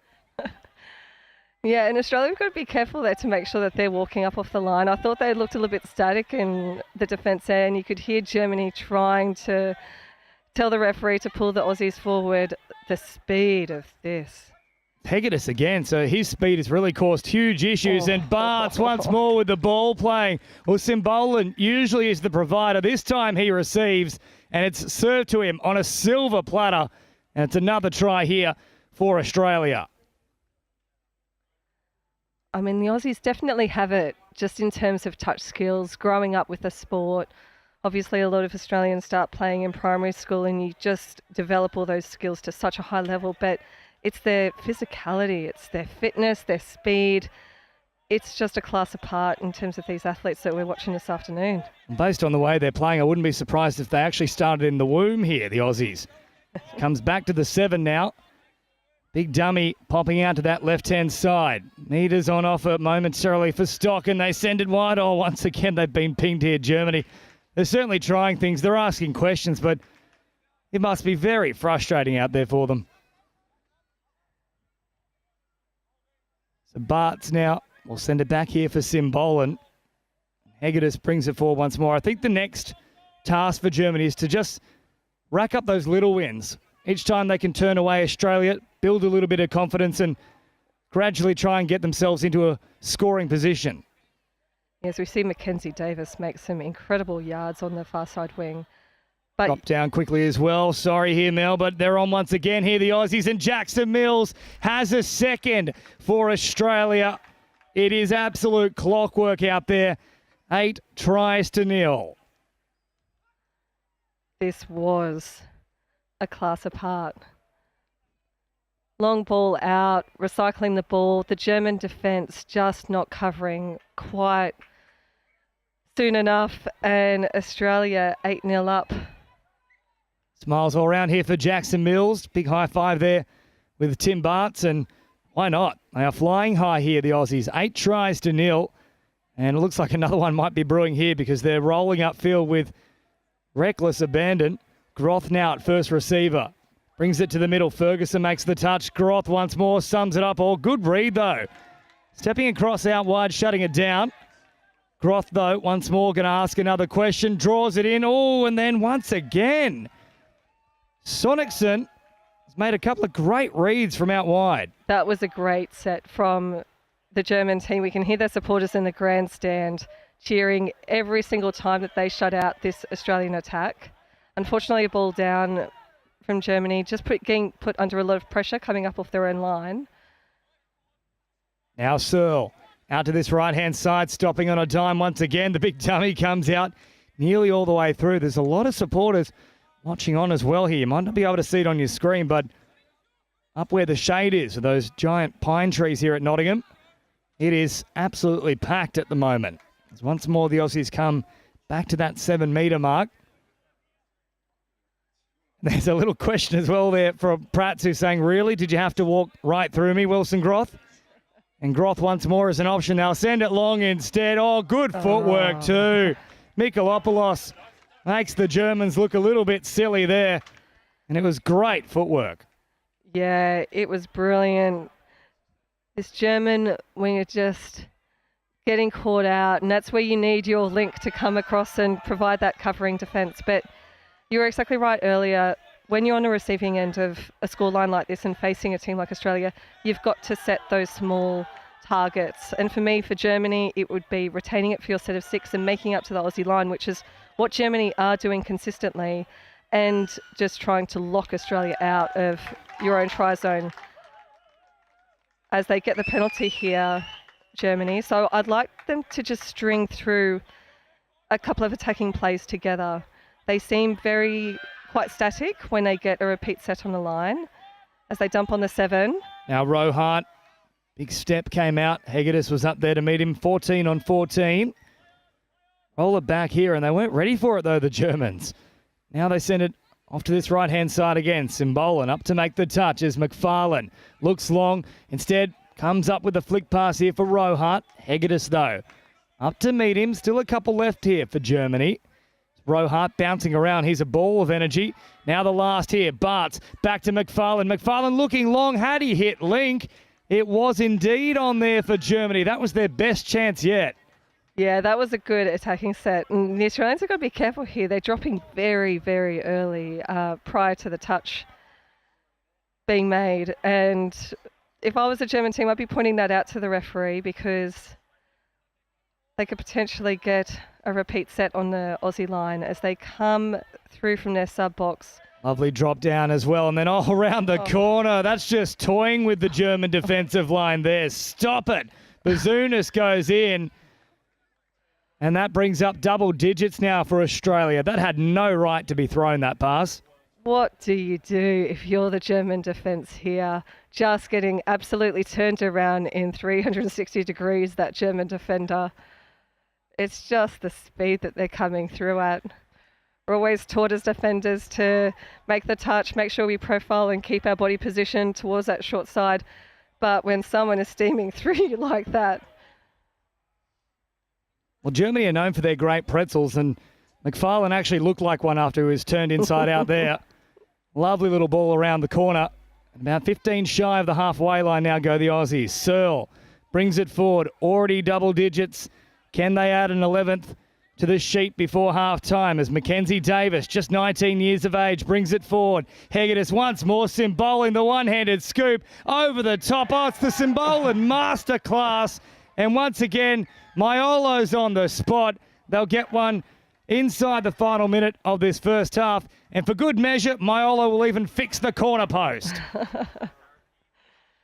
Doing the job of the ground staff here with the extra time that they've got between scores, but this Australian team, Cymbolan, isn't he the player of the first half? Believe it or not, he's on World Cup debut here, Kai Cymbolan. He's been a great player for many years and perhaps a little bit unlucky to be overlooked, for example, for the men's open side and certainly for previous mixed opens teams, but gets his shot here and he is certainly making the most of it. As now Prats drops it here on that 7-metre mark, heading forward. Oh, and they just overrun them on the outside there. They seem very intent on attacking this left-hand defensive edge of Australia. Perhaps like to see them head a bit more to that right-hand edge. Yeah, we've seen the gaps open hang on up though. on the Here left. goes Jackson Oh. Mills taking off. He's really flexing the muscle now. Sends it out wide. Can they pop it back in for Mills? What a hat-trick this would be for Jackson Mills. That's outstanding. Something out of nothing. I think he had a point to prove there. He knew the siren was coming. He said, watch this. I'm not Jackson. I'm the Flash. And a lovely bit of support play by Patricia Michaelopoulos on this close side wing. Great take on that pass and passing the ball back in. What a finish to the first half for Australia and Germany. What do you say after that half in the sub box? I think you started off with 3 deep breaths. Maybe some prayers as well at this point, unfortunately, for the Germans, but Jackson Mills gone in a millisecond there. 12-0 at the break. A lot of work to do for Germany. You'd have to imagine from here it's about playing for pride and still just trying to keep in the game play-by-play here, but the Australians in just absolutely irresistible touch. There's still 20 more minutes to go. We'll take a quick break here and try and get our breath, much like the German team.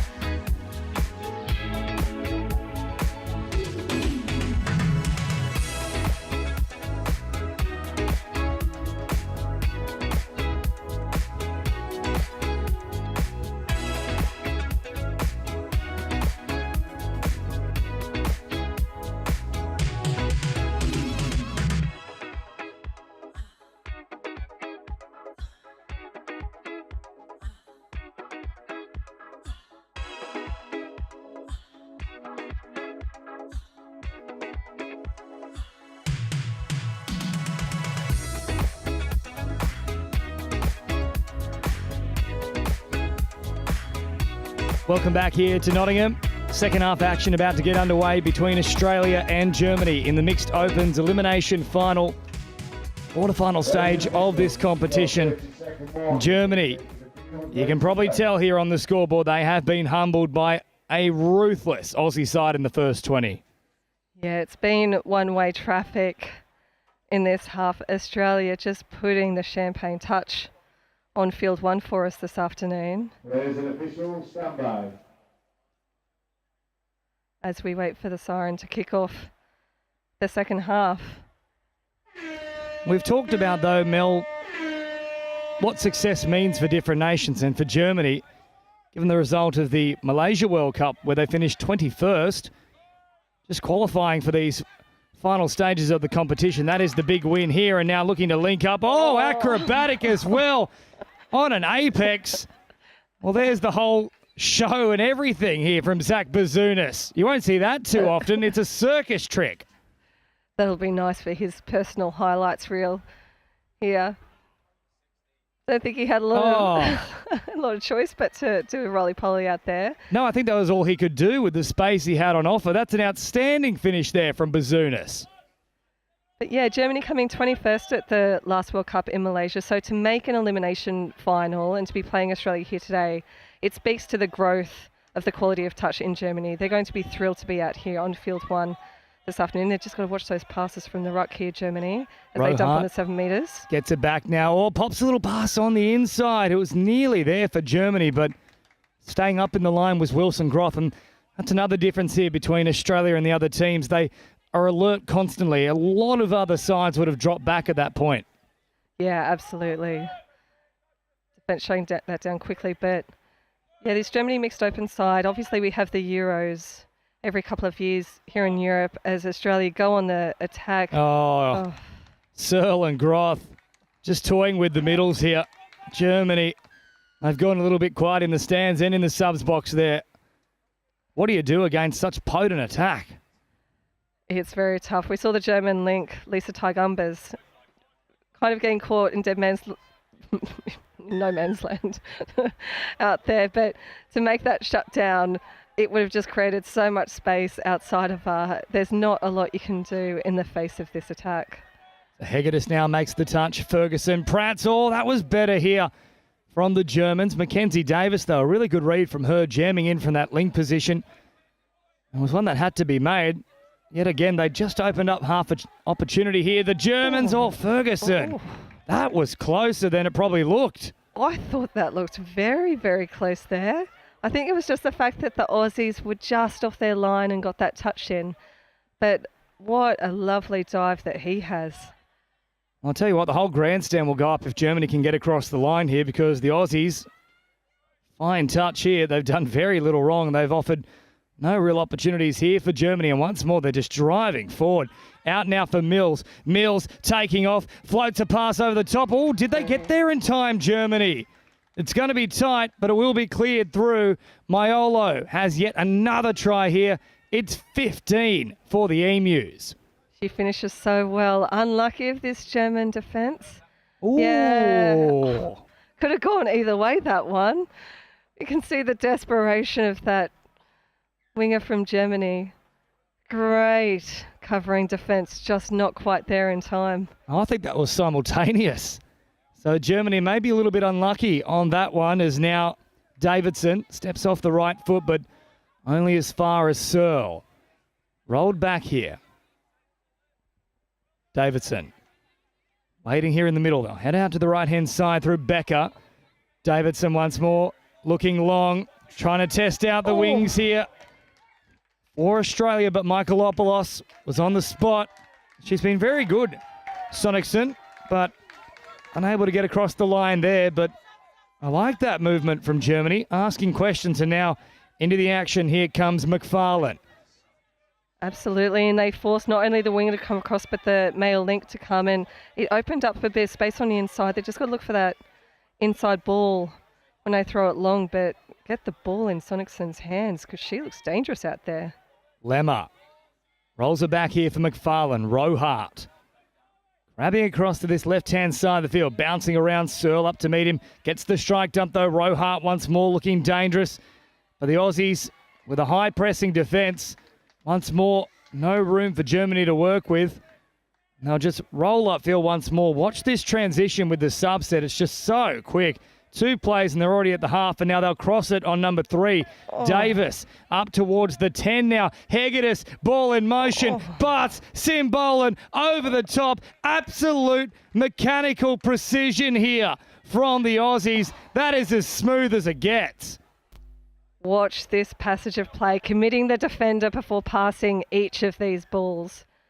Oh, they brought it back here, though. They've pulled it up. I'm not sure what for. It might be forward, it might be a touch pass, but it'll all look good from our perspective up here. I mean, that little basketball pass to finish off looked pretty good for us up here. Obviously, the referees bang in line with the ball, but Germany let off the hook. Well, someone needs to tell the officials when it's that good, you just let it go. We need the highlight here. So here it is. Hegedus bringing it forward. Bartz, Simbolan, popping a little ball. Oh, yeah, I don't mind that call there. I think it is actually forward. So, well called from the officials. I still want it to be a try just because it looked great. I think we all did. It's always hard when you've got that passing motion, trying to get over someone's head like that, but...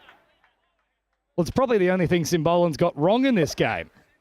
He's been in such fine touch. So too here is Mills. He's really electrified the turf with some of his speed movements in this game, and they'll come back to him now. Oh, Mills with the big jumping step, the flick pass, all the party tricks here for Australia. Tipped on into the hands. That is as good as it gets anywhere on a Friday afternoon.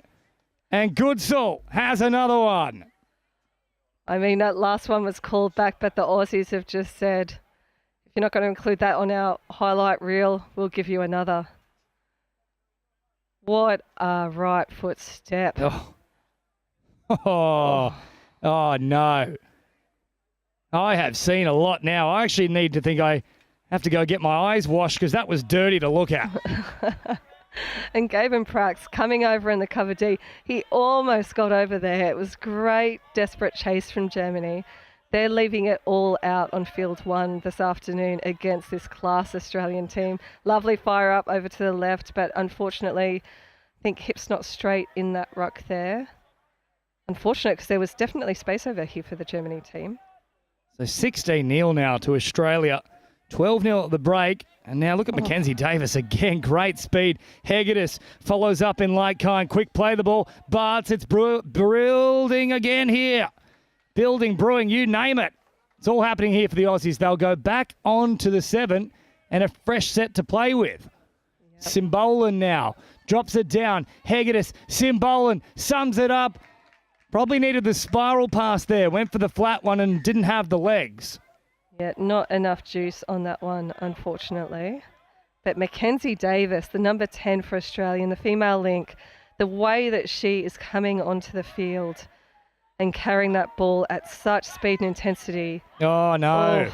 Well, Germany, it looked nice for them there. They'd open up a bit of space, but now Hegedus will send it to Davis, who just has to draw and pass. Does a great job, and they'll get it down once more here. Australia, they're 17th on the board. They just can't take a trick here, Germany.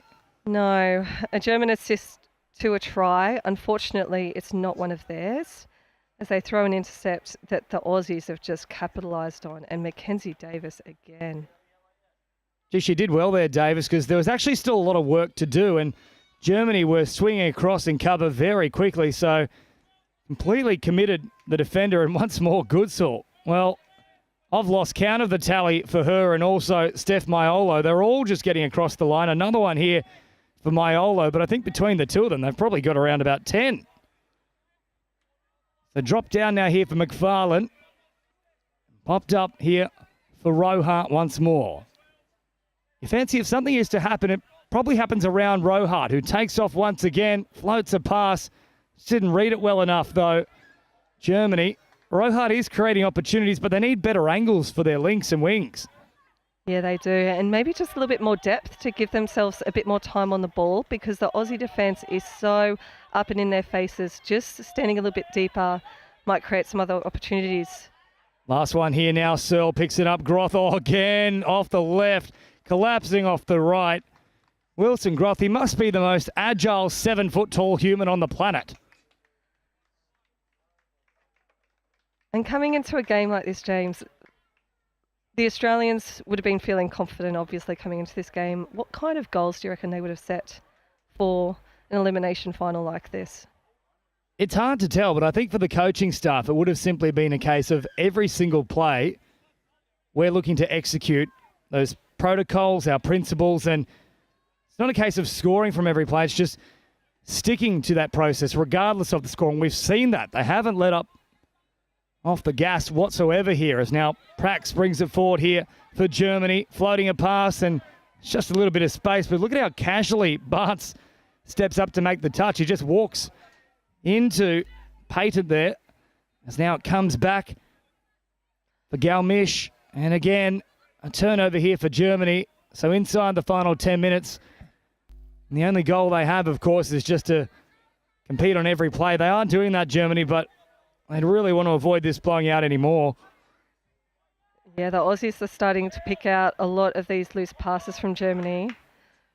Now they're showing off too here. Jackson Mills with the hop and the skip. Once more looking to get away from them. Lovely little turn back on the inside from Bazunas as well. Bazunas sends it wide. Last one now here for them. Mills. Bazunas again on the money once more. Michaelopoulos adds another into the account. You see a lot of players and they need a good 2 minutes to wind up for a long ball like this, but Wooshka, fast as you like, the speed with which these players are getting those long balls away is just incredible. No opportunity for the defence to shut that down at all. And the plethora of options that Australia have in that department, whether it be middles or links who can just swing a 30-metre cutout pass like it's nothing. It's not just here in the mixed opens or the men's opens or even the women's opens. It's the players that weren't selected. You think, of course, to NTLs. James Ward, for example, playing up there in Queensland. He's got one of the best left to right and right to lefts you'll ever see, and he can't get a look in. It's just frightening depth in Australia. 19-0, and it's little wonder why. I mean, the Australian touch footy setup, it is just incredible. Here's Simbolan again, dropping it down. Hegedus, and now bouncing around once more is Price. Price sends it on. Out here for Simbolan, who once more tears them to shreds. Well, unfortunately, Germany, they have no answers for what the Emus are throwing at them. And once again, he could have walked across himself, but throwing the ball out to the wing. Oh, just classy touch. That brings up 20-0, and they're closing in on their biggest score. I think it might have been 25 in this mixed open so far for Australia, but if things continue along this train, they might well be besting that. There's still plenty of time to go as well. But here's a penalty for Germany. I'll tell you what, Nottingham will erupt if they can get across the line. McFarlane gradually encroaching on that try line. Touch is made and they won't get the strike dump. Off the mark there was Ty Umbras. Now once more McFarlane trying to step away from the attempted reach there of Bazunas. I'll come back to the 7. It's all very slow here for Germany. They're out on their last legs. McFarlane now crabbing across towards the middle. Mills up to meet him. They can't put the cue in the rack yet. There's still plenty of time to go, but they look out of ideas here, Germany. They've lost ground across the last 3 touches. Look how high the Aussies are getting in defence. That's why they're picking off these intercepts every now and then, and they are just shutting down every German defence before it can catch a light. Well, it's not just the scoreboard here. I think now mentally they've been defeated too, Germany. That last set was worrying signs. Yeah, even setting up a sweeper play and getting that platform to set up a strike just wasn't really working for the Germans here. There's a little sweeper play from the Aussies in return. Lovely defence by Germany. Vanessa Kribisch. And good read out wide. They'll come back to this 7 now. Australia on the last. Groth once more. Oh, they popped a little pass around the corner. Oh, the party tricks, they're all starting to come out now as this game winds to a close. So inside the final 6 minutes, I think for Germany here, they probably won't be particularly concerned about it, but I would take it as a win if they are to lose by less than 25 here. They don't want to get that new moniker next to them as the biggest scoreline, especially in a quarterfinal. Absolutely not. They play with a lot of pride, Germany, so they're going to want to limit this score as much as they can. Searle drops it down now. Once more, got to watch for Groth. Well, got to watch for everyone for that matter. Searle now for Price. Price over the top. Oh, nearly getting there in time, but no. Michaelopoulos, I feel, again, has got there over the try line. Another one for her. Very few players that haven't scored a hat-trick now out wide for Australia. I was going to say, these wingers are tallying up the scores very, very quickly in this game. So Michaelopoulos also into the hat-trick club. And 21 points to nil here. Still 4.5 to go. And the way things are happening here for Germany, that'll feel like about 4 years. They might as well arrive in New Zealand for the next World Cup. Now it comes forward. Drop down once more. Pop back on the inside. And Mackenzie Davis, I thought, made contact before the ball arrived. And yes, there it is. I've taken off my Aussie hat here, Mel. I want to see a German try. I think we all want to see a German try. And I was going to say, it's disappointing to see these attackers come off because I thought that pod looked very dangerous out there. And unfortunately, a handover, which is a heartbreaker when you've had a repeat set on the line. They did get a lot of fresh legs on the field, though. I think they've just been pinged for 7 on, unfortunately. So an Australian tap on the halfway line. At least Germany know that their defenders are fresh. That's the positive thing to come out of that 7 again in terms of subbing on all of your fresh defenders. Might have been an intentional ploy there for Germany. Just try and send them away on this particular set. But as we know, they've got plenty of firepower in their arsenal. As once more, Bazounis sends it long, pops it back on the inside. Outstanding work from the girls. And on the spot is Jess Potts with another Aussie specialty.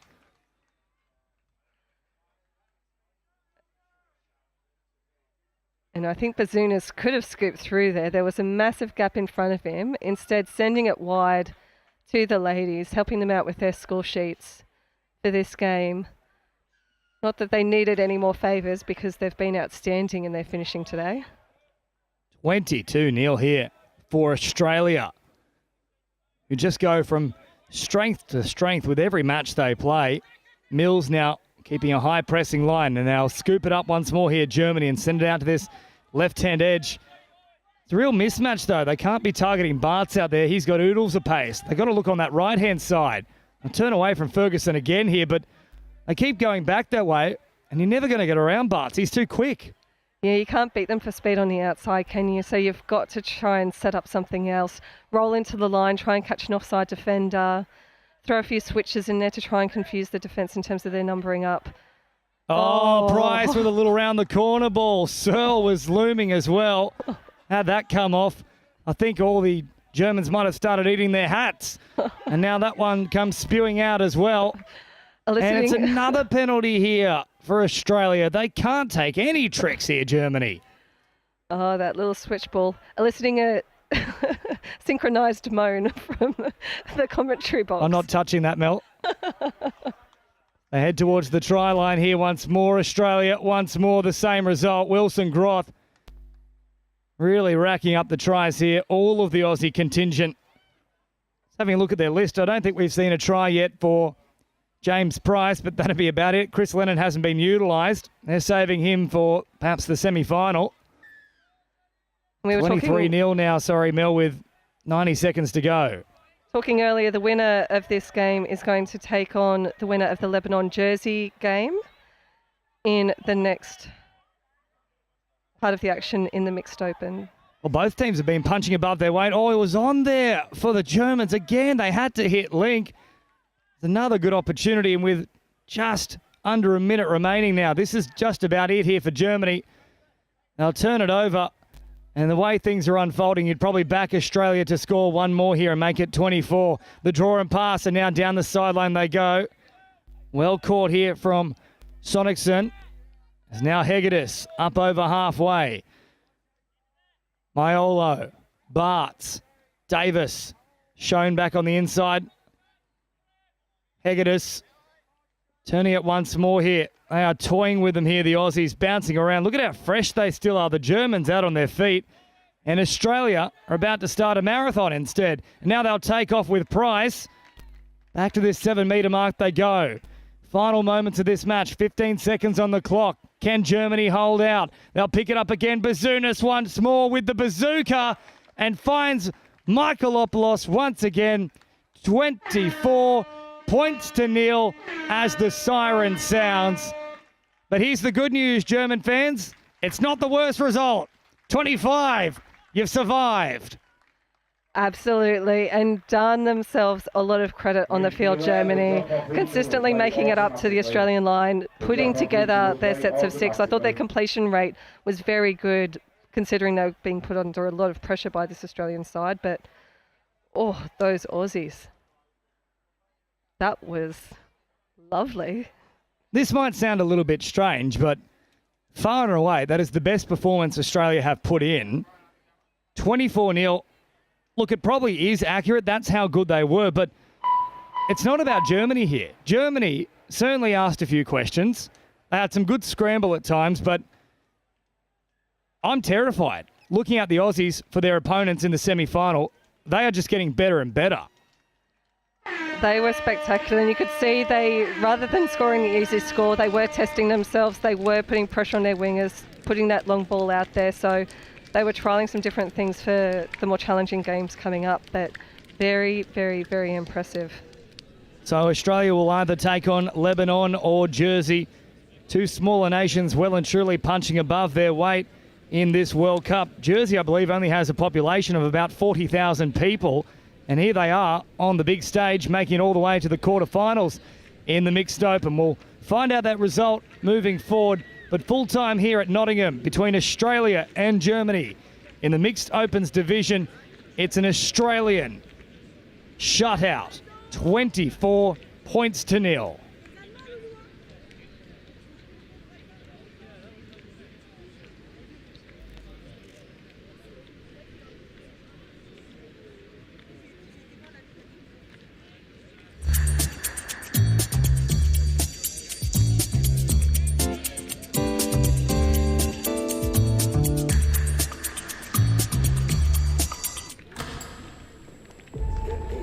So what does it mean to you? The time? Sweat. The passion. The thrill. The determination. The support. The camaraderie.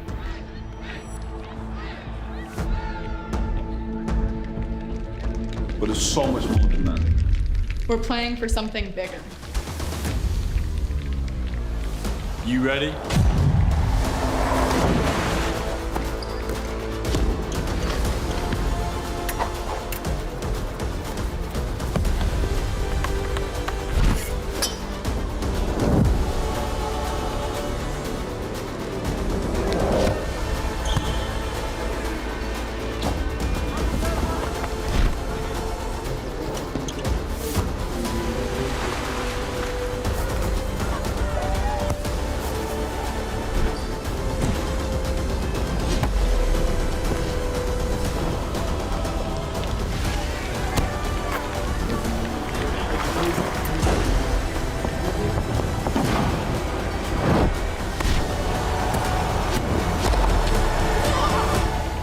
Question is, how are you going to leave your legacy?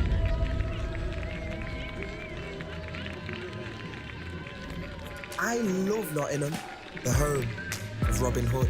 From the bright lights of Goose Fair to the peaceful nature of the Sherwood Forest woods. There's a feeling of togetherness, unity, pure, honest, love. And that feels great like a bright summer's day at the horses down by the lake at Colic. All I love Nottingham.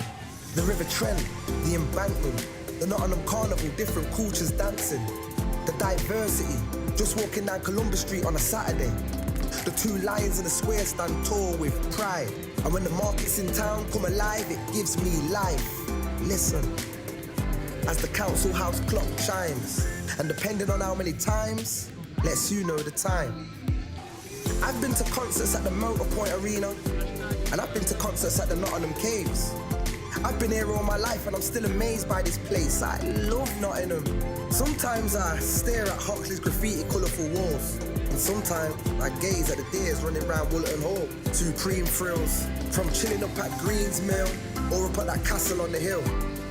Nottingham, I love you, and I always will. Visit Nottingham today.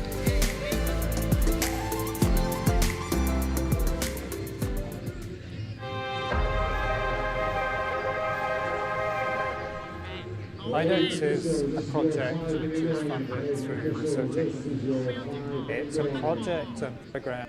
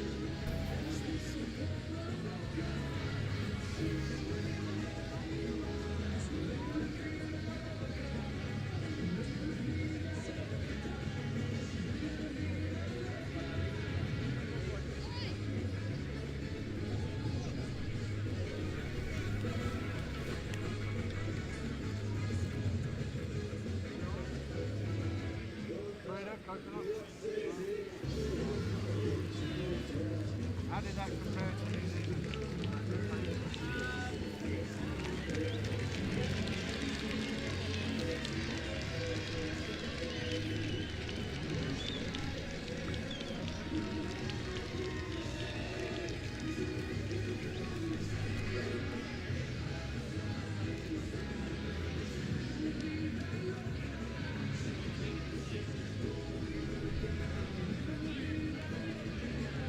Okay, just a quick announcement, we are looking for a calico bag, blue,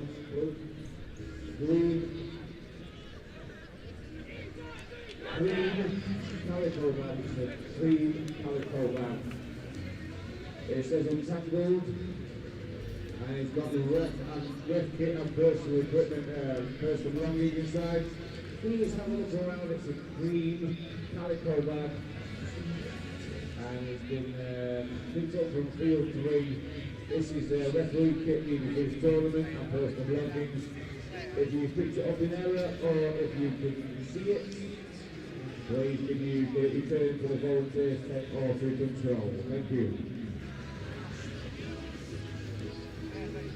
Players and officials, it's your 2-minute warning. Players and officials, 2-minute warning.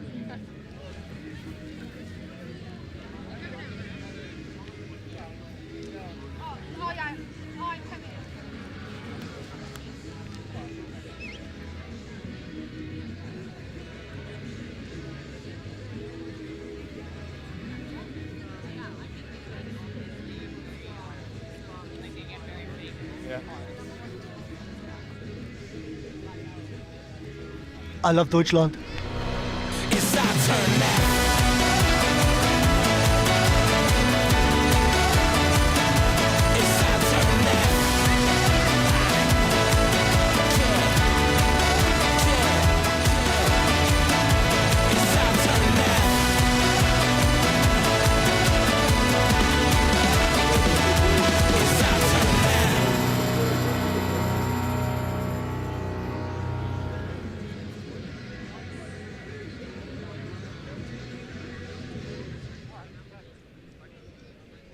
So, quick reminder, a green cream, calico bag with Montangles written on it. It has referee kit and personal items in there. It was next to pitch 3 earlier. It may have been picked up in error. Woo! It still be around the facility. Please, if you see a cream calico bag, please return it.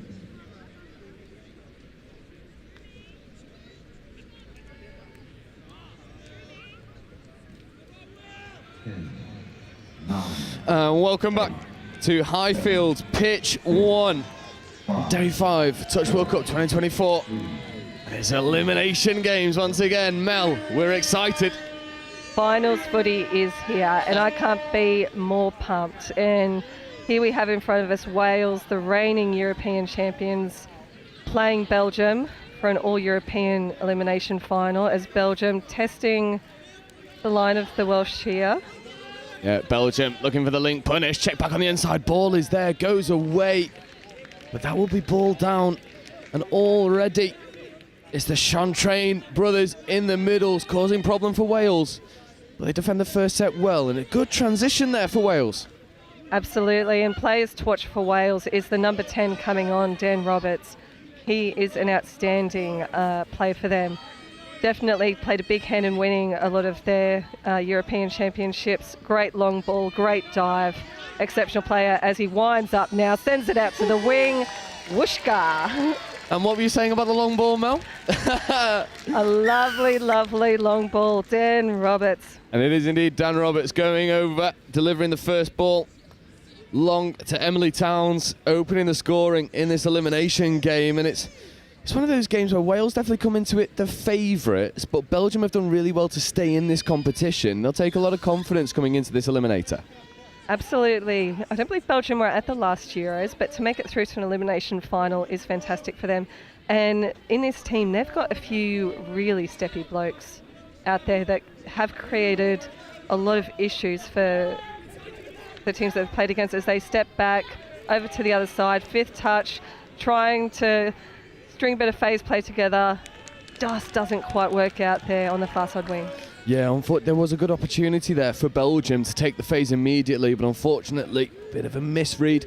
Coming back to the 7 allows Wales to just regroup, and here comes the pace. Lovely transition out to the wing, and Belgium rolling early.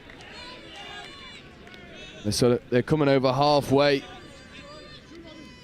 and they'll have a couple touches to play with on the line. So this is 5th. Good step, good footwork to the wing is on, it goes, and it's the lovely long ball again, and it's Molly Morris in the corner, rinse and repeat for Wales. What a great setup in the middle. Step left, step right, throw the ball, and easy as you like it for Molly on the wing. Yeah, it was Oscar Healy with a lightning feet in the middle, engaging defenders, throwing long. Already Belgium leaking scores. They're going to need to tighten up defensively. They look to go down the other end, and it's the 17, de Klerk, driving. Unfortunately, Ernest Fallon just crowded out. It's Fallon again, looks long, good option, phase play, yes. Fallon. Oh, big contact in the midfield as well, and Fallon looks to be hurt. And that's not ideal because he almost cultivated a beautiful play in the wing for Belgium. Yeah, that was almost on there. That was a lovely play. As you pointed out in their first attack, they just needed that phase play, and they've done it there and got themselves within a whisker of a try. And now Wales once again get an opportunity to roll through their transition, and it's been touches 2 and 3 where they've made the most amount of metres, but that's really good defensive pressure. And it's a Chantrain, brother of the Henry variety, getting up in the passing lane and making touches. Wales once again with a fresh set, so this is 2nd on halfway. Lovely driving here by Wales. Loads of metres made there by Amelia Rees. A link punish. They look for the doggies. There is opportunities, but well crowded out from Belgium. So Belgium are able to defend this transition. And now we get to get our first look at their transition, how they get the fresh legs on the field. They roll over halfway. Good pace injected by Chantrain. Good strike dump as well. Chantrain Great meters made. This is fourth, so fifth coming. They do have an extra touch, but that will be a hard touch penalty, and already Wales upping the physicality. Yeah, it's getting quite physical out there, and you can see Belgium shaping up for an attack. Keep an eye on number 5, Jasper Cullerworts. I played a tournament with him in the Netherlands, and he is a very, very, very handy player. And here is Cullerworts taking the ball down. Sean Train hitting the line, diving. Oh, lovely late release on the rooster, but a good covering touch. Belgium knocking at the door. Sean Train. Atakoué. Cullerworts. Sean Train looks long. Is on. Oh. And unfortunately, they're adjudged the ball to have gone forward. I'm not sure we agree with that decision. I mean, out of the hands, it looked like a very nice ball. I think they've given the forward pass for the ball off the floor. Must have been, because that long ball was a pill. And Belgium showing that they've not just come here to make up the numbers, they're going to take it to Wales. No, they're looking very, very good out there. Just unfortunate on that forward pass, because that would have definitely hit the highlights reel for Belgium. It was a beautiful 30-yard long ball. And Belgium just moving laterally over to their sub-box. Sean Train and Cullerworts. Sean Train slowing the pace down, but that will be loss of control. Unfortunately, Belgium can't make their field possession count. No. Quite the fan of the bucket hat, this Belgian team. The boys are looking very smart out there as Jasper Cullerworts comes up to make the touch, shooting a little bit early in their defensive set, Belgium, as Wales streaming onto the field. Dan Roberts picking up from half and forcing that 6 again. I don't think the defenders could do much there. I think that was either try time or 6 again. So, and it was Sean Train getting up in the passing lane, making the intervention. Here is Roberts on the ball, feeding off. Diving at the line was Reece Lynch. Lynch and Roberts will be working together in this line attack. Roberts back to Lynch. Middle, quickie. Roberts picks up, option. Good covering. Well, good defensive play there from Fallon. Getting up in the passing lane had to be made as well. The link was in acres of space. Roberts doesn't go to Lynch this time. Checks the ball open side. Link punishes on. Good option. But unfortunately, a forward pass from the base of the ruck. So Belgium with a good defensive set. yeah, that was classy from Belgium. You could see the Wales trying to compress the Belgian defence over to the left-hand side, getting ready for that big left-to-right long ball, but Belgium shutting them out very effectively there. Wales definitely started the stronger side, 2 early scores in 2 minutes. But over the past 5, Belgium have grown into this game and have started to show that they've just come here to play. And that'll be a hard touch in at the side, so another good game for Belgium. Remember, these are all elimination games now, so absolute must-win now that we're in the business end of this World Cup tournament. And it's number 11 for Belgium, Ashley van der Hove, driving up the box. Long ball is on, and again, it's good endeavour from Belgium, and it's just those micro moments that are going against them at the moment at the base of the ruck. Yeah, they're definitely creating opportunities. They've definitely left one score out there, so a very, very close game. Just 2 tries the difference as Wales power towards their own box. And it's the yards they make on touches 1 and 2 that is the difference maker in the transition at the moment as the fresh legs come flooding onto the field. Kyle Owen with the ball. He plays for my Galaxy club, and he's a fantastic player. Great dive. Emilio Groderola as well plays for my club, and those 2 boys together are incredible to watch. And they'll be looking to put a defensive nudge on now and turn over. Whereas Belgium just needs to get some fresh legs on, secure the ball a little bit better, as we've seen a couple of unforced errors in this area of the field. Not so far as Belgium drive hard. Half is a little bit late. Sean Train to Sean Train. The 2 bucket hats, the 3 bucket hats in the middle. This is lovely go forward from Belgium, rolling into this line with some momentum. It's exactly what they needed. Tap on attempt, just going down at Link, and very awkward angle for the Link to try and get that away to the winger. Yeah, it would have been a miracle ball to go out to the wing, but once again, Belgium asking questions of the Welsh defence. Here we are, 2 boys in the middle, shipping it open side. once again, it's the first touch for me that sets apart the two teams at the moment in transition. Wales just look the superior as it's Prithrick picking up. Oh, back to Prithrick, great step. Oh, a lovely ball in the inside. And it was that man, Oscar Healy, who's already contributed to one, almost going over for Wales' third. They will have the tap penalty. Oh, that was looking very, very sharp through the middle of the field by Wales as they sent it to the link. Nothing doing. And it's Healy, back to Prithrick. Healy looks to dive at the line. Good dive. Was the defence onside? They were. And we can see here there's a big gap in this link wing hole for Belgium. Absolutely. 5 Belgian defenders taking up one half of the field as they send it back with fire up, send it long out to the wing, but incredible defence and definitely touch pass in there by Wales. That defence, they had a long way to run from the other side of the field. Desperate defence, and they have locked out Wales again. Yeah, and it was Collerworth instrumental in chasing out and marking up the Welsh attack. That could have been off the mark, isn't given. So Belgium finding their feet in this affair, however, still 2 tries down. Yeah, they would love to get a score on the field. Great transition set, but just the ball going down to ground, but the referee judging that the Wales player has played at that. So Belgium, they look very good when they come into the Wales line with some momentum. So it'd be great to see some go forward exactly like they are now, and see what they can come up with. Albrecht taking the ball up. Coet.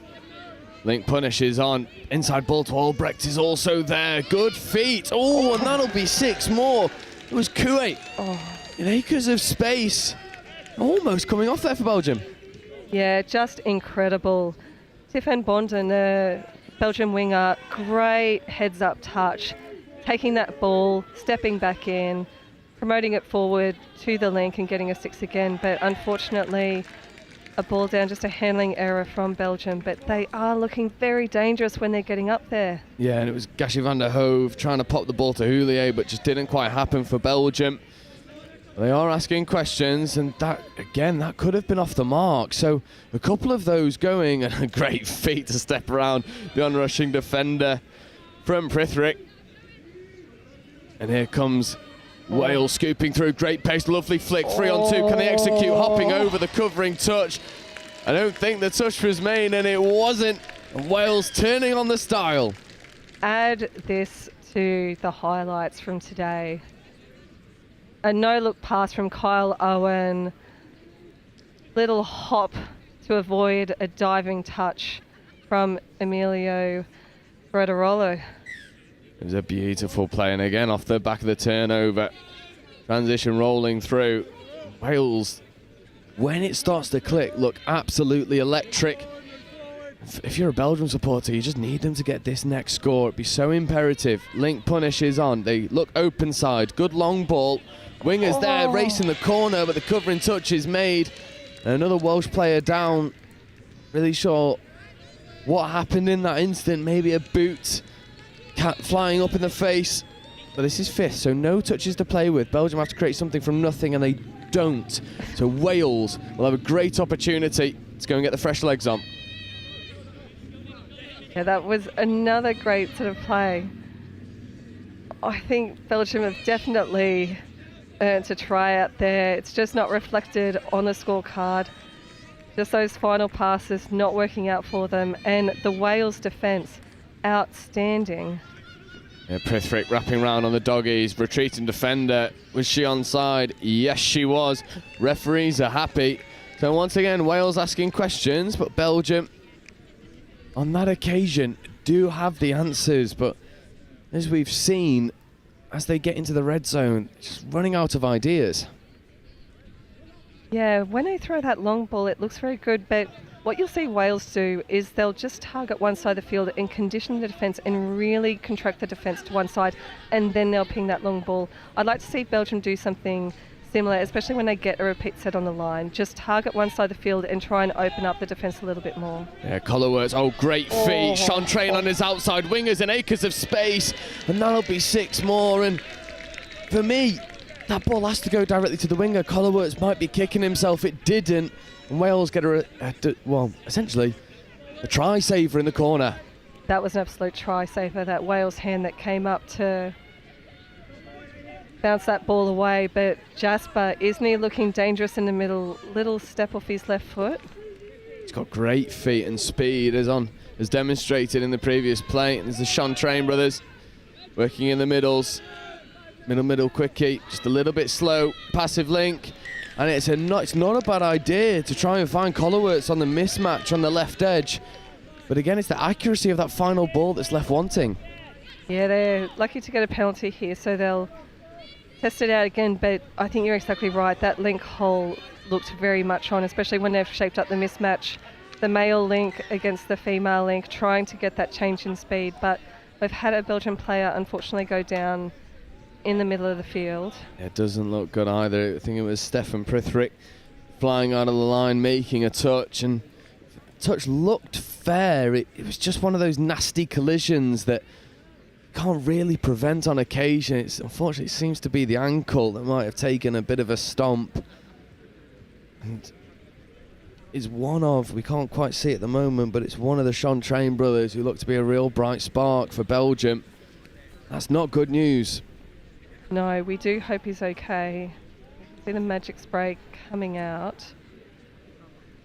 But yeah, it's obviously day 5 of this tournament. Players' bodies are being absolutely punished, and it's beautiful, beautiful weather here in Nottingham. Apart from a day of rain, it's been absolutely glorious. But what it does mean is, as I discovered on the outside fields, the fields are very, very hard. It's almost like grass on concrete in some patches out there. So the players' bodies, their knees and hips are really taking a punishing.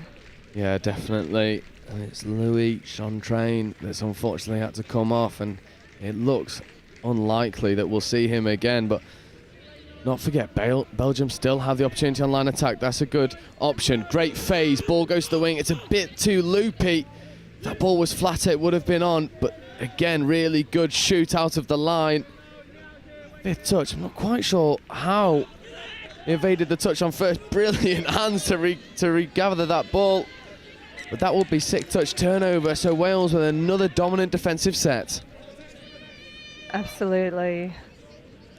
And that's the thing with this game. The Belgian attack looks strong, and they're creating some very, very nice attacking plays. But the fact that they're not on the scoreboard, it doesn't speak to their attack. It's more speaking to the strength of this Wales defence. They are just desperate, scrambling all over the field. Yeah, definitely agree. And there's Roberts trying to go through. I think they'll just give ball down in the end. Apologies, it was not Roberts. Owen Carroll. So Carroll on the ball now. Carroll open side quickie, gets the ball back. Lovely QB option.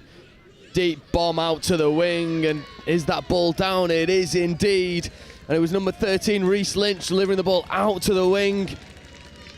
And we'll see this again. Lovely QB option, and Lynch just almost on instinct gets the ball out wide. Great finish by the Welsh winger on that far side. Yeah, unfortunately, we can't quite see a number. I'm going to hazard a guess that it was Emily Towns. No, she's on the sub box, so it must have been Rachel Thomas-Evans. A brilliant score in the corner, and Wales capitalise on a defensive shot, go down the other end, coast to coast, get the 4th score. And I don't think this scoreline accurately reflects Belgium. They've been good in attack, but Wales have just been that couple percentages better in their chase defence. That's all you need to get to a 4-try-0 lead. It was a real arm wrestle after the first few minutes of this game, but just in this closing part of this first half, Wales are showing their class and demonstrating why they are European champions. Yeah, they really are good value for it at the moment, putting on a bit of a clinic on how to stay in the fight and run away with it. So Wales, once again, coming into their attack, back to Owen, and it is all too easy for Kyle Owen, chopping a beautiful hole off the line, ghosting through, and just like that, 4 becomes 5. Yeah, just catching that link defender behind where she needed to be to provide that covering defence. And it's so hard when you have these players coming in and attacking at such pace to keep up with it while being mindful of the chase outs that you might need to do, especially with the threat of this Wales long ball. Yeah, definitely. We were saying over on pitch 2 yesterday, it's almost like you come from the blind side of that defender on that out to in line, and the awareness required from a defensive perspective. Oh, lovely check off again from Wales, enjoying themselves out there now. Roberts, left foot step, right foot step, space opens up. Does not for it. Carroll, Roberts, back to Carroll. Carroll looks long, doesn't, goes for the dive. And Wales are enjoying their time at the moment. However, the Belgian player's been called offside, so right on the hooter. Owen Carroll over for Wales' 6th try of the half. It's just lovely work in here. Pulling out the defence, and this is how they get that offside player, just making sure that they pull the defence out. And Jasper just getting called for offside there, but it was a real arm wrestle in the middle of this half. But there's one thing I know about mixed open finals at European level, it's that Wales certainly know how to arm wrestle. Yeah, they do, and they know how to run away with things, as we see the score on the screen, 6-0 to Wales over Belgium. And again, I don't think it accurately represents what we've seen here, because Belgium have been really in this game, but it is Wales who have run away with it. And we are going to take a very quick break, and we'll be right back with you for the second half.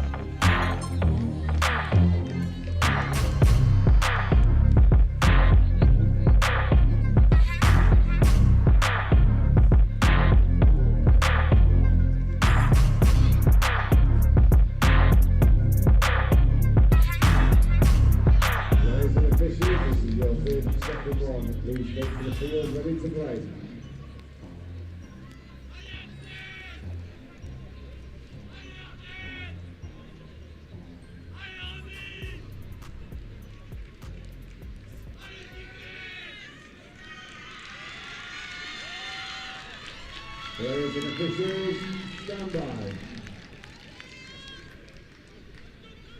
Now, just as we wait for the hooter to go any moment, we welcome you back to the second half of this mixed open eliminator between Wales and Belgium. And Wales definitely coming into this half the confident, but Belgium good value. I mean, this scoreline does not accurately reflect how much they have been in this game, but they've got to stop this pod of Prithvic. Oh, lovely link phase. Comes back to the open side. What a gorgeous little flick on the inside. Stefan Prithvic, take a bow. Gorgeous play. We'll watch this again. Is it Prithvic? No, it's Roberts. Of course it is. Watch this. No looker. Oh, so good. Dan Roberts. I called him early and there was a reason why. It's just because he is class. Dan Roberts. And it was Reece Lynch getting over for the score, the beneficiary of the gorgeous trickery in Belgium.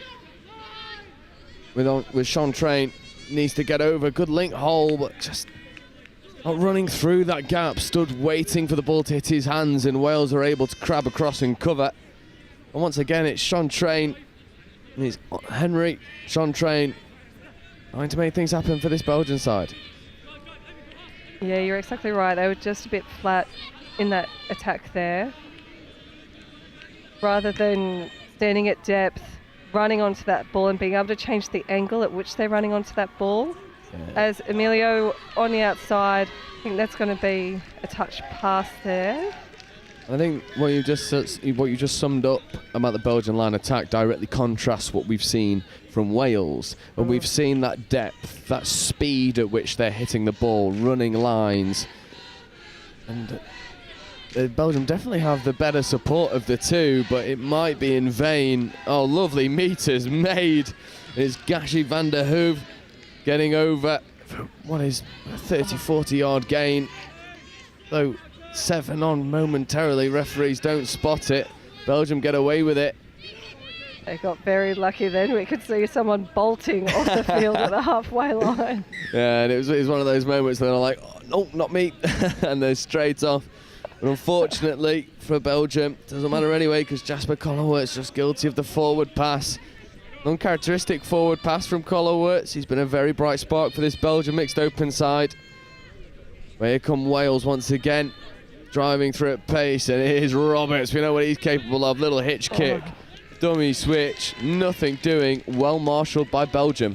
That was fantastic defence. Sometimes when you see that scoop coming, you're just inclined to mirror straight away, but you could see both of those defenders arms out and tagging him on the way through. That was great defence by Belgium. And it was Fallon making the defensive touch for Belgium on that occasion. And a much better transition from Belgium, passing around away from the box side, fading round. There is an overlap here if they can give it, but there's an intercept opportunity. Could have gone full length. Yeah, I think hands was on there from Belgium. They just had to pass that ball a little bit earlier. Instead, they put themselves under pressure with that pass and through the intercept, but putting it through the hands just that little bit earlier, because it was a definite 3-on-2 on this side. Yeah, for me, either earlier or later in behind that Welsh defender who shot out the line. There was an option for either one, and just sort of middle of the pack option picked. It's not quite worked for Belgium, but positive signs early, as this is Prithvic feeding out. And nothing doing down that short side for Anna Melmoth. Prithvic checks back over open side to Healy. Prithvic now wrapping round, receiving it back from Healy. Prithvic looks long, nothing happening. And we'll take this touch.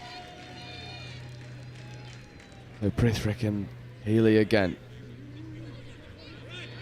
Sweeper play around the back, but picking up the ball, sending it right, and acres of space on that far side wing. And it's Oscar Healy dishing out the pill. The long bomb to the wing, and we'll see it again on the replay. It's a lovely disguised sweeper play. Step back from Healy, left to right pill. No bother at all. And over in the corner. You will not score an easier try than that. Oh, maybe if you didn't have to catch the long ball. Maybe if it was just fed into your hand from a metre away. Just hand it to you so you could walk over. But these wingers make it look so easy. And being on this Wales Mixed Open team, they have all caught their fair share of long balls, I'm sure. Yeah, it's one of those where you see that play, you see it run, you see the ease at which the ball goes long, and you sort of think, well, surely being the winger is the best option, right? From a positional perspective, you just get to finish off lovely-looking scores all the time, especially for this Welsh Mixed Open side, which have been electric. 25 minutes into this eliminator, although, as I'm complimenting them, they cough the ball up unnecessarily. Yeah, a loose pass, and Wales are looking very nice to win this final. And in his coaching box, this isn't now about winning this game. This is about looking at how they're playing and how do they win the next one and the one afterwards. We've just seen Australian Mixed Open out here, and errors like that, you just cannot give away ball that easily. So Wales have to up their game and just have that mindset that they need to eliminate all of that in order to progress deep into this competition. Yeah, and you will start to look at this as a coaching opportunity as Belgium look to go long, but not enough length on the pass. But as you were saying, you will look at this to say, okay, we've sort of got 1 foot in the next round of eliminators. How can we gear up for the rest of the tournament and for the final 2 days, which are by far and away the most cutthroat of the 2 days we'll see in the Touch World Cup. Lovely yards made from Healy again up the box side, and the involvement of the female links on that occasion. It was Amelia Rees eating up the yards. Roberts out, long ball, intercept, but that'll be 6 more, and you don't want to give Dan Roberts opportunities. No, it's so tempting to try and catch those balls, especially when they've scored so many from them. Lynch taking it down. Oh, lovely link wing hole. See you later. Amelia Rees goes through the gap, and watch this again. It's almost like they manned up Dan Roberts, and he was the disguise. Look at that chop hole, running at that inside angle, just on the inside of her player. Lovely running, and you're exactly right. These female links, your Anna Melmoths, your Amelia Reeses, they have put in a work rate for this Wales team, particularly in the yards, which has just been phenomenal. Yeah, and we often see a lot of mixed open sides neglect to use that female link. For me, it's a characteristic of the best mixed open, where you've got those female links that are always involved, spreading the play. Wales, I mean, the complement of women in this team it almost underpins the flashy work of the men in the midfield. Those boys don't get the opportunities without the women doing the hard graft, especially in the transition. 100%. And look at the meters again. Just incredible driving up the field. Prithrick checks back open to Healy. Prithrick looks to step round the outside, but that's a penalty. And Stefan Prithrick will have great opportunities now with Oscar Healy in his acting half at the moment. Prithrick looking for the link. Doggies on the link, sweeping. Oh, Healy with wheels to burn, diving at the line. That might just be given. Yep, it will be indeed. And Oscar Healy is enjoying this eliminator. Yeah, they've got the mismatch here. Male player beating his female link on the outside. And unfortunately there you can see the winger making that touch, but stood on her line making that touch. And most times the ball is going to be down first, and deservedly a try given to Wales to get them into double digits, 10-0. Yeah, Wales cracked double digits in an eliminator. But that's not the impressive part. The impressive part is the 0 on the other end of that. Defensively, they've been spot on. It's not for the lack of trying, especially with Jasper Collerwerts as he tries to go over, but a great covering touch there from Reese Lynch, diving at the feet. And Collerwerts checks off to Fallon. Collerwerts, Fallon in the half. Here we see Fallon, passive link is on, good wraparound, but again it's those final moments for Belgium that aren't quite clicking for them. Yeah, it's the execution, unfortunately, because they are creating so many attacking opportunities, and I don't believe they played the last Euro, so to come into this World Cup and play at this level is incredible, and I hope to see Belgium at the next Euros because they're definitely a very, very exciting attacking side. Definitely, but speaking of exciting attacking sides, and there's Wales just carving them open a little bit too easy. Kyle Owen again involved in everything positive for this pod, and it's Emilio Grattarola just stood on the try line on the whitewash saying thank you very much, easy score. Oosh, that was very smooth. It's just the disguise in which Wales run that scoop, and Belgium always chasing shadows. At the moment, it is all one-way traffic. We'd love to see Belgium be able to get on the board. There's a 3-on-2 on the outside if they use the hands. They don't. Check back on the inside. Open side quickie. Nice play. Lovely dive there. Brilliant dive, and I think the referee doesn't play through, but does give the penalty. And it was Josephine Fallon with the middle dive, and here is Fallon once again. Oh, the link and the mid have just run the same hole there for Belgium and congested the defence, but here's Fallon checking off around the outside to Van Heck. Van Heck feeds, ball long is on, doesn't go, they try and go back to Fallon.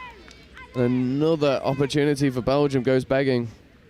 Yeah, Josephine Fallon looked very nice in that attacking set. It was great to see her come into the middles and take some of those strike dumps, because then it frees up the guys to be in that link position in those strike places, as Wales driving very, very well again. Yeah, and it's the meters made on touches 1 and 2, and Roberts looks to check off quickly to Owen Carroll, and that's a rare mistake from Dan Roberts, trying to cultivate an opportunity to go over for what would be Wales' 12th unanswered try in this game. Good hands here from Belgium, and it's Sean Train, and they've tried to run that open side play a few times with the players flooding on at depth, but it's just those connections again, the final bit of hands, just not quite happening. It was almost a duplicate of the Wales turnover, just both teams pushing it that one extra step too far. I'm just having a look. It seems like Amelia Rees has taken a really nasty knock, and that's not good for Wales because she's been instrumental to their transition. And I'm hoping that that's just wind being knocked out the sails for Amelia Rees as Wales go over for their 12th. We'll have a look. Yeah, and it's just speed on speed on speed for Emilio Grattarola. Emilio, he has got rockets on him. That change of pace as well, it's kind of from a standing start, and he can just turn it on. The pure acceleration from Grattarola as you hear the Belgian support ring out from the stands behind Highfield's pitch 1. It's not for a lack of trying, but Belgium, I've got a feeling if they do end up getting a score, it'll be the loudest reaction of this game. Nice little dummy from Josephine Fallon. Link punish is on. There is a mismatch. If they could just gas it to the line. I question whether that defender made it onside. So they've gotten a penalty. There was an offside defender, but then the onside defender made the touch, which is why the score wasn't given. But Belgium 6 again. We saw a lockout by Australia of the German team, and I know this Belgium team definitely want to get one on the board. Yeah, it's Collerwerts working with de Klerk. After Hulier, de Klerk, Collerwerts, early release, however, forward pass from the base of the ruck, and once again, it's just small moments where the skills and the accuracy of Belgium just aren't quite matching up. And Wales, once again, they just roll through their transition with ease. Great to see Amelia Rees back on the field as well. Yeah, Healy on the ball, quick release. Oh, it's beautiful, and the hands to the winger. Oh, it was highlight reel stuff from Healy and Smith, and it just doesn't quite connect. And Wales aren't happy with 12, they want 13. I question whether they needed to throw that last pass as well. For my mind, he was through. Trying to be unselfish. Unselfish. I do like that. And fortunately, teams can try out a few different things. Obviously, being elimination finals, they don't have to worry about try differences now. So if they want to push themselves and test out their wingers and things like that, this is the opportunity to do it. It's Van Heck now on the ball. Oh, nice long ball option, but again, there's just not enough length on that. I wonder if the wrapper was the right option to then go open side. But unfortunately, once again, Belgium just struggling to unlock this Welsh defence. And thinking about the next round, I think Wales, this is the perfect leading game for Wales because Belgium have been punishing. They have tested them on all aspects of their defence. They've tried to go in on short runners, on quickies. They've thrown the long balls. They've done absolutely everything to test out this Wales team. Unfortunately, there hasn't been a reward for it on the scoreboard, but it's not for lack of trying and it isn't for lack of skill. It's just been the execution difference in some of those last passes. Yeah, and it's a shame, especially when you see what Wales can do on the other end. And oh, that pass just a little bit too high, demanding too much.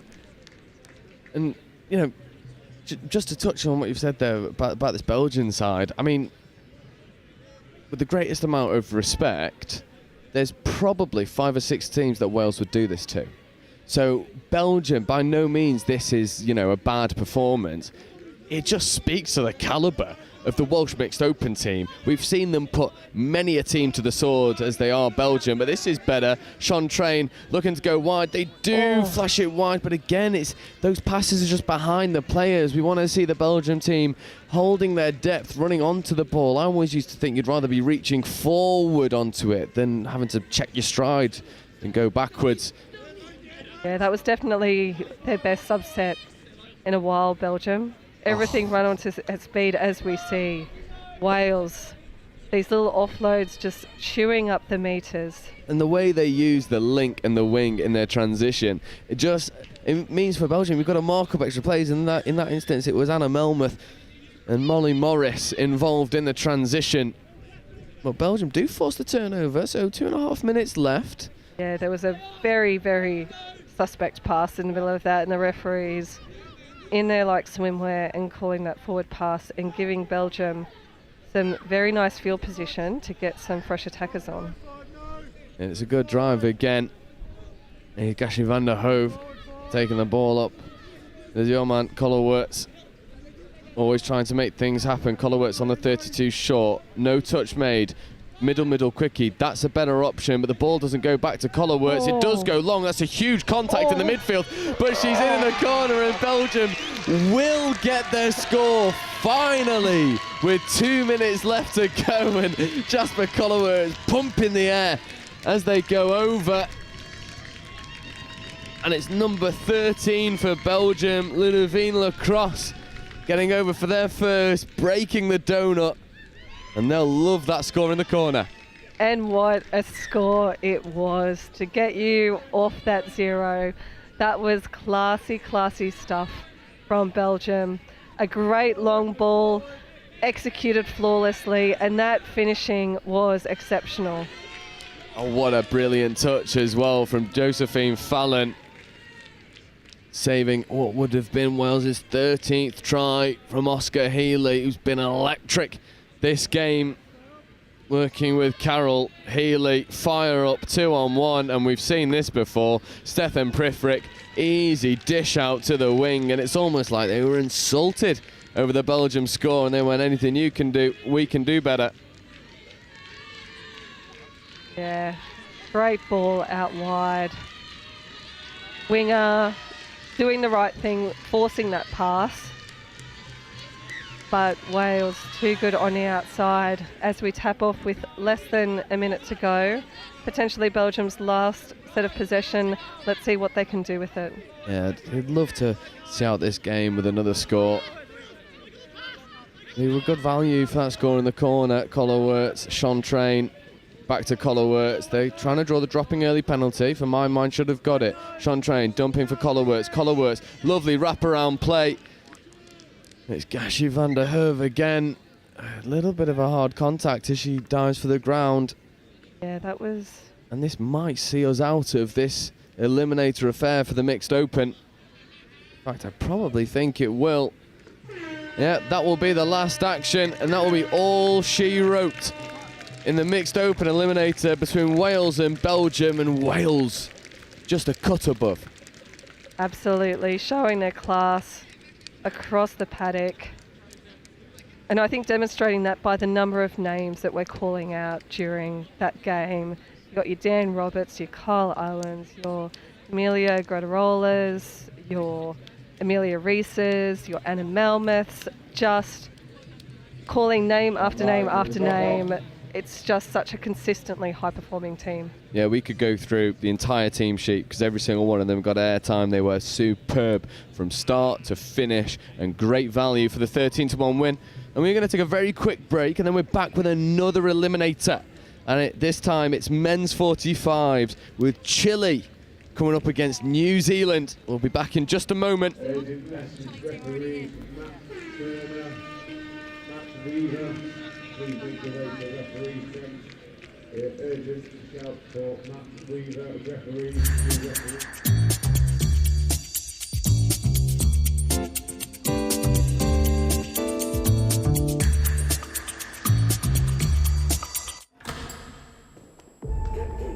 So what does it mean to you? The time? Sweat. The passion. The thrill. The determination. The support. The camaraderie.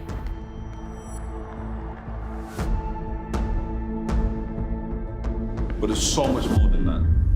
We're playing for something bigger. You ready?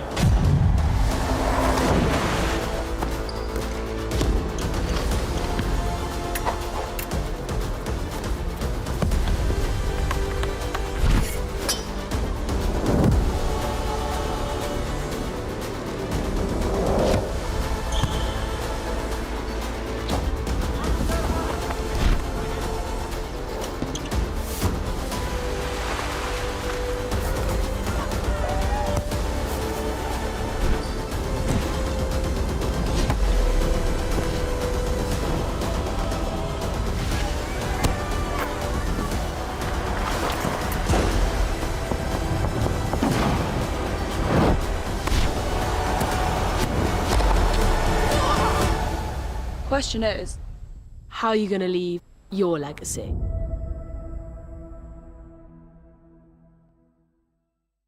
I love Nottingham, the home of Robin Hood. From the bright lights of Goose Fair to the peaceful nature of the Sherwood Forest woods. There's a feeling of togetherness, unity, pure, honest, love. And that feels great like a bright summer's day at the horses down by the lake at Colic Hall. I love Nottingham. The River Trent, the embankment, the Nottingham Carnival, different cultures dancing. The diversity, just walking down Columbus Street on a Saturday. The two lions in the square stand tall with pride. And when the markets in town come alive, it gives me life. Listen, as the council house clock chimes, and depending on how many times, lets you know the time.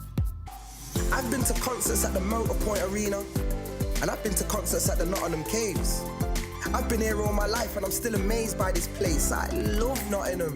Sometimes I stare at Hockley's graffiti colourful walls, and sometimes I gaze at the deers running around Woollerton Hall. Supreme thrills, from chilling up at Green's Mill or up at that castle on the hill. Nottingham, I love you, and I always will. Visit Nottingham today.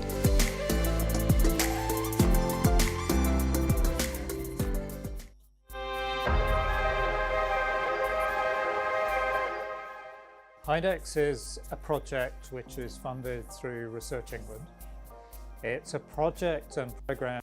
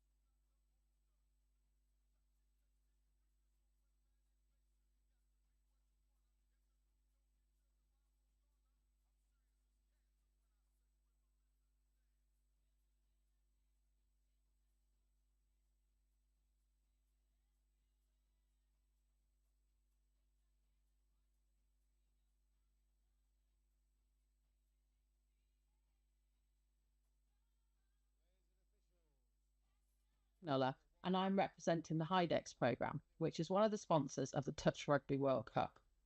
HIDEX is a collaboration of a number of universities based in the Midlands, including the University of Nottingham.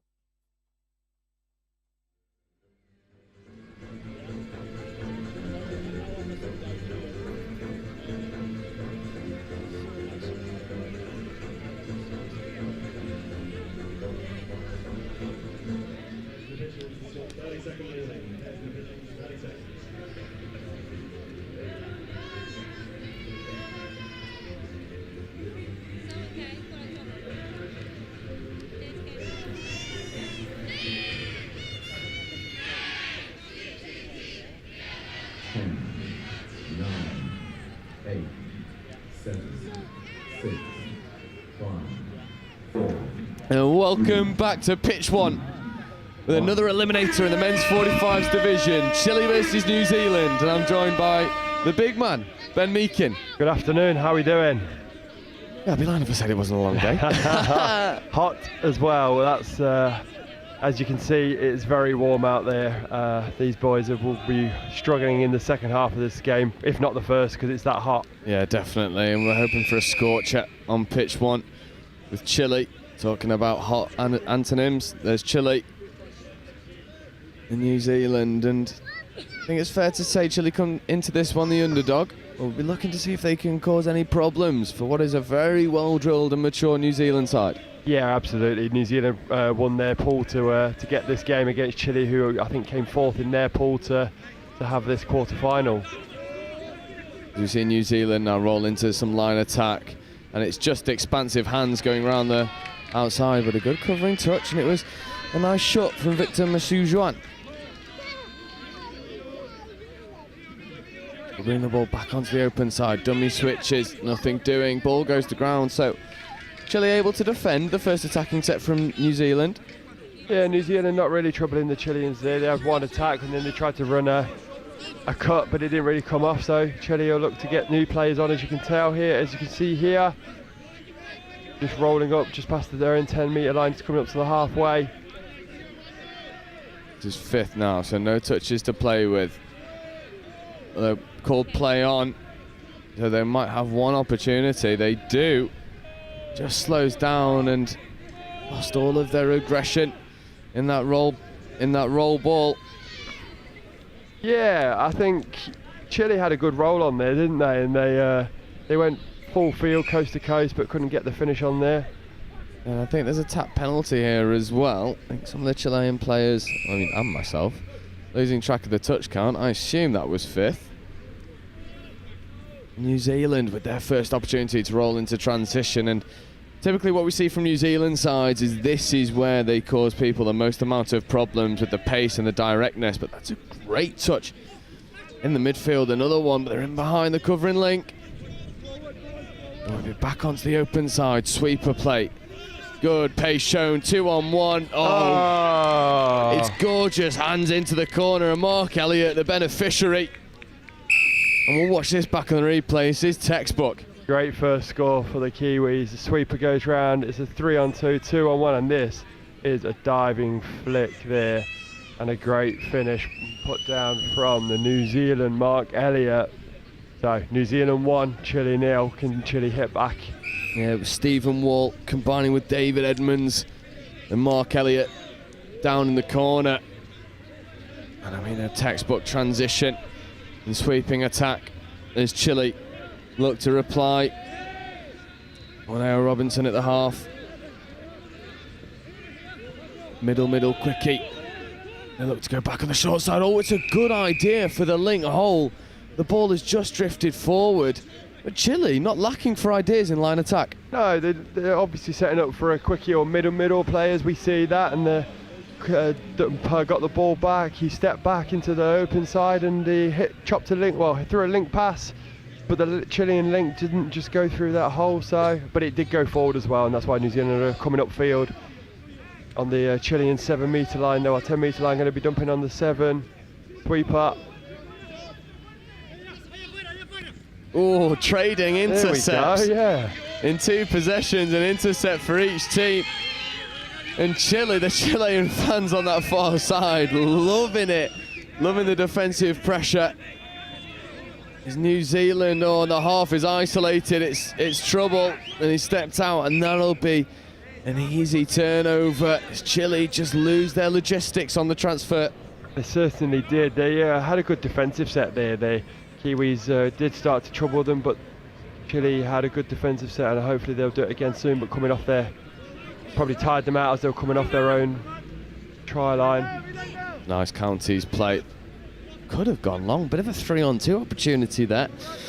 But Rodney Birch decided against it. Birch transfers to Hunter. Hunter, Birch, Rappers on. Long ball is also on. And he's got one. There's a second. Mark Elliott over in the corner. Already it looks ominous for Chile. Yeah, and 2 really good scores for the Kiwis so far in this first 5 minutes. As we watch it back, it was just a 32 short. And the short runner will get the number here, number 6 of New Zealand. Rodney Birch just gets the ball, creates the 4-on-3. Everyone of the Chile has to shut, otherwise they go through hole 1. And that big hole for the winger was there. So good start for New Zealand. Chile will need to get one back quite quickly to keep themselves in this game. Yeah, and it's one of those games from a Chilean perspective where you've not really got much to lose. So you'll go out there and you'll play with some freedom. You see a little cut underneath rolling into their setup. Counties play, looking to go long. It's a nice idea, the winger's on. However, that ball's just drifted forward. It was number 14, Diego Livingston, trying to dish the ball to the wing. Doesn't quite come off, and again, Chile, with a lot of endeavour, a lot of imagination, just lacking that completion. Yeah, they've tried to do similar to what the Kiwis have done so far. They've gone with counties plays, longs, and they've gone for their long option. Potentially not the right option, but they're creating chances. The Kiwis come over halfway, they've got to run away, 2-on-1. Oh, great covering touch. And Benjamin Page just couldn't get over the line there, but the Chileans are now trying to get onside, and Kiwis just spread the ball. They've got a 3-on-2, step back, and a weave. Good defence by the Chileans there. Yeah, Chile scrambling in their defence. And New Zealand looking for another line attack. Thought the defender might have been called offside there. Must have hit the line by a fraction of a margin. There's a lot of players sprawled along the floor there at the moment. Told you that heat's already getting to them. Yeah, it's a scorcher. Luckily, well, say luckily, but it's definitely going to call off. Might also rain tomorrow. There's long from New Zealand. They've got a 3-on-2. Probably yeah. Jonathan Mason was just pointing at the winger saying, "You should have. I chopped my hole, created the overlap. You should have just passed it," but he got the ball instead. And New Zealand give a penalty away for that infringement, probably not giving the ball back. Oh, it's a big touch in the midfield as well. Fair one judged by the referees, but a big shot nonetheless. And Livingston trucking the ball, dishing it off. Chile with Secondo driving up, really good defensive pressure. Could have been off the mark, isn't given. Nice hands, 3-on-2. Not executed, but a couple of occasions there where Chile have manufactured a bit of an overlap. It's just not executing those opportunities. And that's probably the difference of these two teams at the moment in terms of the standards and noticing where those holes are and the execution. If they can, if they can pick up on those 3-on-2s and pick the right hole, then they'll probably get some scores in. It just takes time and practice, really, and that's what the Kiwis have got, years more experience. Yeah, and they do, and they're making it count as Wall feeds off at half to Edmonds. Edmonds looks for the wing. Try not give him, but there will be a penalty for offside. So repeat set of 6, and the New Zealand players almost started to walk off in expectation that the score was going to be given. Yeah, it looked, was it just forward? Yeah, from the camera angle, it looked slightly forward, but they've got a penalty anyway. They won't be too worried about that one. They'll look to hit back with a score here with a sweeper play. Step back, 4-on-3's on. And there was 4 defenders around the 1 attacker there. It was Scott Grant trying to go over for New Zealand, nothing doing. Edmonds, Grant at half, Wall, 3-on-2. Can they execute? Yes, they can. And it's Seamus Hunter going over for New Zealand's 3rd in 9 minutes. And it's those fine margins of executing the overlaps. Yeah, so we had a 32 dump on the left side, and because the Chilean defender, or Chilean middles, both tucked under that dump, it created a bit of space. One defender shut, one didn't, and that created the link hole for the score. So 3-0 in 9 minutes, as we've said, and I'm really hoping that Chile can just execute a little bit better here and do one of those moves again, but try and pick the right option on this time. This is Vasquez dumping for Diaz. Diaz working with Holmes. Where are you from? Holmes, Diaz. Oh, unlucky. Ball down, wrong it. Bad execution in that roll ball. And New Zealand once again direct. It's Kawhi driving. Kawhi again. Can't miss him. Big figure in the centres. Kawhi, fifth, scooping, good pace, 3-on-2 again, ball to the winger is on. Did it stay flat? Yes, it did. And once again, New Zealand in that transition, just tearing through the Chilean defence, and it does not bode well if you're a Chile supporter. No, it doesn't, and you said it at the start, Joe. New Zealand are so good in that midfield, that transition from their own half to the opposition half. They push the Chileans back, fifth touch, goes short side, steps, and then the bomb to the wing for a 3-on-2 score. And you'll know, Meeks, just how difficult it is to secure yourself good field position on that fifth. As Chile look to threaten at the line, let's go open side, just pulling out of the touch was Livingston. Livingston checks off. Looks long, good long ball option. Just drifts forward. Probably the right pass there. He's created a slight overlap. Maybe the winger defensive winger would have got that touch anyway, but it's just gone forward, and I just think they're making, some good calls again, and they're seeing the options. Need to just pick that final pass and make it correct. Yeah, I think it's just the difference in core skills at the moment between these two sides. Chile have got all the great ideas, although as we see Edmonds go scything through, another one goes over, and it's that scooping platform again for New Zealand. And they're just creating such separation in the middles off the back of the dump. This time it's Edmonds scooping through. Picks the spare man, finds the winger down in the corner. It's looking like a mountain to climb already for Chile. It is indeed, but just watching these Kiwis play, we've watched a few Kiwis teams playing across all of that nation playing touch. They play very similar. They play very hard through the midfield, and that's what creates the holes, as we've said a few times now. And just watch it from any sort of touch, you can just get so much from it. And if you can work on the same things that the Kiwis do, as a Chile pick up here.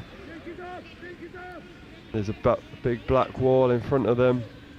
Yeah, nothing doing there. The Kiwi defence condensed, and it's making hard yards. That's the trouble for Chile at the moment as they look to just try and kill the ball on this box side. There was Cornejo Robinson trying to go around the outside of the Kiwi defence, nothing doing. And I've got a feeling we're going to see another one of these potent transitions. The ball's taken up the middle. It's Kawhi again involved as he subs himself off 2-1. Will they execute? Got a feeling I know the answer to that one. And an early first half hat-trick for Mark Elliott. Yeah, it's a good try. It's a simple try from the Kiwis. Instead of subbing this time, the Kiwis, have, like they've done a couple of times, have gone on a direct set where they take 2 or 3 touches up the middle of the park instead of going towards their sub box. They do a couple of wraps just to move a few Chilean defenders away, come back into the middle, and then that's how they create the space on the outside when all the Chileans then collapse in the middle again. Yeah, and it's almost one of those plays where Chile they looked to me like they expected the subset, so collapsed over onto the far side, and then New Zealand make the read and whip it back open side as we see Chile now with Diaz again. Diaz looks to hit the short, does. Good pace injected, dive at the line. That ball wasn't forward. There was an argument to be said that Chile were over and the ball could have been down. But at the base of the ruck, ball goes forward, and it's just those core skills again that underpin the structures that Chile are lacking. They're making the right calls, right? They're doing everything right. It's just few ruck infringements, and that's what's causing them a bit of trouble. But they're making the right call. And I think that's the difference between a nation that's been playing touch for only a matter of a couple of years and a nation that's been playing touch for nearly a century, right? Yeah, definitely. Kiwis didn't sub again this time, so they went direct. They got the overlap, but they couldn't make that one count, so no score for New Zealand this time. I think they've brought some subs on this instead. So Chile will have the ball on touch 2 coming. Chile roll through their transition, approaching halfway. Fresh legs comes on. Half isn't isolated, but the pass is given blind. You don't want to cough up possession to New Zealand on halfway. No, more of like a American football pass, that one, and went forward. Referee saw it, but it did go to ground as well. New Zealand tried to go faster on the outside, try and use the quick hands. Nothing doing at the moment. Chile trying to hold this most recent onslaught. Nice feet. Oh, nice little show and go. New Zealand, they've gone round the outside. They've gone through the link wing hole. They've gone through the link mid hole. Now they've cut the middles apart. Yeah, so a sweeper here from the Kiwis. Step back. Defending middle wasn't tucking under. Big hole to go through. Graciously helps his defender up. Stephen Wall going over for the most recent Kiwi try. 7 tries to 0. There's a bit of loss of communication in the roll ball. So this will actually be second coming, and they've not really made any yards up the middle. And it's tough times at the moment for Chile. Need to find that drive that we saw earlier on in the half. Going into the last 4 minutes. Need to get the next try on the board if they want to stay into this. This is 5th. Long ball is on. It goes. It's a bit too loopy and easily crowded out from the New Zealand defence. Yeah, simple defence from the Kiwis there. Chile went through short side, couldn't get into in goal, so it was just a man-on situation. New Zealand now rocking through the centre of the park. I think this is touch 3 at halfway. They'll just throw in a wrap. Keep the ball alive. Touch 4. They'll have one more, and I'm sure they'll be looking to either send a sweeper or a scooper. There's oh no, it's going to be a short. Oh, referee's seen something. Oh, I've just noticed as well that far side Chilean winger as he was trying to chase. I think that's a hammy, unfortunately, for Garcia. Dobro. He's still on. He's still on. He's a braver man than me. Yeah. I mean, I think we both know how bad hammies can be, right? You don't want those. You don't want to keep playing if it has gone. Not very often you play at a World Cup though, so people will push themselves even more. What's the referee called this time? It looks to be, forward pass off the base of the ruck, and it's these final moments, the core skills that are just letting Chile down. And yes, you are up against what is one of the favourites in this category, in any category, to be perfectly frank. But you don't want to let your basics, your fundamentals slip. And that's what's happened for Chile. Yeah, we talked about the heat as well. We're back end of the first half now. They are going to be tired, so mistakes do creep in even more when you're tired, obviously. And that's just what we're seeing here as the Kiwi send a sweeper 10 metres out. 3 on 2, I think he could have just scored that himself, but he'll give his mate one, and that's Scott Grant in for the score from Stephen Wall's pass. Yeah, I think Stephen Wall got fed up with scoring himself and checked it off. No one gets fed up with scoring. Yeah, well, I didn't score that many to know that feeling. Stephen Wall goes over once more, but this time dishes off to Scott Grant. Very quickly, 7 becomes 8 with 2 minutes left in this first half. I think it's fair to say that the competition side of this game is well and truly over. New Zealand are going to coast through victory. The only question is by how much, and if Chile can break the duck and get on the scoreboard. As we've said previously, they have had opportunities. It's not like they've not tried. It's not like they've not got the good ideas. It's just areas here where you're allowing New Zealand to drop early. Although, good opportunity. Lovely little out the back flick. You've got to have a bit of flair if you're coming from Latin America. Fortunately, just drifts forward. Better line attack from Chile. Yeah, again, they attacked the line this time instead of kind of going across the 5 metre. So they went at the line. They created a bit of uncertainty in the New Zealand defence, but ball passed from that Jouet flick. New Zealand now running over They'll play the same as what they've done most times. They throw a little wrap in. Bit of confusion there from the Kiwis. On the left side, goes back to the right middle. Scoop, step back. He's going to look at the options. Goes through the half. Oh, basketball, LeBron pass, and caught. And it's good endeavour again from Jason Kaiwai. Unfortunately, I mean, I almost think if he threw that ball at the bootlaces, his teammate could have just collapsed over the top of it. Yeah, he got through, he did everything right. It's just that last pass probably made it a bit harder than he should have, but again, nice setup by the Kiwis. Good scramble defence by the Chileans though. It's nice to see that they're not going to stop in this game and keep working all the way till the end of this half and further on. They scoop through themselves. That's a repeat set. Nice little win for the Chile team there.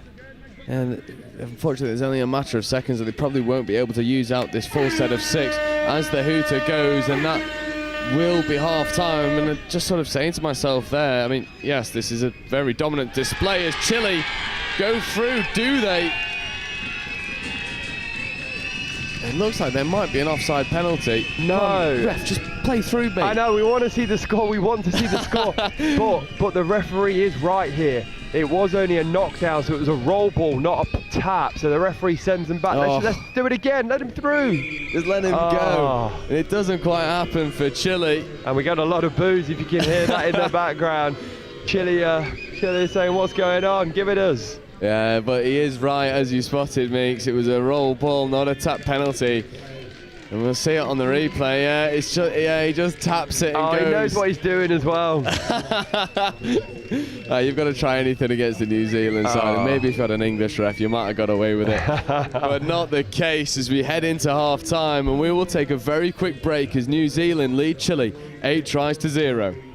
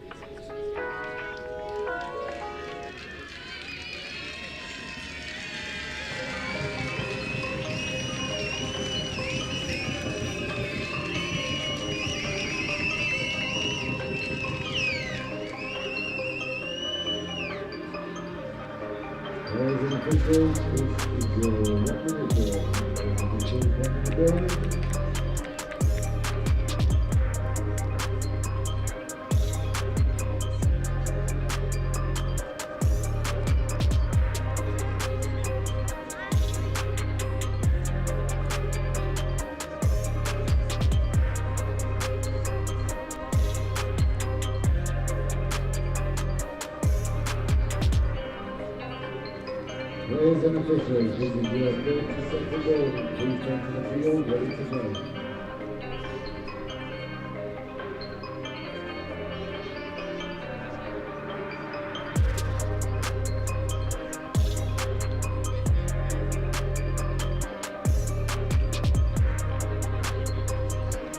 Players and officials, stand up. Welcome back to Pitch 1. The penultimate game of day 5 at Highfield. As we see New Zealand and Chile in the men's 45 division. New Zealand had the lion's share of possession and obviously the lion's share of scores, as you can see. They look to run the rapper and open the scoring as they left off, and it's a beautiful set play from the tap off, and Chile just don't have the answer for it. No, they don't, and it's a sweeper play into a 3-on-2, 2 link and wing, just shutting a bit tighter, potentially just staying out on that short side would have been beneficial, but that didn't happen, and the loopy pass to the far winger for another score. So is that New Zealand 9, New Zealand 9-0 now. 40 seconds into the second half, Chile will look to try and get down there and get one of those strike moves, maybe get her across like they did just before the first half, which was actually brought back. Unfortunately, they just lose control of the ball. Yeah, Chile struggling to find their feet early in this second half, conceding early and then turning over possession needlessly. And you'll see a lot of teams transition from that field possession. Not this New Zealand men's 45s. They want to go up the other end and get a score themselves. As it's Kai White, early release on the rooster, 2-on-1. Can they execute? Good defence there by Chile.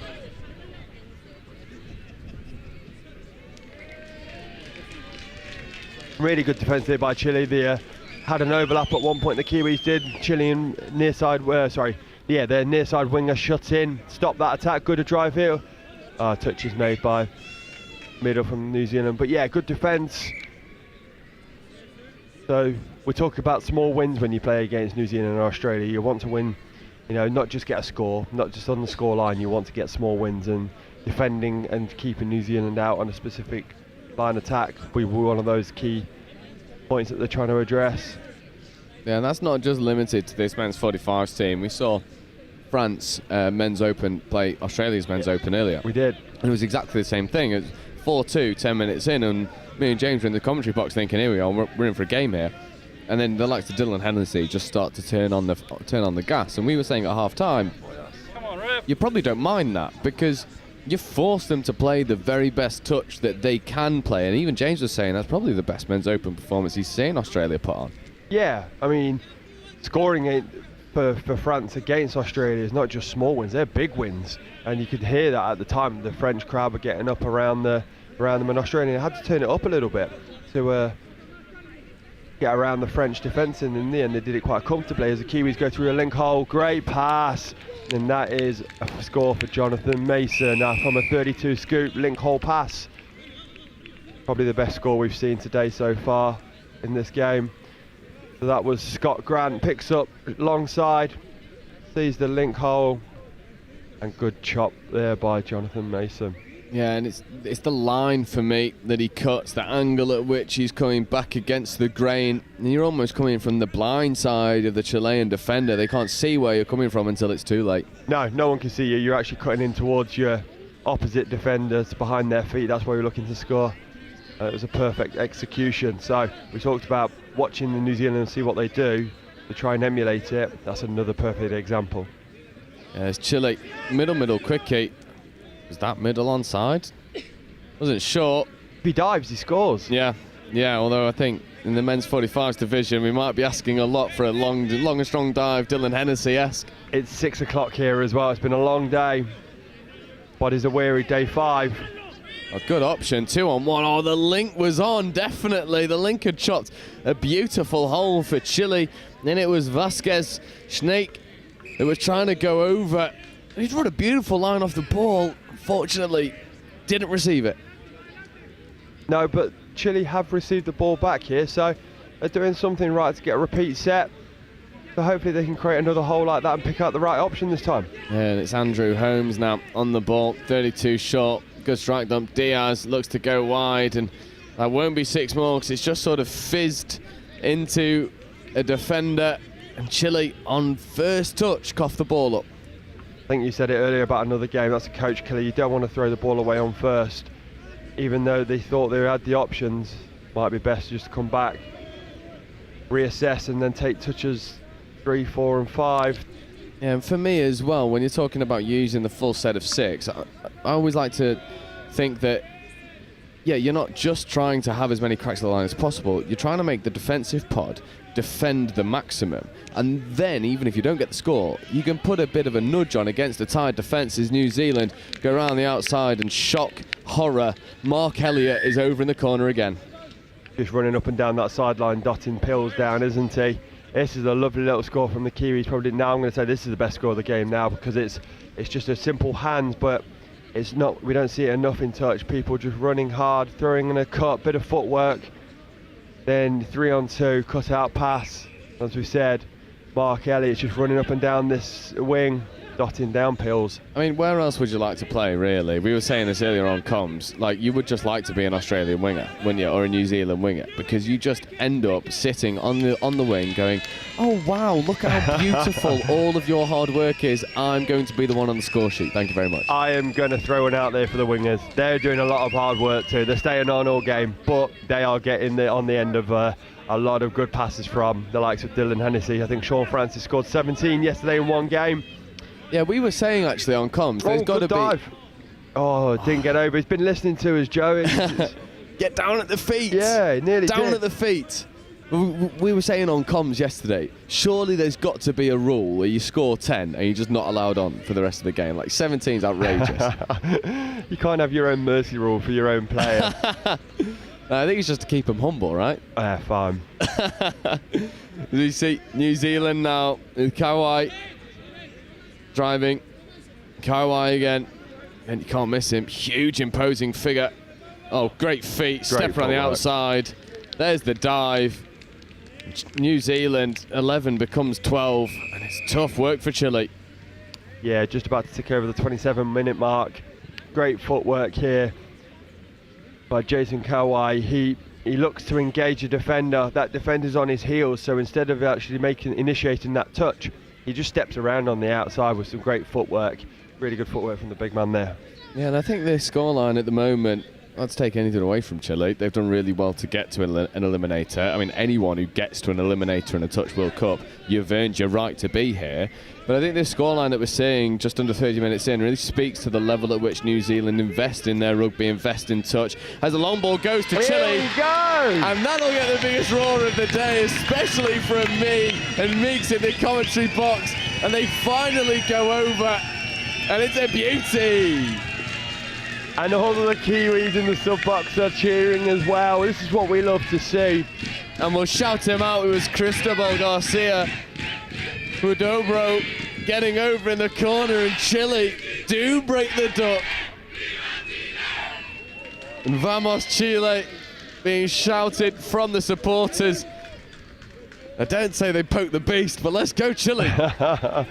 Let's see if we can get 2 now. We've got to defend this set.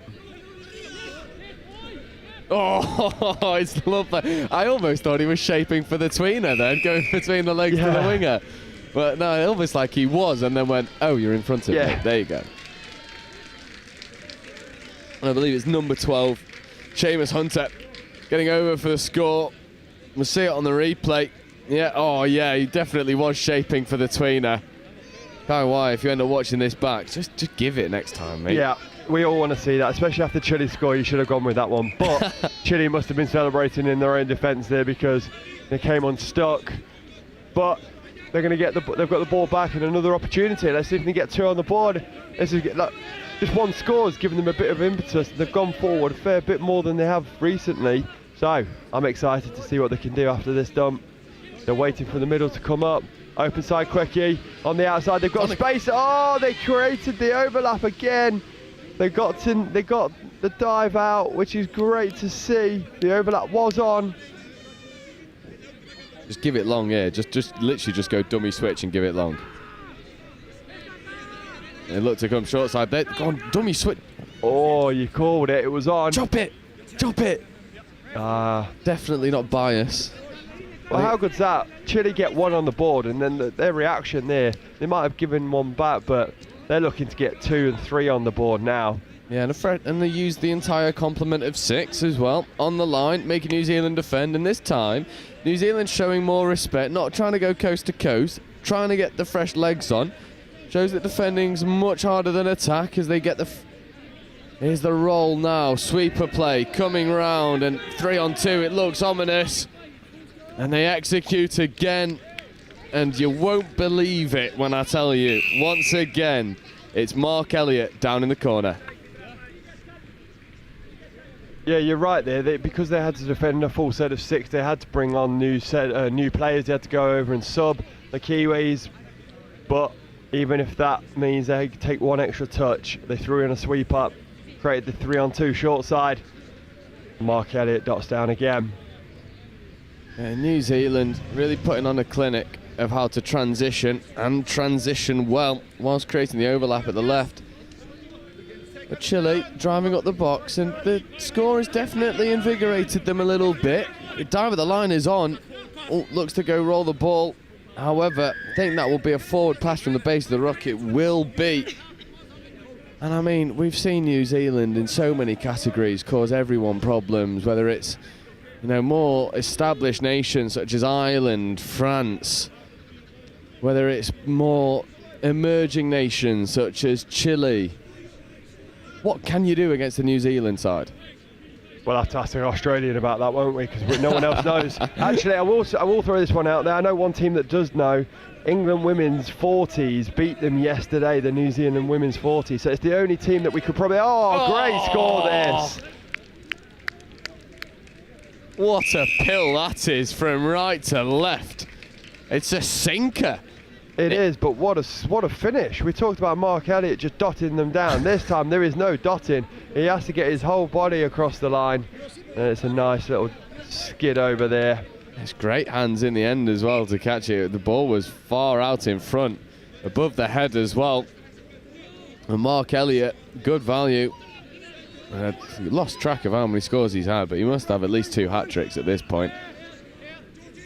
Chile into their line attack. We'll call that ball flat. Good option. Wing is on, doesn't go, and they're creating overlaps on the wing, just not giving it. Yeah, the one they have done so far has created a score, so it'll be interesting to see what they run here. I think it might even be 5th touch, so let's just keep the ball alive, or yeah, they do. Oh, nearly goes through, but doesn't there. Martin Santa Maria doesn't get through. The Kiwis have got the ball back, and they're going to look to sub this time. I think they're just going to go... Oh no, I'm wrong. They're going to the sub box. Yeah, they are definitely getting over there, and a couple of them are subbing, but it's definitely not a traditional sub move. I think it's just a couple tired boys that are getting off. And such is the confidence in which they're playing, they're just driving up the box and subbing after they have their roll on the drive. There's Kai White on the ball, check off. It's a really nice fire-up play there. Option out on the wing, Mark Elliott. That ball might have gone forward. Adjudged to be flat out the hands. And Mark Elliott, surely you've got to get bored of scoring at some point.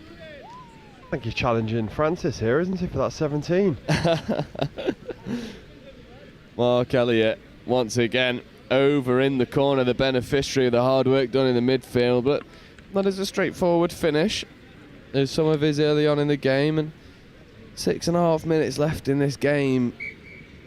We'd just love to see Chile be able to threaten the line, maybe draw a penalty or two, have some possession in the New Zealand red zone.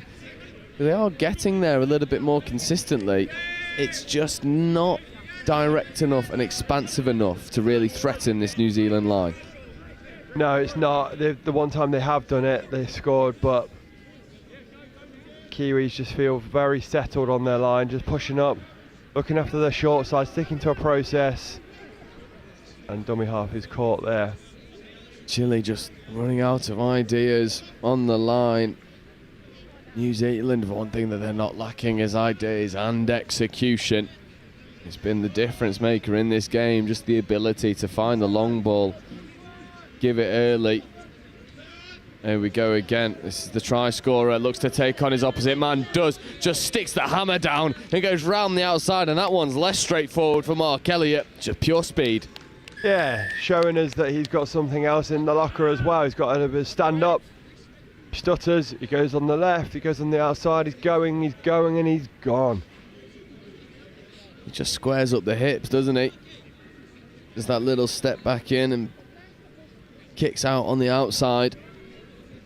New Zealand, I mean, this is a marker of intent in this men's 45s division. They know it'll probably be once again a New Zealand-Australia final. And they're saying, okay, Australia, this is what we can do. And Chile once again trying to roll into the line attack. Nice long ball out to the wing. Chekhov on the inside. Almost an unconventional 21 play. Oh, nice pop on the inside, and the winger had just lost his width, and then again found an overlap, just not executing. Oh, we've got a runaway, have we? A quick penalty. Bit of a hard shot in the midfield. I think that's fair to say. And it was Seamus Hunter on the receiving end of it. There might even be a forced sub here, but there's not. The Chilean player just saying, I'm sorry, but what else can I do, pal? Yeah, just two Chilean players coming together with a Chilean sandwich with a New Zealander in the middle. A New Zealand filling. Be a Kiwi sandwich. I'm not sure how nice that would be. As we see, New Zealand flooding onto the field. Middle, quickie. Good pace. Offside player definitely dotting down. And 16 is 17. We get into the sacred 20 with three and a half minutes left to go. 3 tries are needed. You wouldn't put it past him. No, you wouldn't at all, and it's just tiredness now from the Chilean left middle. Couldn't get onside quick enough, and just a walk-through score there for New Zealand's number 1, Grant Robertson. And once again, it's the change of direction from New Zealand that causes Chile all the problems. And Chile have got the score on the board, which is much more than some teams have managed against these New Zealand men's 45s. Long ball is on, all the cut, looks for the cut, but is crowded out in the end.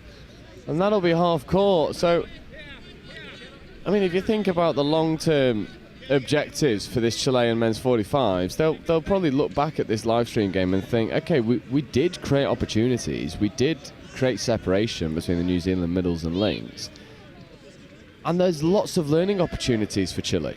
Yeah, absolutely. They're creating defensive mismatches at times. They're creating holes, they're just not picking the right one, and they'll just look back at this and go, yeah, we could have done it. They'll probably take it into the next match they've got, because it's not just the end for Chile here. They'll go into another game and play a couple of seeding games to see where they finish in this World Cup.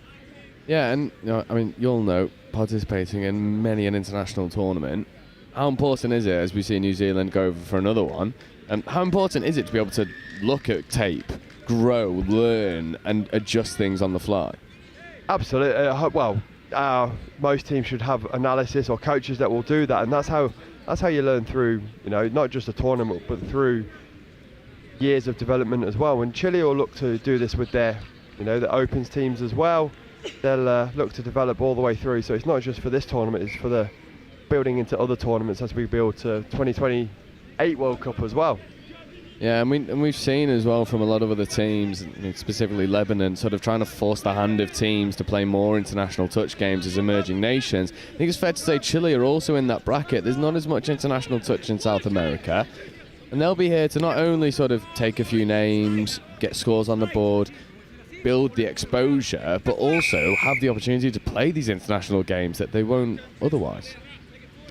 Of course, yeah, and the biggest thing for me of this World Cup is that these emerging nations need to get around and not just come to a World Cup. They need to play more international touch, because the more international touch you play at the higher standard, the better you're going to get individually and collectively as a team. But then as a nation, you be getting better. And if your nation then starts building, you then create more players, and then that starts to build. So it's all a, you know, it's a building block into the future, into developing the game and getting more players in each country playing. Yeah. As Kiwis pick up long ball, is that? That's my pick of the bunch. By a mile, that's my pick of the bunch. What a diving grab. And once again, I sound like a stuck record. You're asking, there's a parrot on my shoulder. There isn't. It's just Mark Elliott's over once more. It's a great camera angle as well. And that 20 seconds to go, maybe a little bit shorter.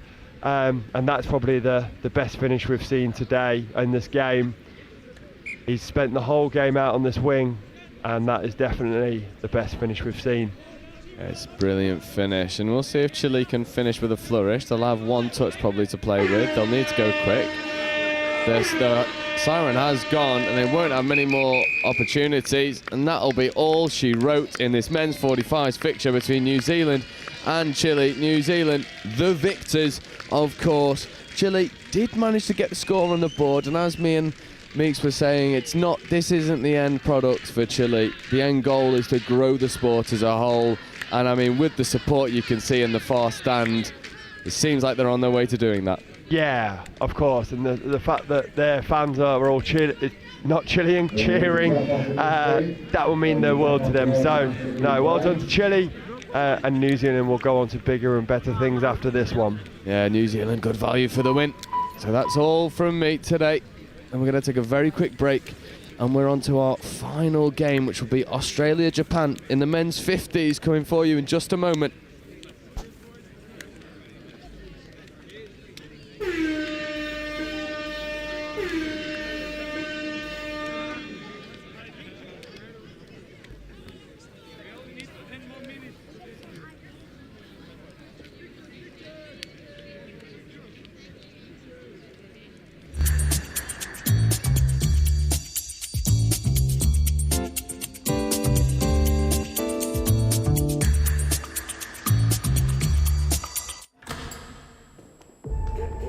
So what does it mean to you?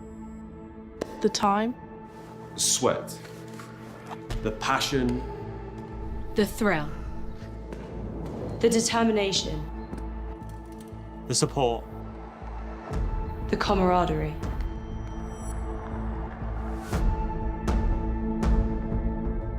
But it's so much more than that. We're playing for something bigger. You ready?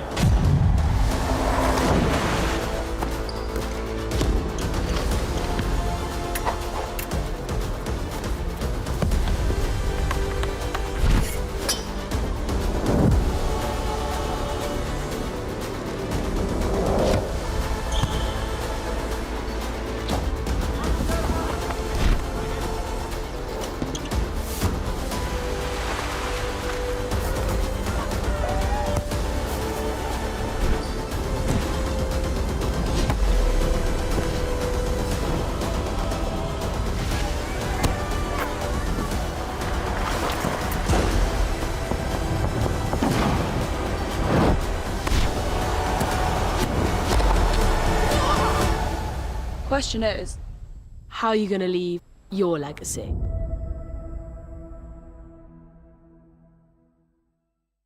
I love Nottingham, the home of Robin Hood.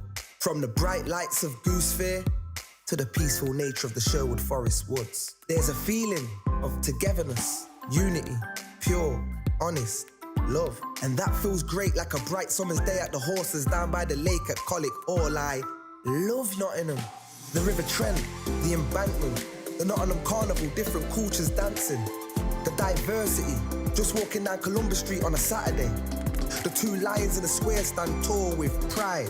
And when the markets in town come alive, it gives me life. Listen, as the council house clock chimes, and depending on how many times, lets you know the time. I've been to concerts at the Motorpoint Arena, and I've been to concerts at the Nottingham Caves. I've been here all my life and I'm still amazed by this place. I love Nottingham. Sometimes I stare at Hockley's graffiti colourful walls, and sometimes I gaze at the deers running round Woollerton Hall. Supreme thrills, from chilling up at Green's Mill or up at that castle on the hill. Nottingham, I love you, and I always will. Visit Nottingham today.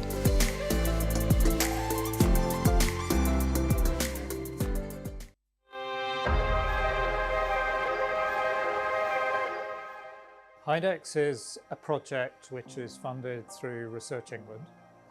It's a project and program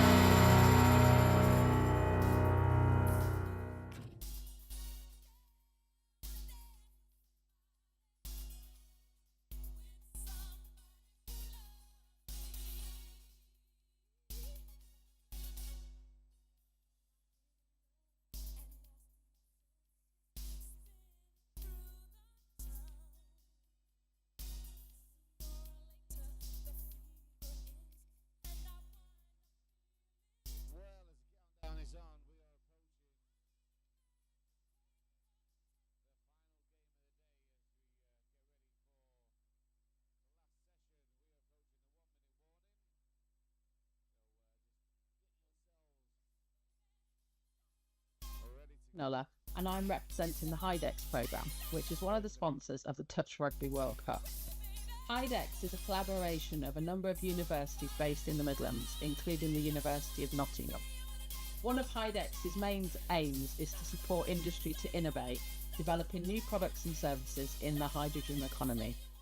We decided to sponsor the Touch Rugby World Cup, particularly in relation to energy use, so that Geopura, a locally based business, can provide hydrogen to be utilised at the event, making the event more sustainable and improving air quality for visitors and competitors alike. We hope this support will encourage others to look for more sustainable. 10, 9, 8, 7, 6. Here we are back with the action. The final match of the day here in Nottingham, the Touch World Cup Men's 50s. It's Australia taking on Japan. Adam Collins in commentary. Meeks, mate, what a great day it's been so far and a great match to end proceedings. Yeah, it's been a great day. The sun's just beaming down on us as it has been all day. Australia in any match is always exciting to watch. And as they pick up, they go 4-on-3. And that is the first score for Australia. From the tap off, it was a long bomb out to the wing position. Let's have a look at it here in replay. It is Tony El-Tashi in the number 6 doing exactly what El-Tashi does. A long ball over the top, finds the winger in space, and that's the opening try to the Aussies. Some stalwarts playing in this Australian side that play for a long time, so they know exactly how to play this game. And Japan are already going to find it tough. They go short side. That's Suji in the middle with the ball, that had the ball, the little short-statured fella. Keep an eye on him. That's the man with the ball right now, Suji. He'll take it forward to the line every time. An incorrect roll ball there by the Japanese. Sees a turnover for Australia, and they'll come off their line through Alan Woods. Troy Morgan takes it forward. Here's Woods in half. Dave Roberts now. Up over the halfway line they roll. Damien Hoffmeyer in the 14. There's a ball out for Morgan. Morgan with a little pop pass to the winger who puts it down. And that was Craig Nealon. Yeah, Australia not looking to sub on this set. Incorrect roll ball. Referee's just going to move this to the right slightly. Yeah, Australia going direct this time instead of going subset. So just maybe trying to tire the Japanese out or playing the long game with the Japanese here. Here's the 1-2 line of defence as the Aussies move forward in numbers, and defensive pressure there from the Australians applied. And it's a turnover from the Japanese, and the Aussies in attacking position here. The 1 or 2 substitutes come on for Australia. And Woods in the middle. That's Woods with the ball now. Morgan into half. He'll pick up Dave Roberts. Nan the sweep. The wraparound play. Delivered out to the wing there. And a penalty against the Japanese for not moving forward. Defended well there by the Japanese, but giving that penalty away. So you don't want to give too many penalties away to Australia. Dudek was in the middle. He moved the ball out to the link position. Troy Morgan, there's Dudek once again. Ian Mishnowitz now in the middle. Switches it up with Tony El-Tashi. Tony El-Tashi with a little stutter foot. He'll pop it out of the right-hand side here. Short ball for Anthony Dudek in the opening. What's the referee going to say? The referee's going to call a touch there. I thought the ball was down, but a nice touch from the Japan number 10 coming across in cover. Takeo Yoshizawa. Yeah, Anthony Dudek just delayed putting the ball down there, and that's how that touch got made. Great hit there by the Japanese middle, but that allows him to, great step back, and there's a dive. And that's a score. The referee steps back and gives that one. Yeah, this time Dudek off the left foot, straightens it up, puts it over the line for the Australian second try. But nice defence from the Japanese team. But it really was the excellent handwork of the Aussies that exploited that gap. Yeah, it was. They know exactly what to do in each moment, and that's what they did there, stepping back with a dive. So out into the middle now. And it is Japan who will roll forward through the midfield. Here's the hands of Hideji Tanaka. It's Kazuya Ogiyama. That's Mine. Akifumi Mine with the ball now is one to watch for Japan. He'll take the line on any opportunity he's given, as we see right there. Yeah, he tried to get the two middles, but Gary Zonda just makes that touch. As you said, some absolute legends in this team. Gary Sonda, just named in the Touch Football Australia Hall of Fame when they had the naming ceremony a few weeks ago. Collision in the ruck. Cam Foster from Australia. He'll play it for Nishnowitz. There's Sonda. Australia just going down the middle again, just creating some width now. Just killing it on their own side, so making it even harder for the Japanese to try and get over to their sub-box. That's a great first drive though. There's touch one. Pan punching it up here into the line. 10 metres their own side of halfway. These are good metres for the Japanese. They need to try and end their set as quickly as possible in Australia's territory. But unfortunately there, a little bit of downtime, the ball on the deck for too long, but the Aussies just holding the defensive line, letting the Japanese come. There's Tsuji. Cut out pass, just doesn't find the mark, and Tsuji taking on the Australian line again, but unfortunately at the end of that set, not a lot of productivity there for the Japanese. Yeah, as you said, the Japanese are doing the right thing. They're getting the ball down, but it's just staying on the floor for too long. They couldn't get their sub-ins onto the pitch and getting the ball, so they couldn't punish the Australians and make them go backwards. So the Australians are in a flat line with a defensive line at all times, which is great for them and not so good for the Japanese. There's Alan Woods taking it down, earning his team a penalty. It's just moving the ball around defence. Caught offside. So here is Woods now. It'll let up in the midfield.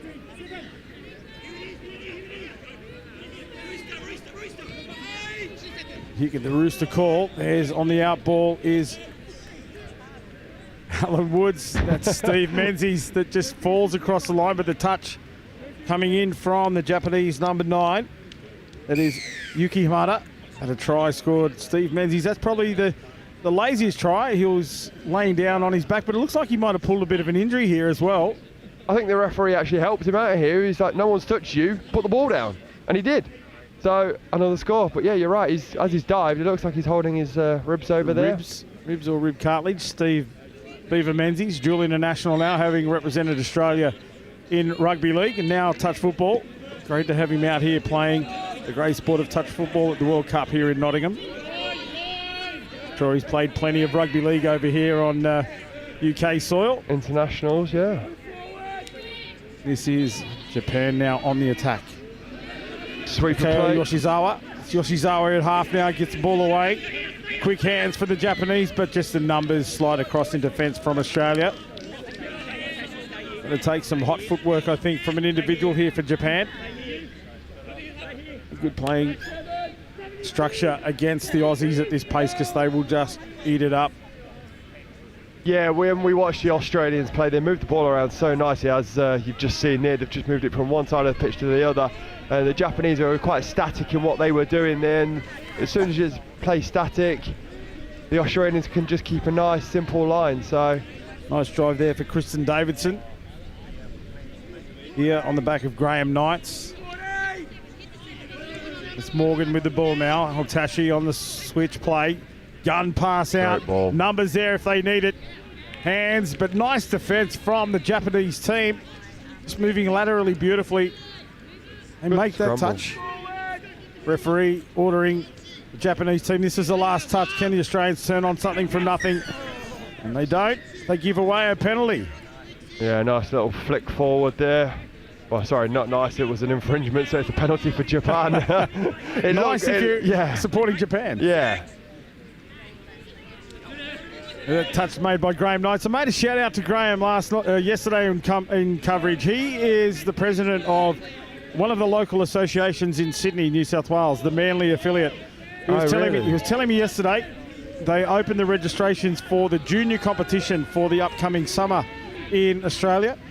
And within 6 hours, they had 370 teams, not children, but teams with at least 10 children in each of those teams. It's insane that they can do that, and no wonder Australia are competing and winning World Cups when they've got that many participants in one club in New South Wales. Bear in mind there's another 5 to 10 other clubs doing the exact same thing. Well, so it's insane what they can do. Not every affiliate is that large, but I can tell you there is something, over 100 affiliates running competitions right throughout in New South Wales, and probably the same in Queensland. As Cam Foster with a little show and go strolls over the line, and it's great to see Cam Foster out there. He's a junior from New South Wales. I had the pleasure of coaching him and against him in numerous competitions back when the lads were under 20. It makes me feel old. Here they are out there representing the over 50s category. I'm going to say it quietly, but that was a long time ago. Yes, mate. I may look young, but my looks belie exactly how old I am. But now, some of these guys out here, absolute legends of the sport. We talked about Gary Sonder, but Gavin Shuker is also out there. He scored his 100th World Cup try yesterday. What a stat that is. Just getting 100 scores means he's probably played over 100 caps as well. It's just, absolute legends of the game. He also named with Gary in the Touch Football Australia Hall of Fame at the recent ceremony. And he'll see action during the grand final, that is for sure and certain. Absolute legend of the sport, not only in Australia but world renowned. And we see his team as they take the ball forward once again. Yeah, we've all seen the YouTube highlights of these legends on the pitch, so it's good to be commentating on them and watching them here in Nottingham. Alan Woods now switches it back for Tashi. You talk about a legend, that man there will come up in any highlight reel. Absolutely. Tony El-Tashi, master with the ball in hand. Options, long ball over the top, and that is all she wrote. Tony El-Tashi delivers another one on a platter. You're a touch football player, you want to be playing on the end of one of those because it just drops right in your lap. What a perfect pass. And something that you might not actually see when you're, or hear, you can hear the Australians talking through all the moves all the time. We talk about trying to commentate the game when you're playing, and that's exactly what some of these Australians are doing, and just talking their teammates through it, and then they have the skill and finesse to finish those tries off.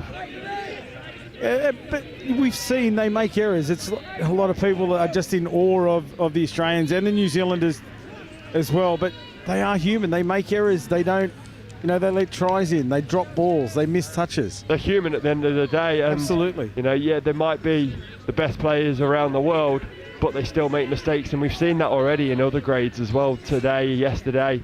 Lebanese pushing men's open hard and having to step up. France pushing men's open hard, and Kiwi girls today making a few mistakes. So they are only human, and it's just about scoreboard pressure and putting that on them when you can. And strange things happen at events like the World Cup. It could be that nation that nobody's heard about or thought about comes to the fore, as we see Knightsy, the president of that association I was talking about, long-term stalwart of the game, and just putting back. We see a sweep around play from Dudek. There's El-Tashi. Through the line, El-Tashi, long ball over the top. Another try to the Australians. Craig Nealon it is this time. El-Tashi just goes through the middle here. Both middles defensively just split. So El-Tashi just, instead of passing early, he goes through.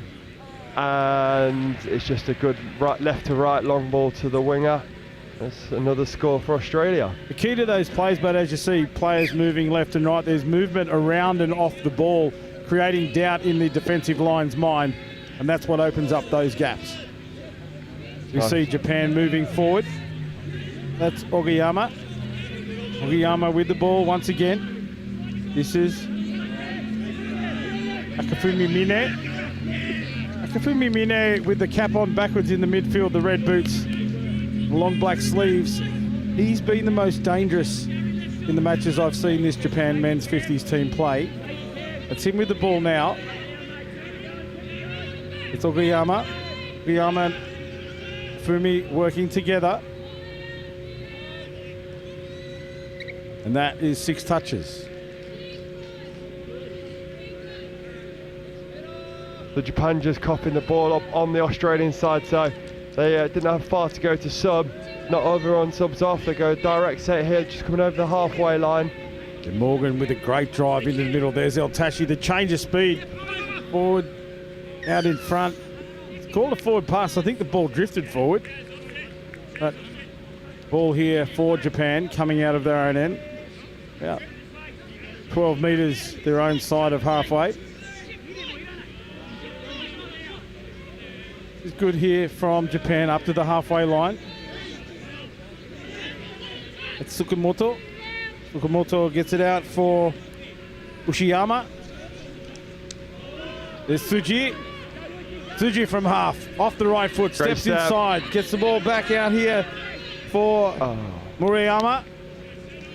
Georgie Murayama. Watch him, he's got some fancy footwork as well. Japan had the Australians' defence just scrambling a little bit there. Just couldn't get that final pass to go through a hole, but first time really on the back of a drive that the Australians were a little bit struggling, so Japan will be happy with that set. Yeah, they finished it down where they wanted to, and Woods takes it forward now. This is Woods with the ball again, drops it back out here for Damien Hoffmeyer. Hoffmeyer and Woods working together. Here's El Tashi. Watch him change the speed up here and the direction of play. Lost ball. So it was Takao Tsuji that comes up over the line. Might have got underneath. The attackers there.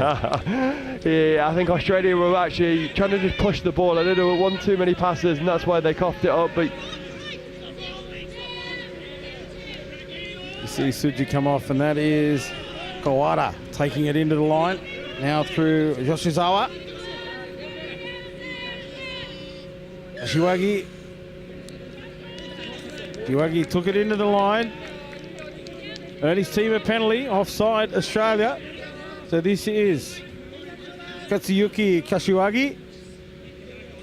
I'll be interested to see what they've run here. They've been running quickies and static plays.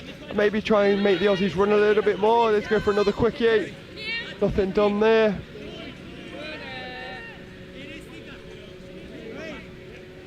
Here is Kashiwagi. Moves the ball to the right-hand side. Ball out in front. Looking dangerous.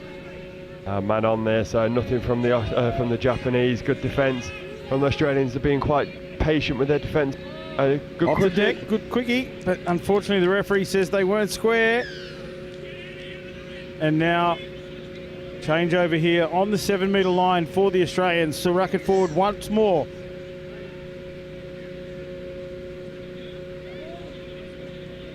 Will be Alan Woods with the penalty. Not square was the call. Oh, little tired pass. Yeah, 16, nearly 17 minutes into this first half. Last game of the day. We're nearly at 7 o'clock in the evening. So these players are going to be tired. And that clearly shown in that last pass. Driving forward by Wishnowitz. Nice pass, hands. Through the hands it goes. And it's try time for Australia once again. And it really just was. Beautiful passing, seeing Kristen Davidson in the corner. We'll see it here in replay. There's a nice stroke dump. Dudek out of half, holds up his defender, then it's just hands. That one floated forward. Yeah, what you see out of the hands backwards. Sorry, what you see Dudek do there, he just stutter steps and creates his defender to stop and shut on him, which creates that 3-on-2. There's just small things like that that the Australians know they need to do to create overlaps. It's not just speed. So it's really nice to watch those intricacies. And it's as simple as that. Like you said, the Australian players, what they do have over a team like Japan is when they do that stutter step and hold, there's one of two things that are going to happen. Then they'll have an option either way. All Japanese. No. All penalty to Japan here, though. Sorry, yes, I agree. So when they hold it up and they have options, it's the touch IQ that we talk about in commentary that they'll make a split-second decision, and most often or not, they'll make the right one. On that occasion, that's exactly what Dudek did. Now it's Japan.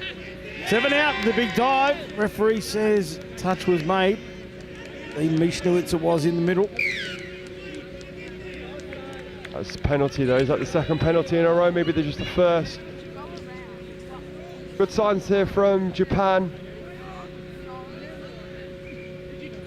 Australian rolling up off the line. They need to as well. You called that penalty. There's another touch. Mishnowitz again coming in, shutting it down.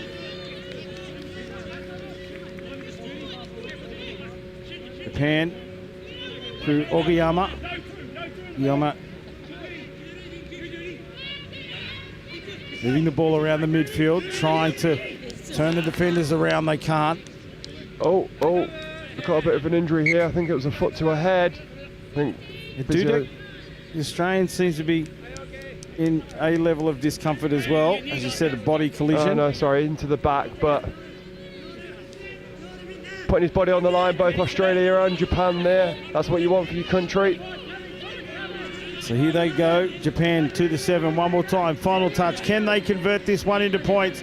They've had a few opportunities, they pull back again. They're not going to score from a static position like that. And that is the difference between the Japanese and Australian attack.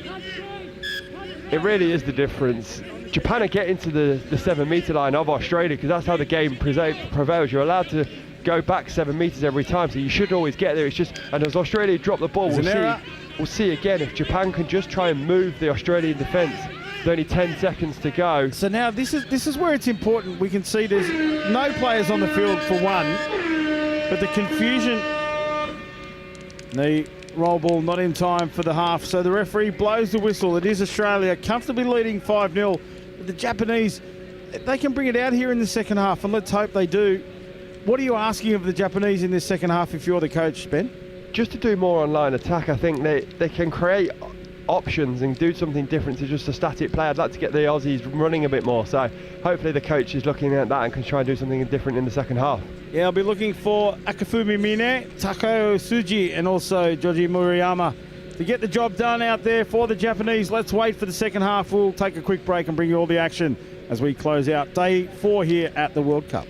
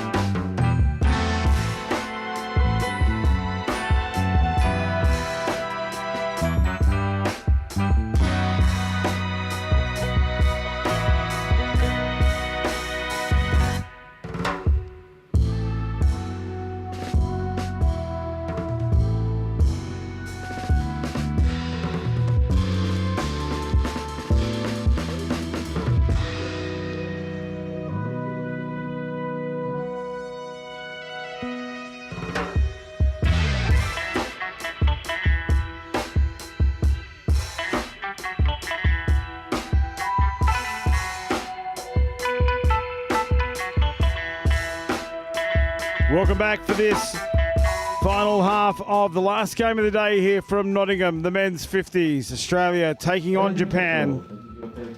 Currently Australia leading 5-0. Japan with it all to do in this half. They certainly haven't left anything out there. They're throwing everything they can at the Aussies. It have been the Aussies standing up so far.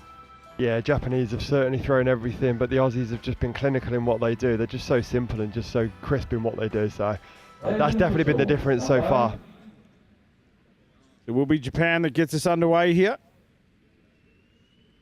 We await the siren, or the klaxon as they're called here in Nottingham. And that just unfortunately passed straight to ground. We've put the mock on them. We really have. Coach would have had a few words to say at half time, and then they do that. So it is Australia on the attack. That's Cam Foster in the middle. Graham Knights takes it forward. Dave Stewart and Cam Foster out there. Childhood friends. Harking all the way back to the 80s in Sydney. Now the ball off the ground. Long pass left to right. Great defensive touch there. Beautiful defense from number 11. Noya Shamaka.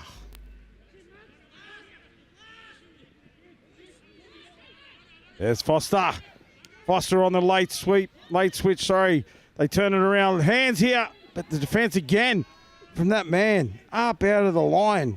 Yeah, two really good defensive shots there by the far side Japanese winger. Australia were last touch, so they were having to just go back to try and create some space. Couldn't create it, so good defence after that first little mishap from the Japanese off their tap, and they're nearly on the 10 metre on second. Shout out to Shimeoka out there for that defensive effort. Now the team, they dropped the ball as they're making their way to the sub box. Cheap turnovers here for Australia to attack 10 metres inside Japan territory, and that is Alan Woods who'll straighten it up. Morgan into half. Hoffmeyer, El Tashi through the hands again. Cut out pass from Alan Woods. Beautifully done. Yeah, we see the touch IQ here again. Australia just go for a 32 long, and as he gets the ball here, he knows that two players probably are shooting on him, so he just instinctively throws the ball to the winger. But again, people hitting holes there, Ben. There were options inside and outside. The perfect hole running. Yeah, absolutely, and that's what created the shot, and that's why that long pass, the 3-on-2 cutout was there and taken. And Craig Nealon it was that got his name in the scorebooks here in this match. Day 4, finals day tomorrow for these fellas. Is here the semi-final. As now Australia ruck it up the middle. Here's Morgan. Still 2 days of action after today. Normally day 5 tournaments are over, but we've still got 2 more days of action, which is great. Dudek charging onto that one from a depth, and then it just got out of the hands there from Roberts. Little fumble. Slippery conditions. Bar of soap he had in his hand then. We're going to put it down to the sweat. It is quite warm here. A bit of cloud cover now to close the day out, but it has been a bit of a stinker here for the locals. Well, we've needed some hot weather in the UK. We've not really had a summer yet, so it's the first couple of days, and hopefully it's here to last, which I don't believe it will because it's supposed to rain tomorrow.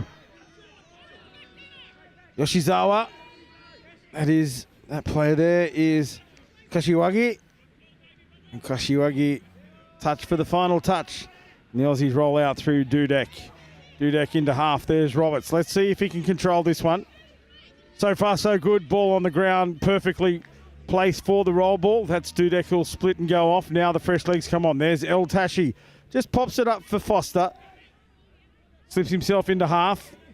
Looks for Sonder. Goes back to the right-hand side.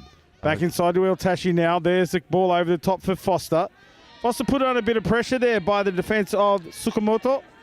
Now they have numbers. Foster through the hands. Goes to the 12. Back on the inside. Knocked down by the winger.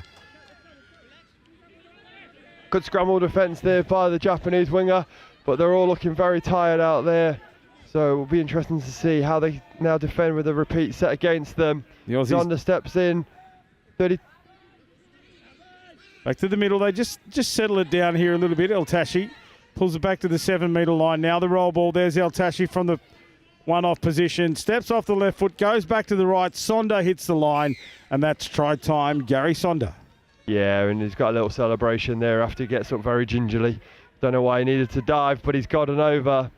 And that was a nice little county step back play. I know, Gary, we're going to call that, he didn't have to dive. He may have been stumbling and just made it look good. But it is Japan to tap us off again. Akifumi Mine. That's Hideji Tanaka. Tanaka gets it down for Mine. They're going to work together on that left-hand side. Moves it into the middle now for Ogayama. There's Ogayama in half. Picks up Akifumi Mine, who dives from a long way out. That might have worked on Monday when it was wet and slippery. Yeah, it definitely would have worked then. But it's a lot drier now. And that was an audacious dive. But he gets the penalty. So, nice little quickie play here. Mine it is. It's Ogayama. Ogayama goes down for Akifumi Mine. Out to the right, they come, another dive. Down low. The long levers of Alan Woods gets down, makes the touch. Yeah, tall bloke, got down well. As a tall fella yourself, Ben, how difficult are those touches to make when there's a smaller player diving really low at the line ball, like that? Good defence. No, they're really difficult to make when you come in, especially when you're trying to get onside and step up to make sure that you are initiating contact off the line, because sometimes the referee will give you against you. So, no, it's really good defence. And let's have a look if we can get a shot.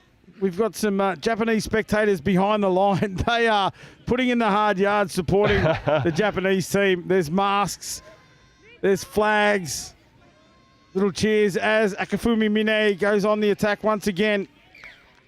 And they are contributing to an awesome atmosphere. There's not a huge crowd, but we can certainly hear them from our commentary position.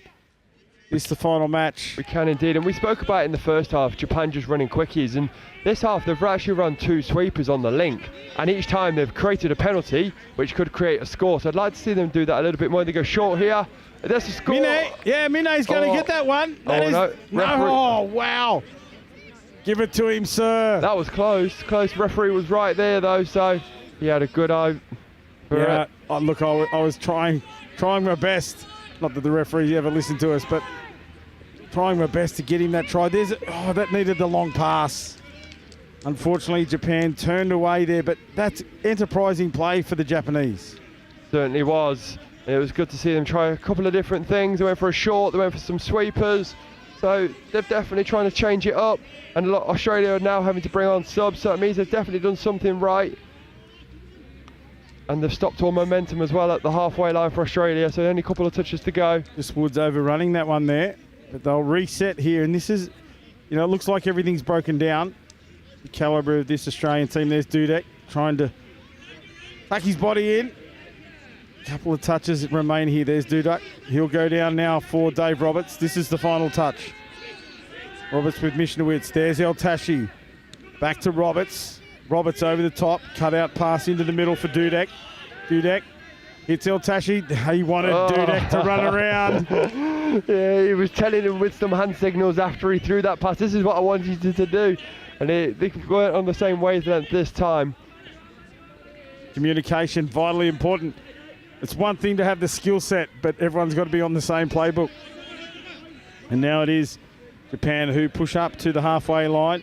They go over the halfway line now through Tsukamoto.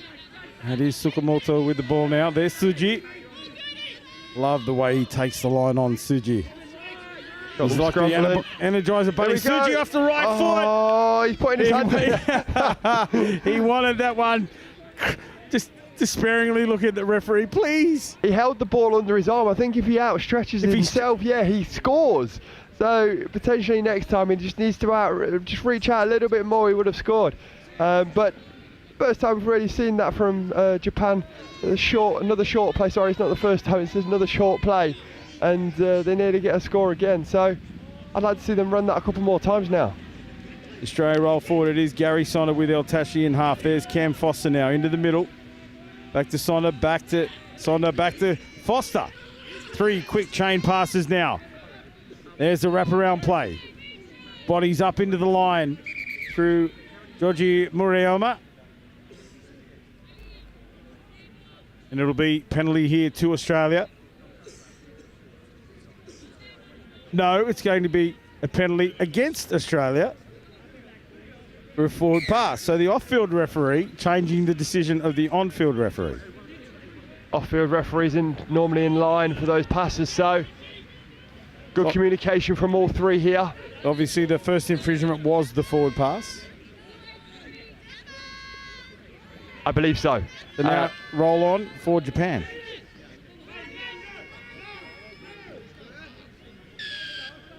Another penalty against the Australians. We could hear the referee shouting, no, no, no. The Australians just kept going forward. So, penalty at the halfway line.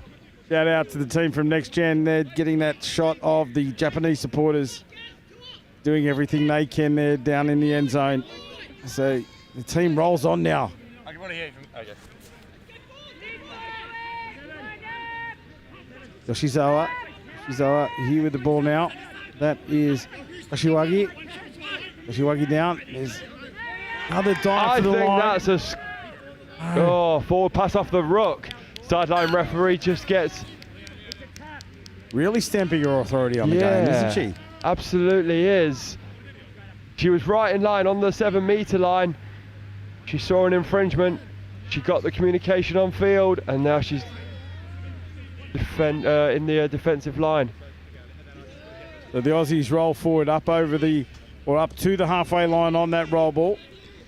And it is now Dave Stewart taking it forward, which is with Sonda. There's Foster. He goes to the short side with Sonda, and a try out in the corner. And we spoke about the Australian movement in the first half, where they're looking to move the ball both with their footwork and their passing. And you just see Gary's on there. He actually comes across. You'll see here he gets the ball just after this one now, and he cuts across 3 people. He sees it there. This is where he sees it. And he sees drives in, steps to the right, hands is all it takes, and that's a beautiful release. A try in the corner. Lovely score. And that is Kristen Davidson once again. Japan now on the 7 metre line. I saw your body then, Ben. You're willing on the Japanese to score here. I am willing on every team to score against Australia, because it's the one thing that you'll remember from a World Cup, right? Being not from Australia myself and playing against them, all you want is to get one score, and that just become a big win. And that's that's one of the reasons people come and play in this World Cup.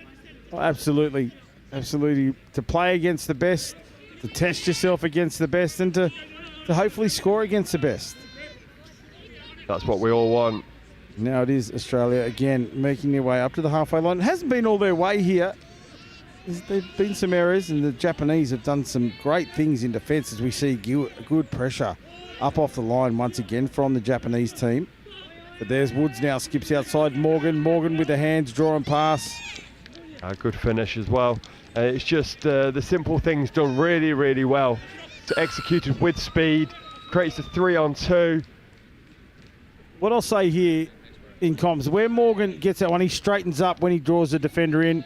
What you see a lot of those smaller countries do, they'll keep on that curve run and drag the defender across with them and actually run their support lines out of play. Yeah, they do, and they kind of bring the players across, and they just shut up their own space. They're actually straightening up. You create more space by initiating a defender coming into you. Absolutely, and now another turnover on the Japanese, the Aussies on the attack. There's Knights the ball over the top. Most like a no-look basketball pass over the top. Dudek into half. Vishnowitz takes it forward. That's a good drive. There's El Tashi. This is what he loves, the set-up play out of half on the 7 metre line. Dudek, nothing doing. That's a good defensive set for the Japanese. We're going to have a penalty here against the Australians. Bit of a tired set there from the Australians. They didn't really create any overlaps this time. I know they've scored pretty much every time they've come down, but we're going to be clinical. We're going to be a bit critical on that set. They look tired, which is understandable. And there's Suji taking it up to the halfway line. Is Tsukamoto now into the middle. Shizawa gets it down here. This looking dangerous there was Kashiwagi. but the defence up to the task and shuts down another Japanese attacking raid. Yeah, dummy half court there. Can't get caught if you pick. You can't get caught if you pick up the ball out of half. 5.5 minutes remain here with the Aussies driving up to their own subset. This is the last match of the day here, day number 4 of this World Cup from Nottingham. And it is Australia on the attack. They loop out. Wide ball now out here for Davidson, sorry. Good ball movement again. Sonda, hands. Dave Stewart. The dancing Dave Stewart just before the tap-off. We had some vibes going here at the ground. He was showing off his skills, both with his footwork and obviously with his hands here as well. Whitney Houston was playing I Want to Dance with somebody, and it was Dave Stewart that danced his way to the try line then. Warmed up, waiting for the game to get underway with some pretty smooth moves out there, it has to be said, for a men's 50s player. I'd be dancing if I had moves like that. And now it is Japan back into the attack. They roll, that's a forward pass, but let go, play on, and unfortunately for Japan, the ball to ground, and it will be Australia to ruck out from their own line. They'll just run through the motions here, the Aussies. Yeah, looking after the bodies now. I think it's the last day to tomorrow, so finals day tomorrow for these guys, and they'll just want to make sure they get through this game unscathed and then go and recover for tomorrow. We saw Steve Menzies injured a little bit earlier, and even if it was a niggle, they'll hold him out of the rest of the game. I don't think I've seen him back out here, and that'll be just that, getting the body to the end of the tournament. Ball over the top, last touch now, and an error at the roll ball. So inauspicious end of that set for the Australians, and it's Japan to work off their line once again. Yeah, the Australians are either creating an overlap with a 3-on-2 or incorrect roll balls at the moment, as Japan are waiting for a player to come on, nearly caught without anyone on. They can't get anyone at the moment. That's that delay at the roll ball we talked about earlier on. And they have fixed it, but now as they fatigue a little bit more, it's taking a lot more time to get on the field. And we get it. It's the last game of the day. It's 7:10 here. It's been warm. And we've got 3.5 minutes, or just 3 minutes to go. They're going to be tired. But they just don't. Sometimes they just don't have any flow onto the pitch when they bring their substitutes on. Whereas you watch Australia, they're always moving forward instead of backwards. Yep. And that can be the difference. That momentum built on the back of those subset drives. As we see Australia attempt to do just that. Sun setting here, or at least getting lower in the sky. Sunset's very late here. It's a bit off-putting for an Australian, I have to say. Yeah, but you've not been here in winter when it's dark at 3 o'clock. I'm not built for the sun. I'd much prefer the winter. El Tashi. I'd rather have the sun out. Couple of late switches there by the Australians, but just men in motion. No real penetration into the defence of the Japanese team. And now it is Japan that roll forward. 2 minutes remain here in this final match of the day, and it is Tsuji that takes us forward. Got his hair messed up. I got pinged for doing that a couple of weeks ago. Give him a penalty, ref. For messing somebody's hair up? Yeah. Oh, come on. Oh, I know. Referee's a little bit different in the UK at times. Great. If you catch the Daily Show, we had a bit of a feature on the referees in today's Daily Show. Lots of family groups here at this World Cup. 193 referees, 132, I believe, debutantes. And in amongst those debutantes are some sons and daughters of mums and dads that are refereeing as well. And some mums and dads as well, and husbands and wives that are on debut. Yeah, I was speaking to a couple of referees last night, having a beer at the end of the day. And it's their 4th or 5th World Cup. And they're just saying how good it is. And we all know they're a vital part of any game. And Australia are going to finish this game out with their 11th score. And Zonda says, please give it to me. That's one for the record books there for Gary Sonda. Racking them up. His great mate, Gavin Chuka, as we called earlier, not playing in this game, scored his 100th World Cup try yesterday.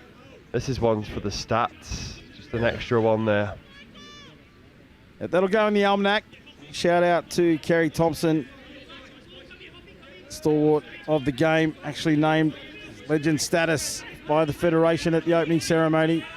And CT, we miss you, mate, at the tournament. and thank you for everything you've done to grow the sport and still contribute through your almanac. As Japan look to close this one out. 30 seconds remain here. They move the ball out to the right-hand side. And Hidetaka Mayoka tried to get on the outside but couldn't quite make it. Now the Aussies move the ball around back to the middle. They're not finished yet either. 15 seconds. Can they beat the clock here with a final play? Alan Woods. Might have to play a bit of South African one touch here. There's Dave Roberts with the ball in hand now. He's going to hit Morgan, the sweeper play, but that's the final. Roll ball. Couldn't beat the Hooter.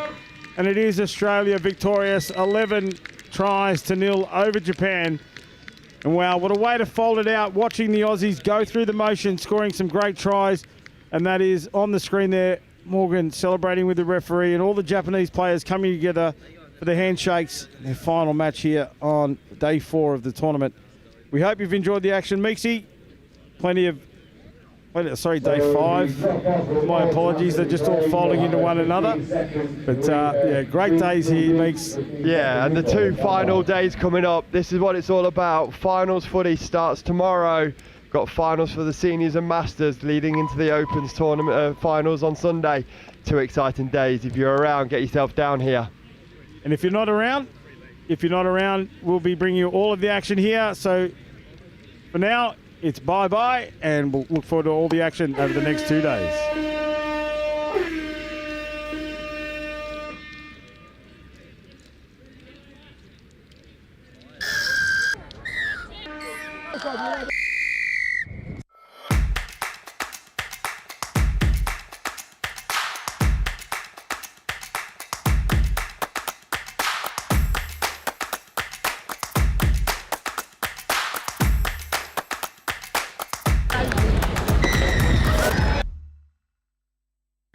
Well, hello everyone, and welcome to the Daily Show. It's a referee special today. After a blockbuster day of touch, we edge ever closer to finals footy. But we're focusing on the people that make it happen, not just the players, not just the volunteers, but the referees as well. We'll touch on some cutting-edge technology and have a look at the referees who are together as families on the board. What an occasion that this Touch Rugby World Cup is for families all around the globe coming together here. And of course, Ben, a former international rugby player yourself, you know all about the relationship between player and ref and how key they are to the things that we get done here. Yeah, if anyone knows me and knows me on the pitch, you know I've got to have a relationship with referees to get away with some of the stuff I have in the past. Obviously, Mel being a referee, we have to have a relationship off the pitch as well on it. So, yeah, it's all about relationships everywhere, really, and Mel's crucial to that as well as part of the referees. Yeah, of course, Mel, as a top-level referee yourself, you know, there's hundreds of them here at the Touch Rugby World Cup in Nottingham. What is the experience like refereeing on the top level? You know, are the players all respectful as we expect in the game of rugby? Largely, the players are really good at a tournament like this, and the environment is an incredible one. In the referee tent, all of the referees will have their own little teams within that referee tent, and they've got their own goals for this World Cup. Unlike players who are aiming for medals, referees are aiming for those gold medal match appointments and things like that. So it's a very, very positive environment, but a competitive one as well. Exactly the kind of environment that we want to foster here at the largest Touch Rugby World Cup that there's ever been. So let's have a look at those relationships between the families who also referee. Hi everyone, we're down at Riverside today with a lot of the seniors and masters grades, and we're here with Duncan Mascarenas. So he's an associate professor at Edinburgh Napier University, and he's trialling some 3D cameras to be worn by some of our officials down here. It's great to see you, Duncan. Thank you. And can you tell us a bit about your background and how has that brought you to introducing these kind of cameras to the touch environment? Yeah, so I've been working with sports officials for over 25 years now. I started in rugby union and worked across different sports, and as you know, I'm a keen touch player, and I do what I can to try and support the touch refereeing community. And a colleague of mine did some work with teachers in a classroom using this 360 camera. It's relatively easy. It's a little bit wobbly on the head, but the image stabilization is incredible. He did some work in the classroom with teachers, looking at what you're actually missing and what kids are doing behind your back. because it gives you a full 360 image when you hold it on a tablet. Very relevant for naughty players trying to do things behind a referee's back. and that's one of the things it can give referees is we get very absorbed with what's happening on the ball, and often we miss things that are going on behind us. So that's one of the great benefits of this technology when the referees are wearing it. And is that the primary reason for the camera being head-mounted as opposed to some of the chest-mounted cameras that you see? This is the new wave of tech. Initially we had a chest mount and a back mount, and we stitched the image together. We've now got 2 cameras, so it gives you one full 360, no stitching, and one complete image that you can pan around. And I've seen it worn at the World Cup already on day 1 by one of the Opens referees. What was his feedback in terms of having the camera on? Yeah, John's been great. He's worn it a number of times now, and there is a bit of an adjustment because it's a bit of a weight on the head, but he's quite happy with that, having worn it. He knows that the wobble, it's got a chin strap as well, so the wobble doesn't impact upon the image that's going to be produced, and it's quite easy to get used to. And you're introducing this primarily as a coaching tool for referees. What feedback are referees getting from this, and what coaching insights do they get apart from the traditional coaching which is done at pitch side or through match footage? Yeah, absolutely. So typically we as coaches are on the sideline in quite a sterile environment. This takes you right into the heart of the play. It's what we call empathetic immersion. So you get to see, you get to feel, you get to hear the referee, the voice, their heavy breathing. You get to feel the emotion of the players, and that takes you into the heart of what they're experiencing. So as a person-centered coach, which is what we want, this gives you a real opportunity to be in there and be part of what that referee has experienced, to understand why they might have missed certain things through a game.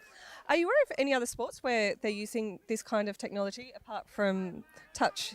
No, we're at the forefront. I've got a colleague in Toronto who's doing some work with ice hockey officials, but we've kind of latched onto it. The tech's been around for a few years now, but we're the first people to be doing very specific research in this area. We've worked a little bit in rugby union and now more in touch. And I've seen you use it up with the Scottish Touch Association. The feedback from referees, are there specific aspects of their game that they see real improvement from as a result of getting feedback through the camera? Yeah, that's a great question. So when we first started, we knew it would give us a great perspective. What we're surprised by is the actual positioning elements that were good. So because you're seeing it from the first person, you're getting to see angles and views and running patterns and running lines. We would have expected that looking down you would be able to see that better, but actually we found that when we've researched this, the coaches who've been using the tech say it really gives you an appreciation of their positioning and what they're experiencing on the day. Mm-hmm. And as we're both aware, we know touch is an amateur sport and sometimes funding is a real issue for touch associations. In terms of the cost of this kind of kit, is it accessible for touch associations to bring it in to coach referees? Well, that's the beauty of it. It's £500 a pop. So whilst we think it's a really valuable tool for the referee who's wearing it, we'd actually use it, record some footage, get that referee who would be a high profile referee, well respected, get them to do what we'd call a think aloud protocol. So they talk over what's actually the thoughts and processes that are going on. There's a lot goes on in a quick games like this, and understanding those thought processes of a top flight referee can then be used to transfer that knowledge base to lower developing referees. Well, as a senior referee myself, I can see such incredible value in this in terms of giving one-to-one feedback from senior referees who are on that progression to their black badge. What uses can it have to train the wider referee community, especially like grassroots referees coming up through their level 1s and level 2s? Yeah, it can give you an appreciation of that positioning element, appreciation of how to communicate to players. I think that's an important thing. So seeing what you see on the field, verbalizing what you've seen, and then giving the communication to prevent players. What we want from referees is to create a good, flowing, penalty-free game, and understanding how we can communicate more effectively through tech like this can be really helpful for the developing referees to understand how they can help games become more entertaining for the crowds that come to see our game. Well, we've just had a very entertaining game behind us with the men's 40s, Australia-England. I think Australia just pipped them. But thank you so much for joining us. And it's great to see people like Dunk who are in the touch environment using their skill set to bring these kind of advancements in the sport. So we really appreciate it, Dunk. Great stuff. Thanks, Mel. We're here with 3 of the referees who were just on field 1 for an epic game with Australia and New Zealand. We've got Adrian, Paul and John who were our referees in that game. And Adrian, like any Australian-New Zealand game, that was full of passion, with a little bit of aggro. As a referee, how do you manage that during the game and make sure that we still have a smooth show for everyone? Well, whoever has refereed these 2 countries know how passionate they are. To try to guide them, you've got to maintain a sense of disciplinary, just to bring the level down, maintain a bit of calm, just to allow them to play the game and just enjoy the game that they're going to be playing. And guys, I think a lot of players here will be playing on average 2 games a day with their teams, and what a lot of people don't appreciate is that you guys are running very hard for 3 games a day and running the best part of probably 5 or 6K every single game. How are you managing your body in order to make sure that you're match fit every single game? That's a great question, and I guess the referees train just as hard as the players. On average, we would probably do around 4K a game and roughly 3 games a day. So over a 7-day tournament, as you can imagine, that's a lot of Ks. So we look after ourselves just as much as the players do. We have our ice baths, we do our stretching, we make sure we go to bed early and get up early and prepare for the day. And of course, in the lead up to such an event as the World Cup, preparation starts 12 months ago. So it's a lot of hard work and great results in the end. No, it was a fantastic game, such a good one to watch. And finally, a lot of players come here and they have really specific goals in order, such as getting medals, maintaining their World Cup placing. As a referee, what's your motivation for spending the time and effort to come all the way over here from the Southern Hemisphere, and what are your aspirations coming to the World Cup? Obviously, as a referee, we came here and we want to be fit and we want to give the touch the best it can. And obviously all referees come here with the goal of refereeing a gold medal match, and it's very competitive in the referee tent. There's 50 odd senior referees here and there's only 15 spots available for gold medal matches, so it is very competitive, and it's even more competitive in the Opens division. So we put in a lot of hard work, and hopefully our hard work pays off and we get a result. But if we don't, again, we're here to support one another and enjoy the tournament. People you meet around the Touch World Cup. It's been out in the village, but here we are tonight in the referees' accommodation. Lucky enough to be travelling and staying with the referees, and I can vouch for the fact that they are great people. And amongst the referees are family groups. Everyone knows about the players, the coaches, and how families bond in that aspect of our sport. But one of the groups that we don't really talk about from that respect are our refs. And I want to bring a few of those together tonight to introduce you to them, and we'll have a bit of a chat. We are separated by a long distance. Yeah. So even though we've got Johnny Dusto in our, in our, he's our president of Thames Valley. I don't see him very often because we're spread out. So I've been in Coromandel, New Zealand, and training as much as I could and not getting a lot of touch. But once I got to the UK, and because I'm now migrating to Australia as well. Yeah, I know. But we came over 3 weeks early, so we went up to Scotland and we got some games up in Edinburgh, and then we went to Cardiff and got some games down there. Went to England, got some games in England. Wow. So we, for me, and with Calvin's training, sprinting training with me, we got there, and we got. I felt we did some really good pre-tournament stuff, because otherwise we didn't have games. Hi, I'm Savannah Draper, and this is my mum, Amanda. We're from Australia in the Central West. This is my very first Touch World Cup. This is my second Touch World Cup. I'm definitely just wanting to live up to the expectations that I have for myself, but also, the family expectations that we have. My family's a little bit competitive, so it's definitely, they're at home watching, and I definitely see some videos of them going, oh, Savannah, you weren't in the right spot there. But it's really fun, and I like getting all that feedback from having such a big family. It's so good to be a part of it and have everyone around all the time. It's really good. It's every weekend. I mean, we run like training against all the training games, all the men's open ones, men's open, men's 30s, mixed open, all of those lot. You know, and it's, to be honest, it's less of a kind of team environment because it's quite difficult for people to come together to train, especially as there's enough opportunity in the NTS tournaments that we get at the weekend. You know, we have them every 2 or 3 weeks at the moment. Right. So you know, we've been preparing by deliberately sticking the World Cup refs together. They've been running on games all throughout the 2 days that we have them. Nationals was kind of a big, you know, gearing up to it. Everyone was running together and training that way, and I think everyone's been doing their individual stuff. You know, getting in the gym, getting on the horses. I say to all the people that are watching this, referees are human too. If you see them around the village, buy them a beer. Yeah. Make friends. Become part of the family. All right? They're not there just to be abused. Buy them a beer. Enjoy it. Let these people enjoy the World Cup. Thanks for joining us, guys. I've really loved the chat, and we hope that you have enjoyed hearing from the referees, the third team on every game. So, bye for now. Have fun. Enjoy the World Cup. Yeah. Today's show's been all about the referees. It's great to bring you the action, covering the third team that are on the field at any one time, and especially that part about the families coming together and that family connection on and off the field, but the generations of referees we have at this tournament. It is absolutely incredible. The ages of referees from teenagers right up into the more mature age grades, and it's great to give everyone at home an insight into their tournament experience and what they contribute to a Touch World Cup.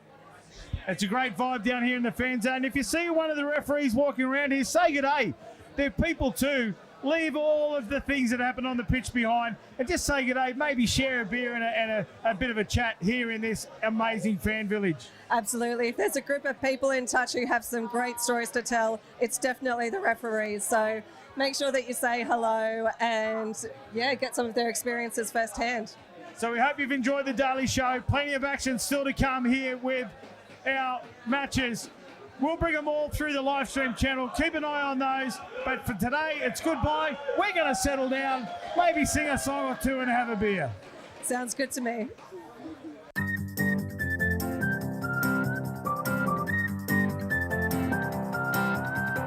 Welcome to England, the 10th edition of the Touch Football World Cup. Thanks to the Federation of International Touch, all the talking stops now.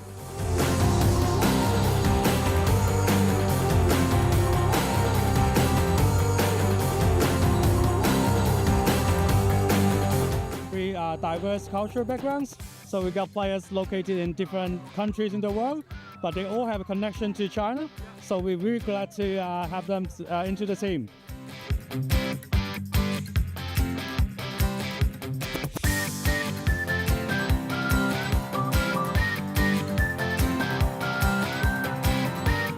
Nottingham is the capital of touch in the UK, which is great.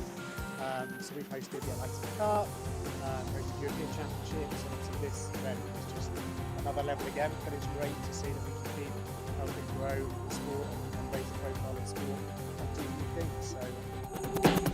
So.